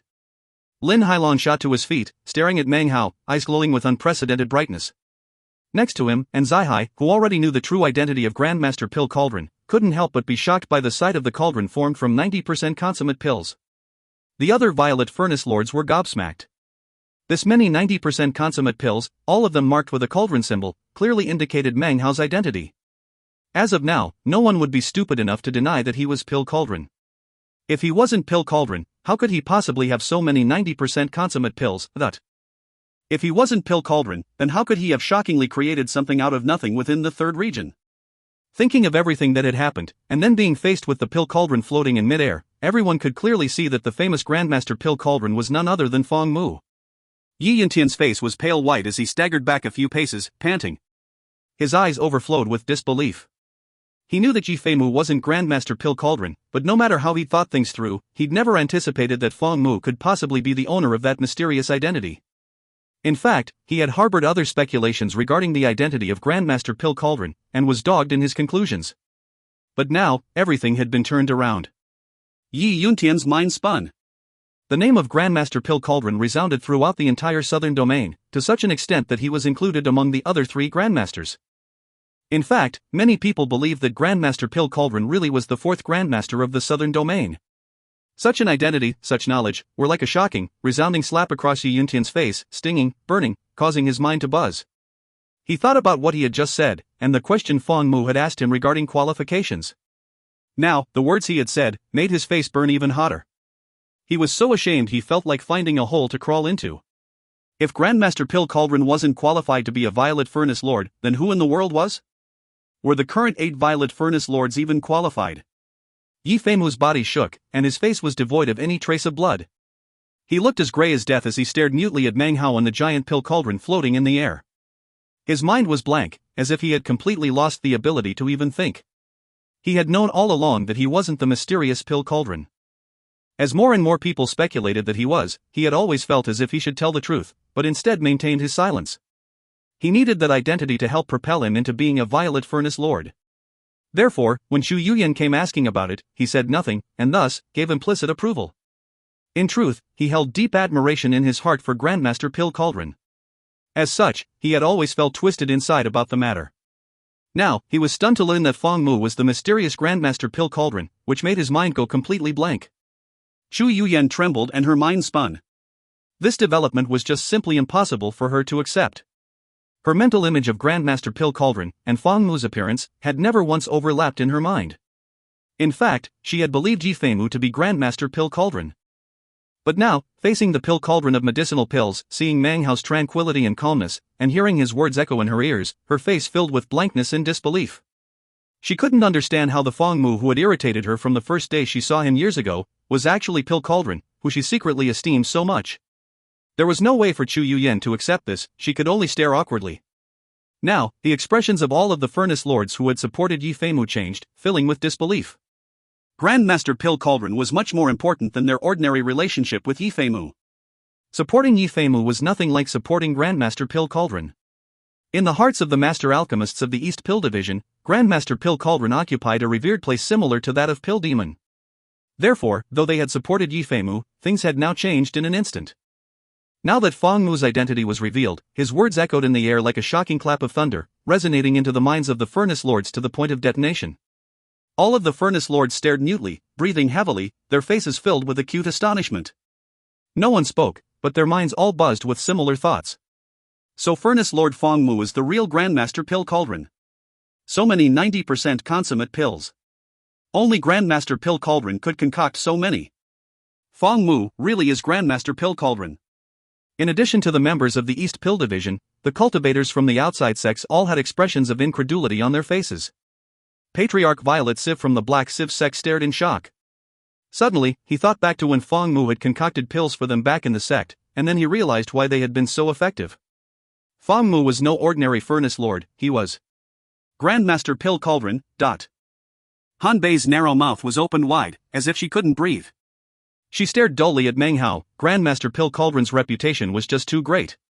It resounded like thunder in her ears. And now it turned out that all along, Fong Mu was Grandmaster Pill Cauldron. Fatty was panting, and his expression was one of intense admiration. As for Qin Fan, Li Daoi and Li Shiqi, as well as all the other disciples from the visiting sects, they simply stared, their minds shaking because of the revelation of Fong Mu's identity. Even the sub-patriarchs were staring thoughtfully, their eyes shining with strange expressions. They could very well imagine how after this day, the name of Grandmaster Pill Cauldron would thoroughly fill the entire southern domain. When that happened, Fong Mu might not be like the sun in the sky above the southern domain, but he would certainly be nearly as illustrious. Violet Furnace Lord Yi, said Meng Hao coolly, staring the pale-faced Yi Yuntian straight in the eye, is my status high enough? Yi Yuntian wanted to say something, but considering that Fong Mu was Grandmaster Pill Cauldron, all the words became stuck in his throat. How could he have the face to say anything? I support Furnace Lord Fong Mu. And Zai Hai said suddenly. Next to him, Lin Hailong did not hesitate for a moment. He immediately repeated in Zai Hai's words. After that was the middle-aged woman. Next, all of the Violet Furnace Lords who had supported Yifemuside in their hearts, and then voiced their support for Fong Mu. After that, were the Furnace Lords. Roughly 90% of the nearly 100 Furnace Lords all echoed words of support. I support Grandmaster Pill Cauldron. I support Furnace Lord Fong Mu. Their voices echoed out, layer upon layer, transforming into a cacophony that filled the air. This chapter was sponsored by Darren Chan, Anonymous, Valera McDaniel, and Patrick Nguyen. If you find any errors, ads pop up, ads redirect, broken links, non-standard content, etc., please let us know. Report chapter so we can fix it as soon as possible. Chapter 293. Chapter 293, Legacy Apprentice. Yi Feimu smiled sadly as he looked at Meng Hao. The sense of loss within his heart had reached the ultimate level. In order to fulfill his desire to become a Violet Furnace Lord, he had neglected his cultivation, and had spent all of his time stubbornly pursuing the Tao of Alchemy. He had always believed that with enough persistence, his skill in the Tao of Alchemy would assure his place as a Violet Furnace Lord. Yi Yuntian had given him this affirmation, even some of the other Violet Furnace Lords had approved. Why did he have to show up? Why does the Violet Fate Sect's East Pill Division have to have Yi Feimu and Fong Mu? With a bitter laugh, he staggered backward and coughed up a mouthful of blood. It wasn't that he was unconvinced. The instant he learned that Fong Mu was Grandmaster Pill Cauldron, he knew it all to be correct. He couldn't blame others for supporting Fong Mu. He could only laugh, and bitterly at that. He proudly told himself that if it wasn't for his opponent's strength, and the fact that he was Grandmaster Pill Cauldron, then Yi Feimu, who was at the peak of the East Pill Division Furnace Lords, would be second to none. He would definitely have succeeded, and taken first place in the Violet Furnace Lord promotion trial by fire. Now, however, he was defeated. He could even imagine the scorn with which people would look at him later in the sect. It would not be scorn regarding his Tao of Alchemy, but scorn because of his tacit implication that he was Grandmaster Pill Cauldron. Therefore, he could only laugh bitterly, utterly disheartened. Blood seeped out of the corners of his mouth. My Tao of Alchemy can't be defeated. One loss, I can accept, or even two, but repeated failure will destroy my Tao of Alchemy. No. What has been defeated is not my Tao of Alchemy, but myself. He wiped the blood from his mouth, and his eyes once again shone with determination. My Tao of Alchemy will never be defeated. It is unprecedented, one of a kind, original in heaven and earth. This is my great Tao of Alchemy. His breathing was ragged as he looked over at Meng Hao. Chu Yuyan said nothing. She gradually suppressed the trembling of her mind as she stared at Meng Hao. An unparalleled bitterness rose up in her heart. She had long since been defeated. She realized that from the moment she had stepped into the world of the celestial land, she had lost. If Fong Mu had not been there, nor Yi Feimu, then she definitely would have become a Violet Furnace Lord. She still wanted to prove herself, but as of now, there was no chance.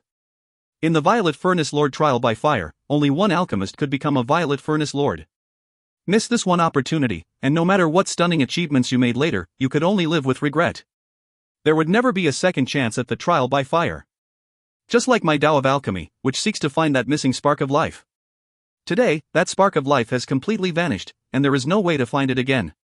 Just like my Tao of Alchemy. Within her bitterness, blood seeped out of the corners of her mouth. The pain she felt inside was because of the Tao of Alchemy.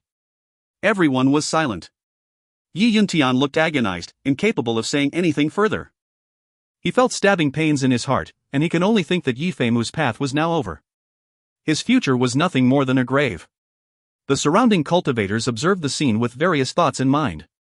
They all had their own concept regarding the path of the Tao of Alchemy. This was because everyone had a different concept of what stubbornness meant. Everyone had their own path. It was not easy to compare such things. After all, what was defeated was not just an individual, but a Tao of Alchemy.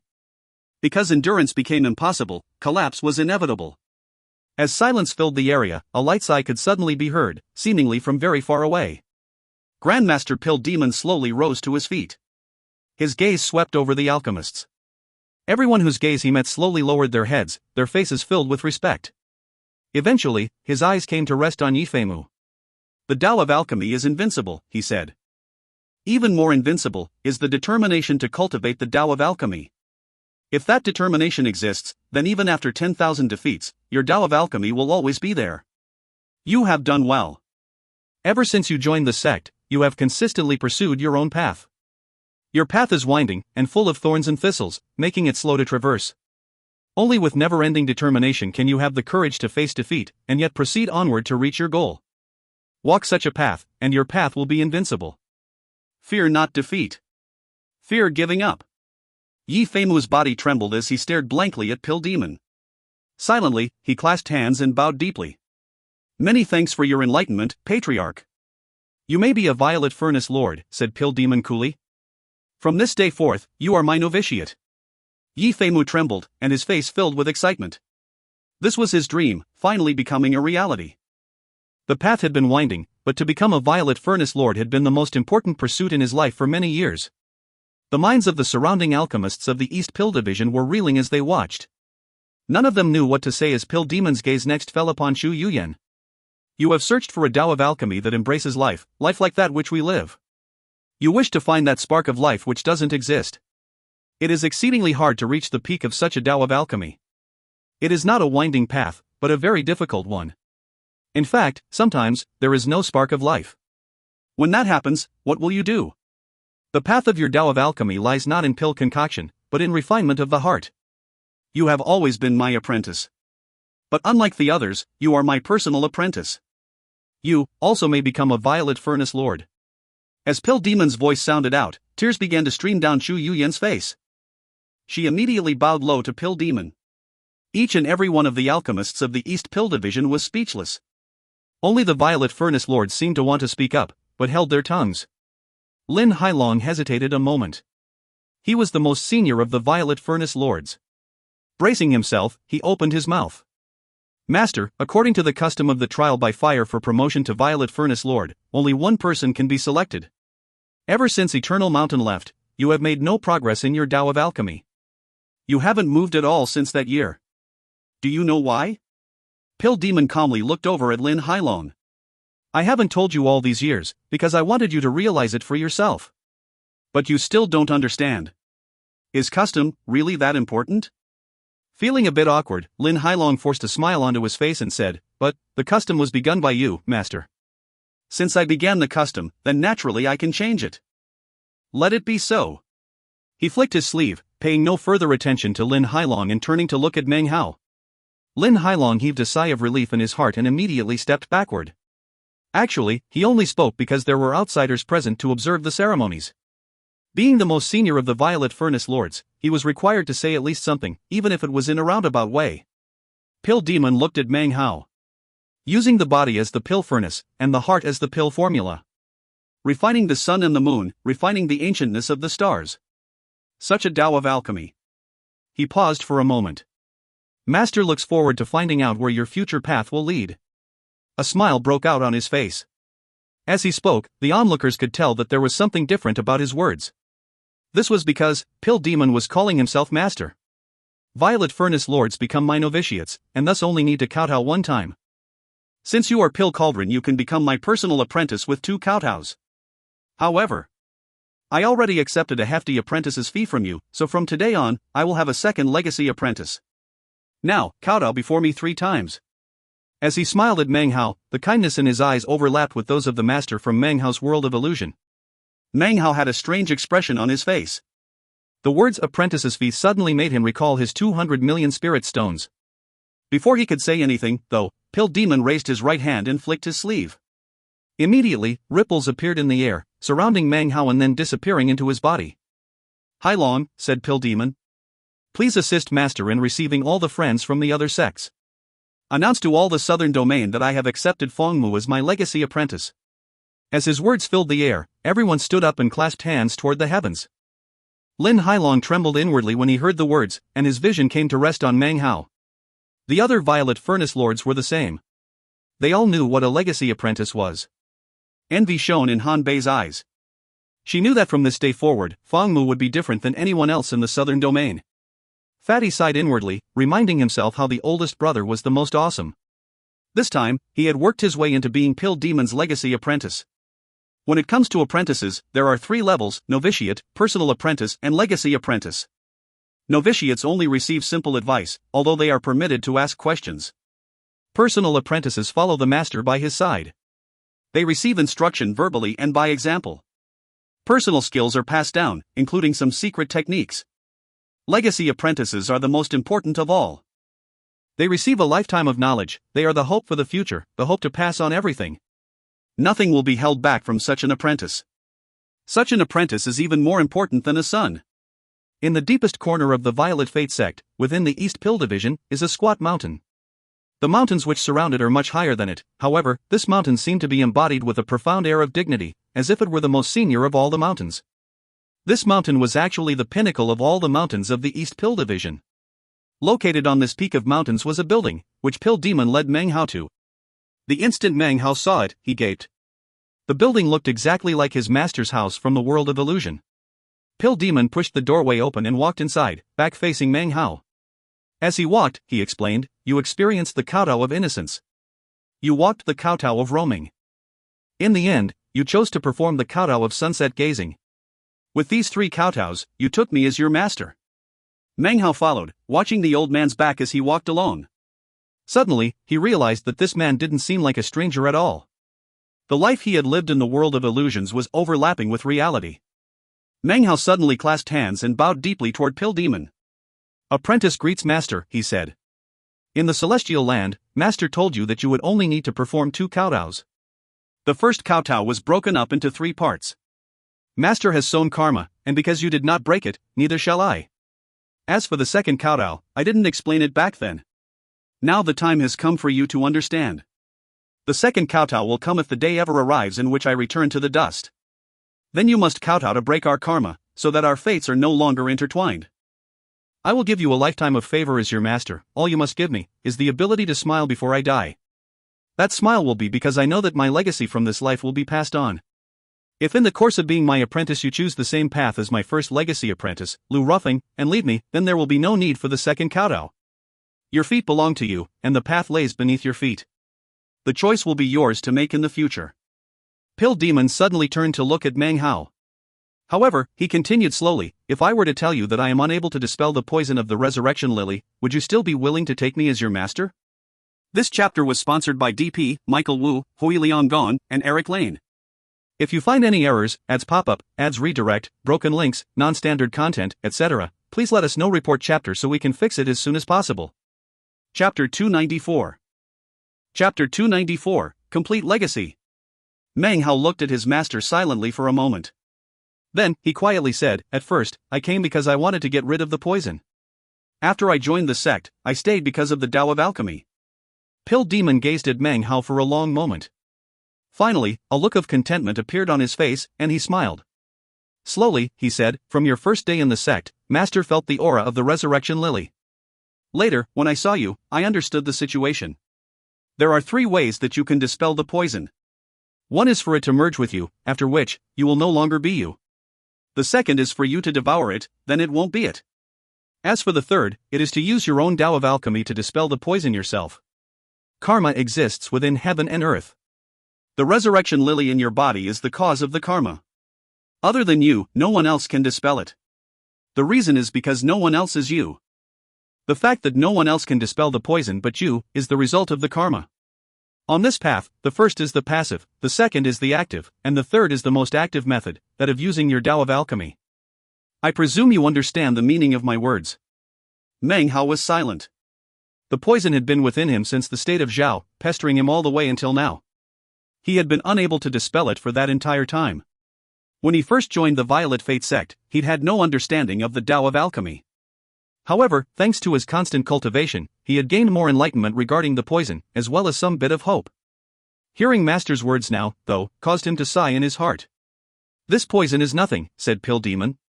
With your skill in the Tao of alchemy, you'll be able to dispel it sooner or later. Master can see that the resurrection lily has somehow been suppressed. Strange. Right now it's as if it's asleep. However, the power of suppression seems to be gradually weakening. Meng Hao's eyes glittered. Calmly, he said, Master, if I must dispel the poison myself, then, can I ask, in your experience, have you ever known someone else to successfully do so in the past? One person, replied Pill Demon. He lived by the Milky Way Sea, and his name was Reverend Silverlamp. His cultivation base was unfathomable. He came to me 700 years ago, looking for a method to dispel his poison. I said the same thing to him that I told you.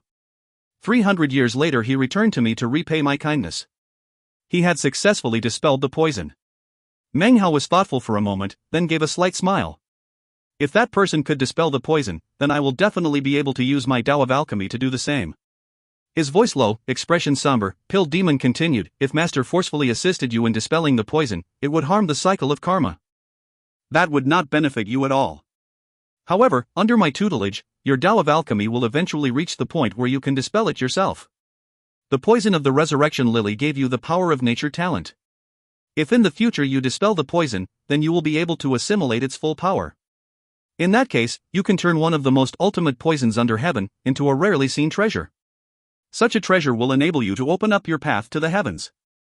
Having this poison within you might seem like a disaster, but one aspect of the disaster is unprecedented good fortune. He suddenly changed the subject. After the 3 kowtows, you became my legacy apprentice. Therefore, Master has 3 gifts for you. He raised his arm and flicked his wide sleeve. Immediately, everything around them swirled into a riot of colors. The first gift is a batch of outlander pills.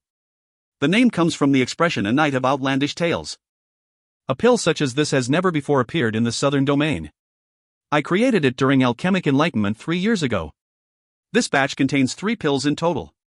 Consuming 1 pill will cause the resurrection lily to slumber for 100 years, will increase your longevity by 100 years, and will allow you to make progress in your cultivation base. If you face any sort of blockage, it can help you to break through. These 3 pills will help you, my apprentice, to reach the nascent soul stage with no problems. In total, it will also give you 300 years of extra time to dispel your poison. If you have not succeeded after 300 years, then I will concoct another batch of pills for you, and will continue to do so until the day you dispel the poison. The words entered Meng Hao's ears and sank all the way to his heart. He looked at his master, and could feel the sincerity in his words, as well as a kindness and love. 3 years ago, Grandmaster Pill Demon had concocted pills during alchemic enlightenment, just for him. Meng Hao clasped hands and bowed deeply.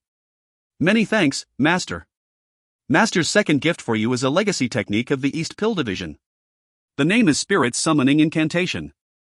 It can be used to refine a pill up to 6 times, although, with sufficient latent talent and cultivation base, the limit of 6 can be broken. Again, this is a legacy technique of the East Pill Division. To date, I have only ever passed it on to 2 people. You, and your former elder brother Lu Ruffeng. With that, Pill Demon reached up and pushed down onto Meng Hao's forehead. Instantly, Meng Hao's body trembled, and an icy coldness swept through him. A long passage of text appeared in his mind. It seemed abstruse and profound, but after scanning over it, Meng Hao seemed to have gained complete enlightenment. This is a legacy technique which may not be passed on to anyone other than a legacy apprentice. There is no complicated process to understand how to employ it. As long as you master the fundamentals, you can use it. Later, you must pass it on to another, and so it will go from generation to generation. A profound look gleamed in Pill Demon's eyes. The last of my 3 gifts is a precious treasured item of the East Pill Division. The East Pill Ever-Burning Flame. He flicked his right sleeve again, and the mountainside split open. A rumbling sound filled the air as a massive fissure appeared. Within was a flight of steps that seemed to descend down into the depths of the earth. Pill Demon and Meng Hao, master and apprentice, walked downward. They walked for a very, very long time. Eventually, they were deep down in the earth beneath the Violet Fate Sect. Meng Hao's mind trembled as he looked ahead. In front of him was an enormous limestone cavern. Within the cavern were 3 enormous, half-burned black joss sticks. Strands of black smoke emanated up from them to swirl and float about. In addition to the smoke floating around the cavern, greenish flames also burned everywhere. Above the 3 joss sticks floated a black pill furnace, approximately 3 meters tall. It seemed as if it were being supported by the smoke and fueled by the flames. Pill Demon looked at the pill furnace, and his eyes shone as if he were recalling some memory. It was a complicated expression which lasted for only a moment before he sighed lightly. This incense is not of this world. The smoke never disperses and the incense never ceases burning. This is the East Pill Division's ever-burning flame. It has been burning for more than 20,000 years. It is a legacy which cannot be extinguished. Instill it into your heart, and it can become an alchemic flame. After you reach core formation, fuse this flame into your violet core, and it will ignite. Thereafter, whenever you concoct medicinal pills, you will not need to use earthly fire. This is your personal alchemic fire, with which you can refine all objects in heaven and earth. In the entire East Pill Division, only you and I are qualified to use this legacy fire. The ever-burning flame is always here, as am I. This last line was uttered by Pill Demon in a murmur, making it difficult for Meng Hao to hear clearly. As he spoke, Pill Demon was staring at the joss sticks, the smoke and the flame, and it seemed as if he wasn't even speaking to Meng Hao. After a moment, he looked toward Meng Hao. You will stay here in secluded meditation. When you have assimilated the will of the fire into your heart, then you may emerge. With that, he turned and slowly strode up the stairs, eventually disappearing. Meng Hao thought about everything for a long time, then sat down cross-legged. He looked down at the pill bottle in his hand. Inside were the Outlander pills Master had concocted for him. Meng Hao could hardly imagine how precious the pills were. He put the pill bottle into his bag of holding, and then closed his eyes. Within his mind floated the spirit summoning incantation. Within were techniques to refine a pill 3, 4 even 6 times. By using this technique on an ordinary pill, it was possible to transform it into a consummate pill. The power of such a technique caused Meng Hao's mind to shake. This was a divine ability of the Tao of alchemy, congruous in cultivation terms to the sublime spirit scripture. You could say that with this pill concocting technique, Meng Hao truly was a sort of grandmaster in the field of pill concoction. Skill in this technique was not something that anyone could cultivate. Starting with the 4th refinement, any flame other than the East Pill Division's ever-burning flame would not be sufficient to employ the technique. In the entire East Pill Division, only Pill Demon and Meng Hao could use the ever-burning flame and employ the 4th refinement. Only they were qualified. Meng Hao took a deep breath as he opened his eyes. Now he understood why Master had instructed him to stay here and gather the East Pill ever-burning flame into the depths of his heart. This is a complete legacy, he thought, looking at the joss sticks, the smoke, and the greenish inextinguishable flames. The flame and the technique complement each other. Without one or the other, it would be impossible to reach the pinnacle. Time passed by. In the blink of an eye, 3 months had passed. During those 3 months, Meng Hao never left the limestone cavern. However, the promotion of 3 Violet Furnace Lords had caused a shocking commotion throughout the southern domain.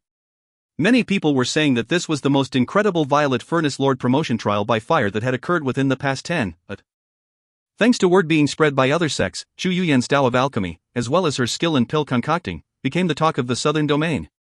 It was said that she fully deserved to become a Violet Furnace Lord. Her name spread throughout the great sects, as did the expression Violet Furnace Lord Chu Yuyan. Above her, and causing even more of a stir, was of course Yi Feimu. He was stunning to the extreme, as was the potency and invincibility of his Tao of alchemy. He concocted 1 pill to create 10,000 stairs up the mountain. The story spread until everyone in the southern domain had heard of him. Considering he had already garnered impressive fame in the past, now that he had become a Violet Furnace Lord, his name was thoroughly prominent. In fact, he could be considered a pillar of the Violet Fate sect. Most shocking all, was none other than Fong Mu. He was Grandmaster Pill Cauldron, legacy apprentice of Grandmaster Pill Demon. He had risen to prominence in the western region of the southern domain, where he had slain a Black Lands core formation cultivator. All of this caused Fong Mu to instantly become the most talked about person in all of the Southern Domain.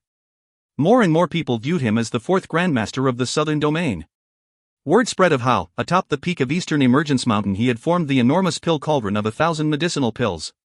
When people heard the story, their blood boiled, causing even more people to talk about how he was the fourth Grandmaster. In the Violet Fate Sect's East Pill Division, the Honorable Fong Mu was second only to Grandmaster Pill Demon. All of the cultivators in the East Pill Division recognized this.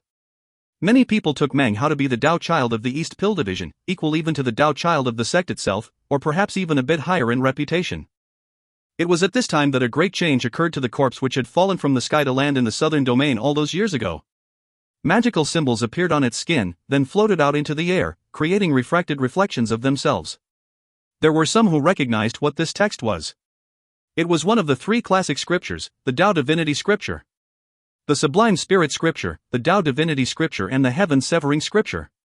Three classic scriptures, each one capable of arousing terrifying waves of peril. Even people from the Western Desert and the Eastern lands employed various shocking methods and powers to teleport to the Southern Domain because of it. Furthermore, upon the appearance of the scripture, the force preventing people from nearing the corpse suddenly vanished. The corpse, which was as large as a mountain, was now approachable. The Solitary Sword sect paid quite a price to acquire a hair from the corpse's head. According to the rumors, they refined the hair into a precious treasure which could shock heaven and earth. Grandmaster Eternal Mountain from the Golden Frost sect employed all the power of the sect to acquire a blood sample from the corpse. Supposedly, the pill he concocted with it was almost a celestial pill. As word spread of the various events, the Southern Domain was thrown into a thorough commotion. More and more sects and clans dispatched forces to the Immortal's corpse. At the same time, an increasing volume of shrill calls could be heard from within the Rebirth Cave. Soon, they turned into sustained roars. Furthermore, a black wind emerged from within the cave to sweep around the area surrounding the corpse. Throughout the years, countless cultivators who were nearing death had entered the Rebirth Cave, hoping to be reborn. As to whether those people were alive or dead, no one was sure. But based on the resulting legends and stories, the Rebirth Cave had slowly come to be just like the ancient Temple of Doom, one of the three danger zones. After more than 10 years had passed during which the corpse was under investigation, the bizarre life force within the cave was finally on the move, and revealing its avaricious will. Figurative storm clouds roiled over the Southern Domain. This chapter was sponsored by Alan Tam. If you find any errors, ads pop up, ads redirect, broken links, non-standard content, etc., please let us know. Report chapter so we can fix it as soon as possible. Chapter 295. Chapter 295, Green Mark.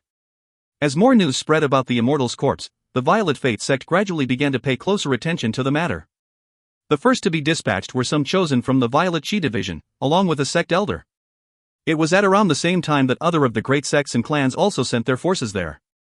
At the same time, more and more Southern Domain cultivators gathered in the region of the Rebirth Cave, hoping to eke out some good fortune there.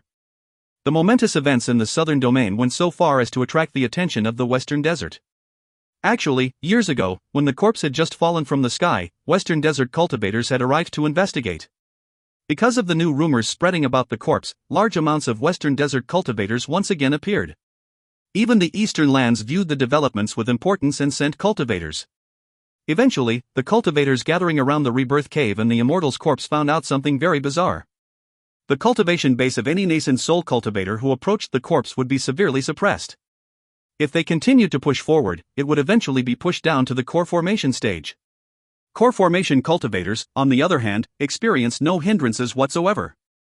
Even more bizarre was that any cultivator who touched the corpse, which resembled something like a small mountain, would immediately disappear, teleported away. Most would be teleported back into the area a short while later. When recounting their experience, everyone described things differently. One person saw a river, another saw buildings, palaces, and temples. One caught sight of precious treasures, but was unable to acquire them. Another described seeing celestial pills, and one person, pill formulas carved onto stone walls. Even more far-fetched was someone who claimed to have seen a battlefield, deep in the middle of which was a coffin. There were all sorts of descriptions, none exactly alike. All of this made the Immortal's corpse even more fantastic, and caused it to attract even more people to come investigate. In a period of a few months, the Violet Fate sect had already dispatched 5 groups of people. Starting with the 4th group, it wasn't just the Violet Chi division who went, but also alchemists from the East Pill division. This was because the cultivator who had seen pill formulas was none other than a Violet Chi division disciple. After returning and telling his tale, it only took a few days for the East Pill Division to include alchemists with the fourth group dispatched. The leaders of this particular group was none other than Yi Feimu, and Zai and Yi Yuntian. 3 Violet Furnace Lords emerged simultaneously, along with experts from the Violet Qi Division. This was the fourth wave sent to enter the region of the Immortal's corpse. A month passed, and more bizarre events occurred. The various sects and clans continued to dispatch more people. Now, even eccentrics of the Patriarch level appeared. It was at this time that the Violet Fates sect began organizing the 5th group of people to travel to the Rebirth Cave. By this time, Meng Hao had been in secluded meditation for half a year. It was 3 days after the 5th group left, led by Chu Yuyan and Lin Hailong, that he finally emerged. When he walked out from the subterranean cavern, his body was somewhat weak. However, his eyes were filled with profundity much deeper than before. There was no evidence on him that he possessed the ever-burning flame. However, if you looked deep into his eyes, you couldn't help but think that there was some massive conflagration deep therein. Meng Hao had already melded the East Pill ever-burning flame into his mind and heart. Once he broke through from Foundation Establishment and formed a violet core, then he could transform it, and cause the ever-burning flame to ignite, and never be extinguished. After emerging from meditation, Meng Hao could immediately sense the storm winds which flitted about the sect. After some inquiries, he learned about the phenomena regarding the Immortal's corpse which had begun half a year previous. Meng Hao actually knew much more about the Immortal's corpse than most others. On more than one occasion, he had gotten the feeling that the corpse had fallen into the world, because it was searching for him. This speculation caused him to hesitate, and hold back from nearing the thing. Hearing the various stories regarding the corpse caused Meng Hao to think about the matter quietly for a while. Then, he went to pay a formal visit to his master. Afterward, he decided to once again go into secluded meditation, this time, to concoct a 3 mortalities pill and break through to core formation. At the moment, Meng Hao was thoroughly within the great circle of Foundation Establishment. The only road for him now was the one leading to becoming a core formation expert. After that, he could cultivate core qi, and then he could truly rise to prominence. Then, even core formation cultivators would have to be careful around him. Many new paths would open up. You could say becoming a core formation expert is truly becoming a cultivator. The breathing exercises that cultivators practice are actually a way of preparing for the path of core formation, and counts as just the beginning. During Foundation Establishment, a foundation is laid. The more solid it is, the more powerful the result will be in core formation. In fact, core formation is the first true explosive power upon the path of cultivation. Core formation cultivators can use core qi to make magical techniques reach the pinnacle of power. Beyond that pinnacle, such techniques become divine abilities. Divine abilities are techniques that really only nascent soul cultivators can master. Charge through to core formation, thought Meng Hao. His eyes gleamed with stubbornness as he sat cross-legged in his Immortal's cave. He waved his right sleeve, and a black pill furnace materialized. As soon as it did, the face of a youth appeared on its surface. It stared hatefully at Meng Hao, its eyes filled with venomous hatred as it screamed a noiseless scream. It was still filled with rage because Meng Hao had taken it out from the world of the Mother of Furnaces. Meng Hao eyed the materialized youth on the surface of the black pill furnace. Then, he snorted coldly. The spirit of the pill furnace was unable to tell the difference between good and bad. Whenever Meng Hao used it to concoct pills, it was always filled with resentment. Since it seems you are seeking to die, I'll help you to understand what it means to live a life worse than death. It won't be long before you're pleading with me to help you. With that, he grabbed the black pill furnace, and, ignoring the fierce struggling on the face of the youth, as well as the noiseless screaming, he directly placed it into the blood-colored mask. Elder Ultimate Vexation, this is the spirit I spoke of a while ago. I joined this sect just to capture this bully. May I prevail upon you to convert it? The meat jelly was currently perched atop a listless, ingratiatingly clan patriarch, leaning over and looking down at him. When it heard Meng Hao's words, it began to tremble, and its eyes shone with a brilliant light. Filled with excitement, it immediately looked at the black pill furnace which Meng Hao had delivered to it. Fear not, said the meat jelly with a smile. You may be immoral, you may be incorrect, but you can rest at ease. The great, handsome, kind-hearted ultimate vexation will help bring you back from the path of wickedness. It hopped over next to the black pill furnace. Meng Hao retracted his spiritual sense, ignoring the spirit of the furnace. Instead, he pulled out the 10,000 refinements furnace and some medicinal herbs. After a moment's thought, he devoted himself fully to pill concoction. He would concoct the 3 mortalities pill, which was required to be able to break through from Foundation Establishment to core formation. The diligence with which Meng Hao focused on concocting the medicinal pill he needed for his breakthrough does not need to be described in detail. He took a full half a month, which, considering it didn't involve alchemic enlightenment, was actually quite a long time for him, something that didn't happen very often. Half a month later, he looked down at the 3 mortalities pill in his palm, and took a deep breath. Then, he started to duplicate it. Early in the morning of the next day, Meng Hao unhesitatingly consumed a 3 mortalities pill and began to circulate the power of violet chi from the east in an attempt to form a violet core. Days passed. Meng Hao lost track of how many 3 mortalities pills he consumed. He had never imagined that using the 10 Tao pillars of the perfect foundation to form a violet core would be such a difficult process. A month went by, and Meng Hao was completely immersed in using the 3 mortalities pill to reach core formation. However, after a month of attempts, he had not succeeded. He was only a bit away, but no matter what he did, the only thing he could do was produce violet chi. Every time he tried to form it into a core, he failed. Failure after failure caused Meng Hao to begin to regret having borrowed such a vast amount of spirit stones from the sect after becoming a violet furnace lord. Watching them flow away like water caused him intense pain. However, there was nothing he could do about it. Based on this rate of success, could my chances of success with 10 Tao pillars really be 1 in 1,000? Meng Hao sighed. That thought was quite frightening. Without the copper mirror, his cultivation base would never be able to progress beyond foundation establishment. He sat thinking for a while, his brow furrowed, considering Li Daoyi and the others, and their breakthrough with the Dao geyser. It must have something to do with my 10 Dao pillars, sighed Meng Hao. He didn't completely give up. Based on his speculation just now, even if he only had a 1 in 1,000 chance, that meant there was still hope. The first step is to form a violet core. Then after I concoct the perfect gold core pill, I can form a gold core. For me, the core formation stage will involve a huge jump in power. Once I'm at core formation, I can wear the blood-colored mask and employ the Blood Immortal's divine abilities. Also, according to what the meat jelly said, after I reach core formation, the parrot will appear.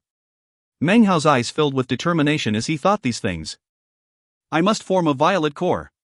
He flicked his sleeve, and was about to go borrow some more spirit stones when, suddenly, his entire body trembled. It wasn't just him that was shaking, it was everything around him. More than half of the southern domain was vibrating, and the center of it all was none other than the Immortal's corpse, where nearly 100,000 cultivators had gathered in the vicinity of the rebirth cave. The vibration came from the chest of the corpse, as if its heart were beating. It emanated out in all directions, rocking the earth, sending out ripples through the land. As it spread, it touched mountaintops, sweeping through one sect after another. The location of the Violet sect fate was not incredibly far away, so it was also affected. Many people heard it, and their hearts shook. Meng Hao suddenly paused, lifting his hand up to feel his chest. He could feel the vibrations which filled everything. Suddenly, his expression changed, because at that moment he realized that, to him, the vibrations sounded like a beckoning. In his estimation, it was a beckoning that came from none other than the Immortal's corpse, which he had been trying so hard to avoid. Filling the beckoning was an archaic voice that sounded directly into Meng Hao's mind. You? I know your bloodline. I know where you're from. You? Do you want to know why you could see me in that other world all those years ago? You? Do you want to know what world that was? I came here for you, and I've been waiting a long time. Come to me. Come to me here. You will know the truth about everything. The voice sounded ancient, as if it were floating through countless years of time, filled with ancient qi. As it echoed within Meng Hao's mind, it caused his blood vessels to surge. Blood pumped rapidly through his body.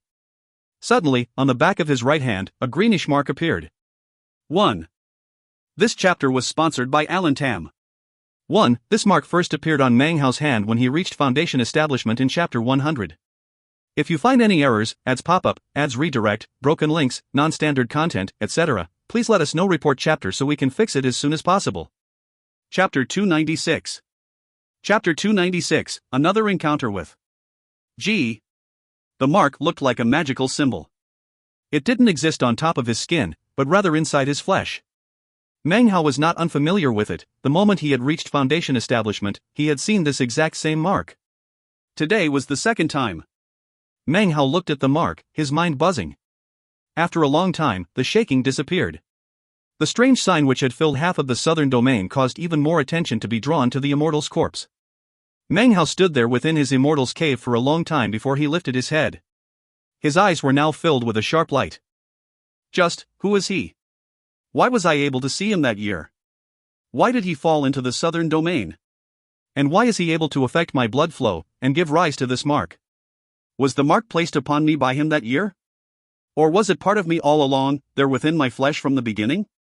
Meng Hao silently thought about the night his father and mother went missing, and the violet wind which had blown outside. If Meng Hao remembered correctly, when that wind arose, it had swirled around his body. He remembered that it was no ordinary wind, but that it contained some type of power. Meng Hao thought for a long time, all the way until it was dark outside. A bright light began to shine in his eyes, as well as resolve.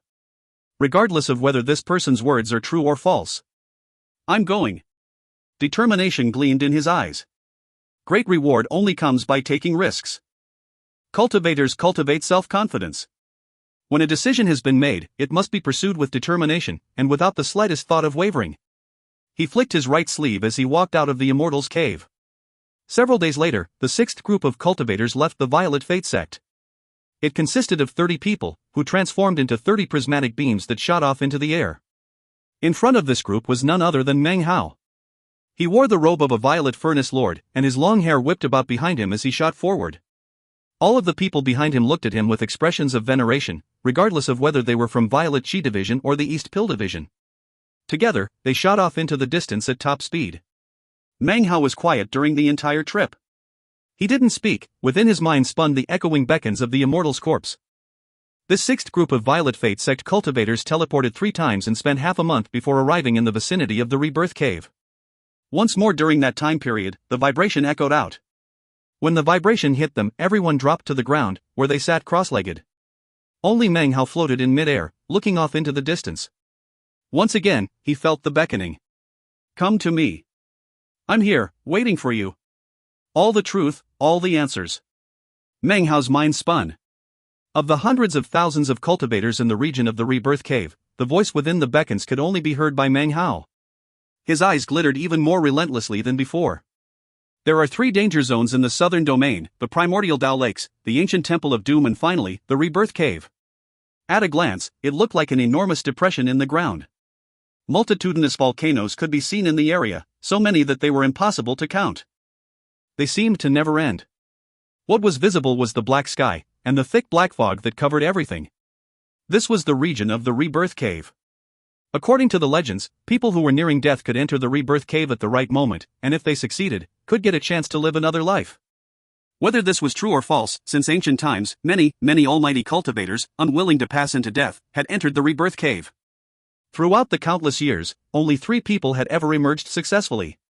Without exception, after leaving the Rebirth Cave, those 3 people never once talked about what had happened inside. Eventually, they had disappeared, never to be heard from again. Despite that, the legends regarding the mysteries of the Rebirth Cave continued to grow more and more exaggerated. Regardless of anything, stories about the Rebirth Cave had been circulating for tens of thousands of years, which was sufficient to show that it had some astonishing properties. Meng Hao understood that by proceeding forward, he would be entering the region of the Rebirth Cave. Upon entering, the level of danger would be extreme. As for the Immortal's corpse, it had fallen directly in front of the Rebirth Cave, no more than 50 kilometers away. Currently, the vibrations were slowly fading away. As they did, one figure after another shot up from the ground into the air. Currently, hundreds of thousands of cultivators from all over the southern domain were gathered in a 1,000-kilometer radius of the Rebirth Cave, forming a perimeter around it. In this area, the cultivators had established temporary strongholds representing the various sects and clans. Every stronghold contained members of the elder generation of the various sects. It seemed that every day, more people from a variety of sects entered this huge region. Many would face the danger and approach the corpse, hoping to see some good fortune. Some came back, some never did. Because of the accumulation of so many hundreds of thousands of cultivators, it was impossible to avoid the eruption of various feuds. Therefore, magical battle was not uncommon, and every day at least a few people were killed. As for the great sects and clans, they were under the protection of the elder generation. There was a bit of chaos, but it was kept under relative control. After the shaking vibration faded away, Meng Hao led the group of dozens of Violet Fate sect cultivators into the area. This of course attracted quite a bit of attention, and many people looked over to see what was happening. When they saw Meng Hao, and recognized his Violet Furnace Lord's robe, a great buzz of discussion rose up. That's Feng Mu from the Violet Fate sect. That's the Dao child of the East Pill Division, Feng Mu. Meng Hao heard some of these words, but his expression was always the same as ever. He continued onward, leading his group further inward toward the area near the Rebirth Cave. As they flew along, he scanned the area with spiritual sense. He could immediately sense a vast amount of cultivators there. There weren't as many as outside the inner perimeter, perhaps only around 10,000. Compared to the area outside, inside the perimeter, the fog was denser, thicker, exerting pressure on spiritual sense and making it more difficult to hear and see. Eventually, Meng Hao caught sight of an enormous basin. Hovering in mid-air above the basin was a roiling black fog that rose up high into the sky. Beneath the fog, the basin had a perimeter of about 500 kilometers. It was enormous, and within that enormity was the southern domain's mysterious rebirth cave. This was the nucleus of the rebirth cave. Surrounding this nucleus were a dozen or so pillars of light which rose up into the sky. Each and every pillar undulated shockingly, making it impossible for anyone to not notice them. They embodied shocking power. The existence of these more than 10 pillars of light made the huge area surrounding the rebirth cave seem a bit less dangerous. Many of the strange creatures that lived in the area hid away, and would not emerge to harm people. Each one among the dozen or so pillars of light was fixed at a stationary point. There, large groups of cultivators sat cross-legged, meditating. Only the 5 great sects and 3 great clans were capable of creating strongholds like this near the nucleus of the rebirth cave region. As Meng Hao approached, he immediately caught sight of one of the pillars of light that was violet-colored, and emanated an oppressive, pressure-filled energy. Because of this violet pillar of light, not a scrap of black fog could be seen anywhere nearby. Even the ground was of violet color because of it. Wu Dingqiu was there inside, as well as Chu Yuyan, and Zai, Lin Hailon, and the other cultivators from the Violet Qi division. There were roughly 100 people, all sitting cross-legged, eyes closed in meditation.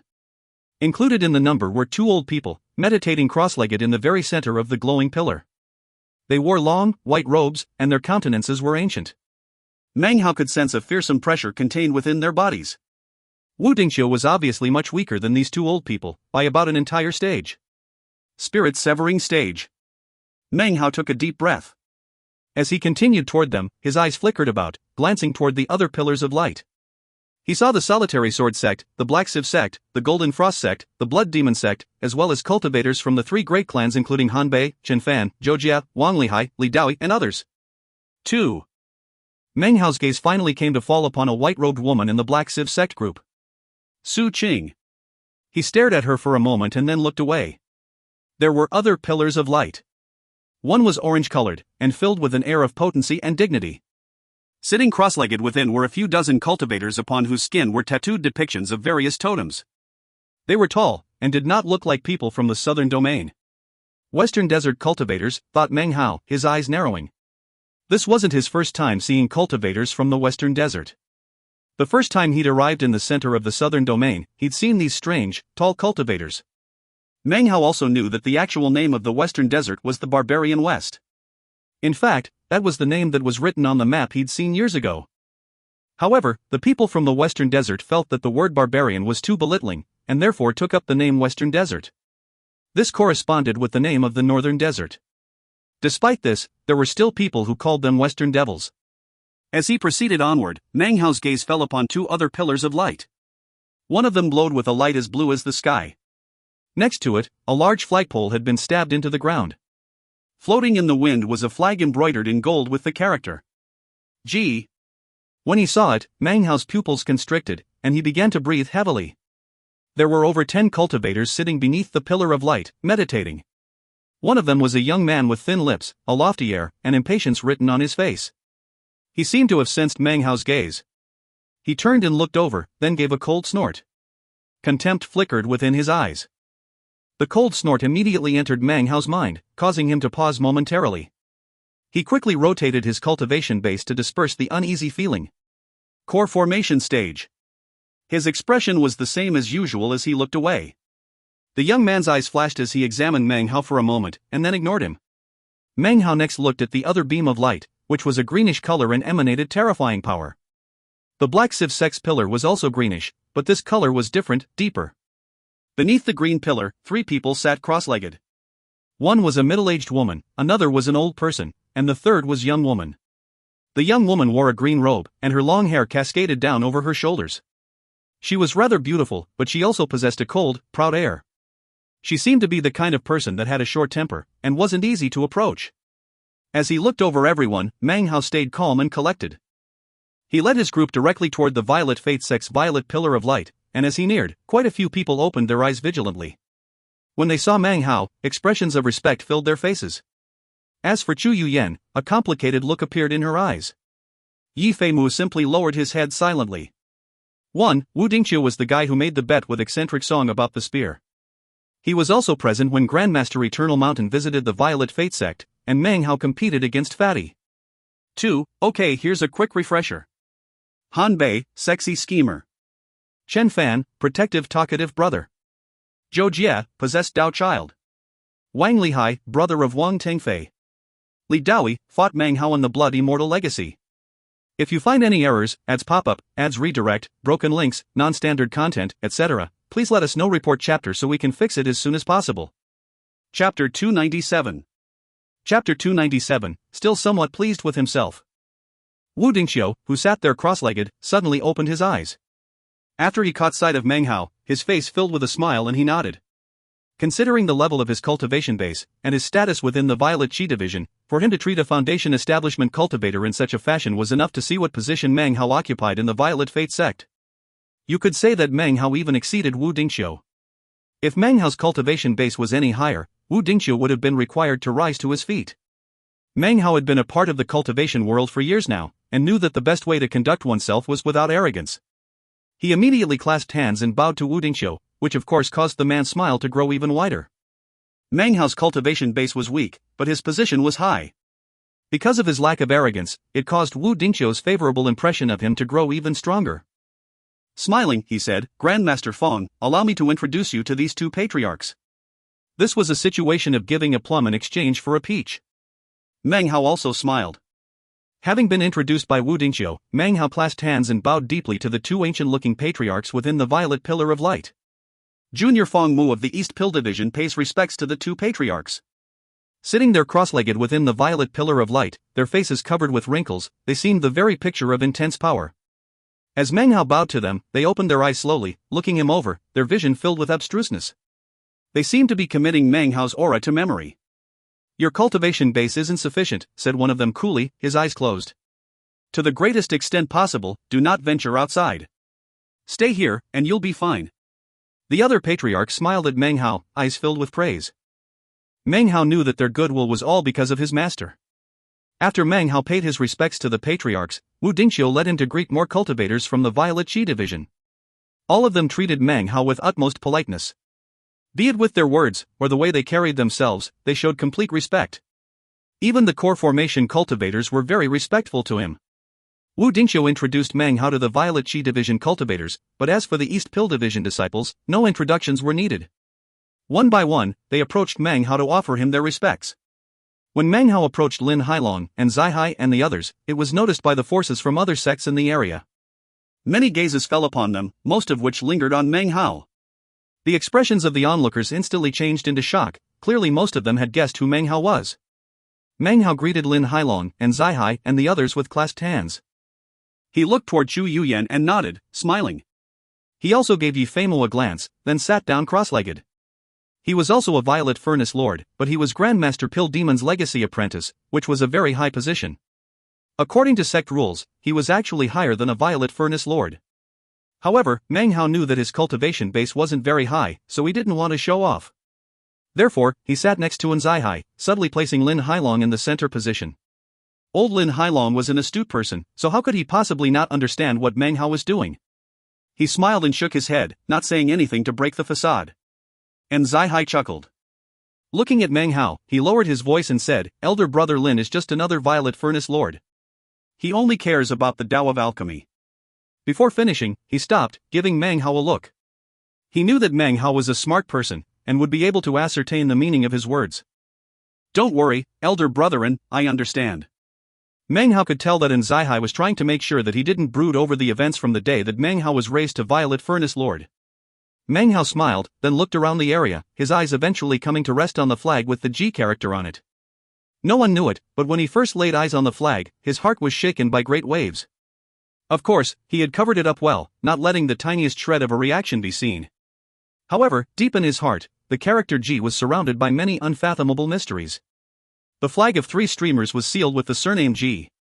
The lifelong wish of the blood immortal of ancient Dune was to refine the blood of the G clan into instruments of blood slaughtering, Furthermore, in the ancient blessed land where the heavens were round and the earth was square, when he had stood next to the square cauldron that wished to reverse the order of the cosmos, Mang Hao had experienced a vision in which the cauldron refused to exist under the same sky as the name Ji. There was also the legend of the ancient world tree, which had destroyed itself and dissipated into the stars. All of these things seemed to have connection to the name Ji. There were countless ties that caused Mang Hao to tremble uncontrollably.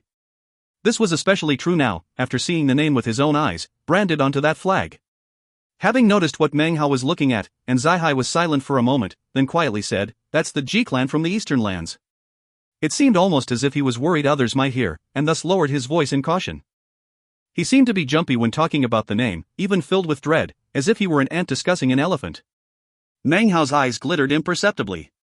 When he heard the fear in Zai's voice, he looked over at him. "I don't know much about their clan," continued Zai, his voice still low. "Everything I know is what I've heard from Master. The Ji clan from the eastern lands is the #1 clan in the Nanshan continent. Their base, of course, is in the eastern lands, and no one knows exactly how deep their power runs. However, you must absolutely, positively never forget that the Ji clan is by no means, under any circumstances, to be provoked." His voice was so low that only Mang Hao could hear his words. There actually aren't very many clan members, but any one of them should be considered beyond provocation. This is especially true of any quasi-array sons of Ji. Everyone is inestimably highly ranked. The one you saw just now. If my guess is correct, he is definitely one of the sons of Ji, of the quasi-array of the Ji clan. If he were not, he wouldn't be of the core formation stage, considering how young he is. Ji clan members, especially those of the quasi-array, are all chosen. Every generation must undergo a variety of intense training regimens to prepare to fight for one of the 100 spots available for true array clan members. I only know this much, which Master happened to casually mention once. Mang Hao sat there thoughtfully. He, too, only had a very basic understanding of the Ji clan. Based on all of his experiences related to Ji, he was sure that they possessed fearsomely deep resources, perhaps infinitely beyond what anyone understood. His voice low, and Zai glanced over at the green pillar of light, and the three people sitting cross-legged therein, and continued, "You must not provoke those three any more than you should the people from the Ji clan. They are another of the most powerful clans in the Nanshan continent. Fearsome. You came to the scene a bit late, so you don't know all the details of everything that's happened. I personally witnessed one of the Ji clan cultivators address that girl as a member of the Fang clan, and he looked scared one. Think about it. What sort of profound background must those three have in order to inspire fear into the Ji clan? They must also be from the eastern lands." Thanks to Zai's explanation, Mang Hao now had a general understanding of the various forces in the area. He continued to look around, and as he did, his eyes suddenly locked with Su Qing's. Neither said a word, everything was spoken through the look they exchanged. Their gazes quickly separated, but not before both understood everything that needed to be understood. Han Bei, Wang Yukai, Li Shiqi, Li Daoi, Zhou Jia, Wang Lihai, Han Shandao, Chen Fan as well as Song Yunshu from the Song clan, along with beautiful, bitter Song Jia, were all familiar to Mang Hao. All were present among the forces of their various sects and clans. Scanning over everyone, Mang Hao didn't see Fatty anywhere. Time passed by. Mang Hao wasn't sure what everyone was waiting for, but he didn't see anyone leave the area of the pillar of light. Eventually, the black fog up above grew even darker. It was at this moment that Chu Yuyan approached Mang Hao and sat down next to him. She looked at him intently. Mang Hao had always felt that her intuition was far too keen. However, he kept his expression the same as ever as he looked back at her. When their gazes met, Chu Yuyan didn't look away. "From the year you arrived in the East Pill Division," she said softly, "I felt annoyed every time I looked at you. I've never been able to figure it out. However, perhaps, it's possible that I saw you somewhere before in the past." Mang Hao's expression looked the same as it always did. However, inside, his heart pounded with shock. He sighed again inwardly because of Chu Yuyan's frightening thinking ability. "Where exactly did we see each other before?" she said suddenly, staring into Mang Hao's eyes as if looking for some clues. After a long moment, she could tell that Mang Hao was not going to reply. She looked at him intently. "I don't care if you're Pill Cauldron or Fong Mu," she said, one word at a time. "I know that you have another identity. You're not willing to talk about it, so I won't ask. But one of these days I'm going to find out. I'm going to find out who you are." There was a trace of radiance within her stubbornness. It was faint, but Mang Hao could see it clearly. It was a glow that sprang up when she first talked about Grandmaster Pill Cauldron. "Impossible," he said to himself. Although he had never experienced the type of relationship that could exist between a man and a woman, he was no longer an ignorant youth, and was capable of picking up on much of such interactions. That glow in her eyes was very similar to the glow that had been in Su Qing's eyes when they had parted outside the Black Sieve sect. Meng Hao felt a little bit guilty, but also a bit proud. Chu Yuyan had been pestering him for years, even when she was engaged to Wang Tingfei. For her to change in this way, actually made him feel somewhat pleased with himself. He cleared his throat, deciding that it was time to prove whether or not his speculations were correct. He lifted his right hand. Chu Yuyan watched, stupefied, as he reached out to place his hand onto her beautiful face. Immediately, her face turned crimson and her eyes went wide. Clearly she had never imagined that Feng Mu would possibly be so rude. Before he could actually touch her, he pulled his hand back, then looked at her inside. As he sighed, Chu Yuyan's face grew even redder. Fury blossomed in her phoenix-like eyes. She glared at Meng Hao, clearly on the verge of flying into a rage from shame. It was at this moment that, suddenly, a shocking roar filled the entire area surrounding the basin. Immediately, the two Violet Fate sect patriarchs opened their eyes. The patriarchs and the other nearby beams of light similarly opened their eyes. In almost the same instant, all of them, nearly 20 people, flew out toward the basin. Wu Dingxiu's eyes began to glow and he spoke to the surrounding Violet Fate sect disciples. It's starting again. The patriarchs from the various sects will suppress the area surrounding the Rebirth Cave. We must move as quickly as possible. Remember, the Violet Chi Division will cooperate with the East Pill Division. We must acquire a sample of blood from the corpse. This chapter was sponsored by Brett Flowers, Dewey Suriano, Newton Nganda, Eugene Leon, Sonny Goila, MHD Siamir, and Caleb Gleason. 1. This character Fong is a common surname, the same Fong as in Meng Hao's assumed name, Fong Mu. If you find any errors, ads pop-up, ads redirect, broken links, non-standard content, etc., please let us know. Report chapter so we can fix it as soon as possible. Chapter 298. Chapter 298, The Corpse Moved. Wu Dingxiu's eyes glittered as he leaped into the air and began to fly forward. East Pill Division disciples, do not touch any part of the corpse. He cried. Violet Chi Division, follow my lead. We will have the time it takes an incense stick to burn. Let's take advantage of that time to acquire some of this immortal's blood. The Violet Chi Division cultivators flew into the air with him. The East Pill Division cultivators around Meng Hao also began to shoot into the air to follow. Chu Yuyan glared viciously at Meng Hao for a moment. Then she turned her supple waist and flexed her long legs. As she turned, her robe pulled tight around her firm rear end, which Meng Hao couldn't help but notice. She, along with Lin Hailong and the other alchemist cultivators, all shot off toward the basin surrounding the Rebirth Cave. Of course, that is exactly where the immortal's corpse was located. Meng Hao took a deep breath. He was no longer thinking about the matter regarding Chu Yuyan. Instead, as he flew up into the air, he focused his thoughts. Flying next to him was none other than Yi Feimu. Yi Feimu was quiet for the space of a few breaths, then began to explain to Meng Hao what was going on. There is nothing blocking the way to the corpse. However, if you touch it, you will instantly be sucked into a strange realm. Some people return from it, others don't. Every day at about this time, the strange power of the corpse suddenly drops by half. Therefore, when this happens, the bizarre life within the Rebirth Cave will emerge. Therefore, the patriarchs from the various sects will go ahead to stand guard, giving the rest of the sect disciples a window of time. Unlike some of the other sects, all we need is a sample of blood. As for the Violet Chi Division, it's possible they have some other goals. However, they will cooperate with us. After we get some blood, then we can focus on other priorities. The reason so many alchemists and Violet Furnace Lords are here is because the blood from the immortal's corpse is actually invisible. The instant it leaves the corpse, it dissipates into heaven and earth. Only us cultivators of the Tao of Alchemy can take advantage of that instant to use pill concoction techniques to capture and refine the escaping blood. Yi Feimu's explanation was extremely detailed. Once he finished, he lowered his head and increased his speed as he proceeded forward. It seemed the only reason he had been hanging back was to explain these things to Meng Hao. Meng Hao could sense the ease and tension between them. However, a bit of challenge still existed within his words, as if he wanted to warn Meng Hao that he would be waiting to see who would be the first to refine some of the immortal's blood. Meng Hao had not come here for any blood sample, though. He had come because of the beckoning voice. Everyone else might be unaware, but Meng Hao knew that this person was not dead at all. Many thoughts flowed through his head as he transformed into a beam of light that shot forward. He flashed through the air, soon catching sight of Li Daoi, Zhou Jie, Su Qing, and the others.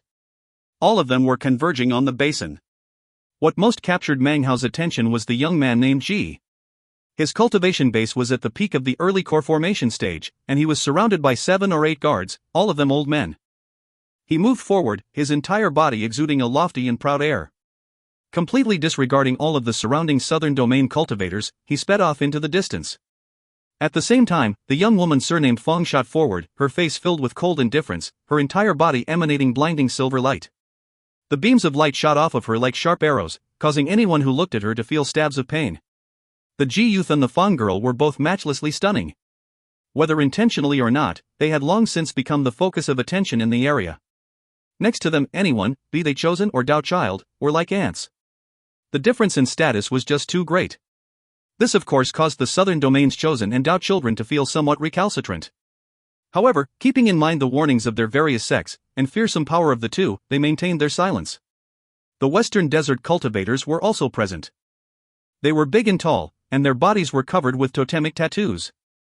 As they flew forward toward the basin, their totems shone with rays of bright light, clearly beyond ordinary. A short amount of time passed, and soon, the moment of opportunity arrived for any cultivator who neared. It didn't matter what purpose the various sects had, all their disciples charged forward. In fact, many of the disciples from the other sects outside of the main periphery had calculated the time and were now charging forward too. Meng Hao focused himself, accelerating for the space of about 10 or more breaths. Suddenly, he felt as if a wind were blowing up against him. The wind carried with it the stench of decay, and as it passed over him, he felt his skin becoming sticky, as if he were covered in sweat. The bizarre wind of decay penetrated into his flesh, piercing through him, causing his expression to change. He could immediately sense that everyone around him was feeling the exact same thing. At the same time, the aura of the nascent soul cultivators from the various clans began to weaken, as if it were being violently suppressed. Meng Hao recalled being told about this phenomena when he first arrived. It didn't take long for Wu Dingqiu's cultivation base to be suppressed down to the great circle of core formation. His face was pale as he led everyone forward through the black fog, closer and closer to the mountain-like corpse. The instant Meng Hao caught sight of the corpse, he saw that it really was the size of a small mountain. Its skin was gray, and covered with brands that looked like magical symbols. The symbols seemed to squirm bizarrely, and emitted glowing light. The 5-colored light twisted up into the air, but was obscured by the black fog, making it difficult to see clearly. However, the closer he got, the clearer it became. The magical symbols were obviously grouping together into a larger text. As the cultivators from the other sects approached and saw the magical text, someone cried out, "The Tao Divinity Scripture!" More and more cultivators neared, and more than half of them sank to the ground cross-legged to stare at the scriptural text. Some of the Violet Faith sect disciples also stopped and sat down cross-legged to stare at the magical symbols. Meng Hao glanced over, frowning slightly. In that slight glance, he suddenly realized that his spiritual sense was showing signs of disorder. He immediately focused his vision, looking toward the corpse. Disciples from other sects who were clearly more interested in the corpse itself were now nearing it. As he approached, its sheer vastness filled his vision. Wu Dingqiu led the Violet Qi Division disciples, clearly fearful of the strange teleportation effect. All he intended to do was break the skin of the corpse and extract some blood. Suddenly, the beckoning feeling once again appeared, floating deep within Meng Hao's mind. Come. Come to me. I've been waiting a long time for you. The whole truth, all the answers, will be explained to you, my heir. The beckoning filled Meng Hao's whole body, causing him to tremble. Looking around, it was clear that no one else could hear the sounds which he was now hearing in his ears, the calling. The instant he began to look around, a roaring sound suddenly began to fill the air, coming from the corpse itself. At the same time, the ground began to shake. The entire rebirth cave basin began to quake violently. A thunderous sound echoed out, causing the surrounding cultivators' expressions to change immediately. It moved! Cried someone from one of the other sects. I just saw the corpse's hand move. That's impossible. This corpse has been dead for years. How could it possibly move?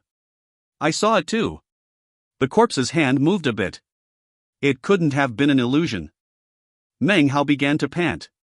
He too had just seen the supposedly dead corpse move its right hand. He knew that he wasn't mistaken. After all, he had known from quite some time ago that this supposed corpse was actually alive. As gasps of astonishment filled the air, and the thunderous sound filled the air, all eyes instantly swiveled to look toward the corpse. The corpse slowly lifted its enormous hand into the air. The speed with which it moved seemed slow, but within the blink of an eye, the hand had reached up high, as if it were going to place its hand on its head. Instead, its hand suddenly descended at high speed toward the ground. This caused everyone's scalps to go numb and to gape with wide eyes. Just as everyone was about to shoot backward in retreat, the hand slammed into the ground. Boom! Boom! Boom! An indescribably loud sound shattered the air. The ground quaked, and the sky drained of color. At the same time, the black fog shot up into the sky. The earth rippled into great waves, sweeping out as if it were an attack. Blood-curdling screams filled the air. Everything went dim, and was thrown into chaos. The shocking boom resonated out, and the ground heaved. The faces of the various sect patriarchs who were leading the way to the rebirth cave immediately fell. At the same time, the fog floating in the sky began to seethe violently, then shoot back toward the ground. Next, an incredible, indescribable gravitational force sprang into being. It emanated out from the corpse, immediately beginning to drag everything in the area toward the corpse. The nearby cultivators had no time to avoid it, and were instantly snagged by the force and sucked in. As soon as they touched the surface of the corpse, they disappeared. Li Shiqi, Wang Yukai, Li Daoi, Wang Lihai, Zhou Jie, Chen Fan, all of them were instantly grabbed by the wild gravitational force. In the blink of an eye, they were sent tumbling toward the corpse, and then disappeared, teleported to who knew what strange place. Next to Meng Hao, Chu Yuyan, and Yi Feimu, as well as the rest of the East Pill Division and Violet Qi Division cultivators, were incapable of evading. All of them were sent spinning toward the corpse, and then disappeared. To Meng Hao, it felt as if some enormous hand had grabbed him and was dragging him toward the corpse. There was nothing he could do to prevent it. His expression, however, was calm. He could tell that the force which was grabbing him contained no evil. If it did, then considering its abilities, even if he tried to escape far away, he still wouldn't be safe. This he knew. Well, you've called for me 3 times already, I might as well go along. His eyes shone brightly. After feeling the beckoning 3 times, and hearing the words contained therein, he had long since understood that he absolutely must come here, but the importance of heaven and earth is superseded by the importance of one's father and mother. The matter of his parents had weighed on his heart from the very beginning. He had an intense feeling that this was his chance to get some answers. The instant he touched the corpse and vanished, Meng Hao saw the G-clan youth and the young Fang woman also being sucked in and vanishing. After that, everything went black. If you find any errors, ads pop-up, ads redirect, broken links, non-standard content, etc., please let us know. Report chapter so we can fix it as soon as possible. Chapter 299. Chapter 299, Destroying Totems in the Maze. In the same instant, the world in front of him was no longer black, but filled with grayish light.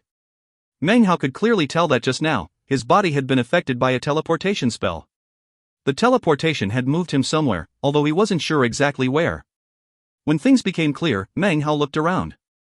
Immediately, his brow furrowed. He saw an ancient wall, which was flecked with spots of blood that had been there for who knew how many years.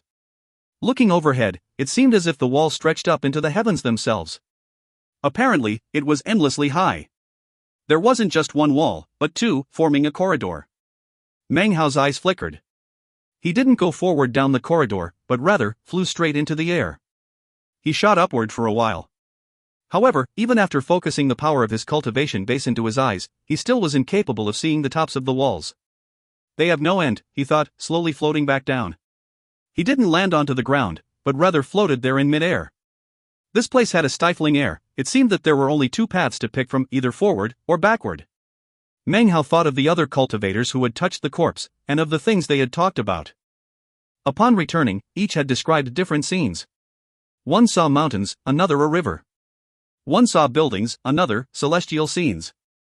One even saw a battlefield. Meng Hao thoughtfully lifted his hand into the air, and then struck out 7 or 8 times. A roaring filled the air as a black-colored palm appeared that looked as if it were formed from roiling mist. It shot forward toward one of the walls. Considering its incredible speed, it only took a moment before it slammed into the wall. No sound could be heard. It was like the palm had been sucked in by the wall. There wasn't even the tiniest mark left now. Meng Hao's face sank. Just now, he had only attacked with 50% power. However, considering he was of the full circle of Foundation establishment, he could easily smash a wall into powder. However, this wall didn't even tremble. After a moment's thought, Meng Hao set his jaw. Eyes glittering, he shot forward. If he could fly up, and the walls were unbreakable, then he might as well go forward. He whistled through the air at top speed, heading forward. Before he got too far, the 2 walls on either side of him began to grow wider apart. The area in front of him grew larger, and another wall appeared, causing the path to split into 2. When he saw the path split ahead of him, realization flickered in his eyes. A maze. Meanwhile, elsewhere in the maze, Li Daoi shot forward, grim-faced, as did Zhou Jia, Wang Lihai, Su Qing, Han Bei, and the others. All of them were inside the maze. So was the young man from the Ji clan as well as the girl surnamed Fong. All of them were in different areas of this huge maze. So far, no one had encountered any of the others, which made everyone come to the conclusion that they were alone inside. In the past, whoever had returned after touching the immortal's corpse described being teleported to different places. Never had there been a repetition. Days passed. Meng Hao's expression was calm. He had encountered many junctions in the path, and never once did he hesitate. He would pick a road and proceed forward without thinking too much about it. Considering you called me here, well, I'm not going to go looking for you. You'll show up eventually. He flew along calmly for several days. One day, a 5-path junction appeared up ahead of him. Meng Hao glanced it over, and was about to pick the center path, when suddenly his eyes flickered, and he retreated backward. At the same time, he lifted his right hand, quickly slicing his index finger as he shot back, and then waved it toward the intersection. Even as he moved backward, a black streak like lightning shot toward him through the air. If he hadn't retreated just now, he definitely would have been seriously injured. Instead, his finger attack just now erupted with billowing killing blood chi. It slammed into the incoming black streak. An explosion filled the air. As it rang out, Meng Hao's face grew grim, and killing intent flickered within his eyes. He fell back 3 more paces and then came to a stop. He lifted his hand again, and as he did, violet chi swirled around his body. The chi flowed toward his hand, transforming into a long, violet-colored blade. Suddenly, he moved forward without hesitation, and as he did, he waved his hand ahead in a chopping motion. A rumble filled the air as a flash of violet light slashed out from his hand, transforming midair into a curved, 3-meter-long arc. Wisps of violet chi continued to emanate out from Meng Hao, melding into the curved shape. This was the violet chi guillotine. 1. Filled with the power of a perfect foundation, 10 Dao pillars and violet chi from the east, this was a deadly magical attack. The violet chi guillotine looked like a crescent moon as it shot through the air toward the intersection. As it entered the crossroads, the air distorted around it, rippling. The emptiness twisted, making what had seemed like a void before look as if it were covered with a veil that was now being lifted up. Suddenly, a figure became visible. It was a middle-aged man. He was more than 3 heads taller than Meng Hao, and incredibly muscular. He wore a simple garment, and visible on his skin was a depiction of a 3-headed flood dragon totem. This was a cultivator from the Western Desert. Now that he had been revealed, he suddenly lifted his right arm and opened his mouth with a shout. A black glow emerged from his forehead.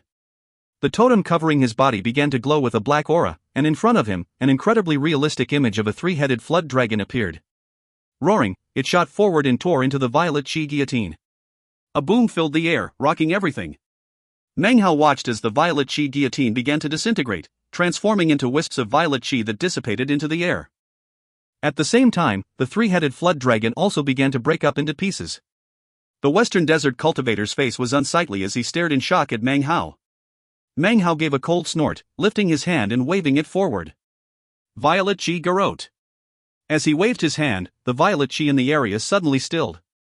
Then it began to twist, extending, transforming into countless threads that circled around the Western Desert cultivator. It rapidly surrounded him, emitting sharp whistling sounds. Suddenly, Meng Hao clenched his hand into a fist, and the strands of violet chi contracted. This technique was something Meng Hao had learned after becoming a Violet Furnace Lord. This was the second form of the violet chi guillotine, a technique from the violet chi division. In addition to this second form, there was a third form called violet gibbous moon.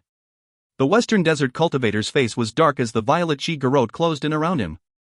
He gave a cold harumph, then began to lift his right arm, upon the back of which suddenly appeared a totem. This totem was simple, it was a red fist, about the size of an infant's hand. However, in the blink of an eye, a roaring power exploded out from the body of the Western Desert cultivator. The hand of his upraised arm clenched into a fist and punched downward. The fist hit nothing but air, but as it did, layers of ripples surged out. The piercing shriek of an infant could be heard, and as it echoed out, the ripples slammed into the surrounding violet chi. Immediately, the violet chi began to disintegrate. The face of the Western Desert cultivator was pale.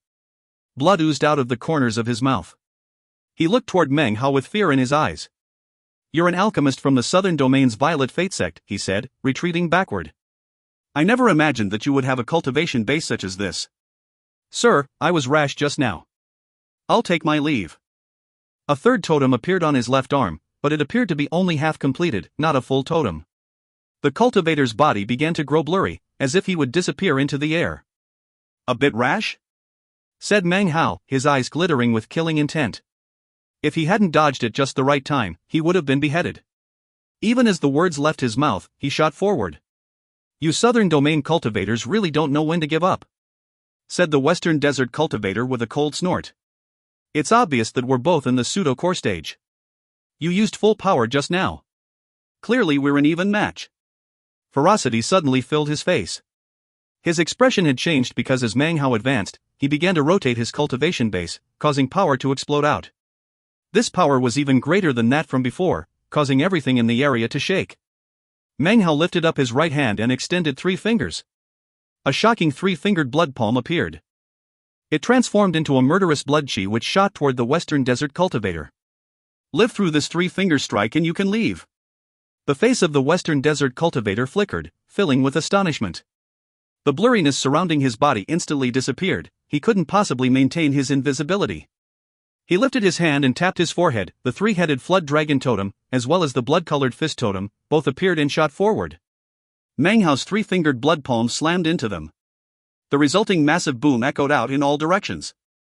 The western desert cultivator let out a blood-curdling scream.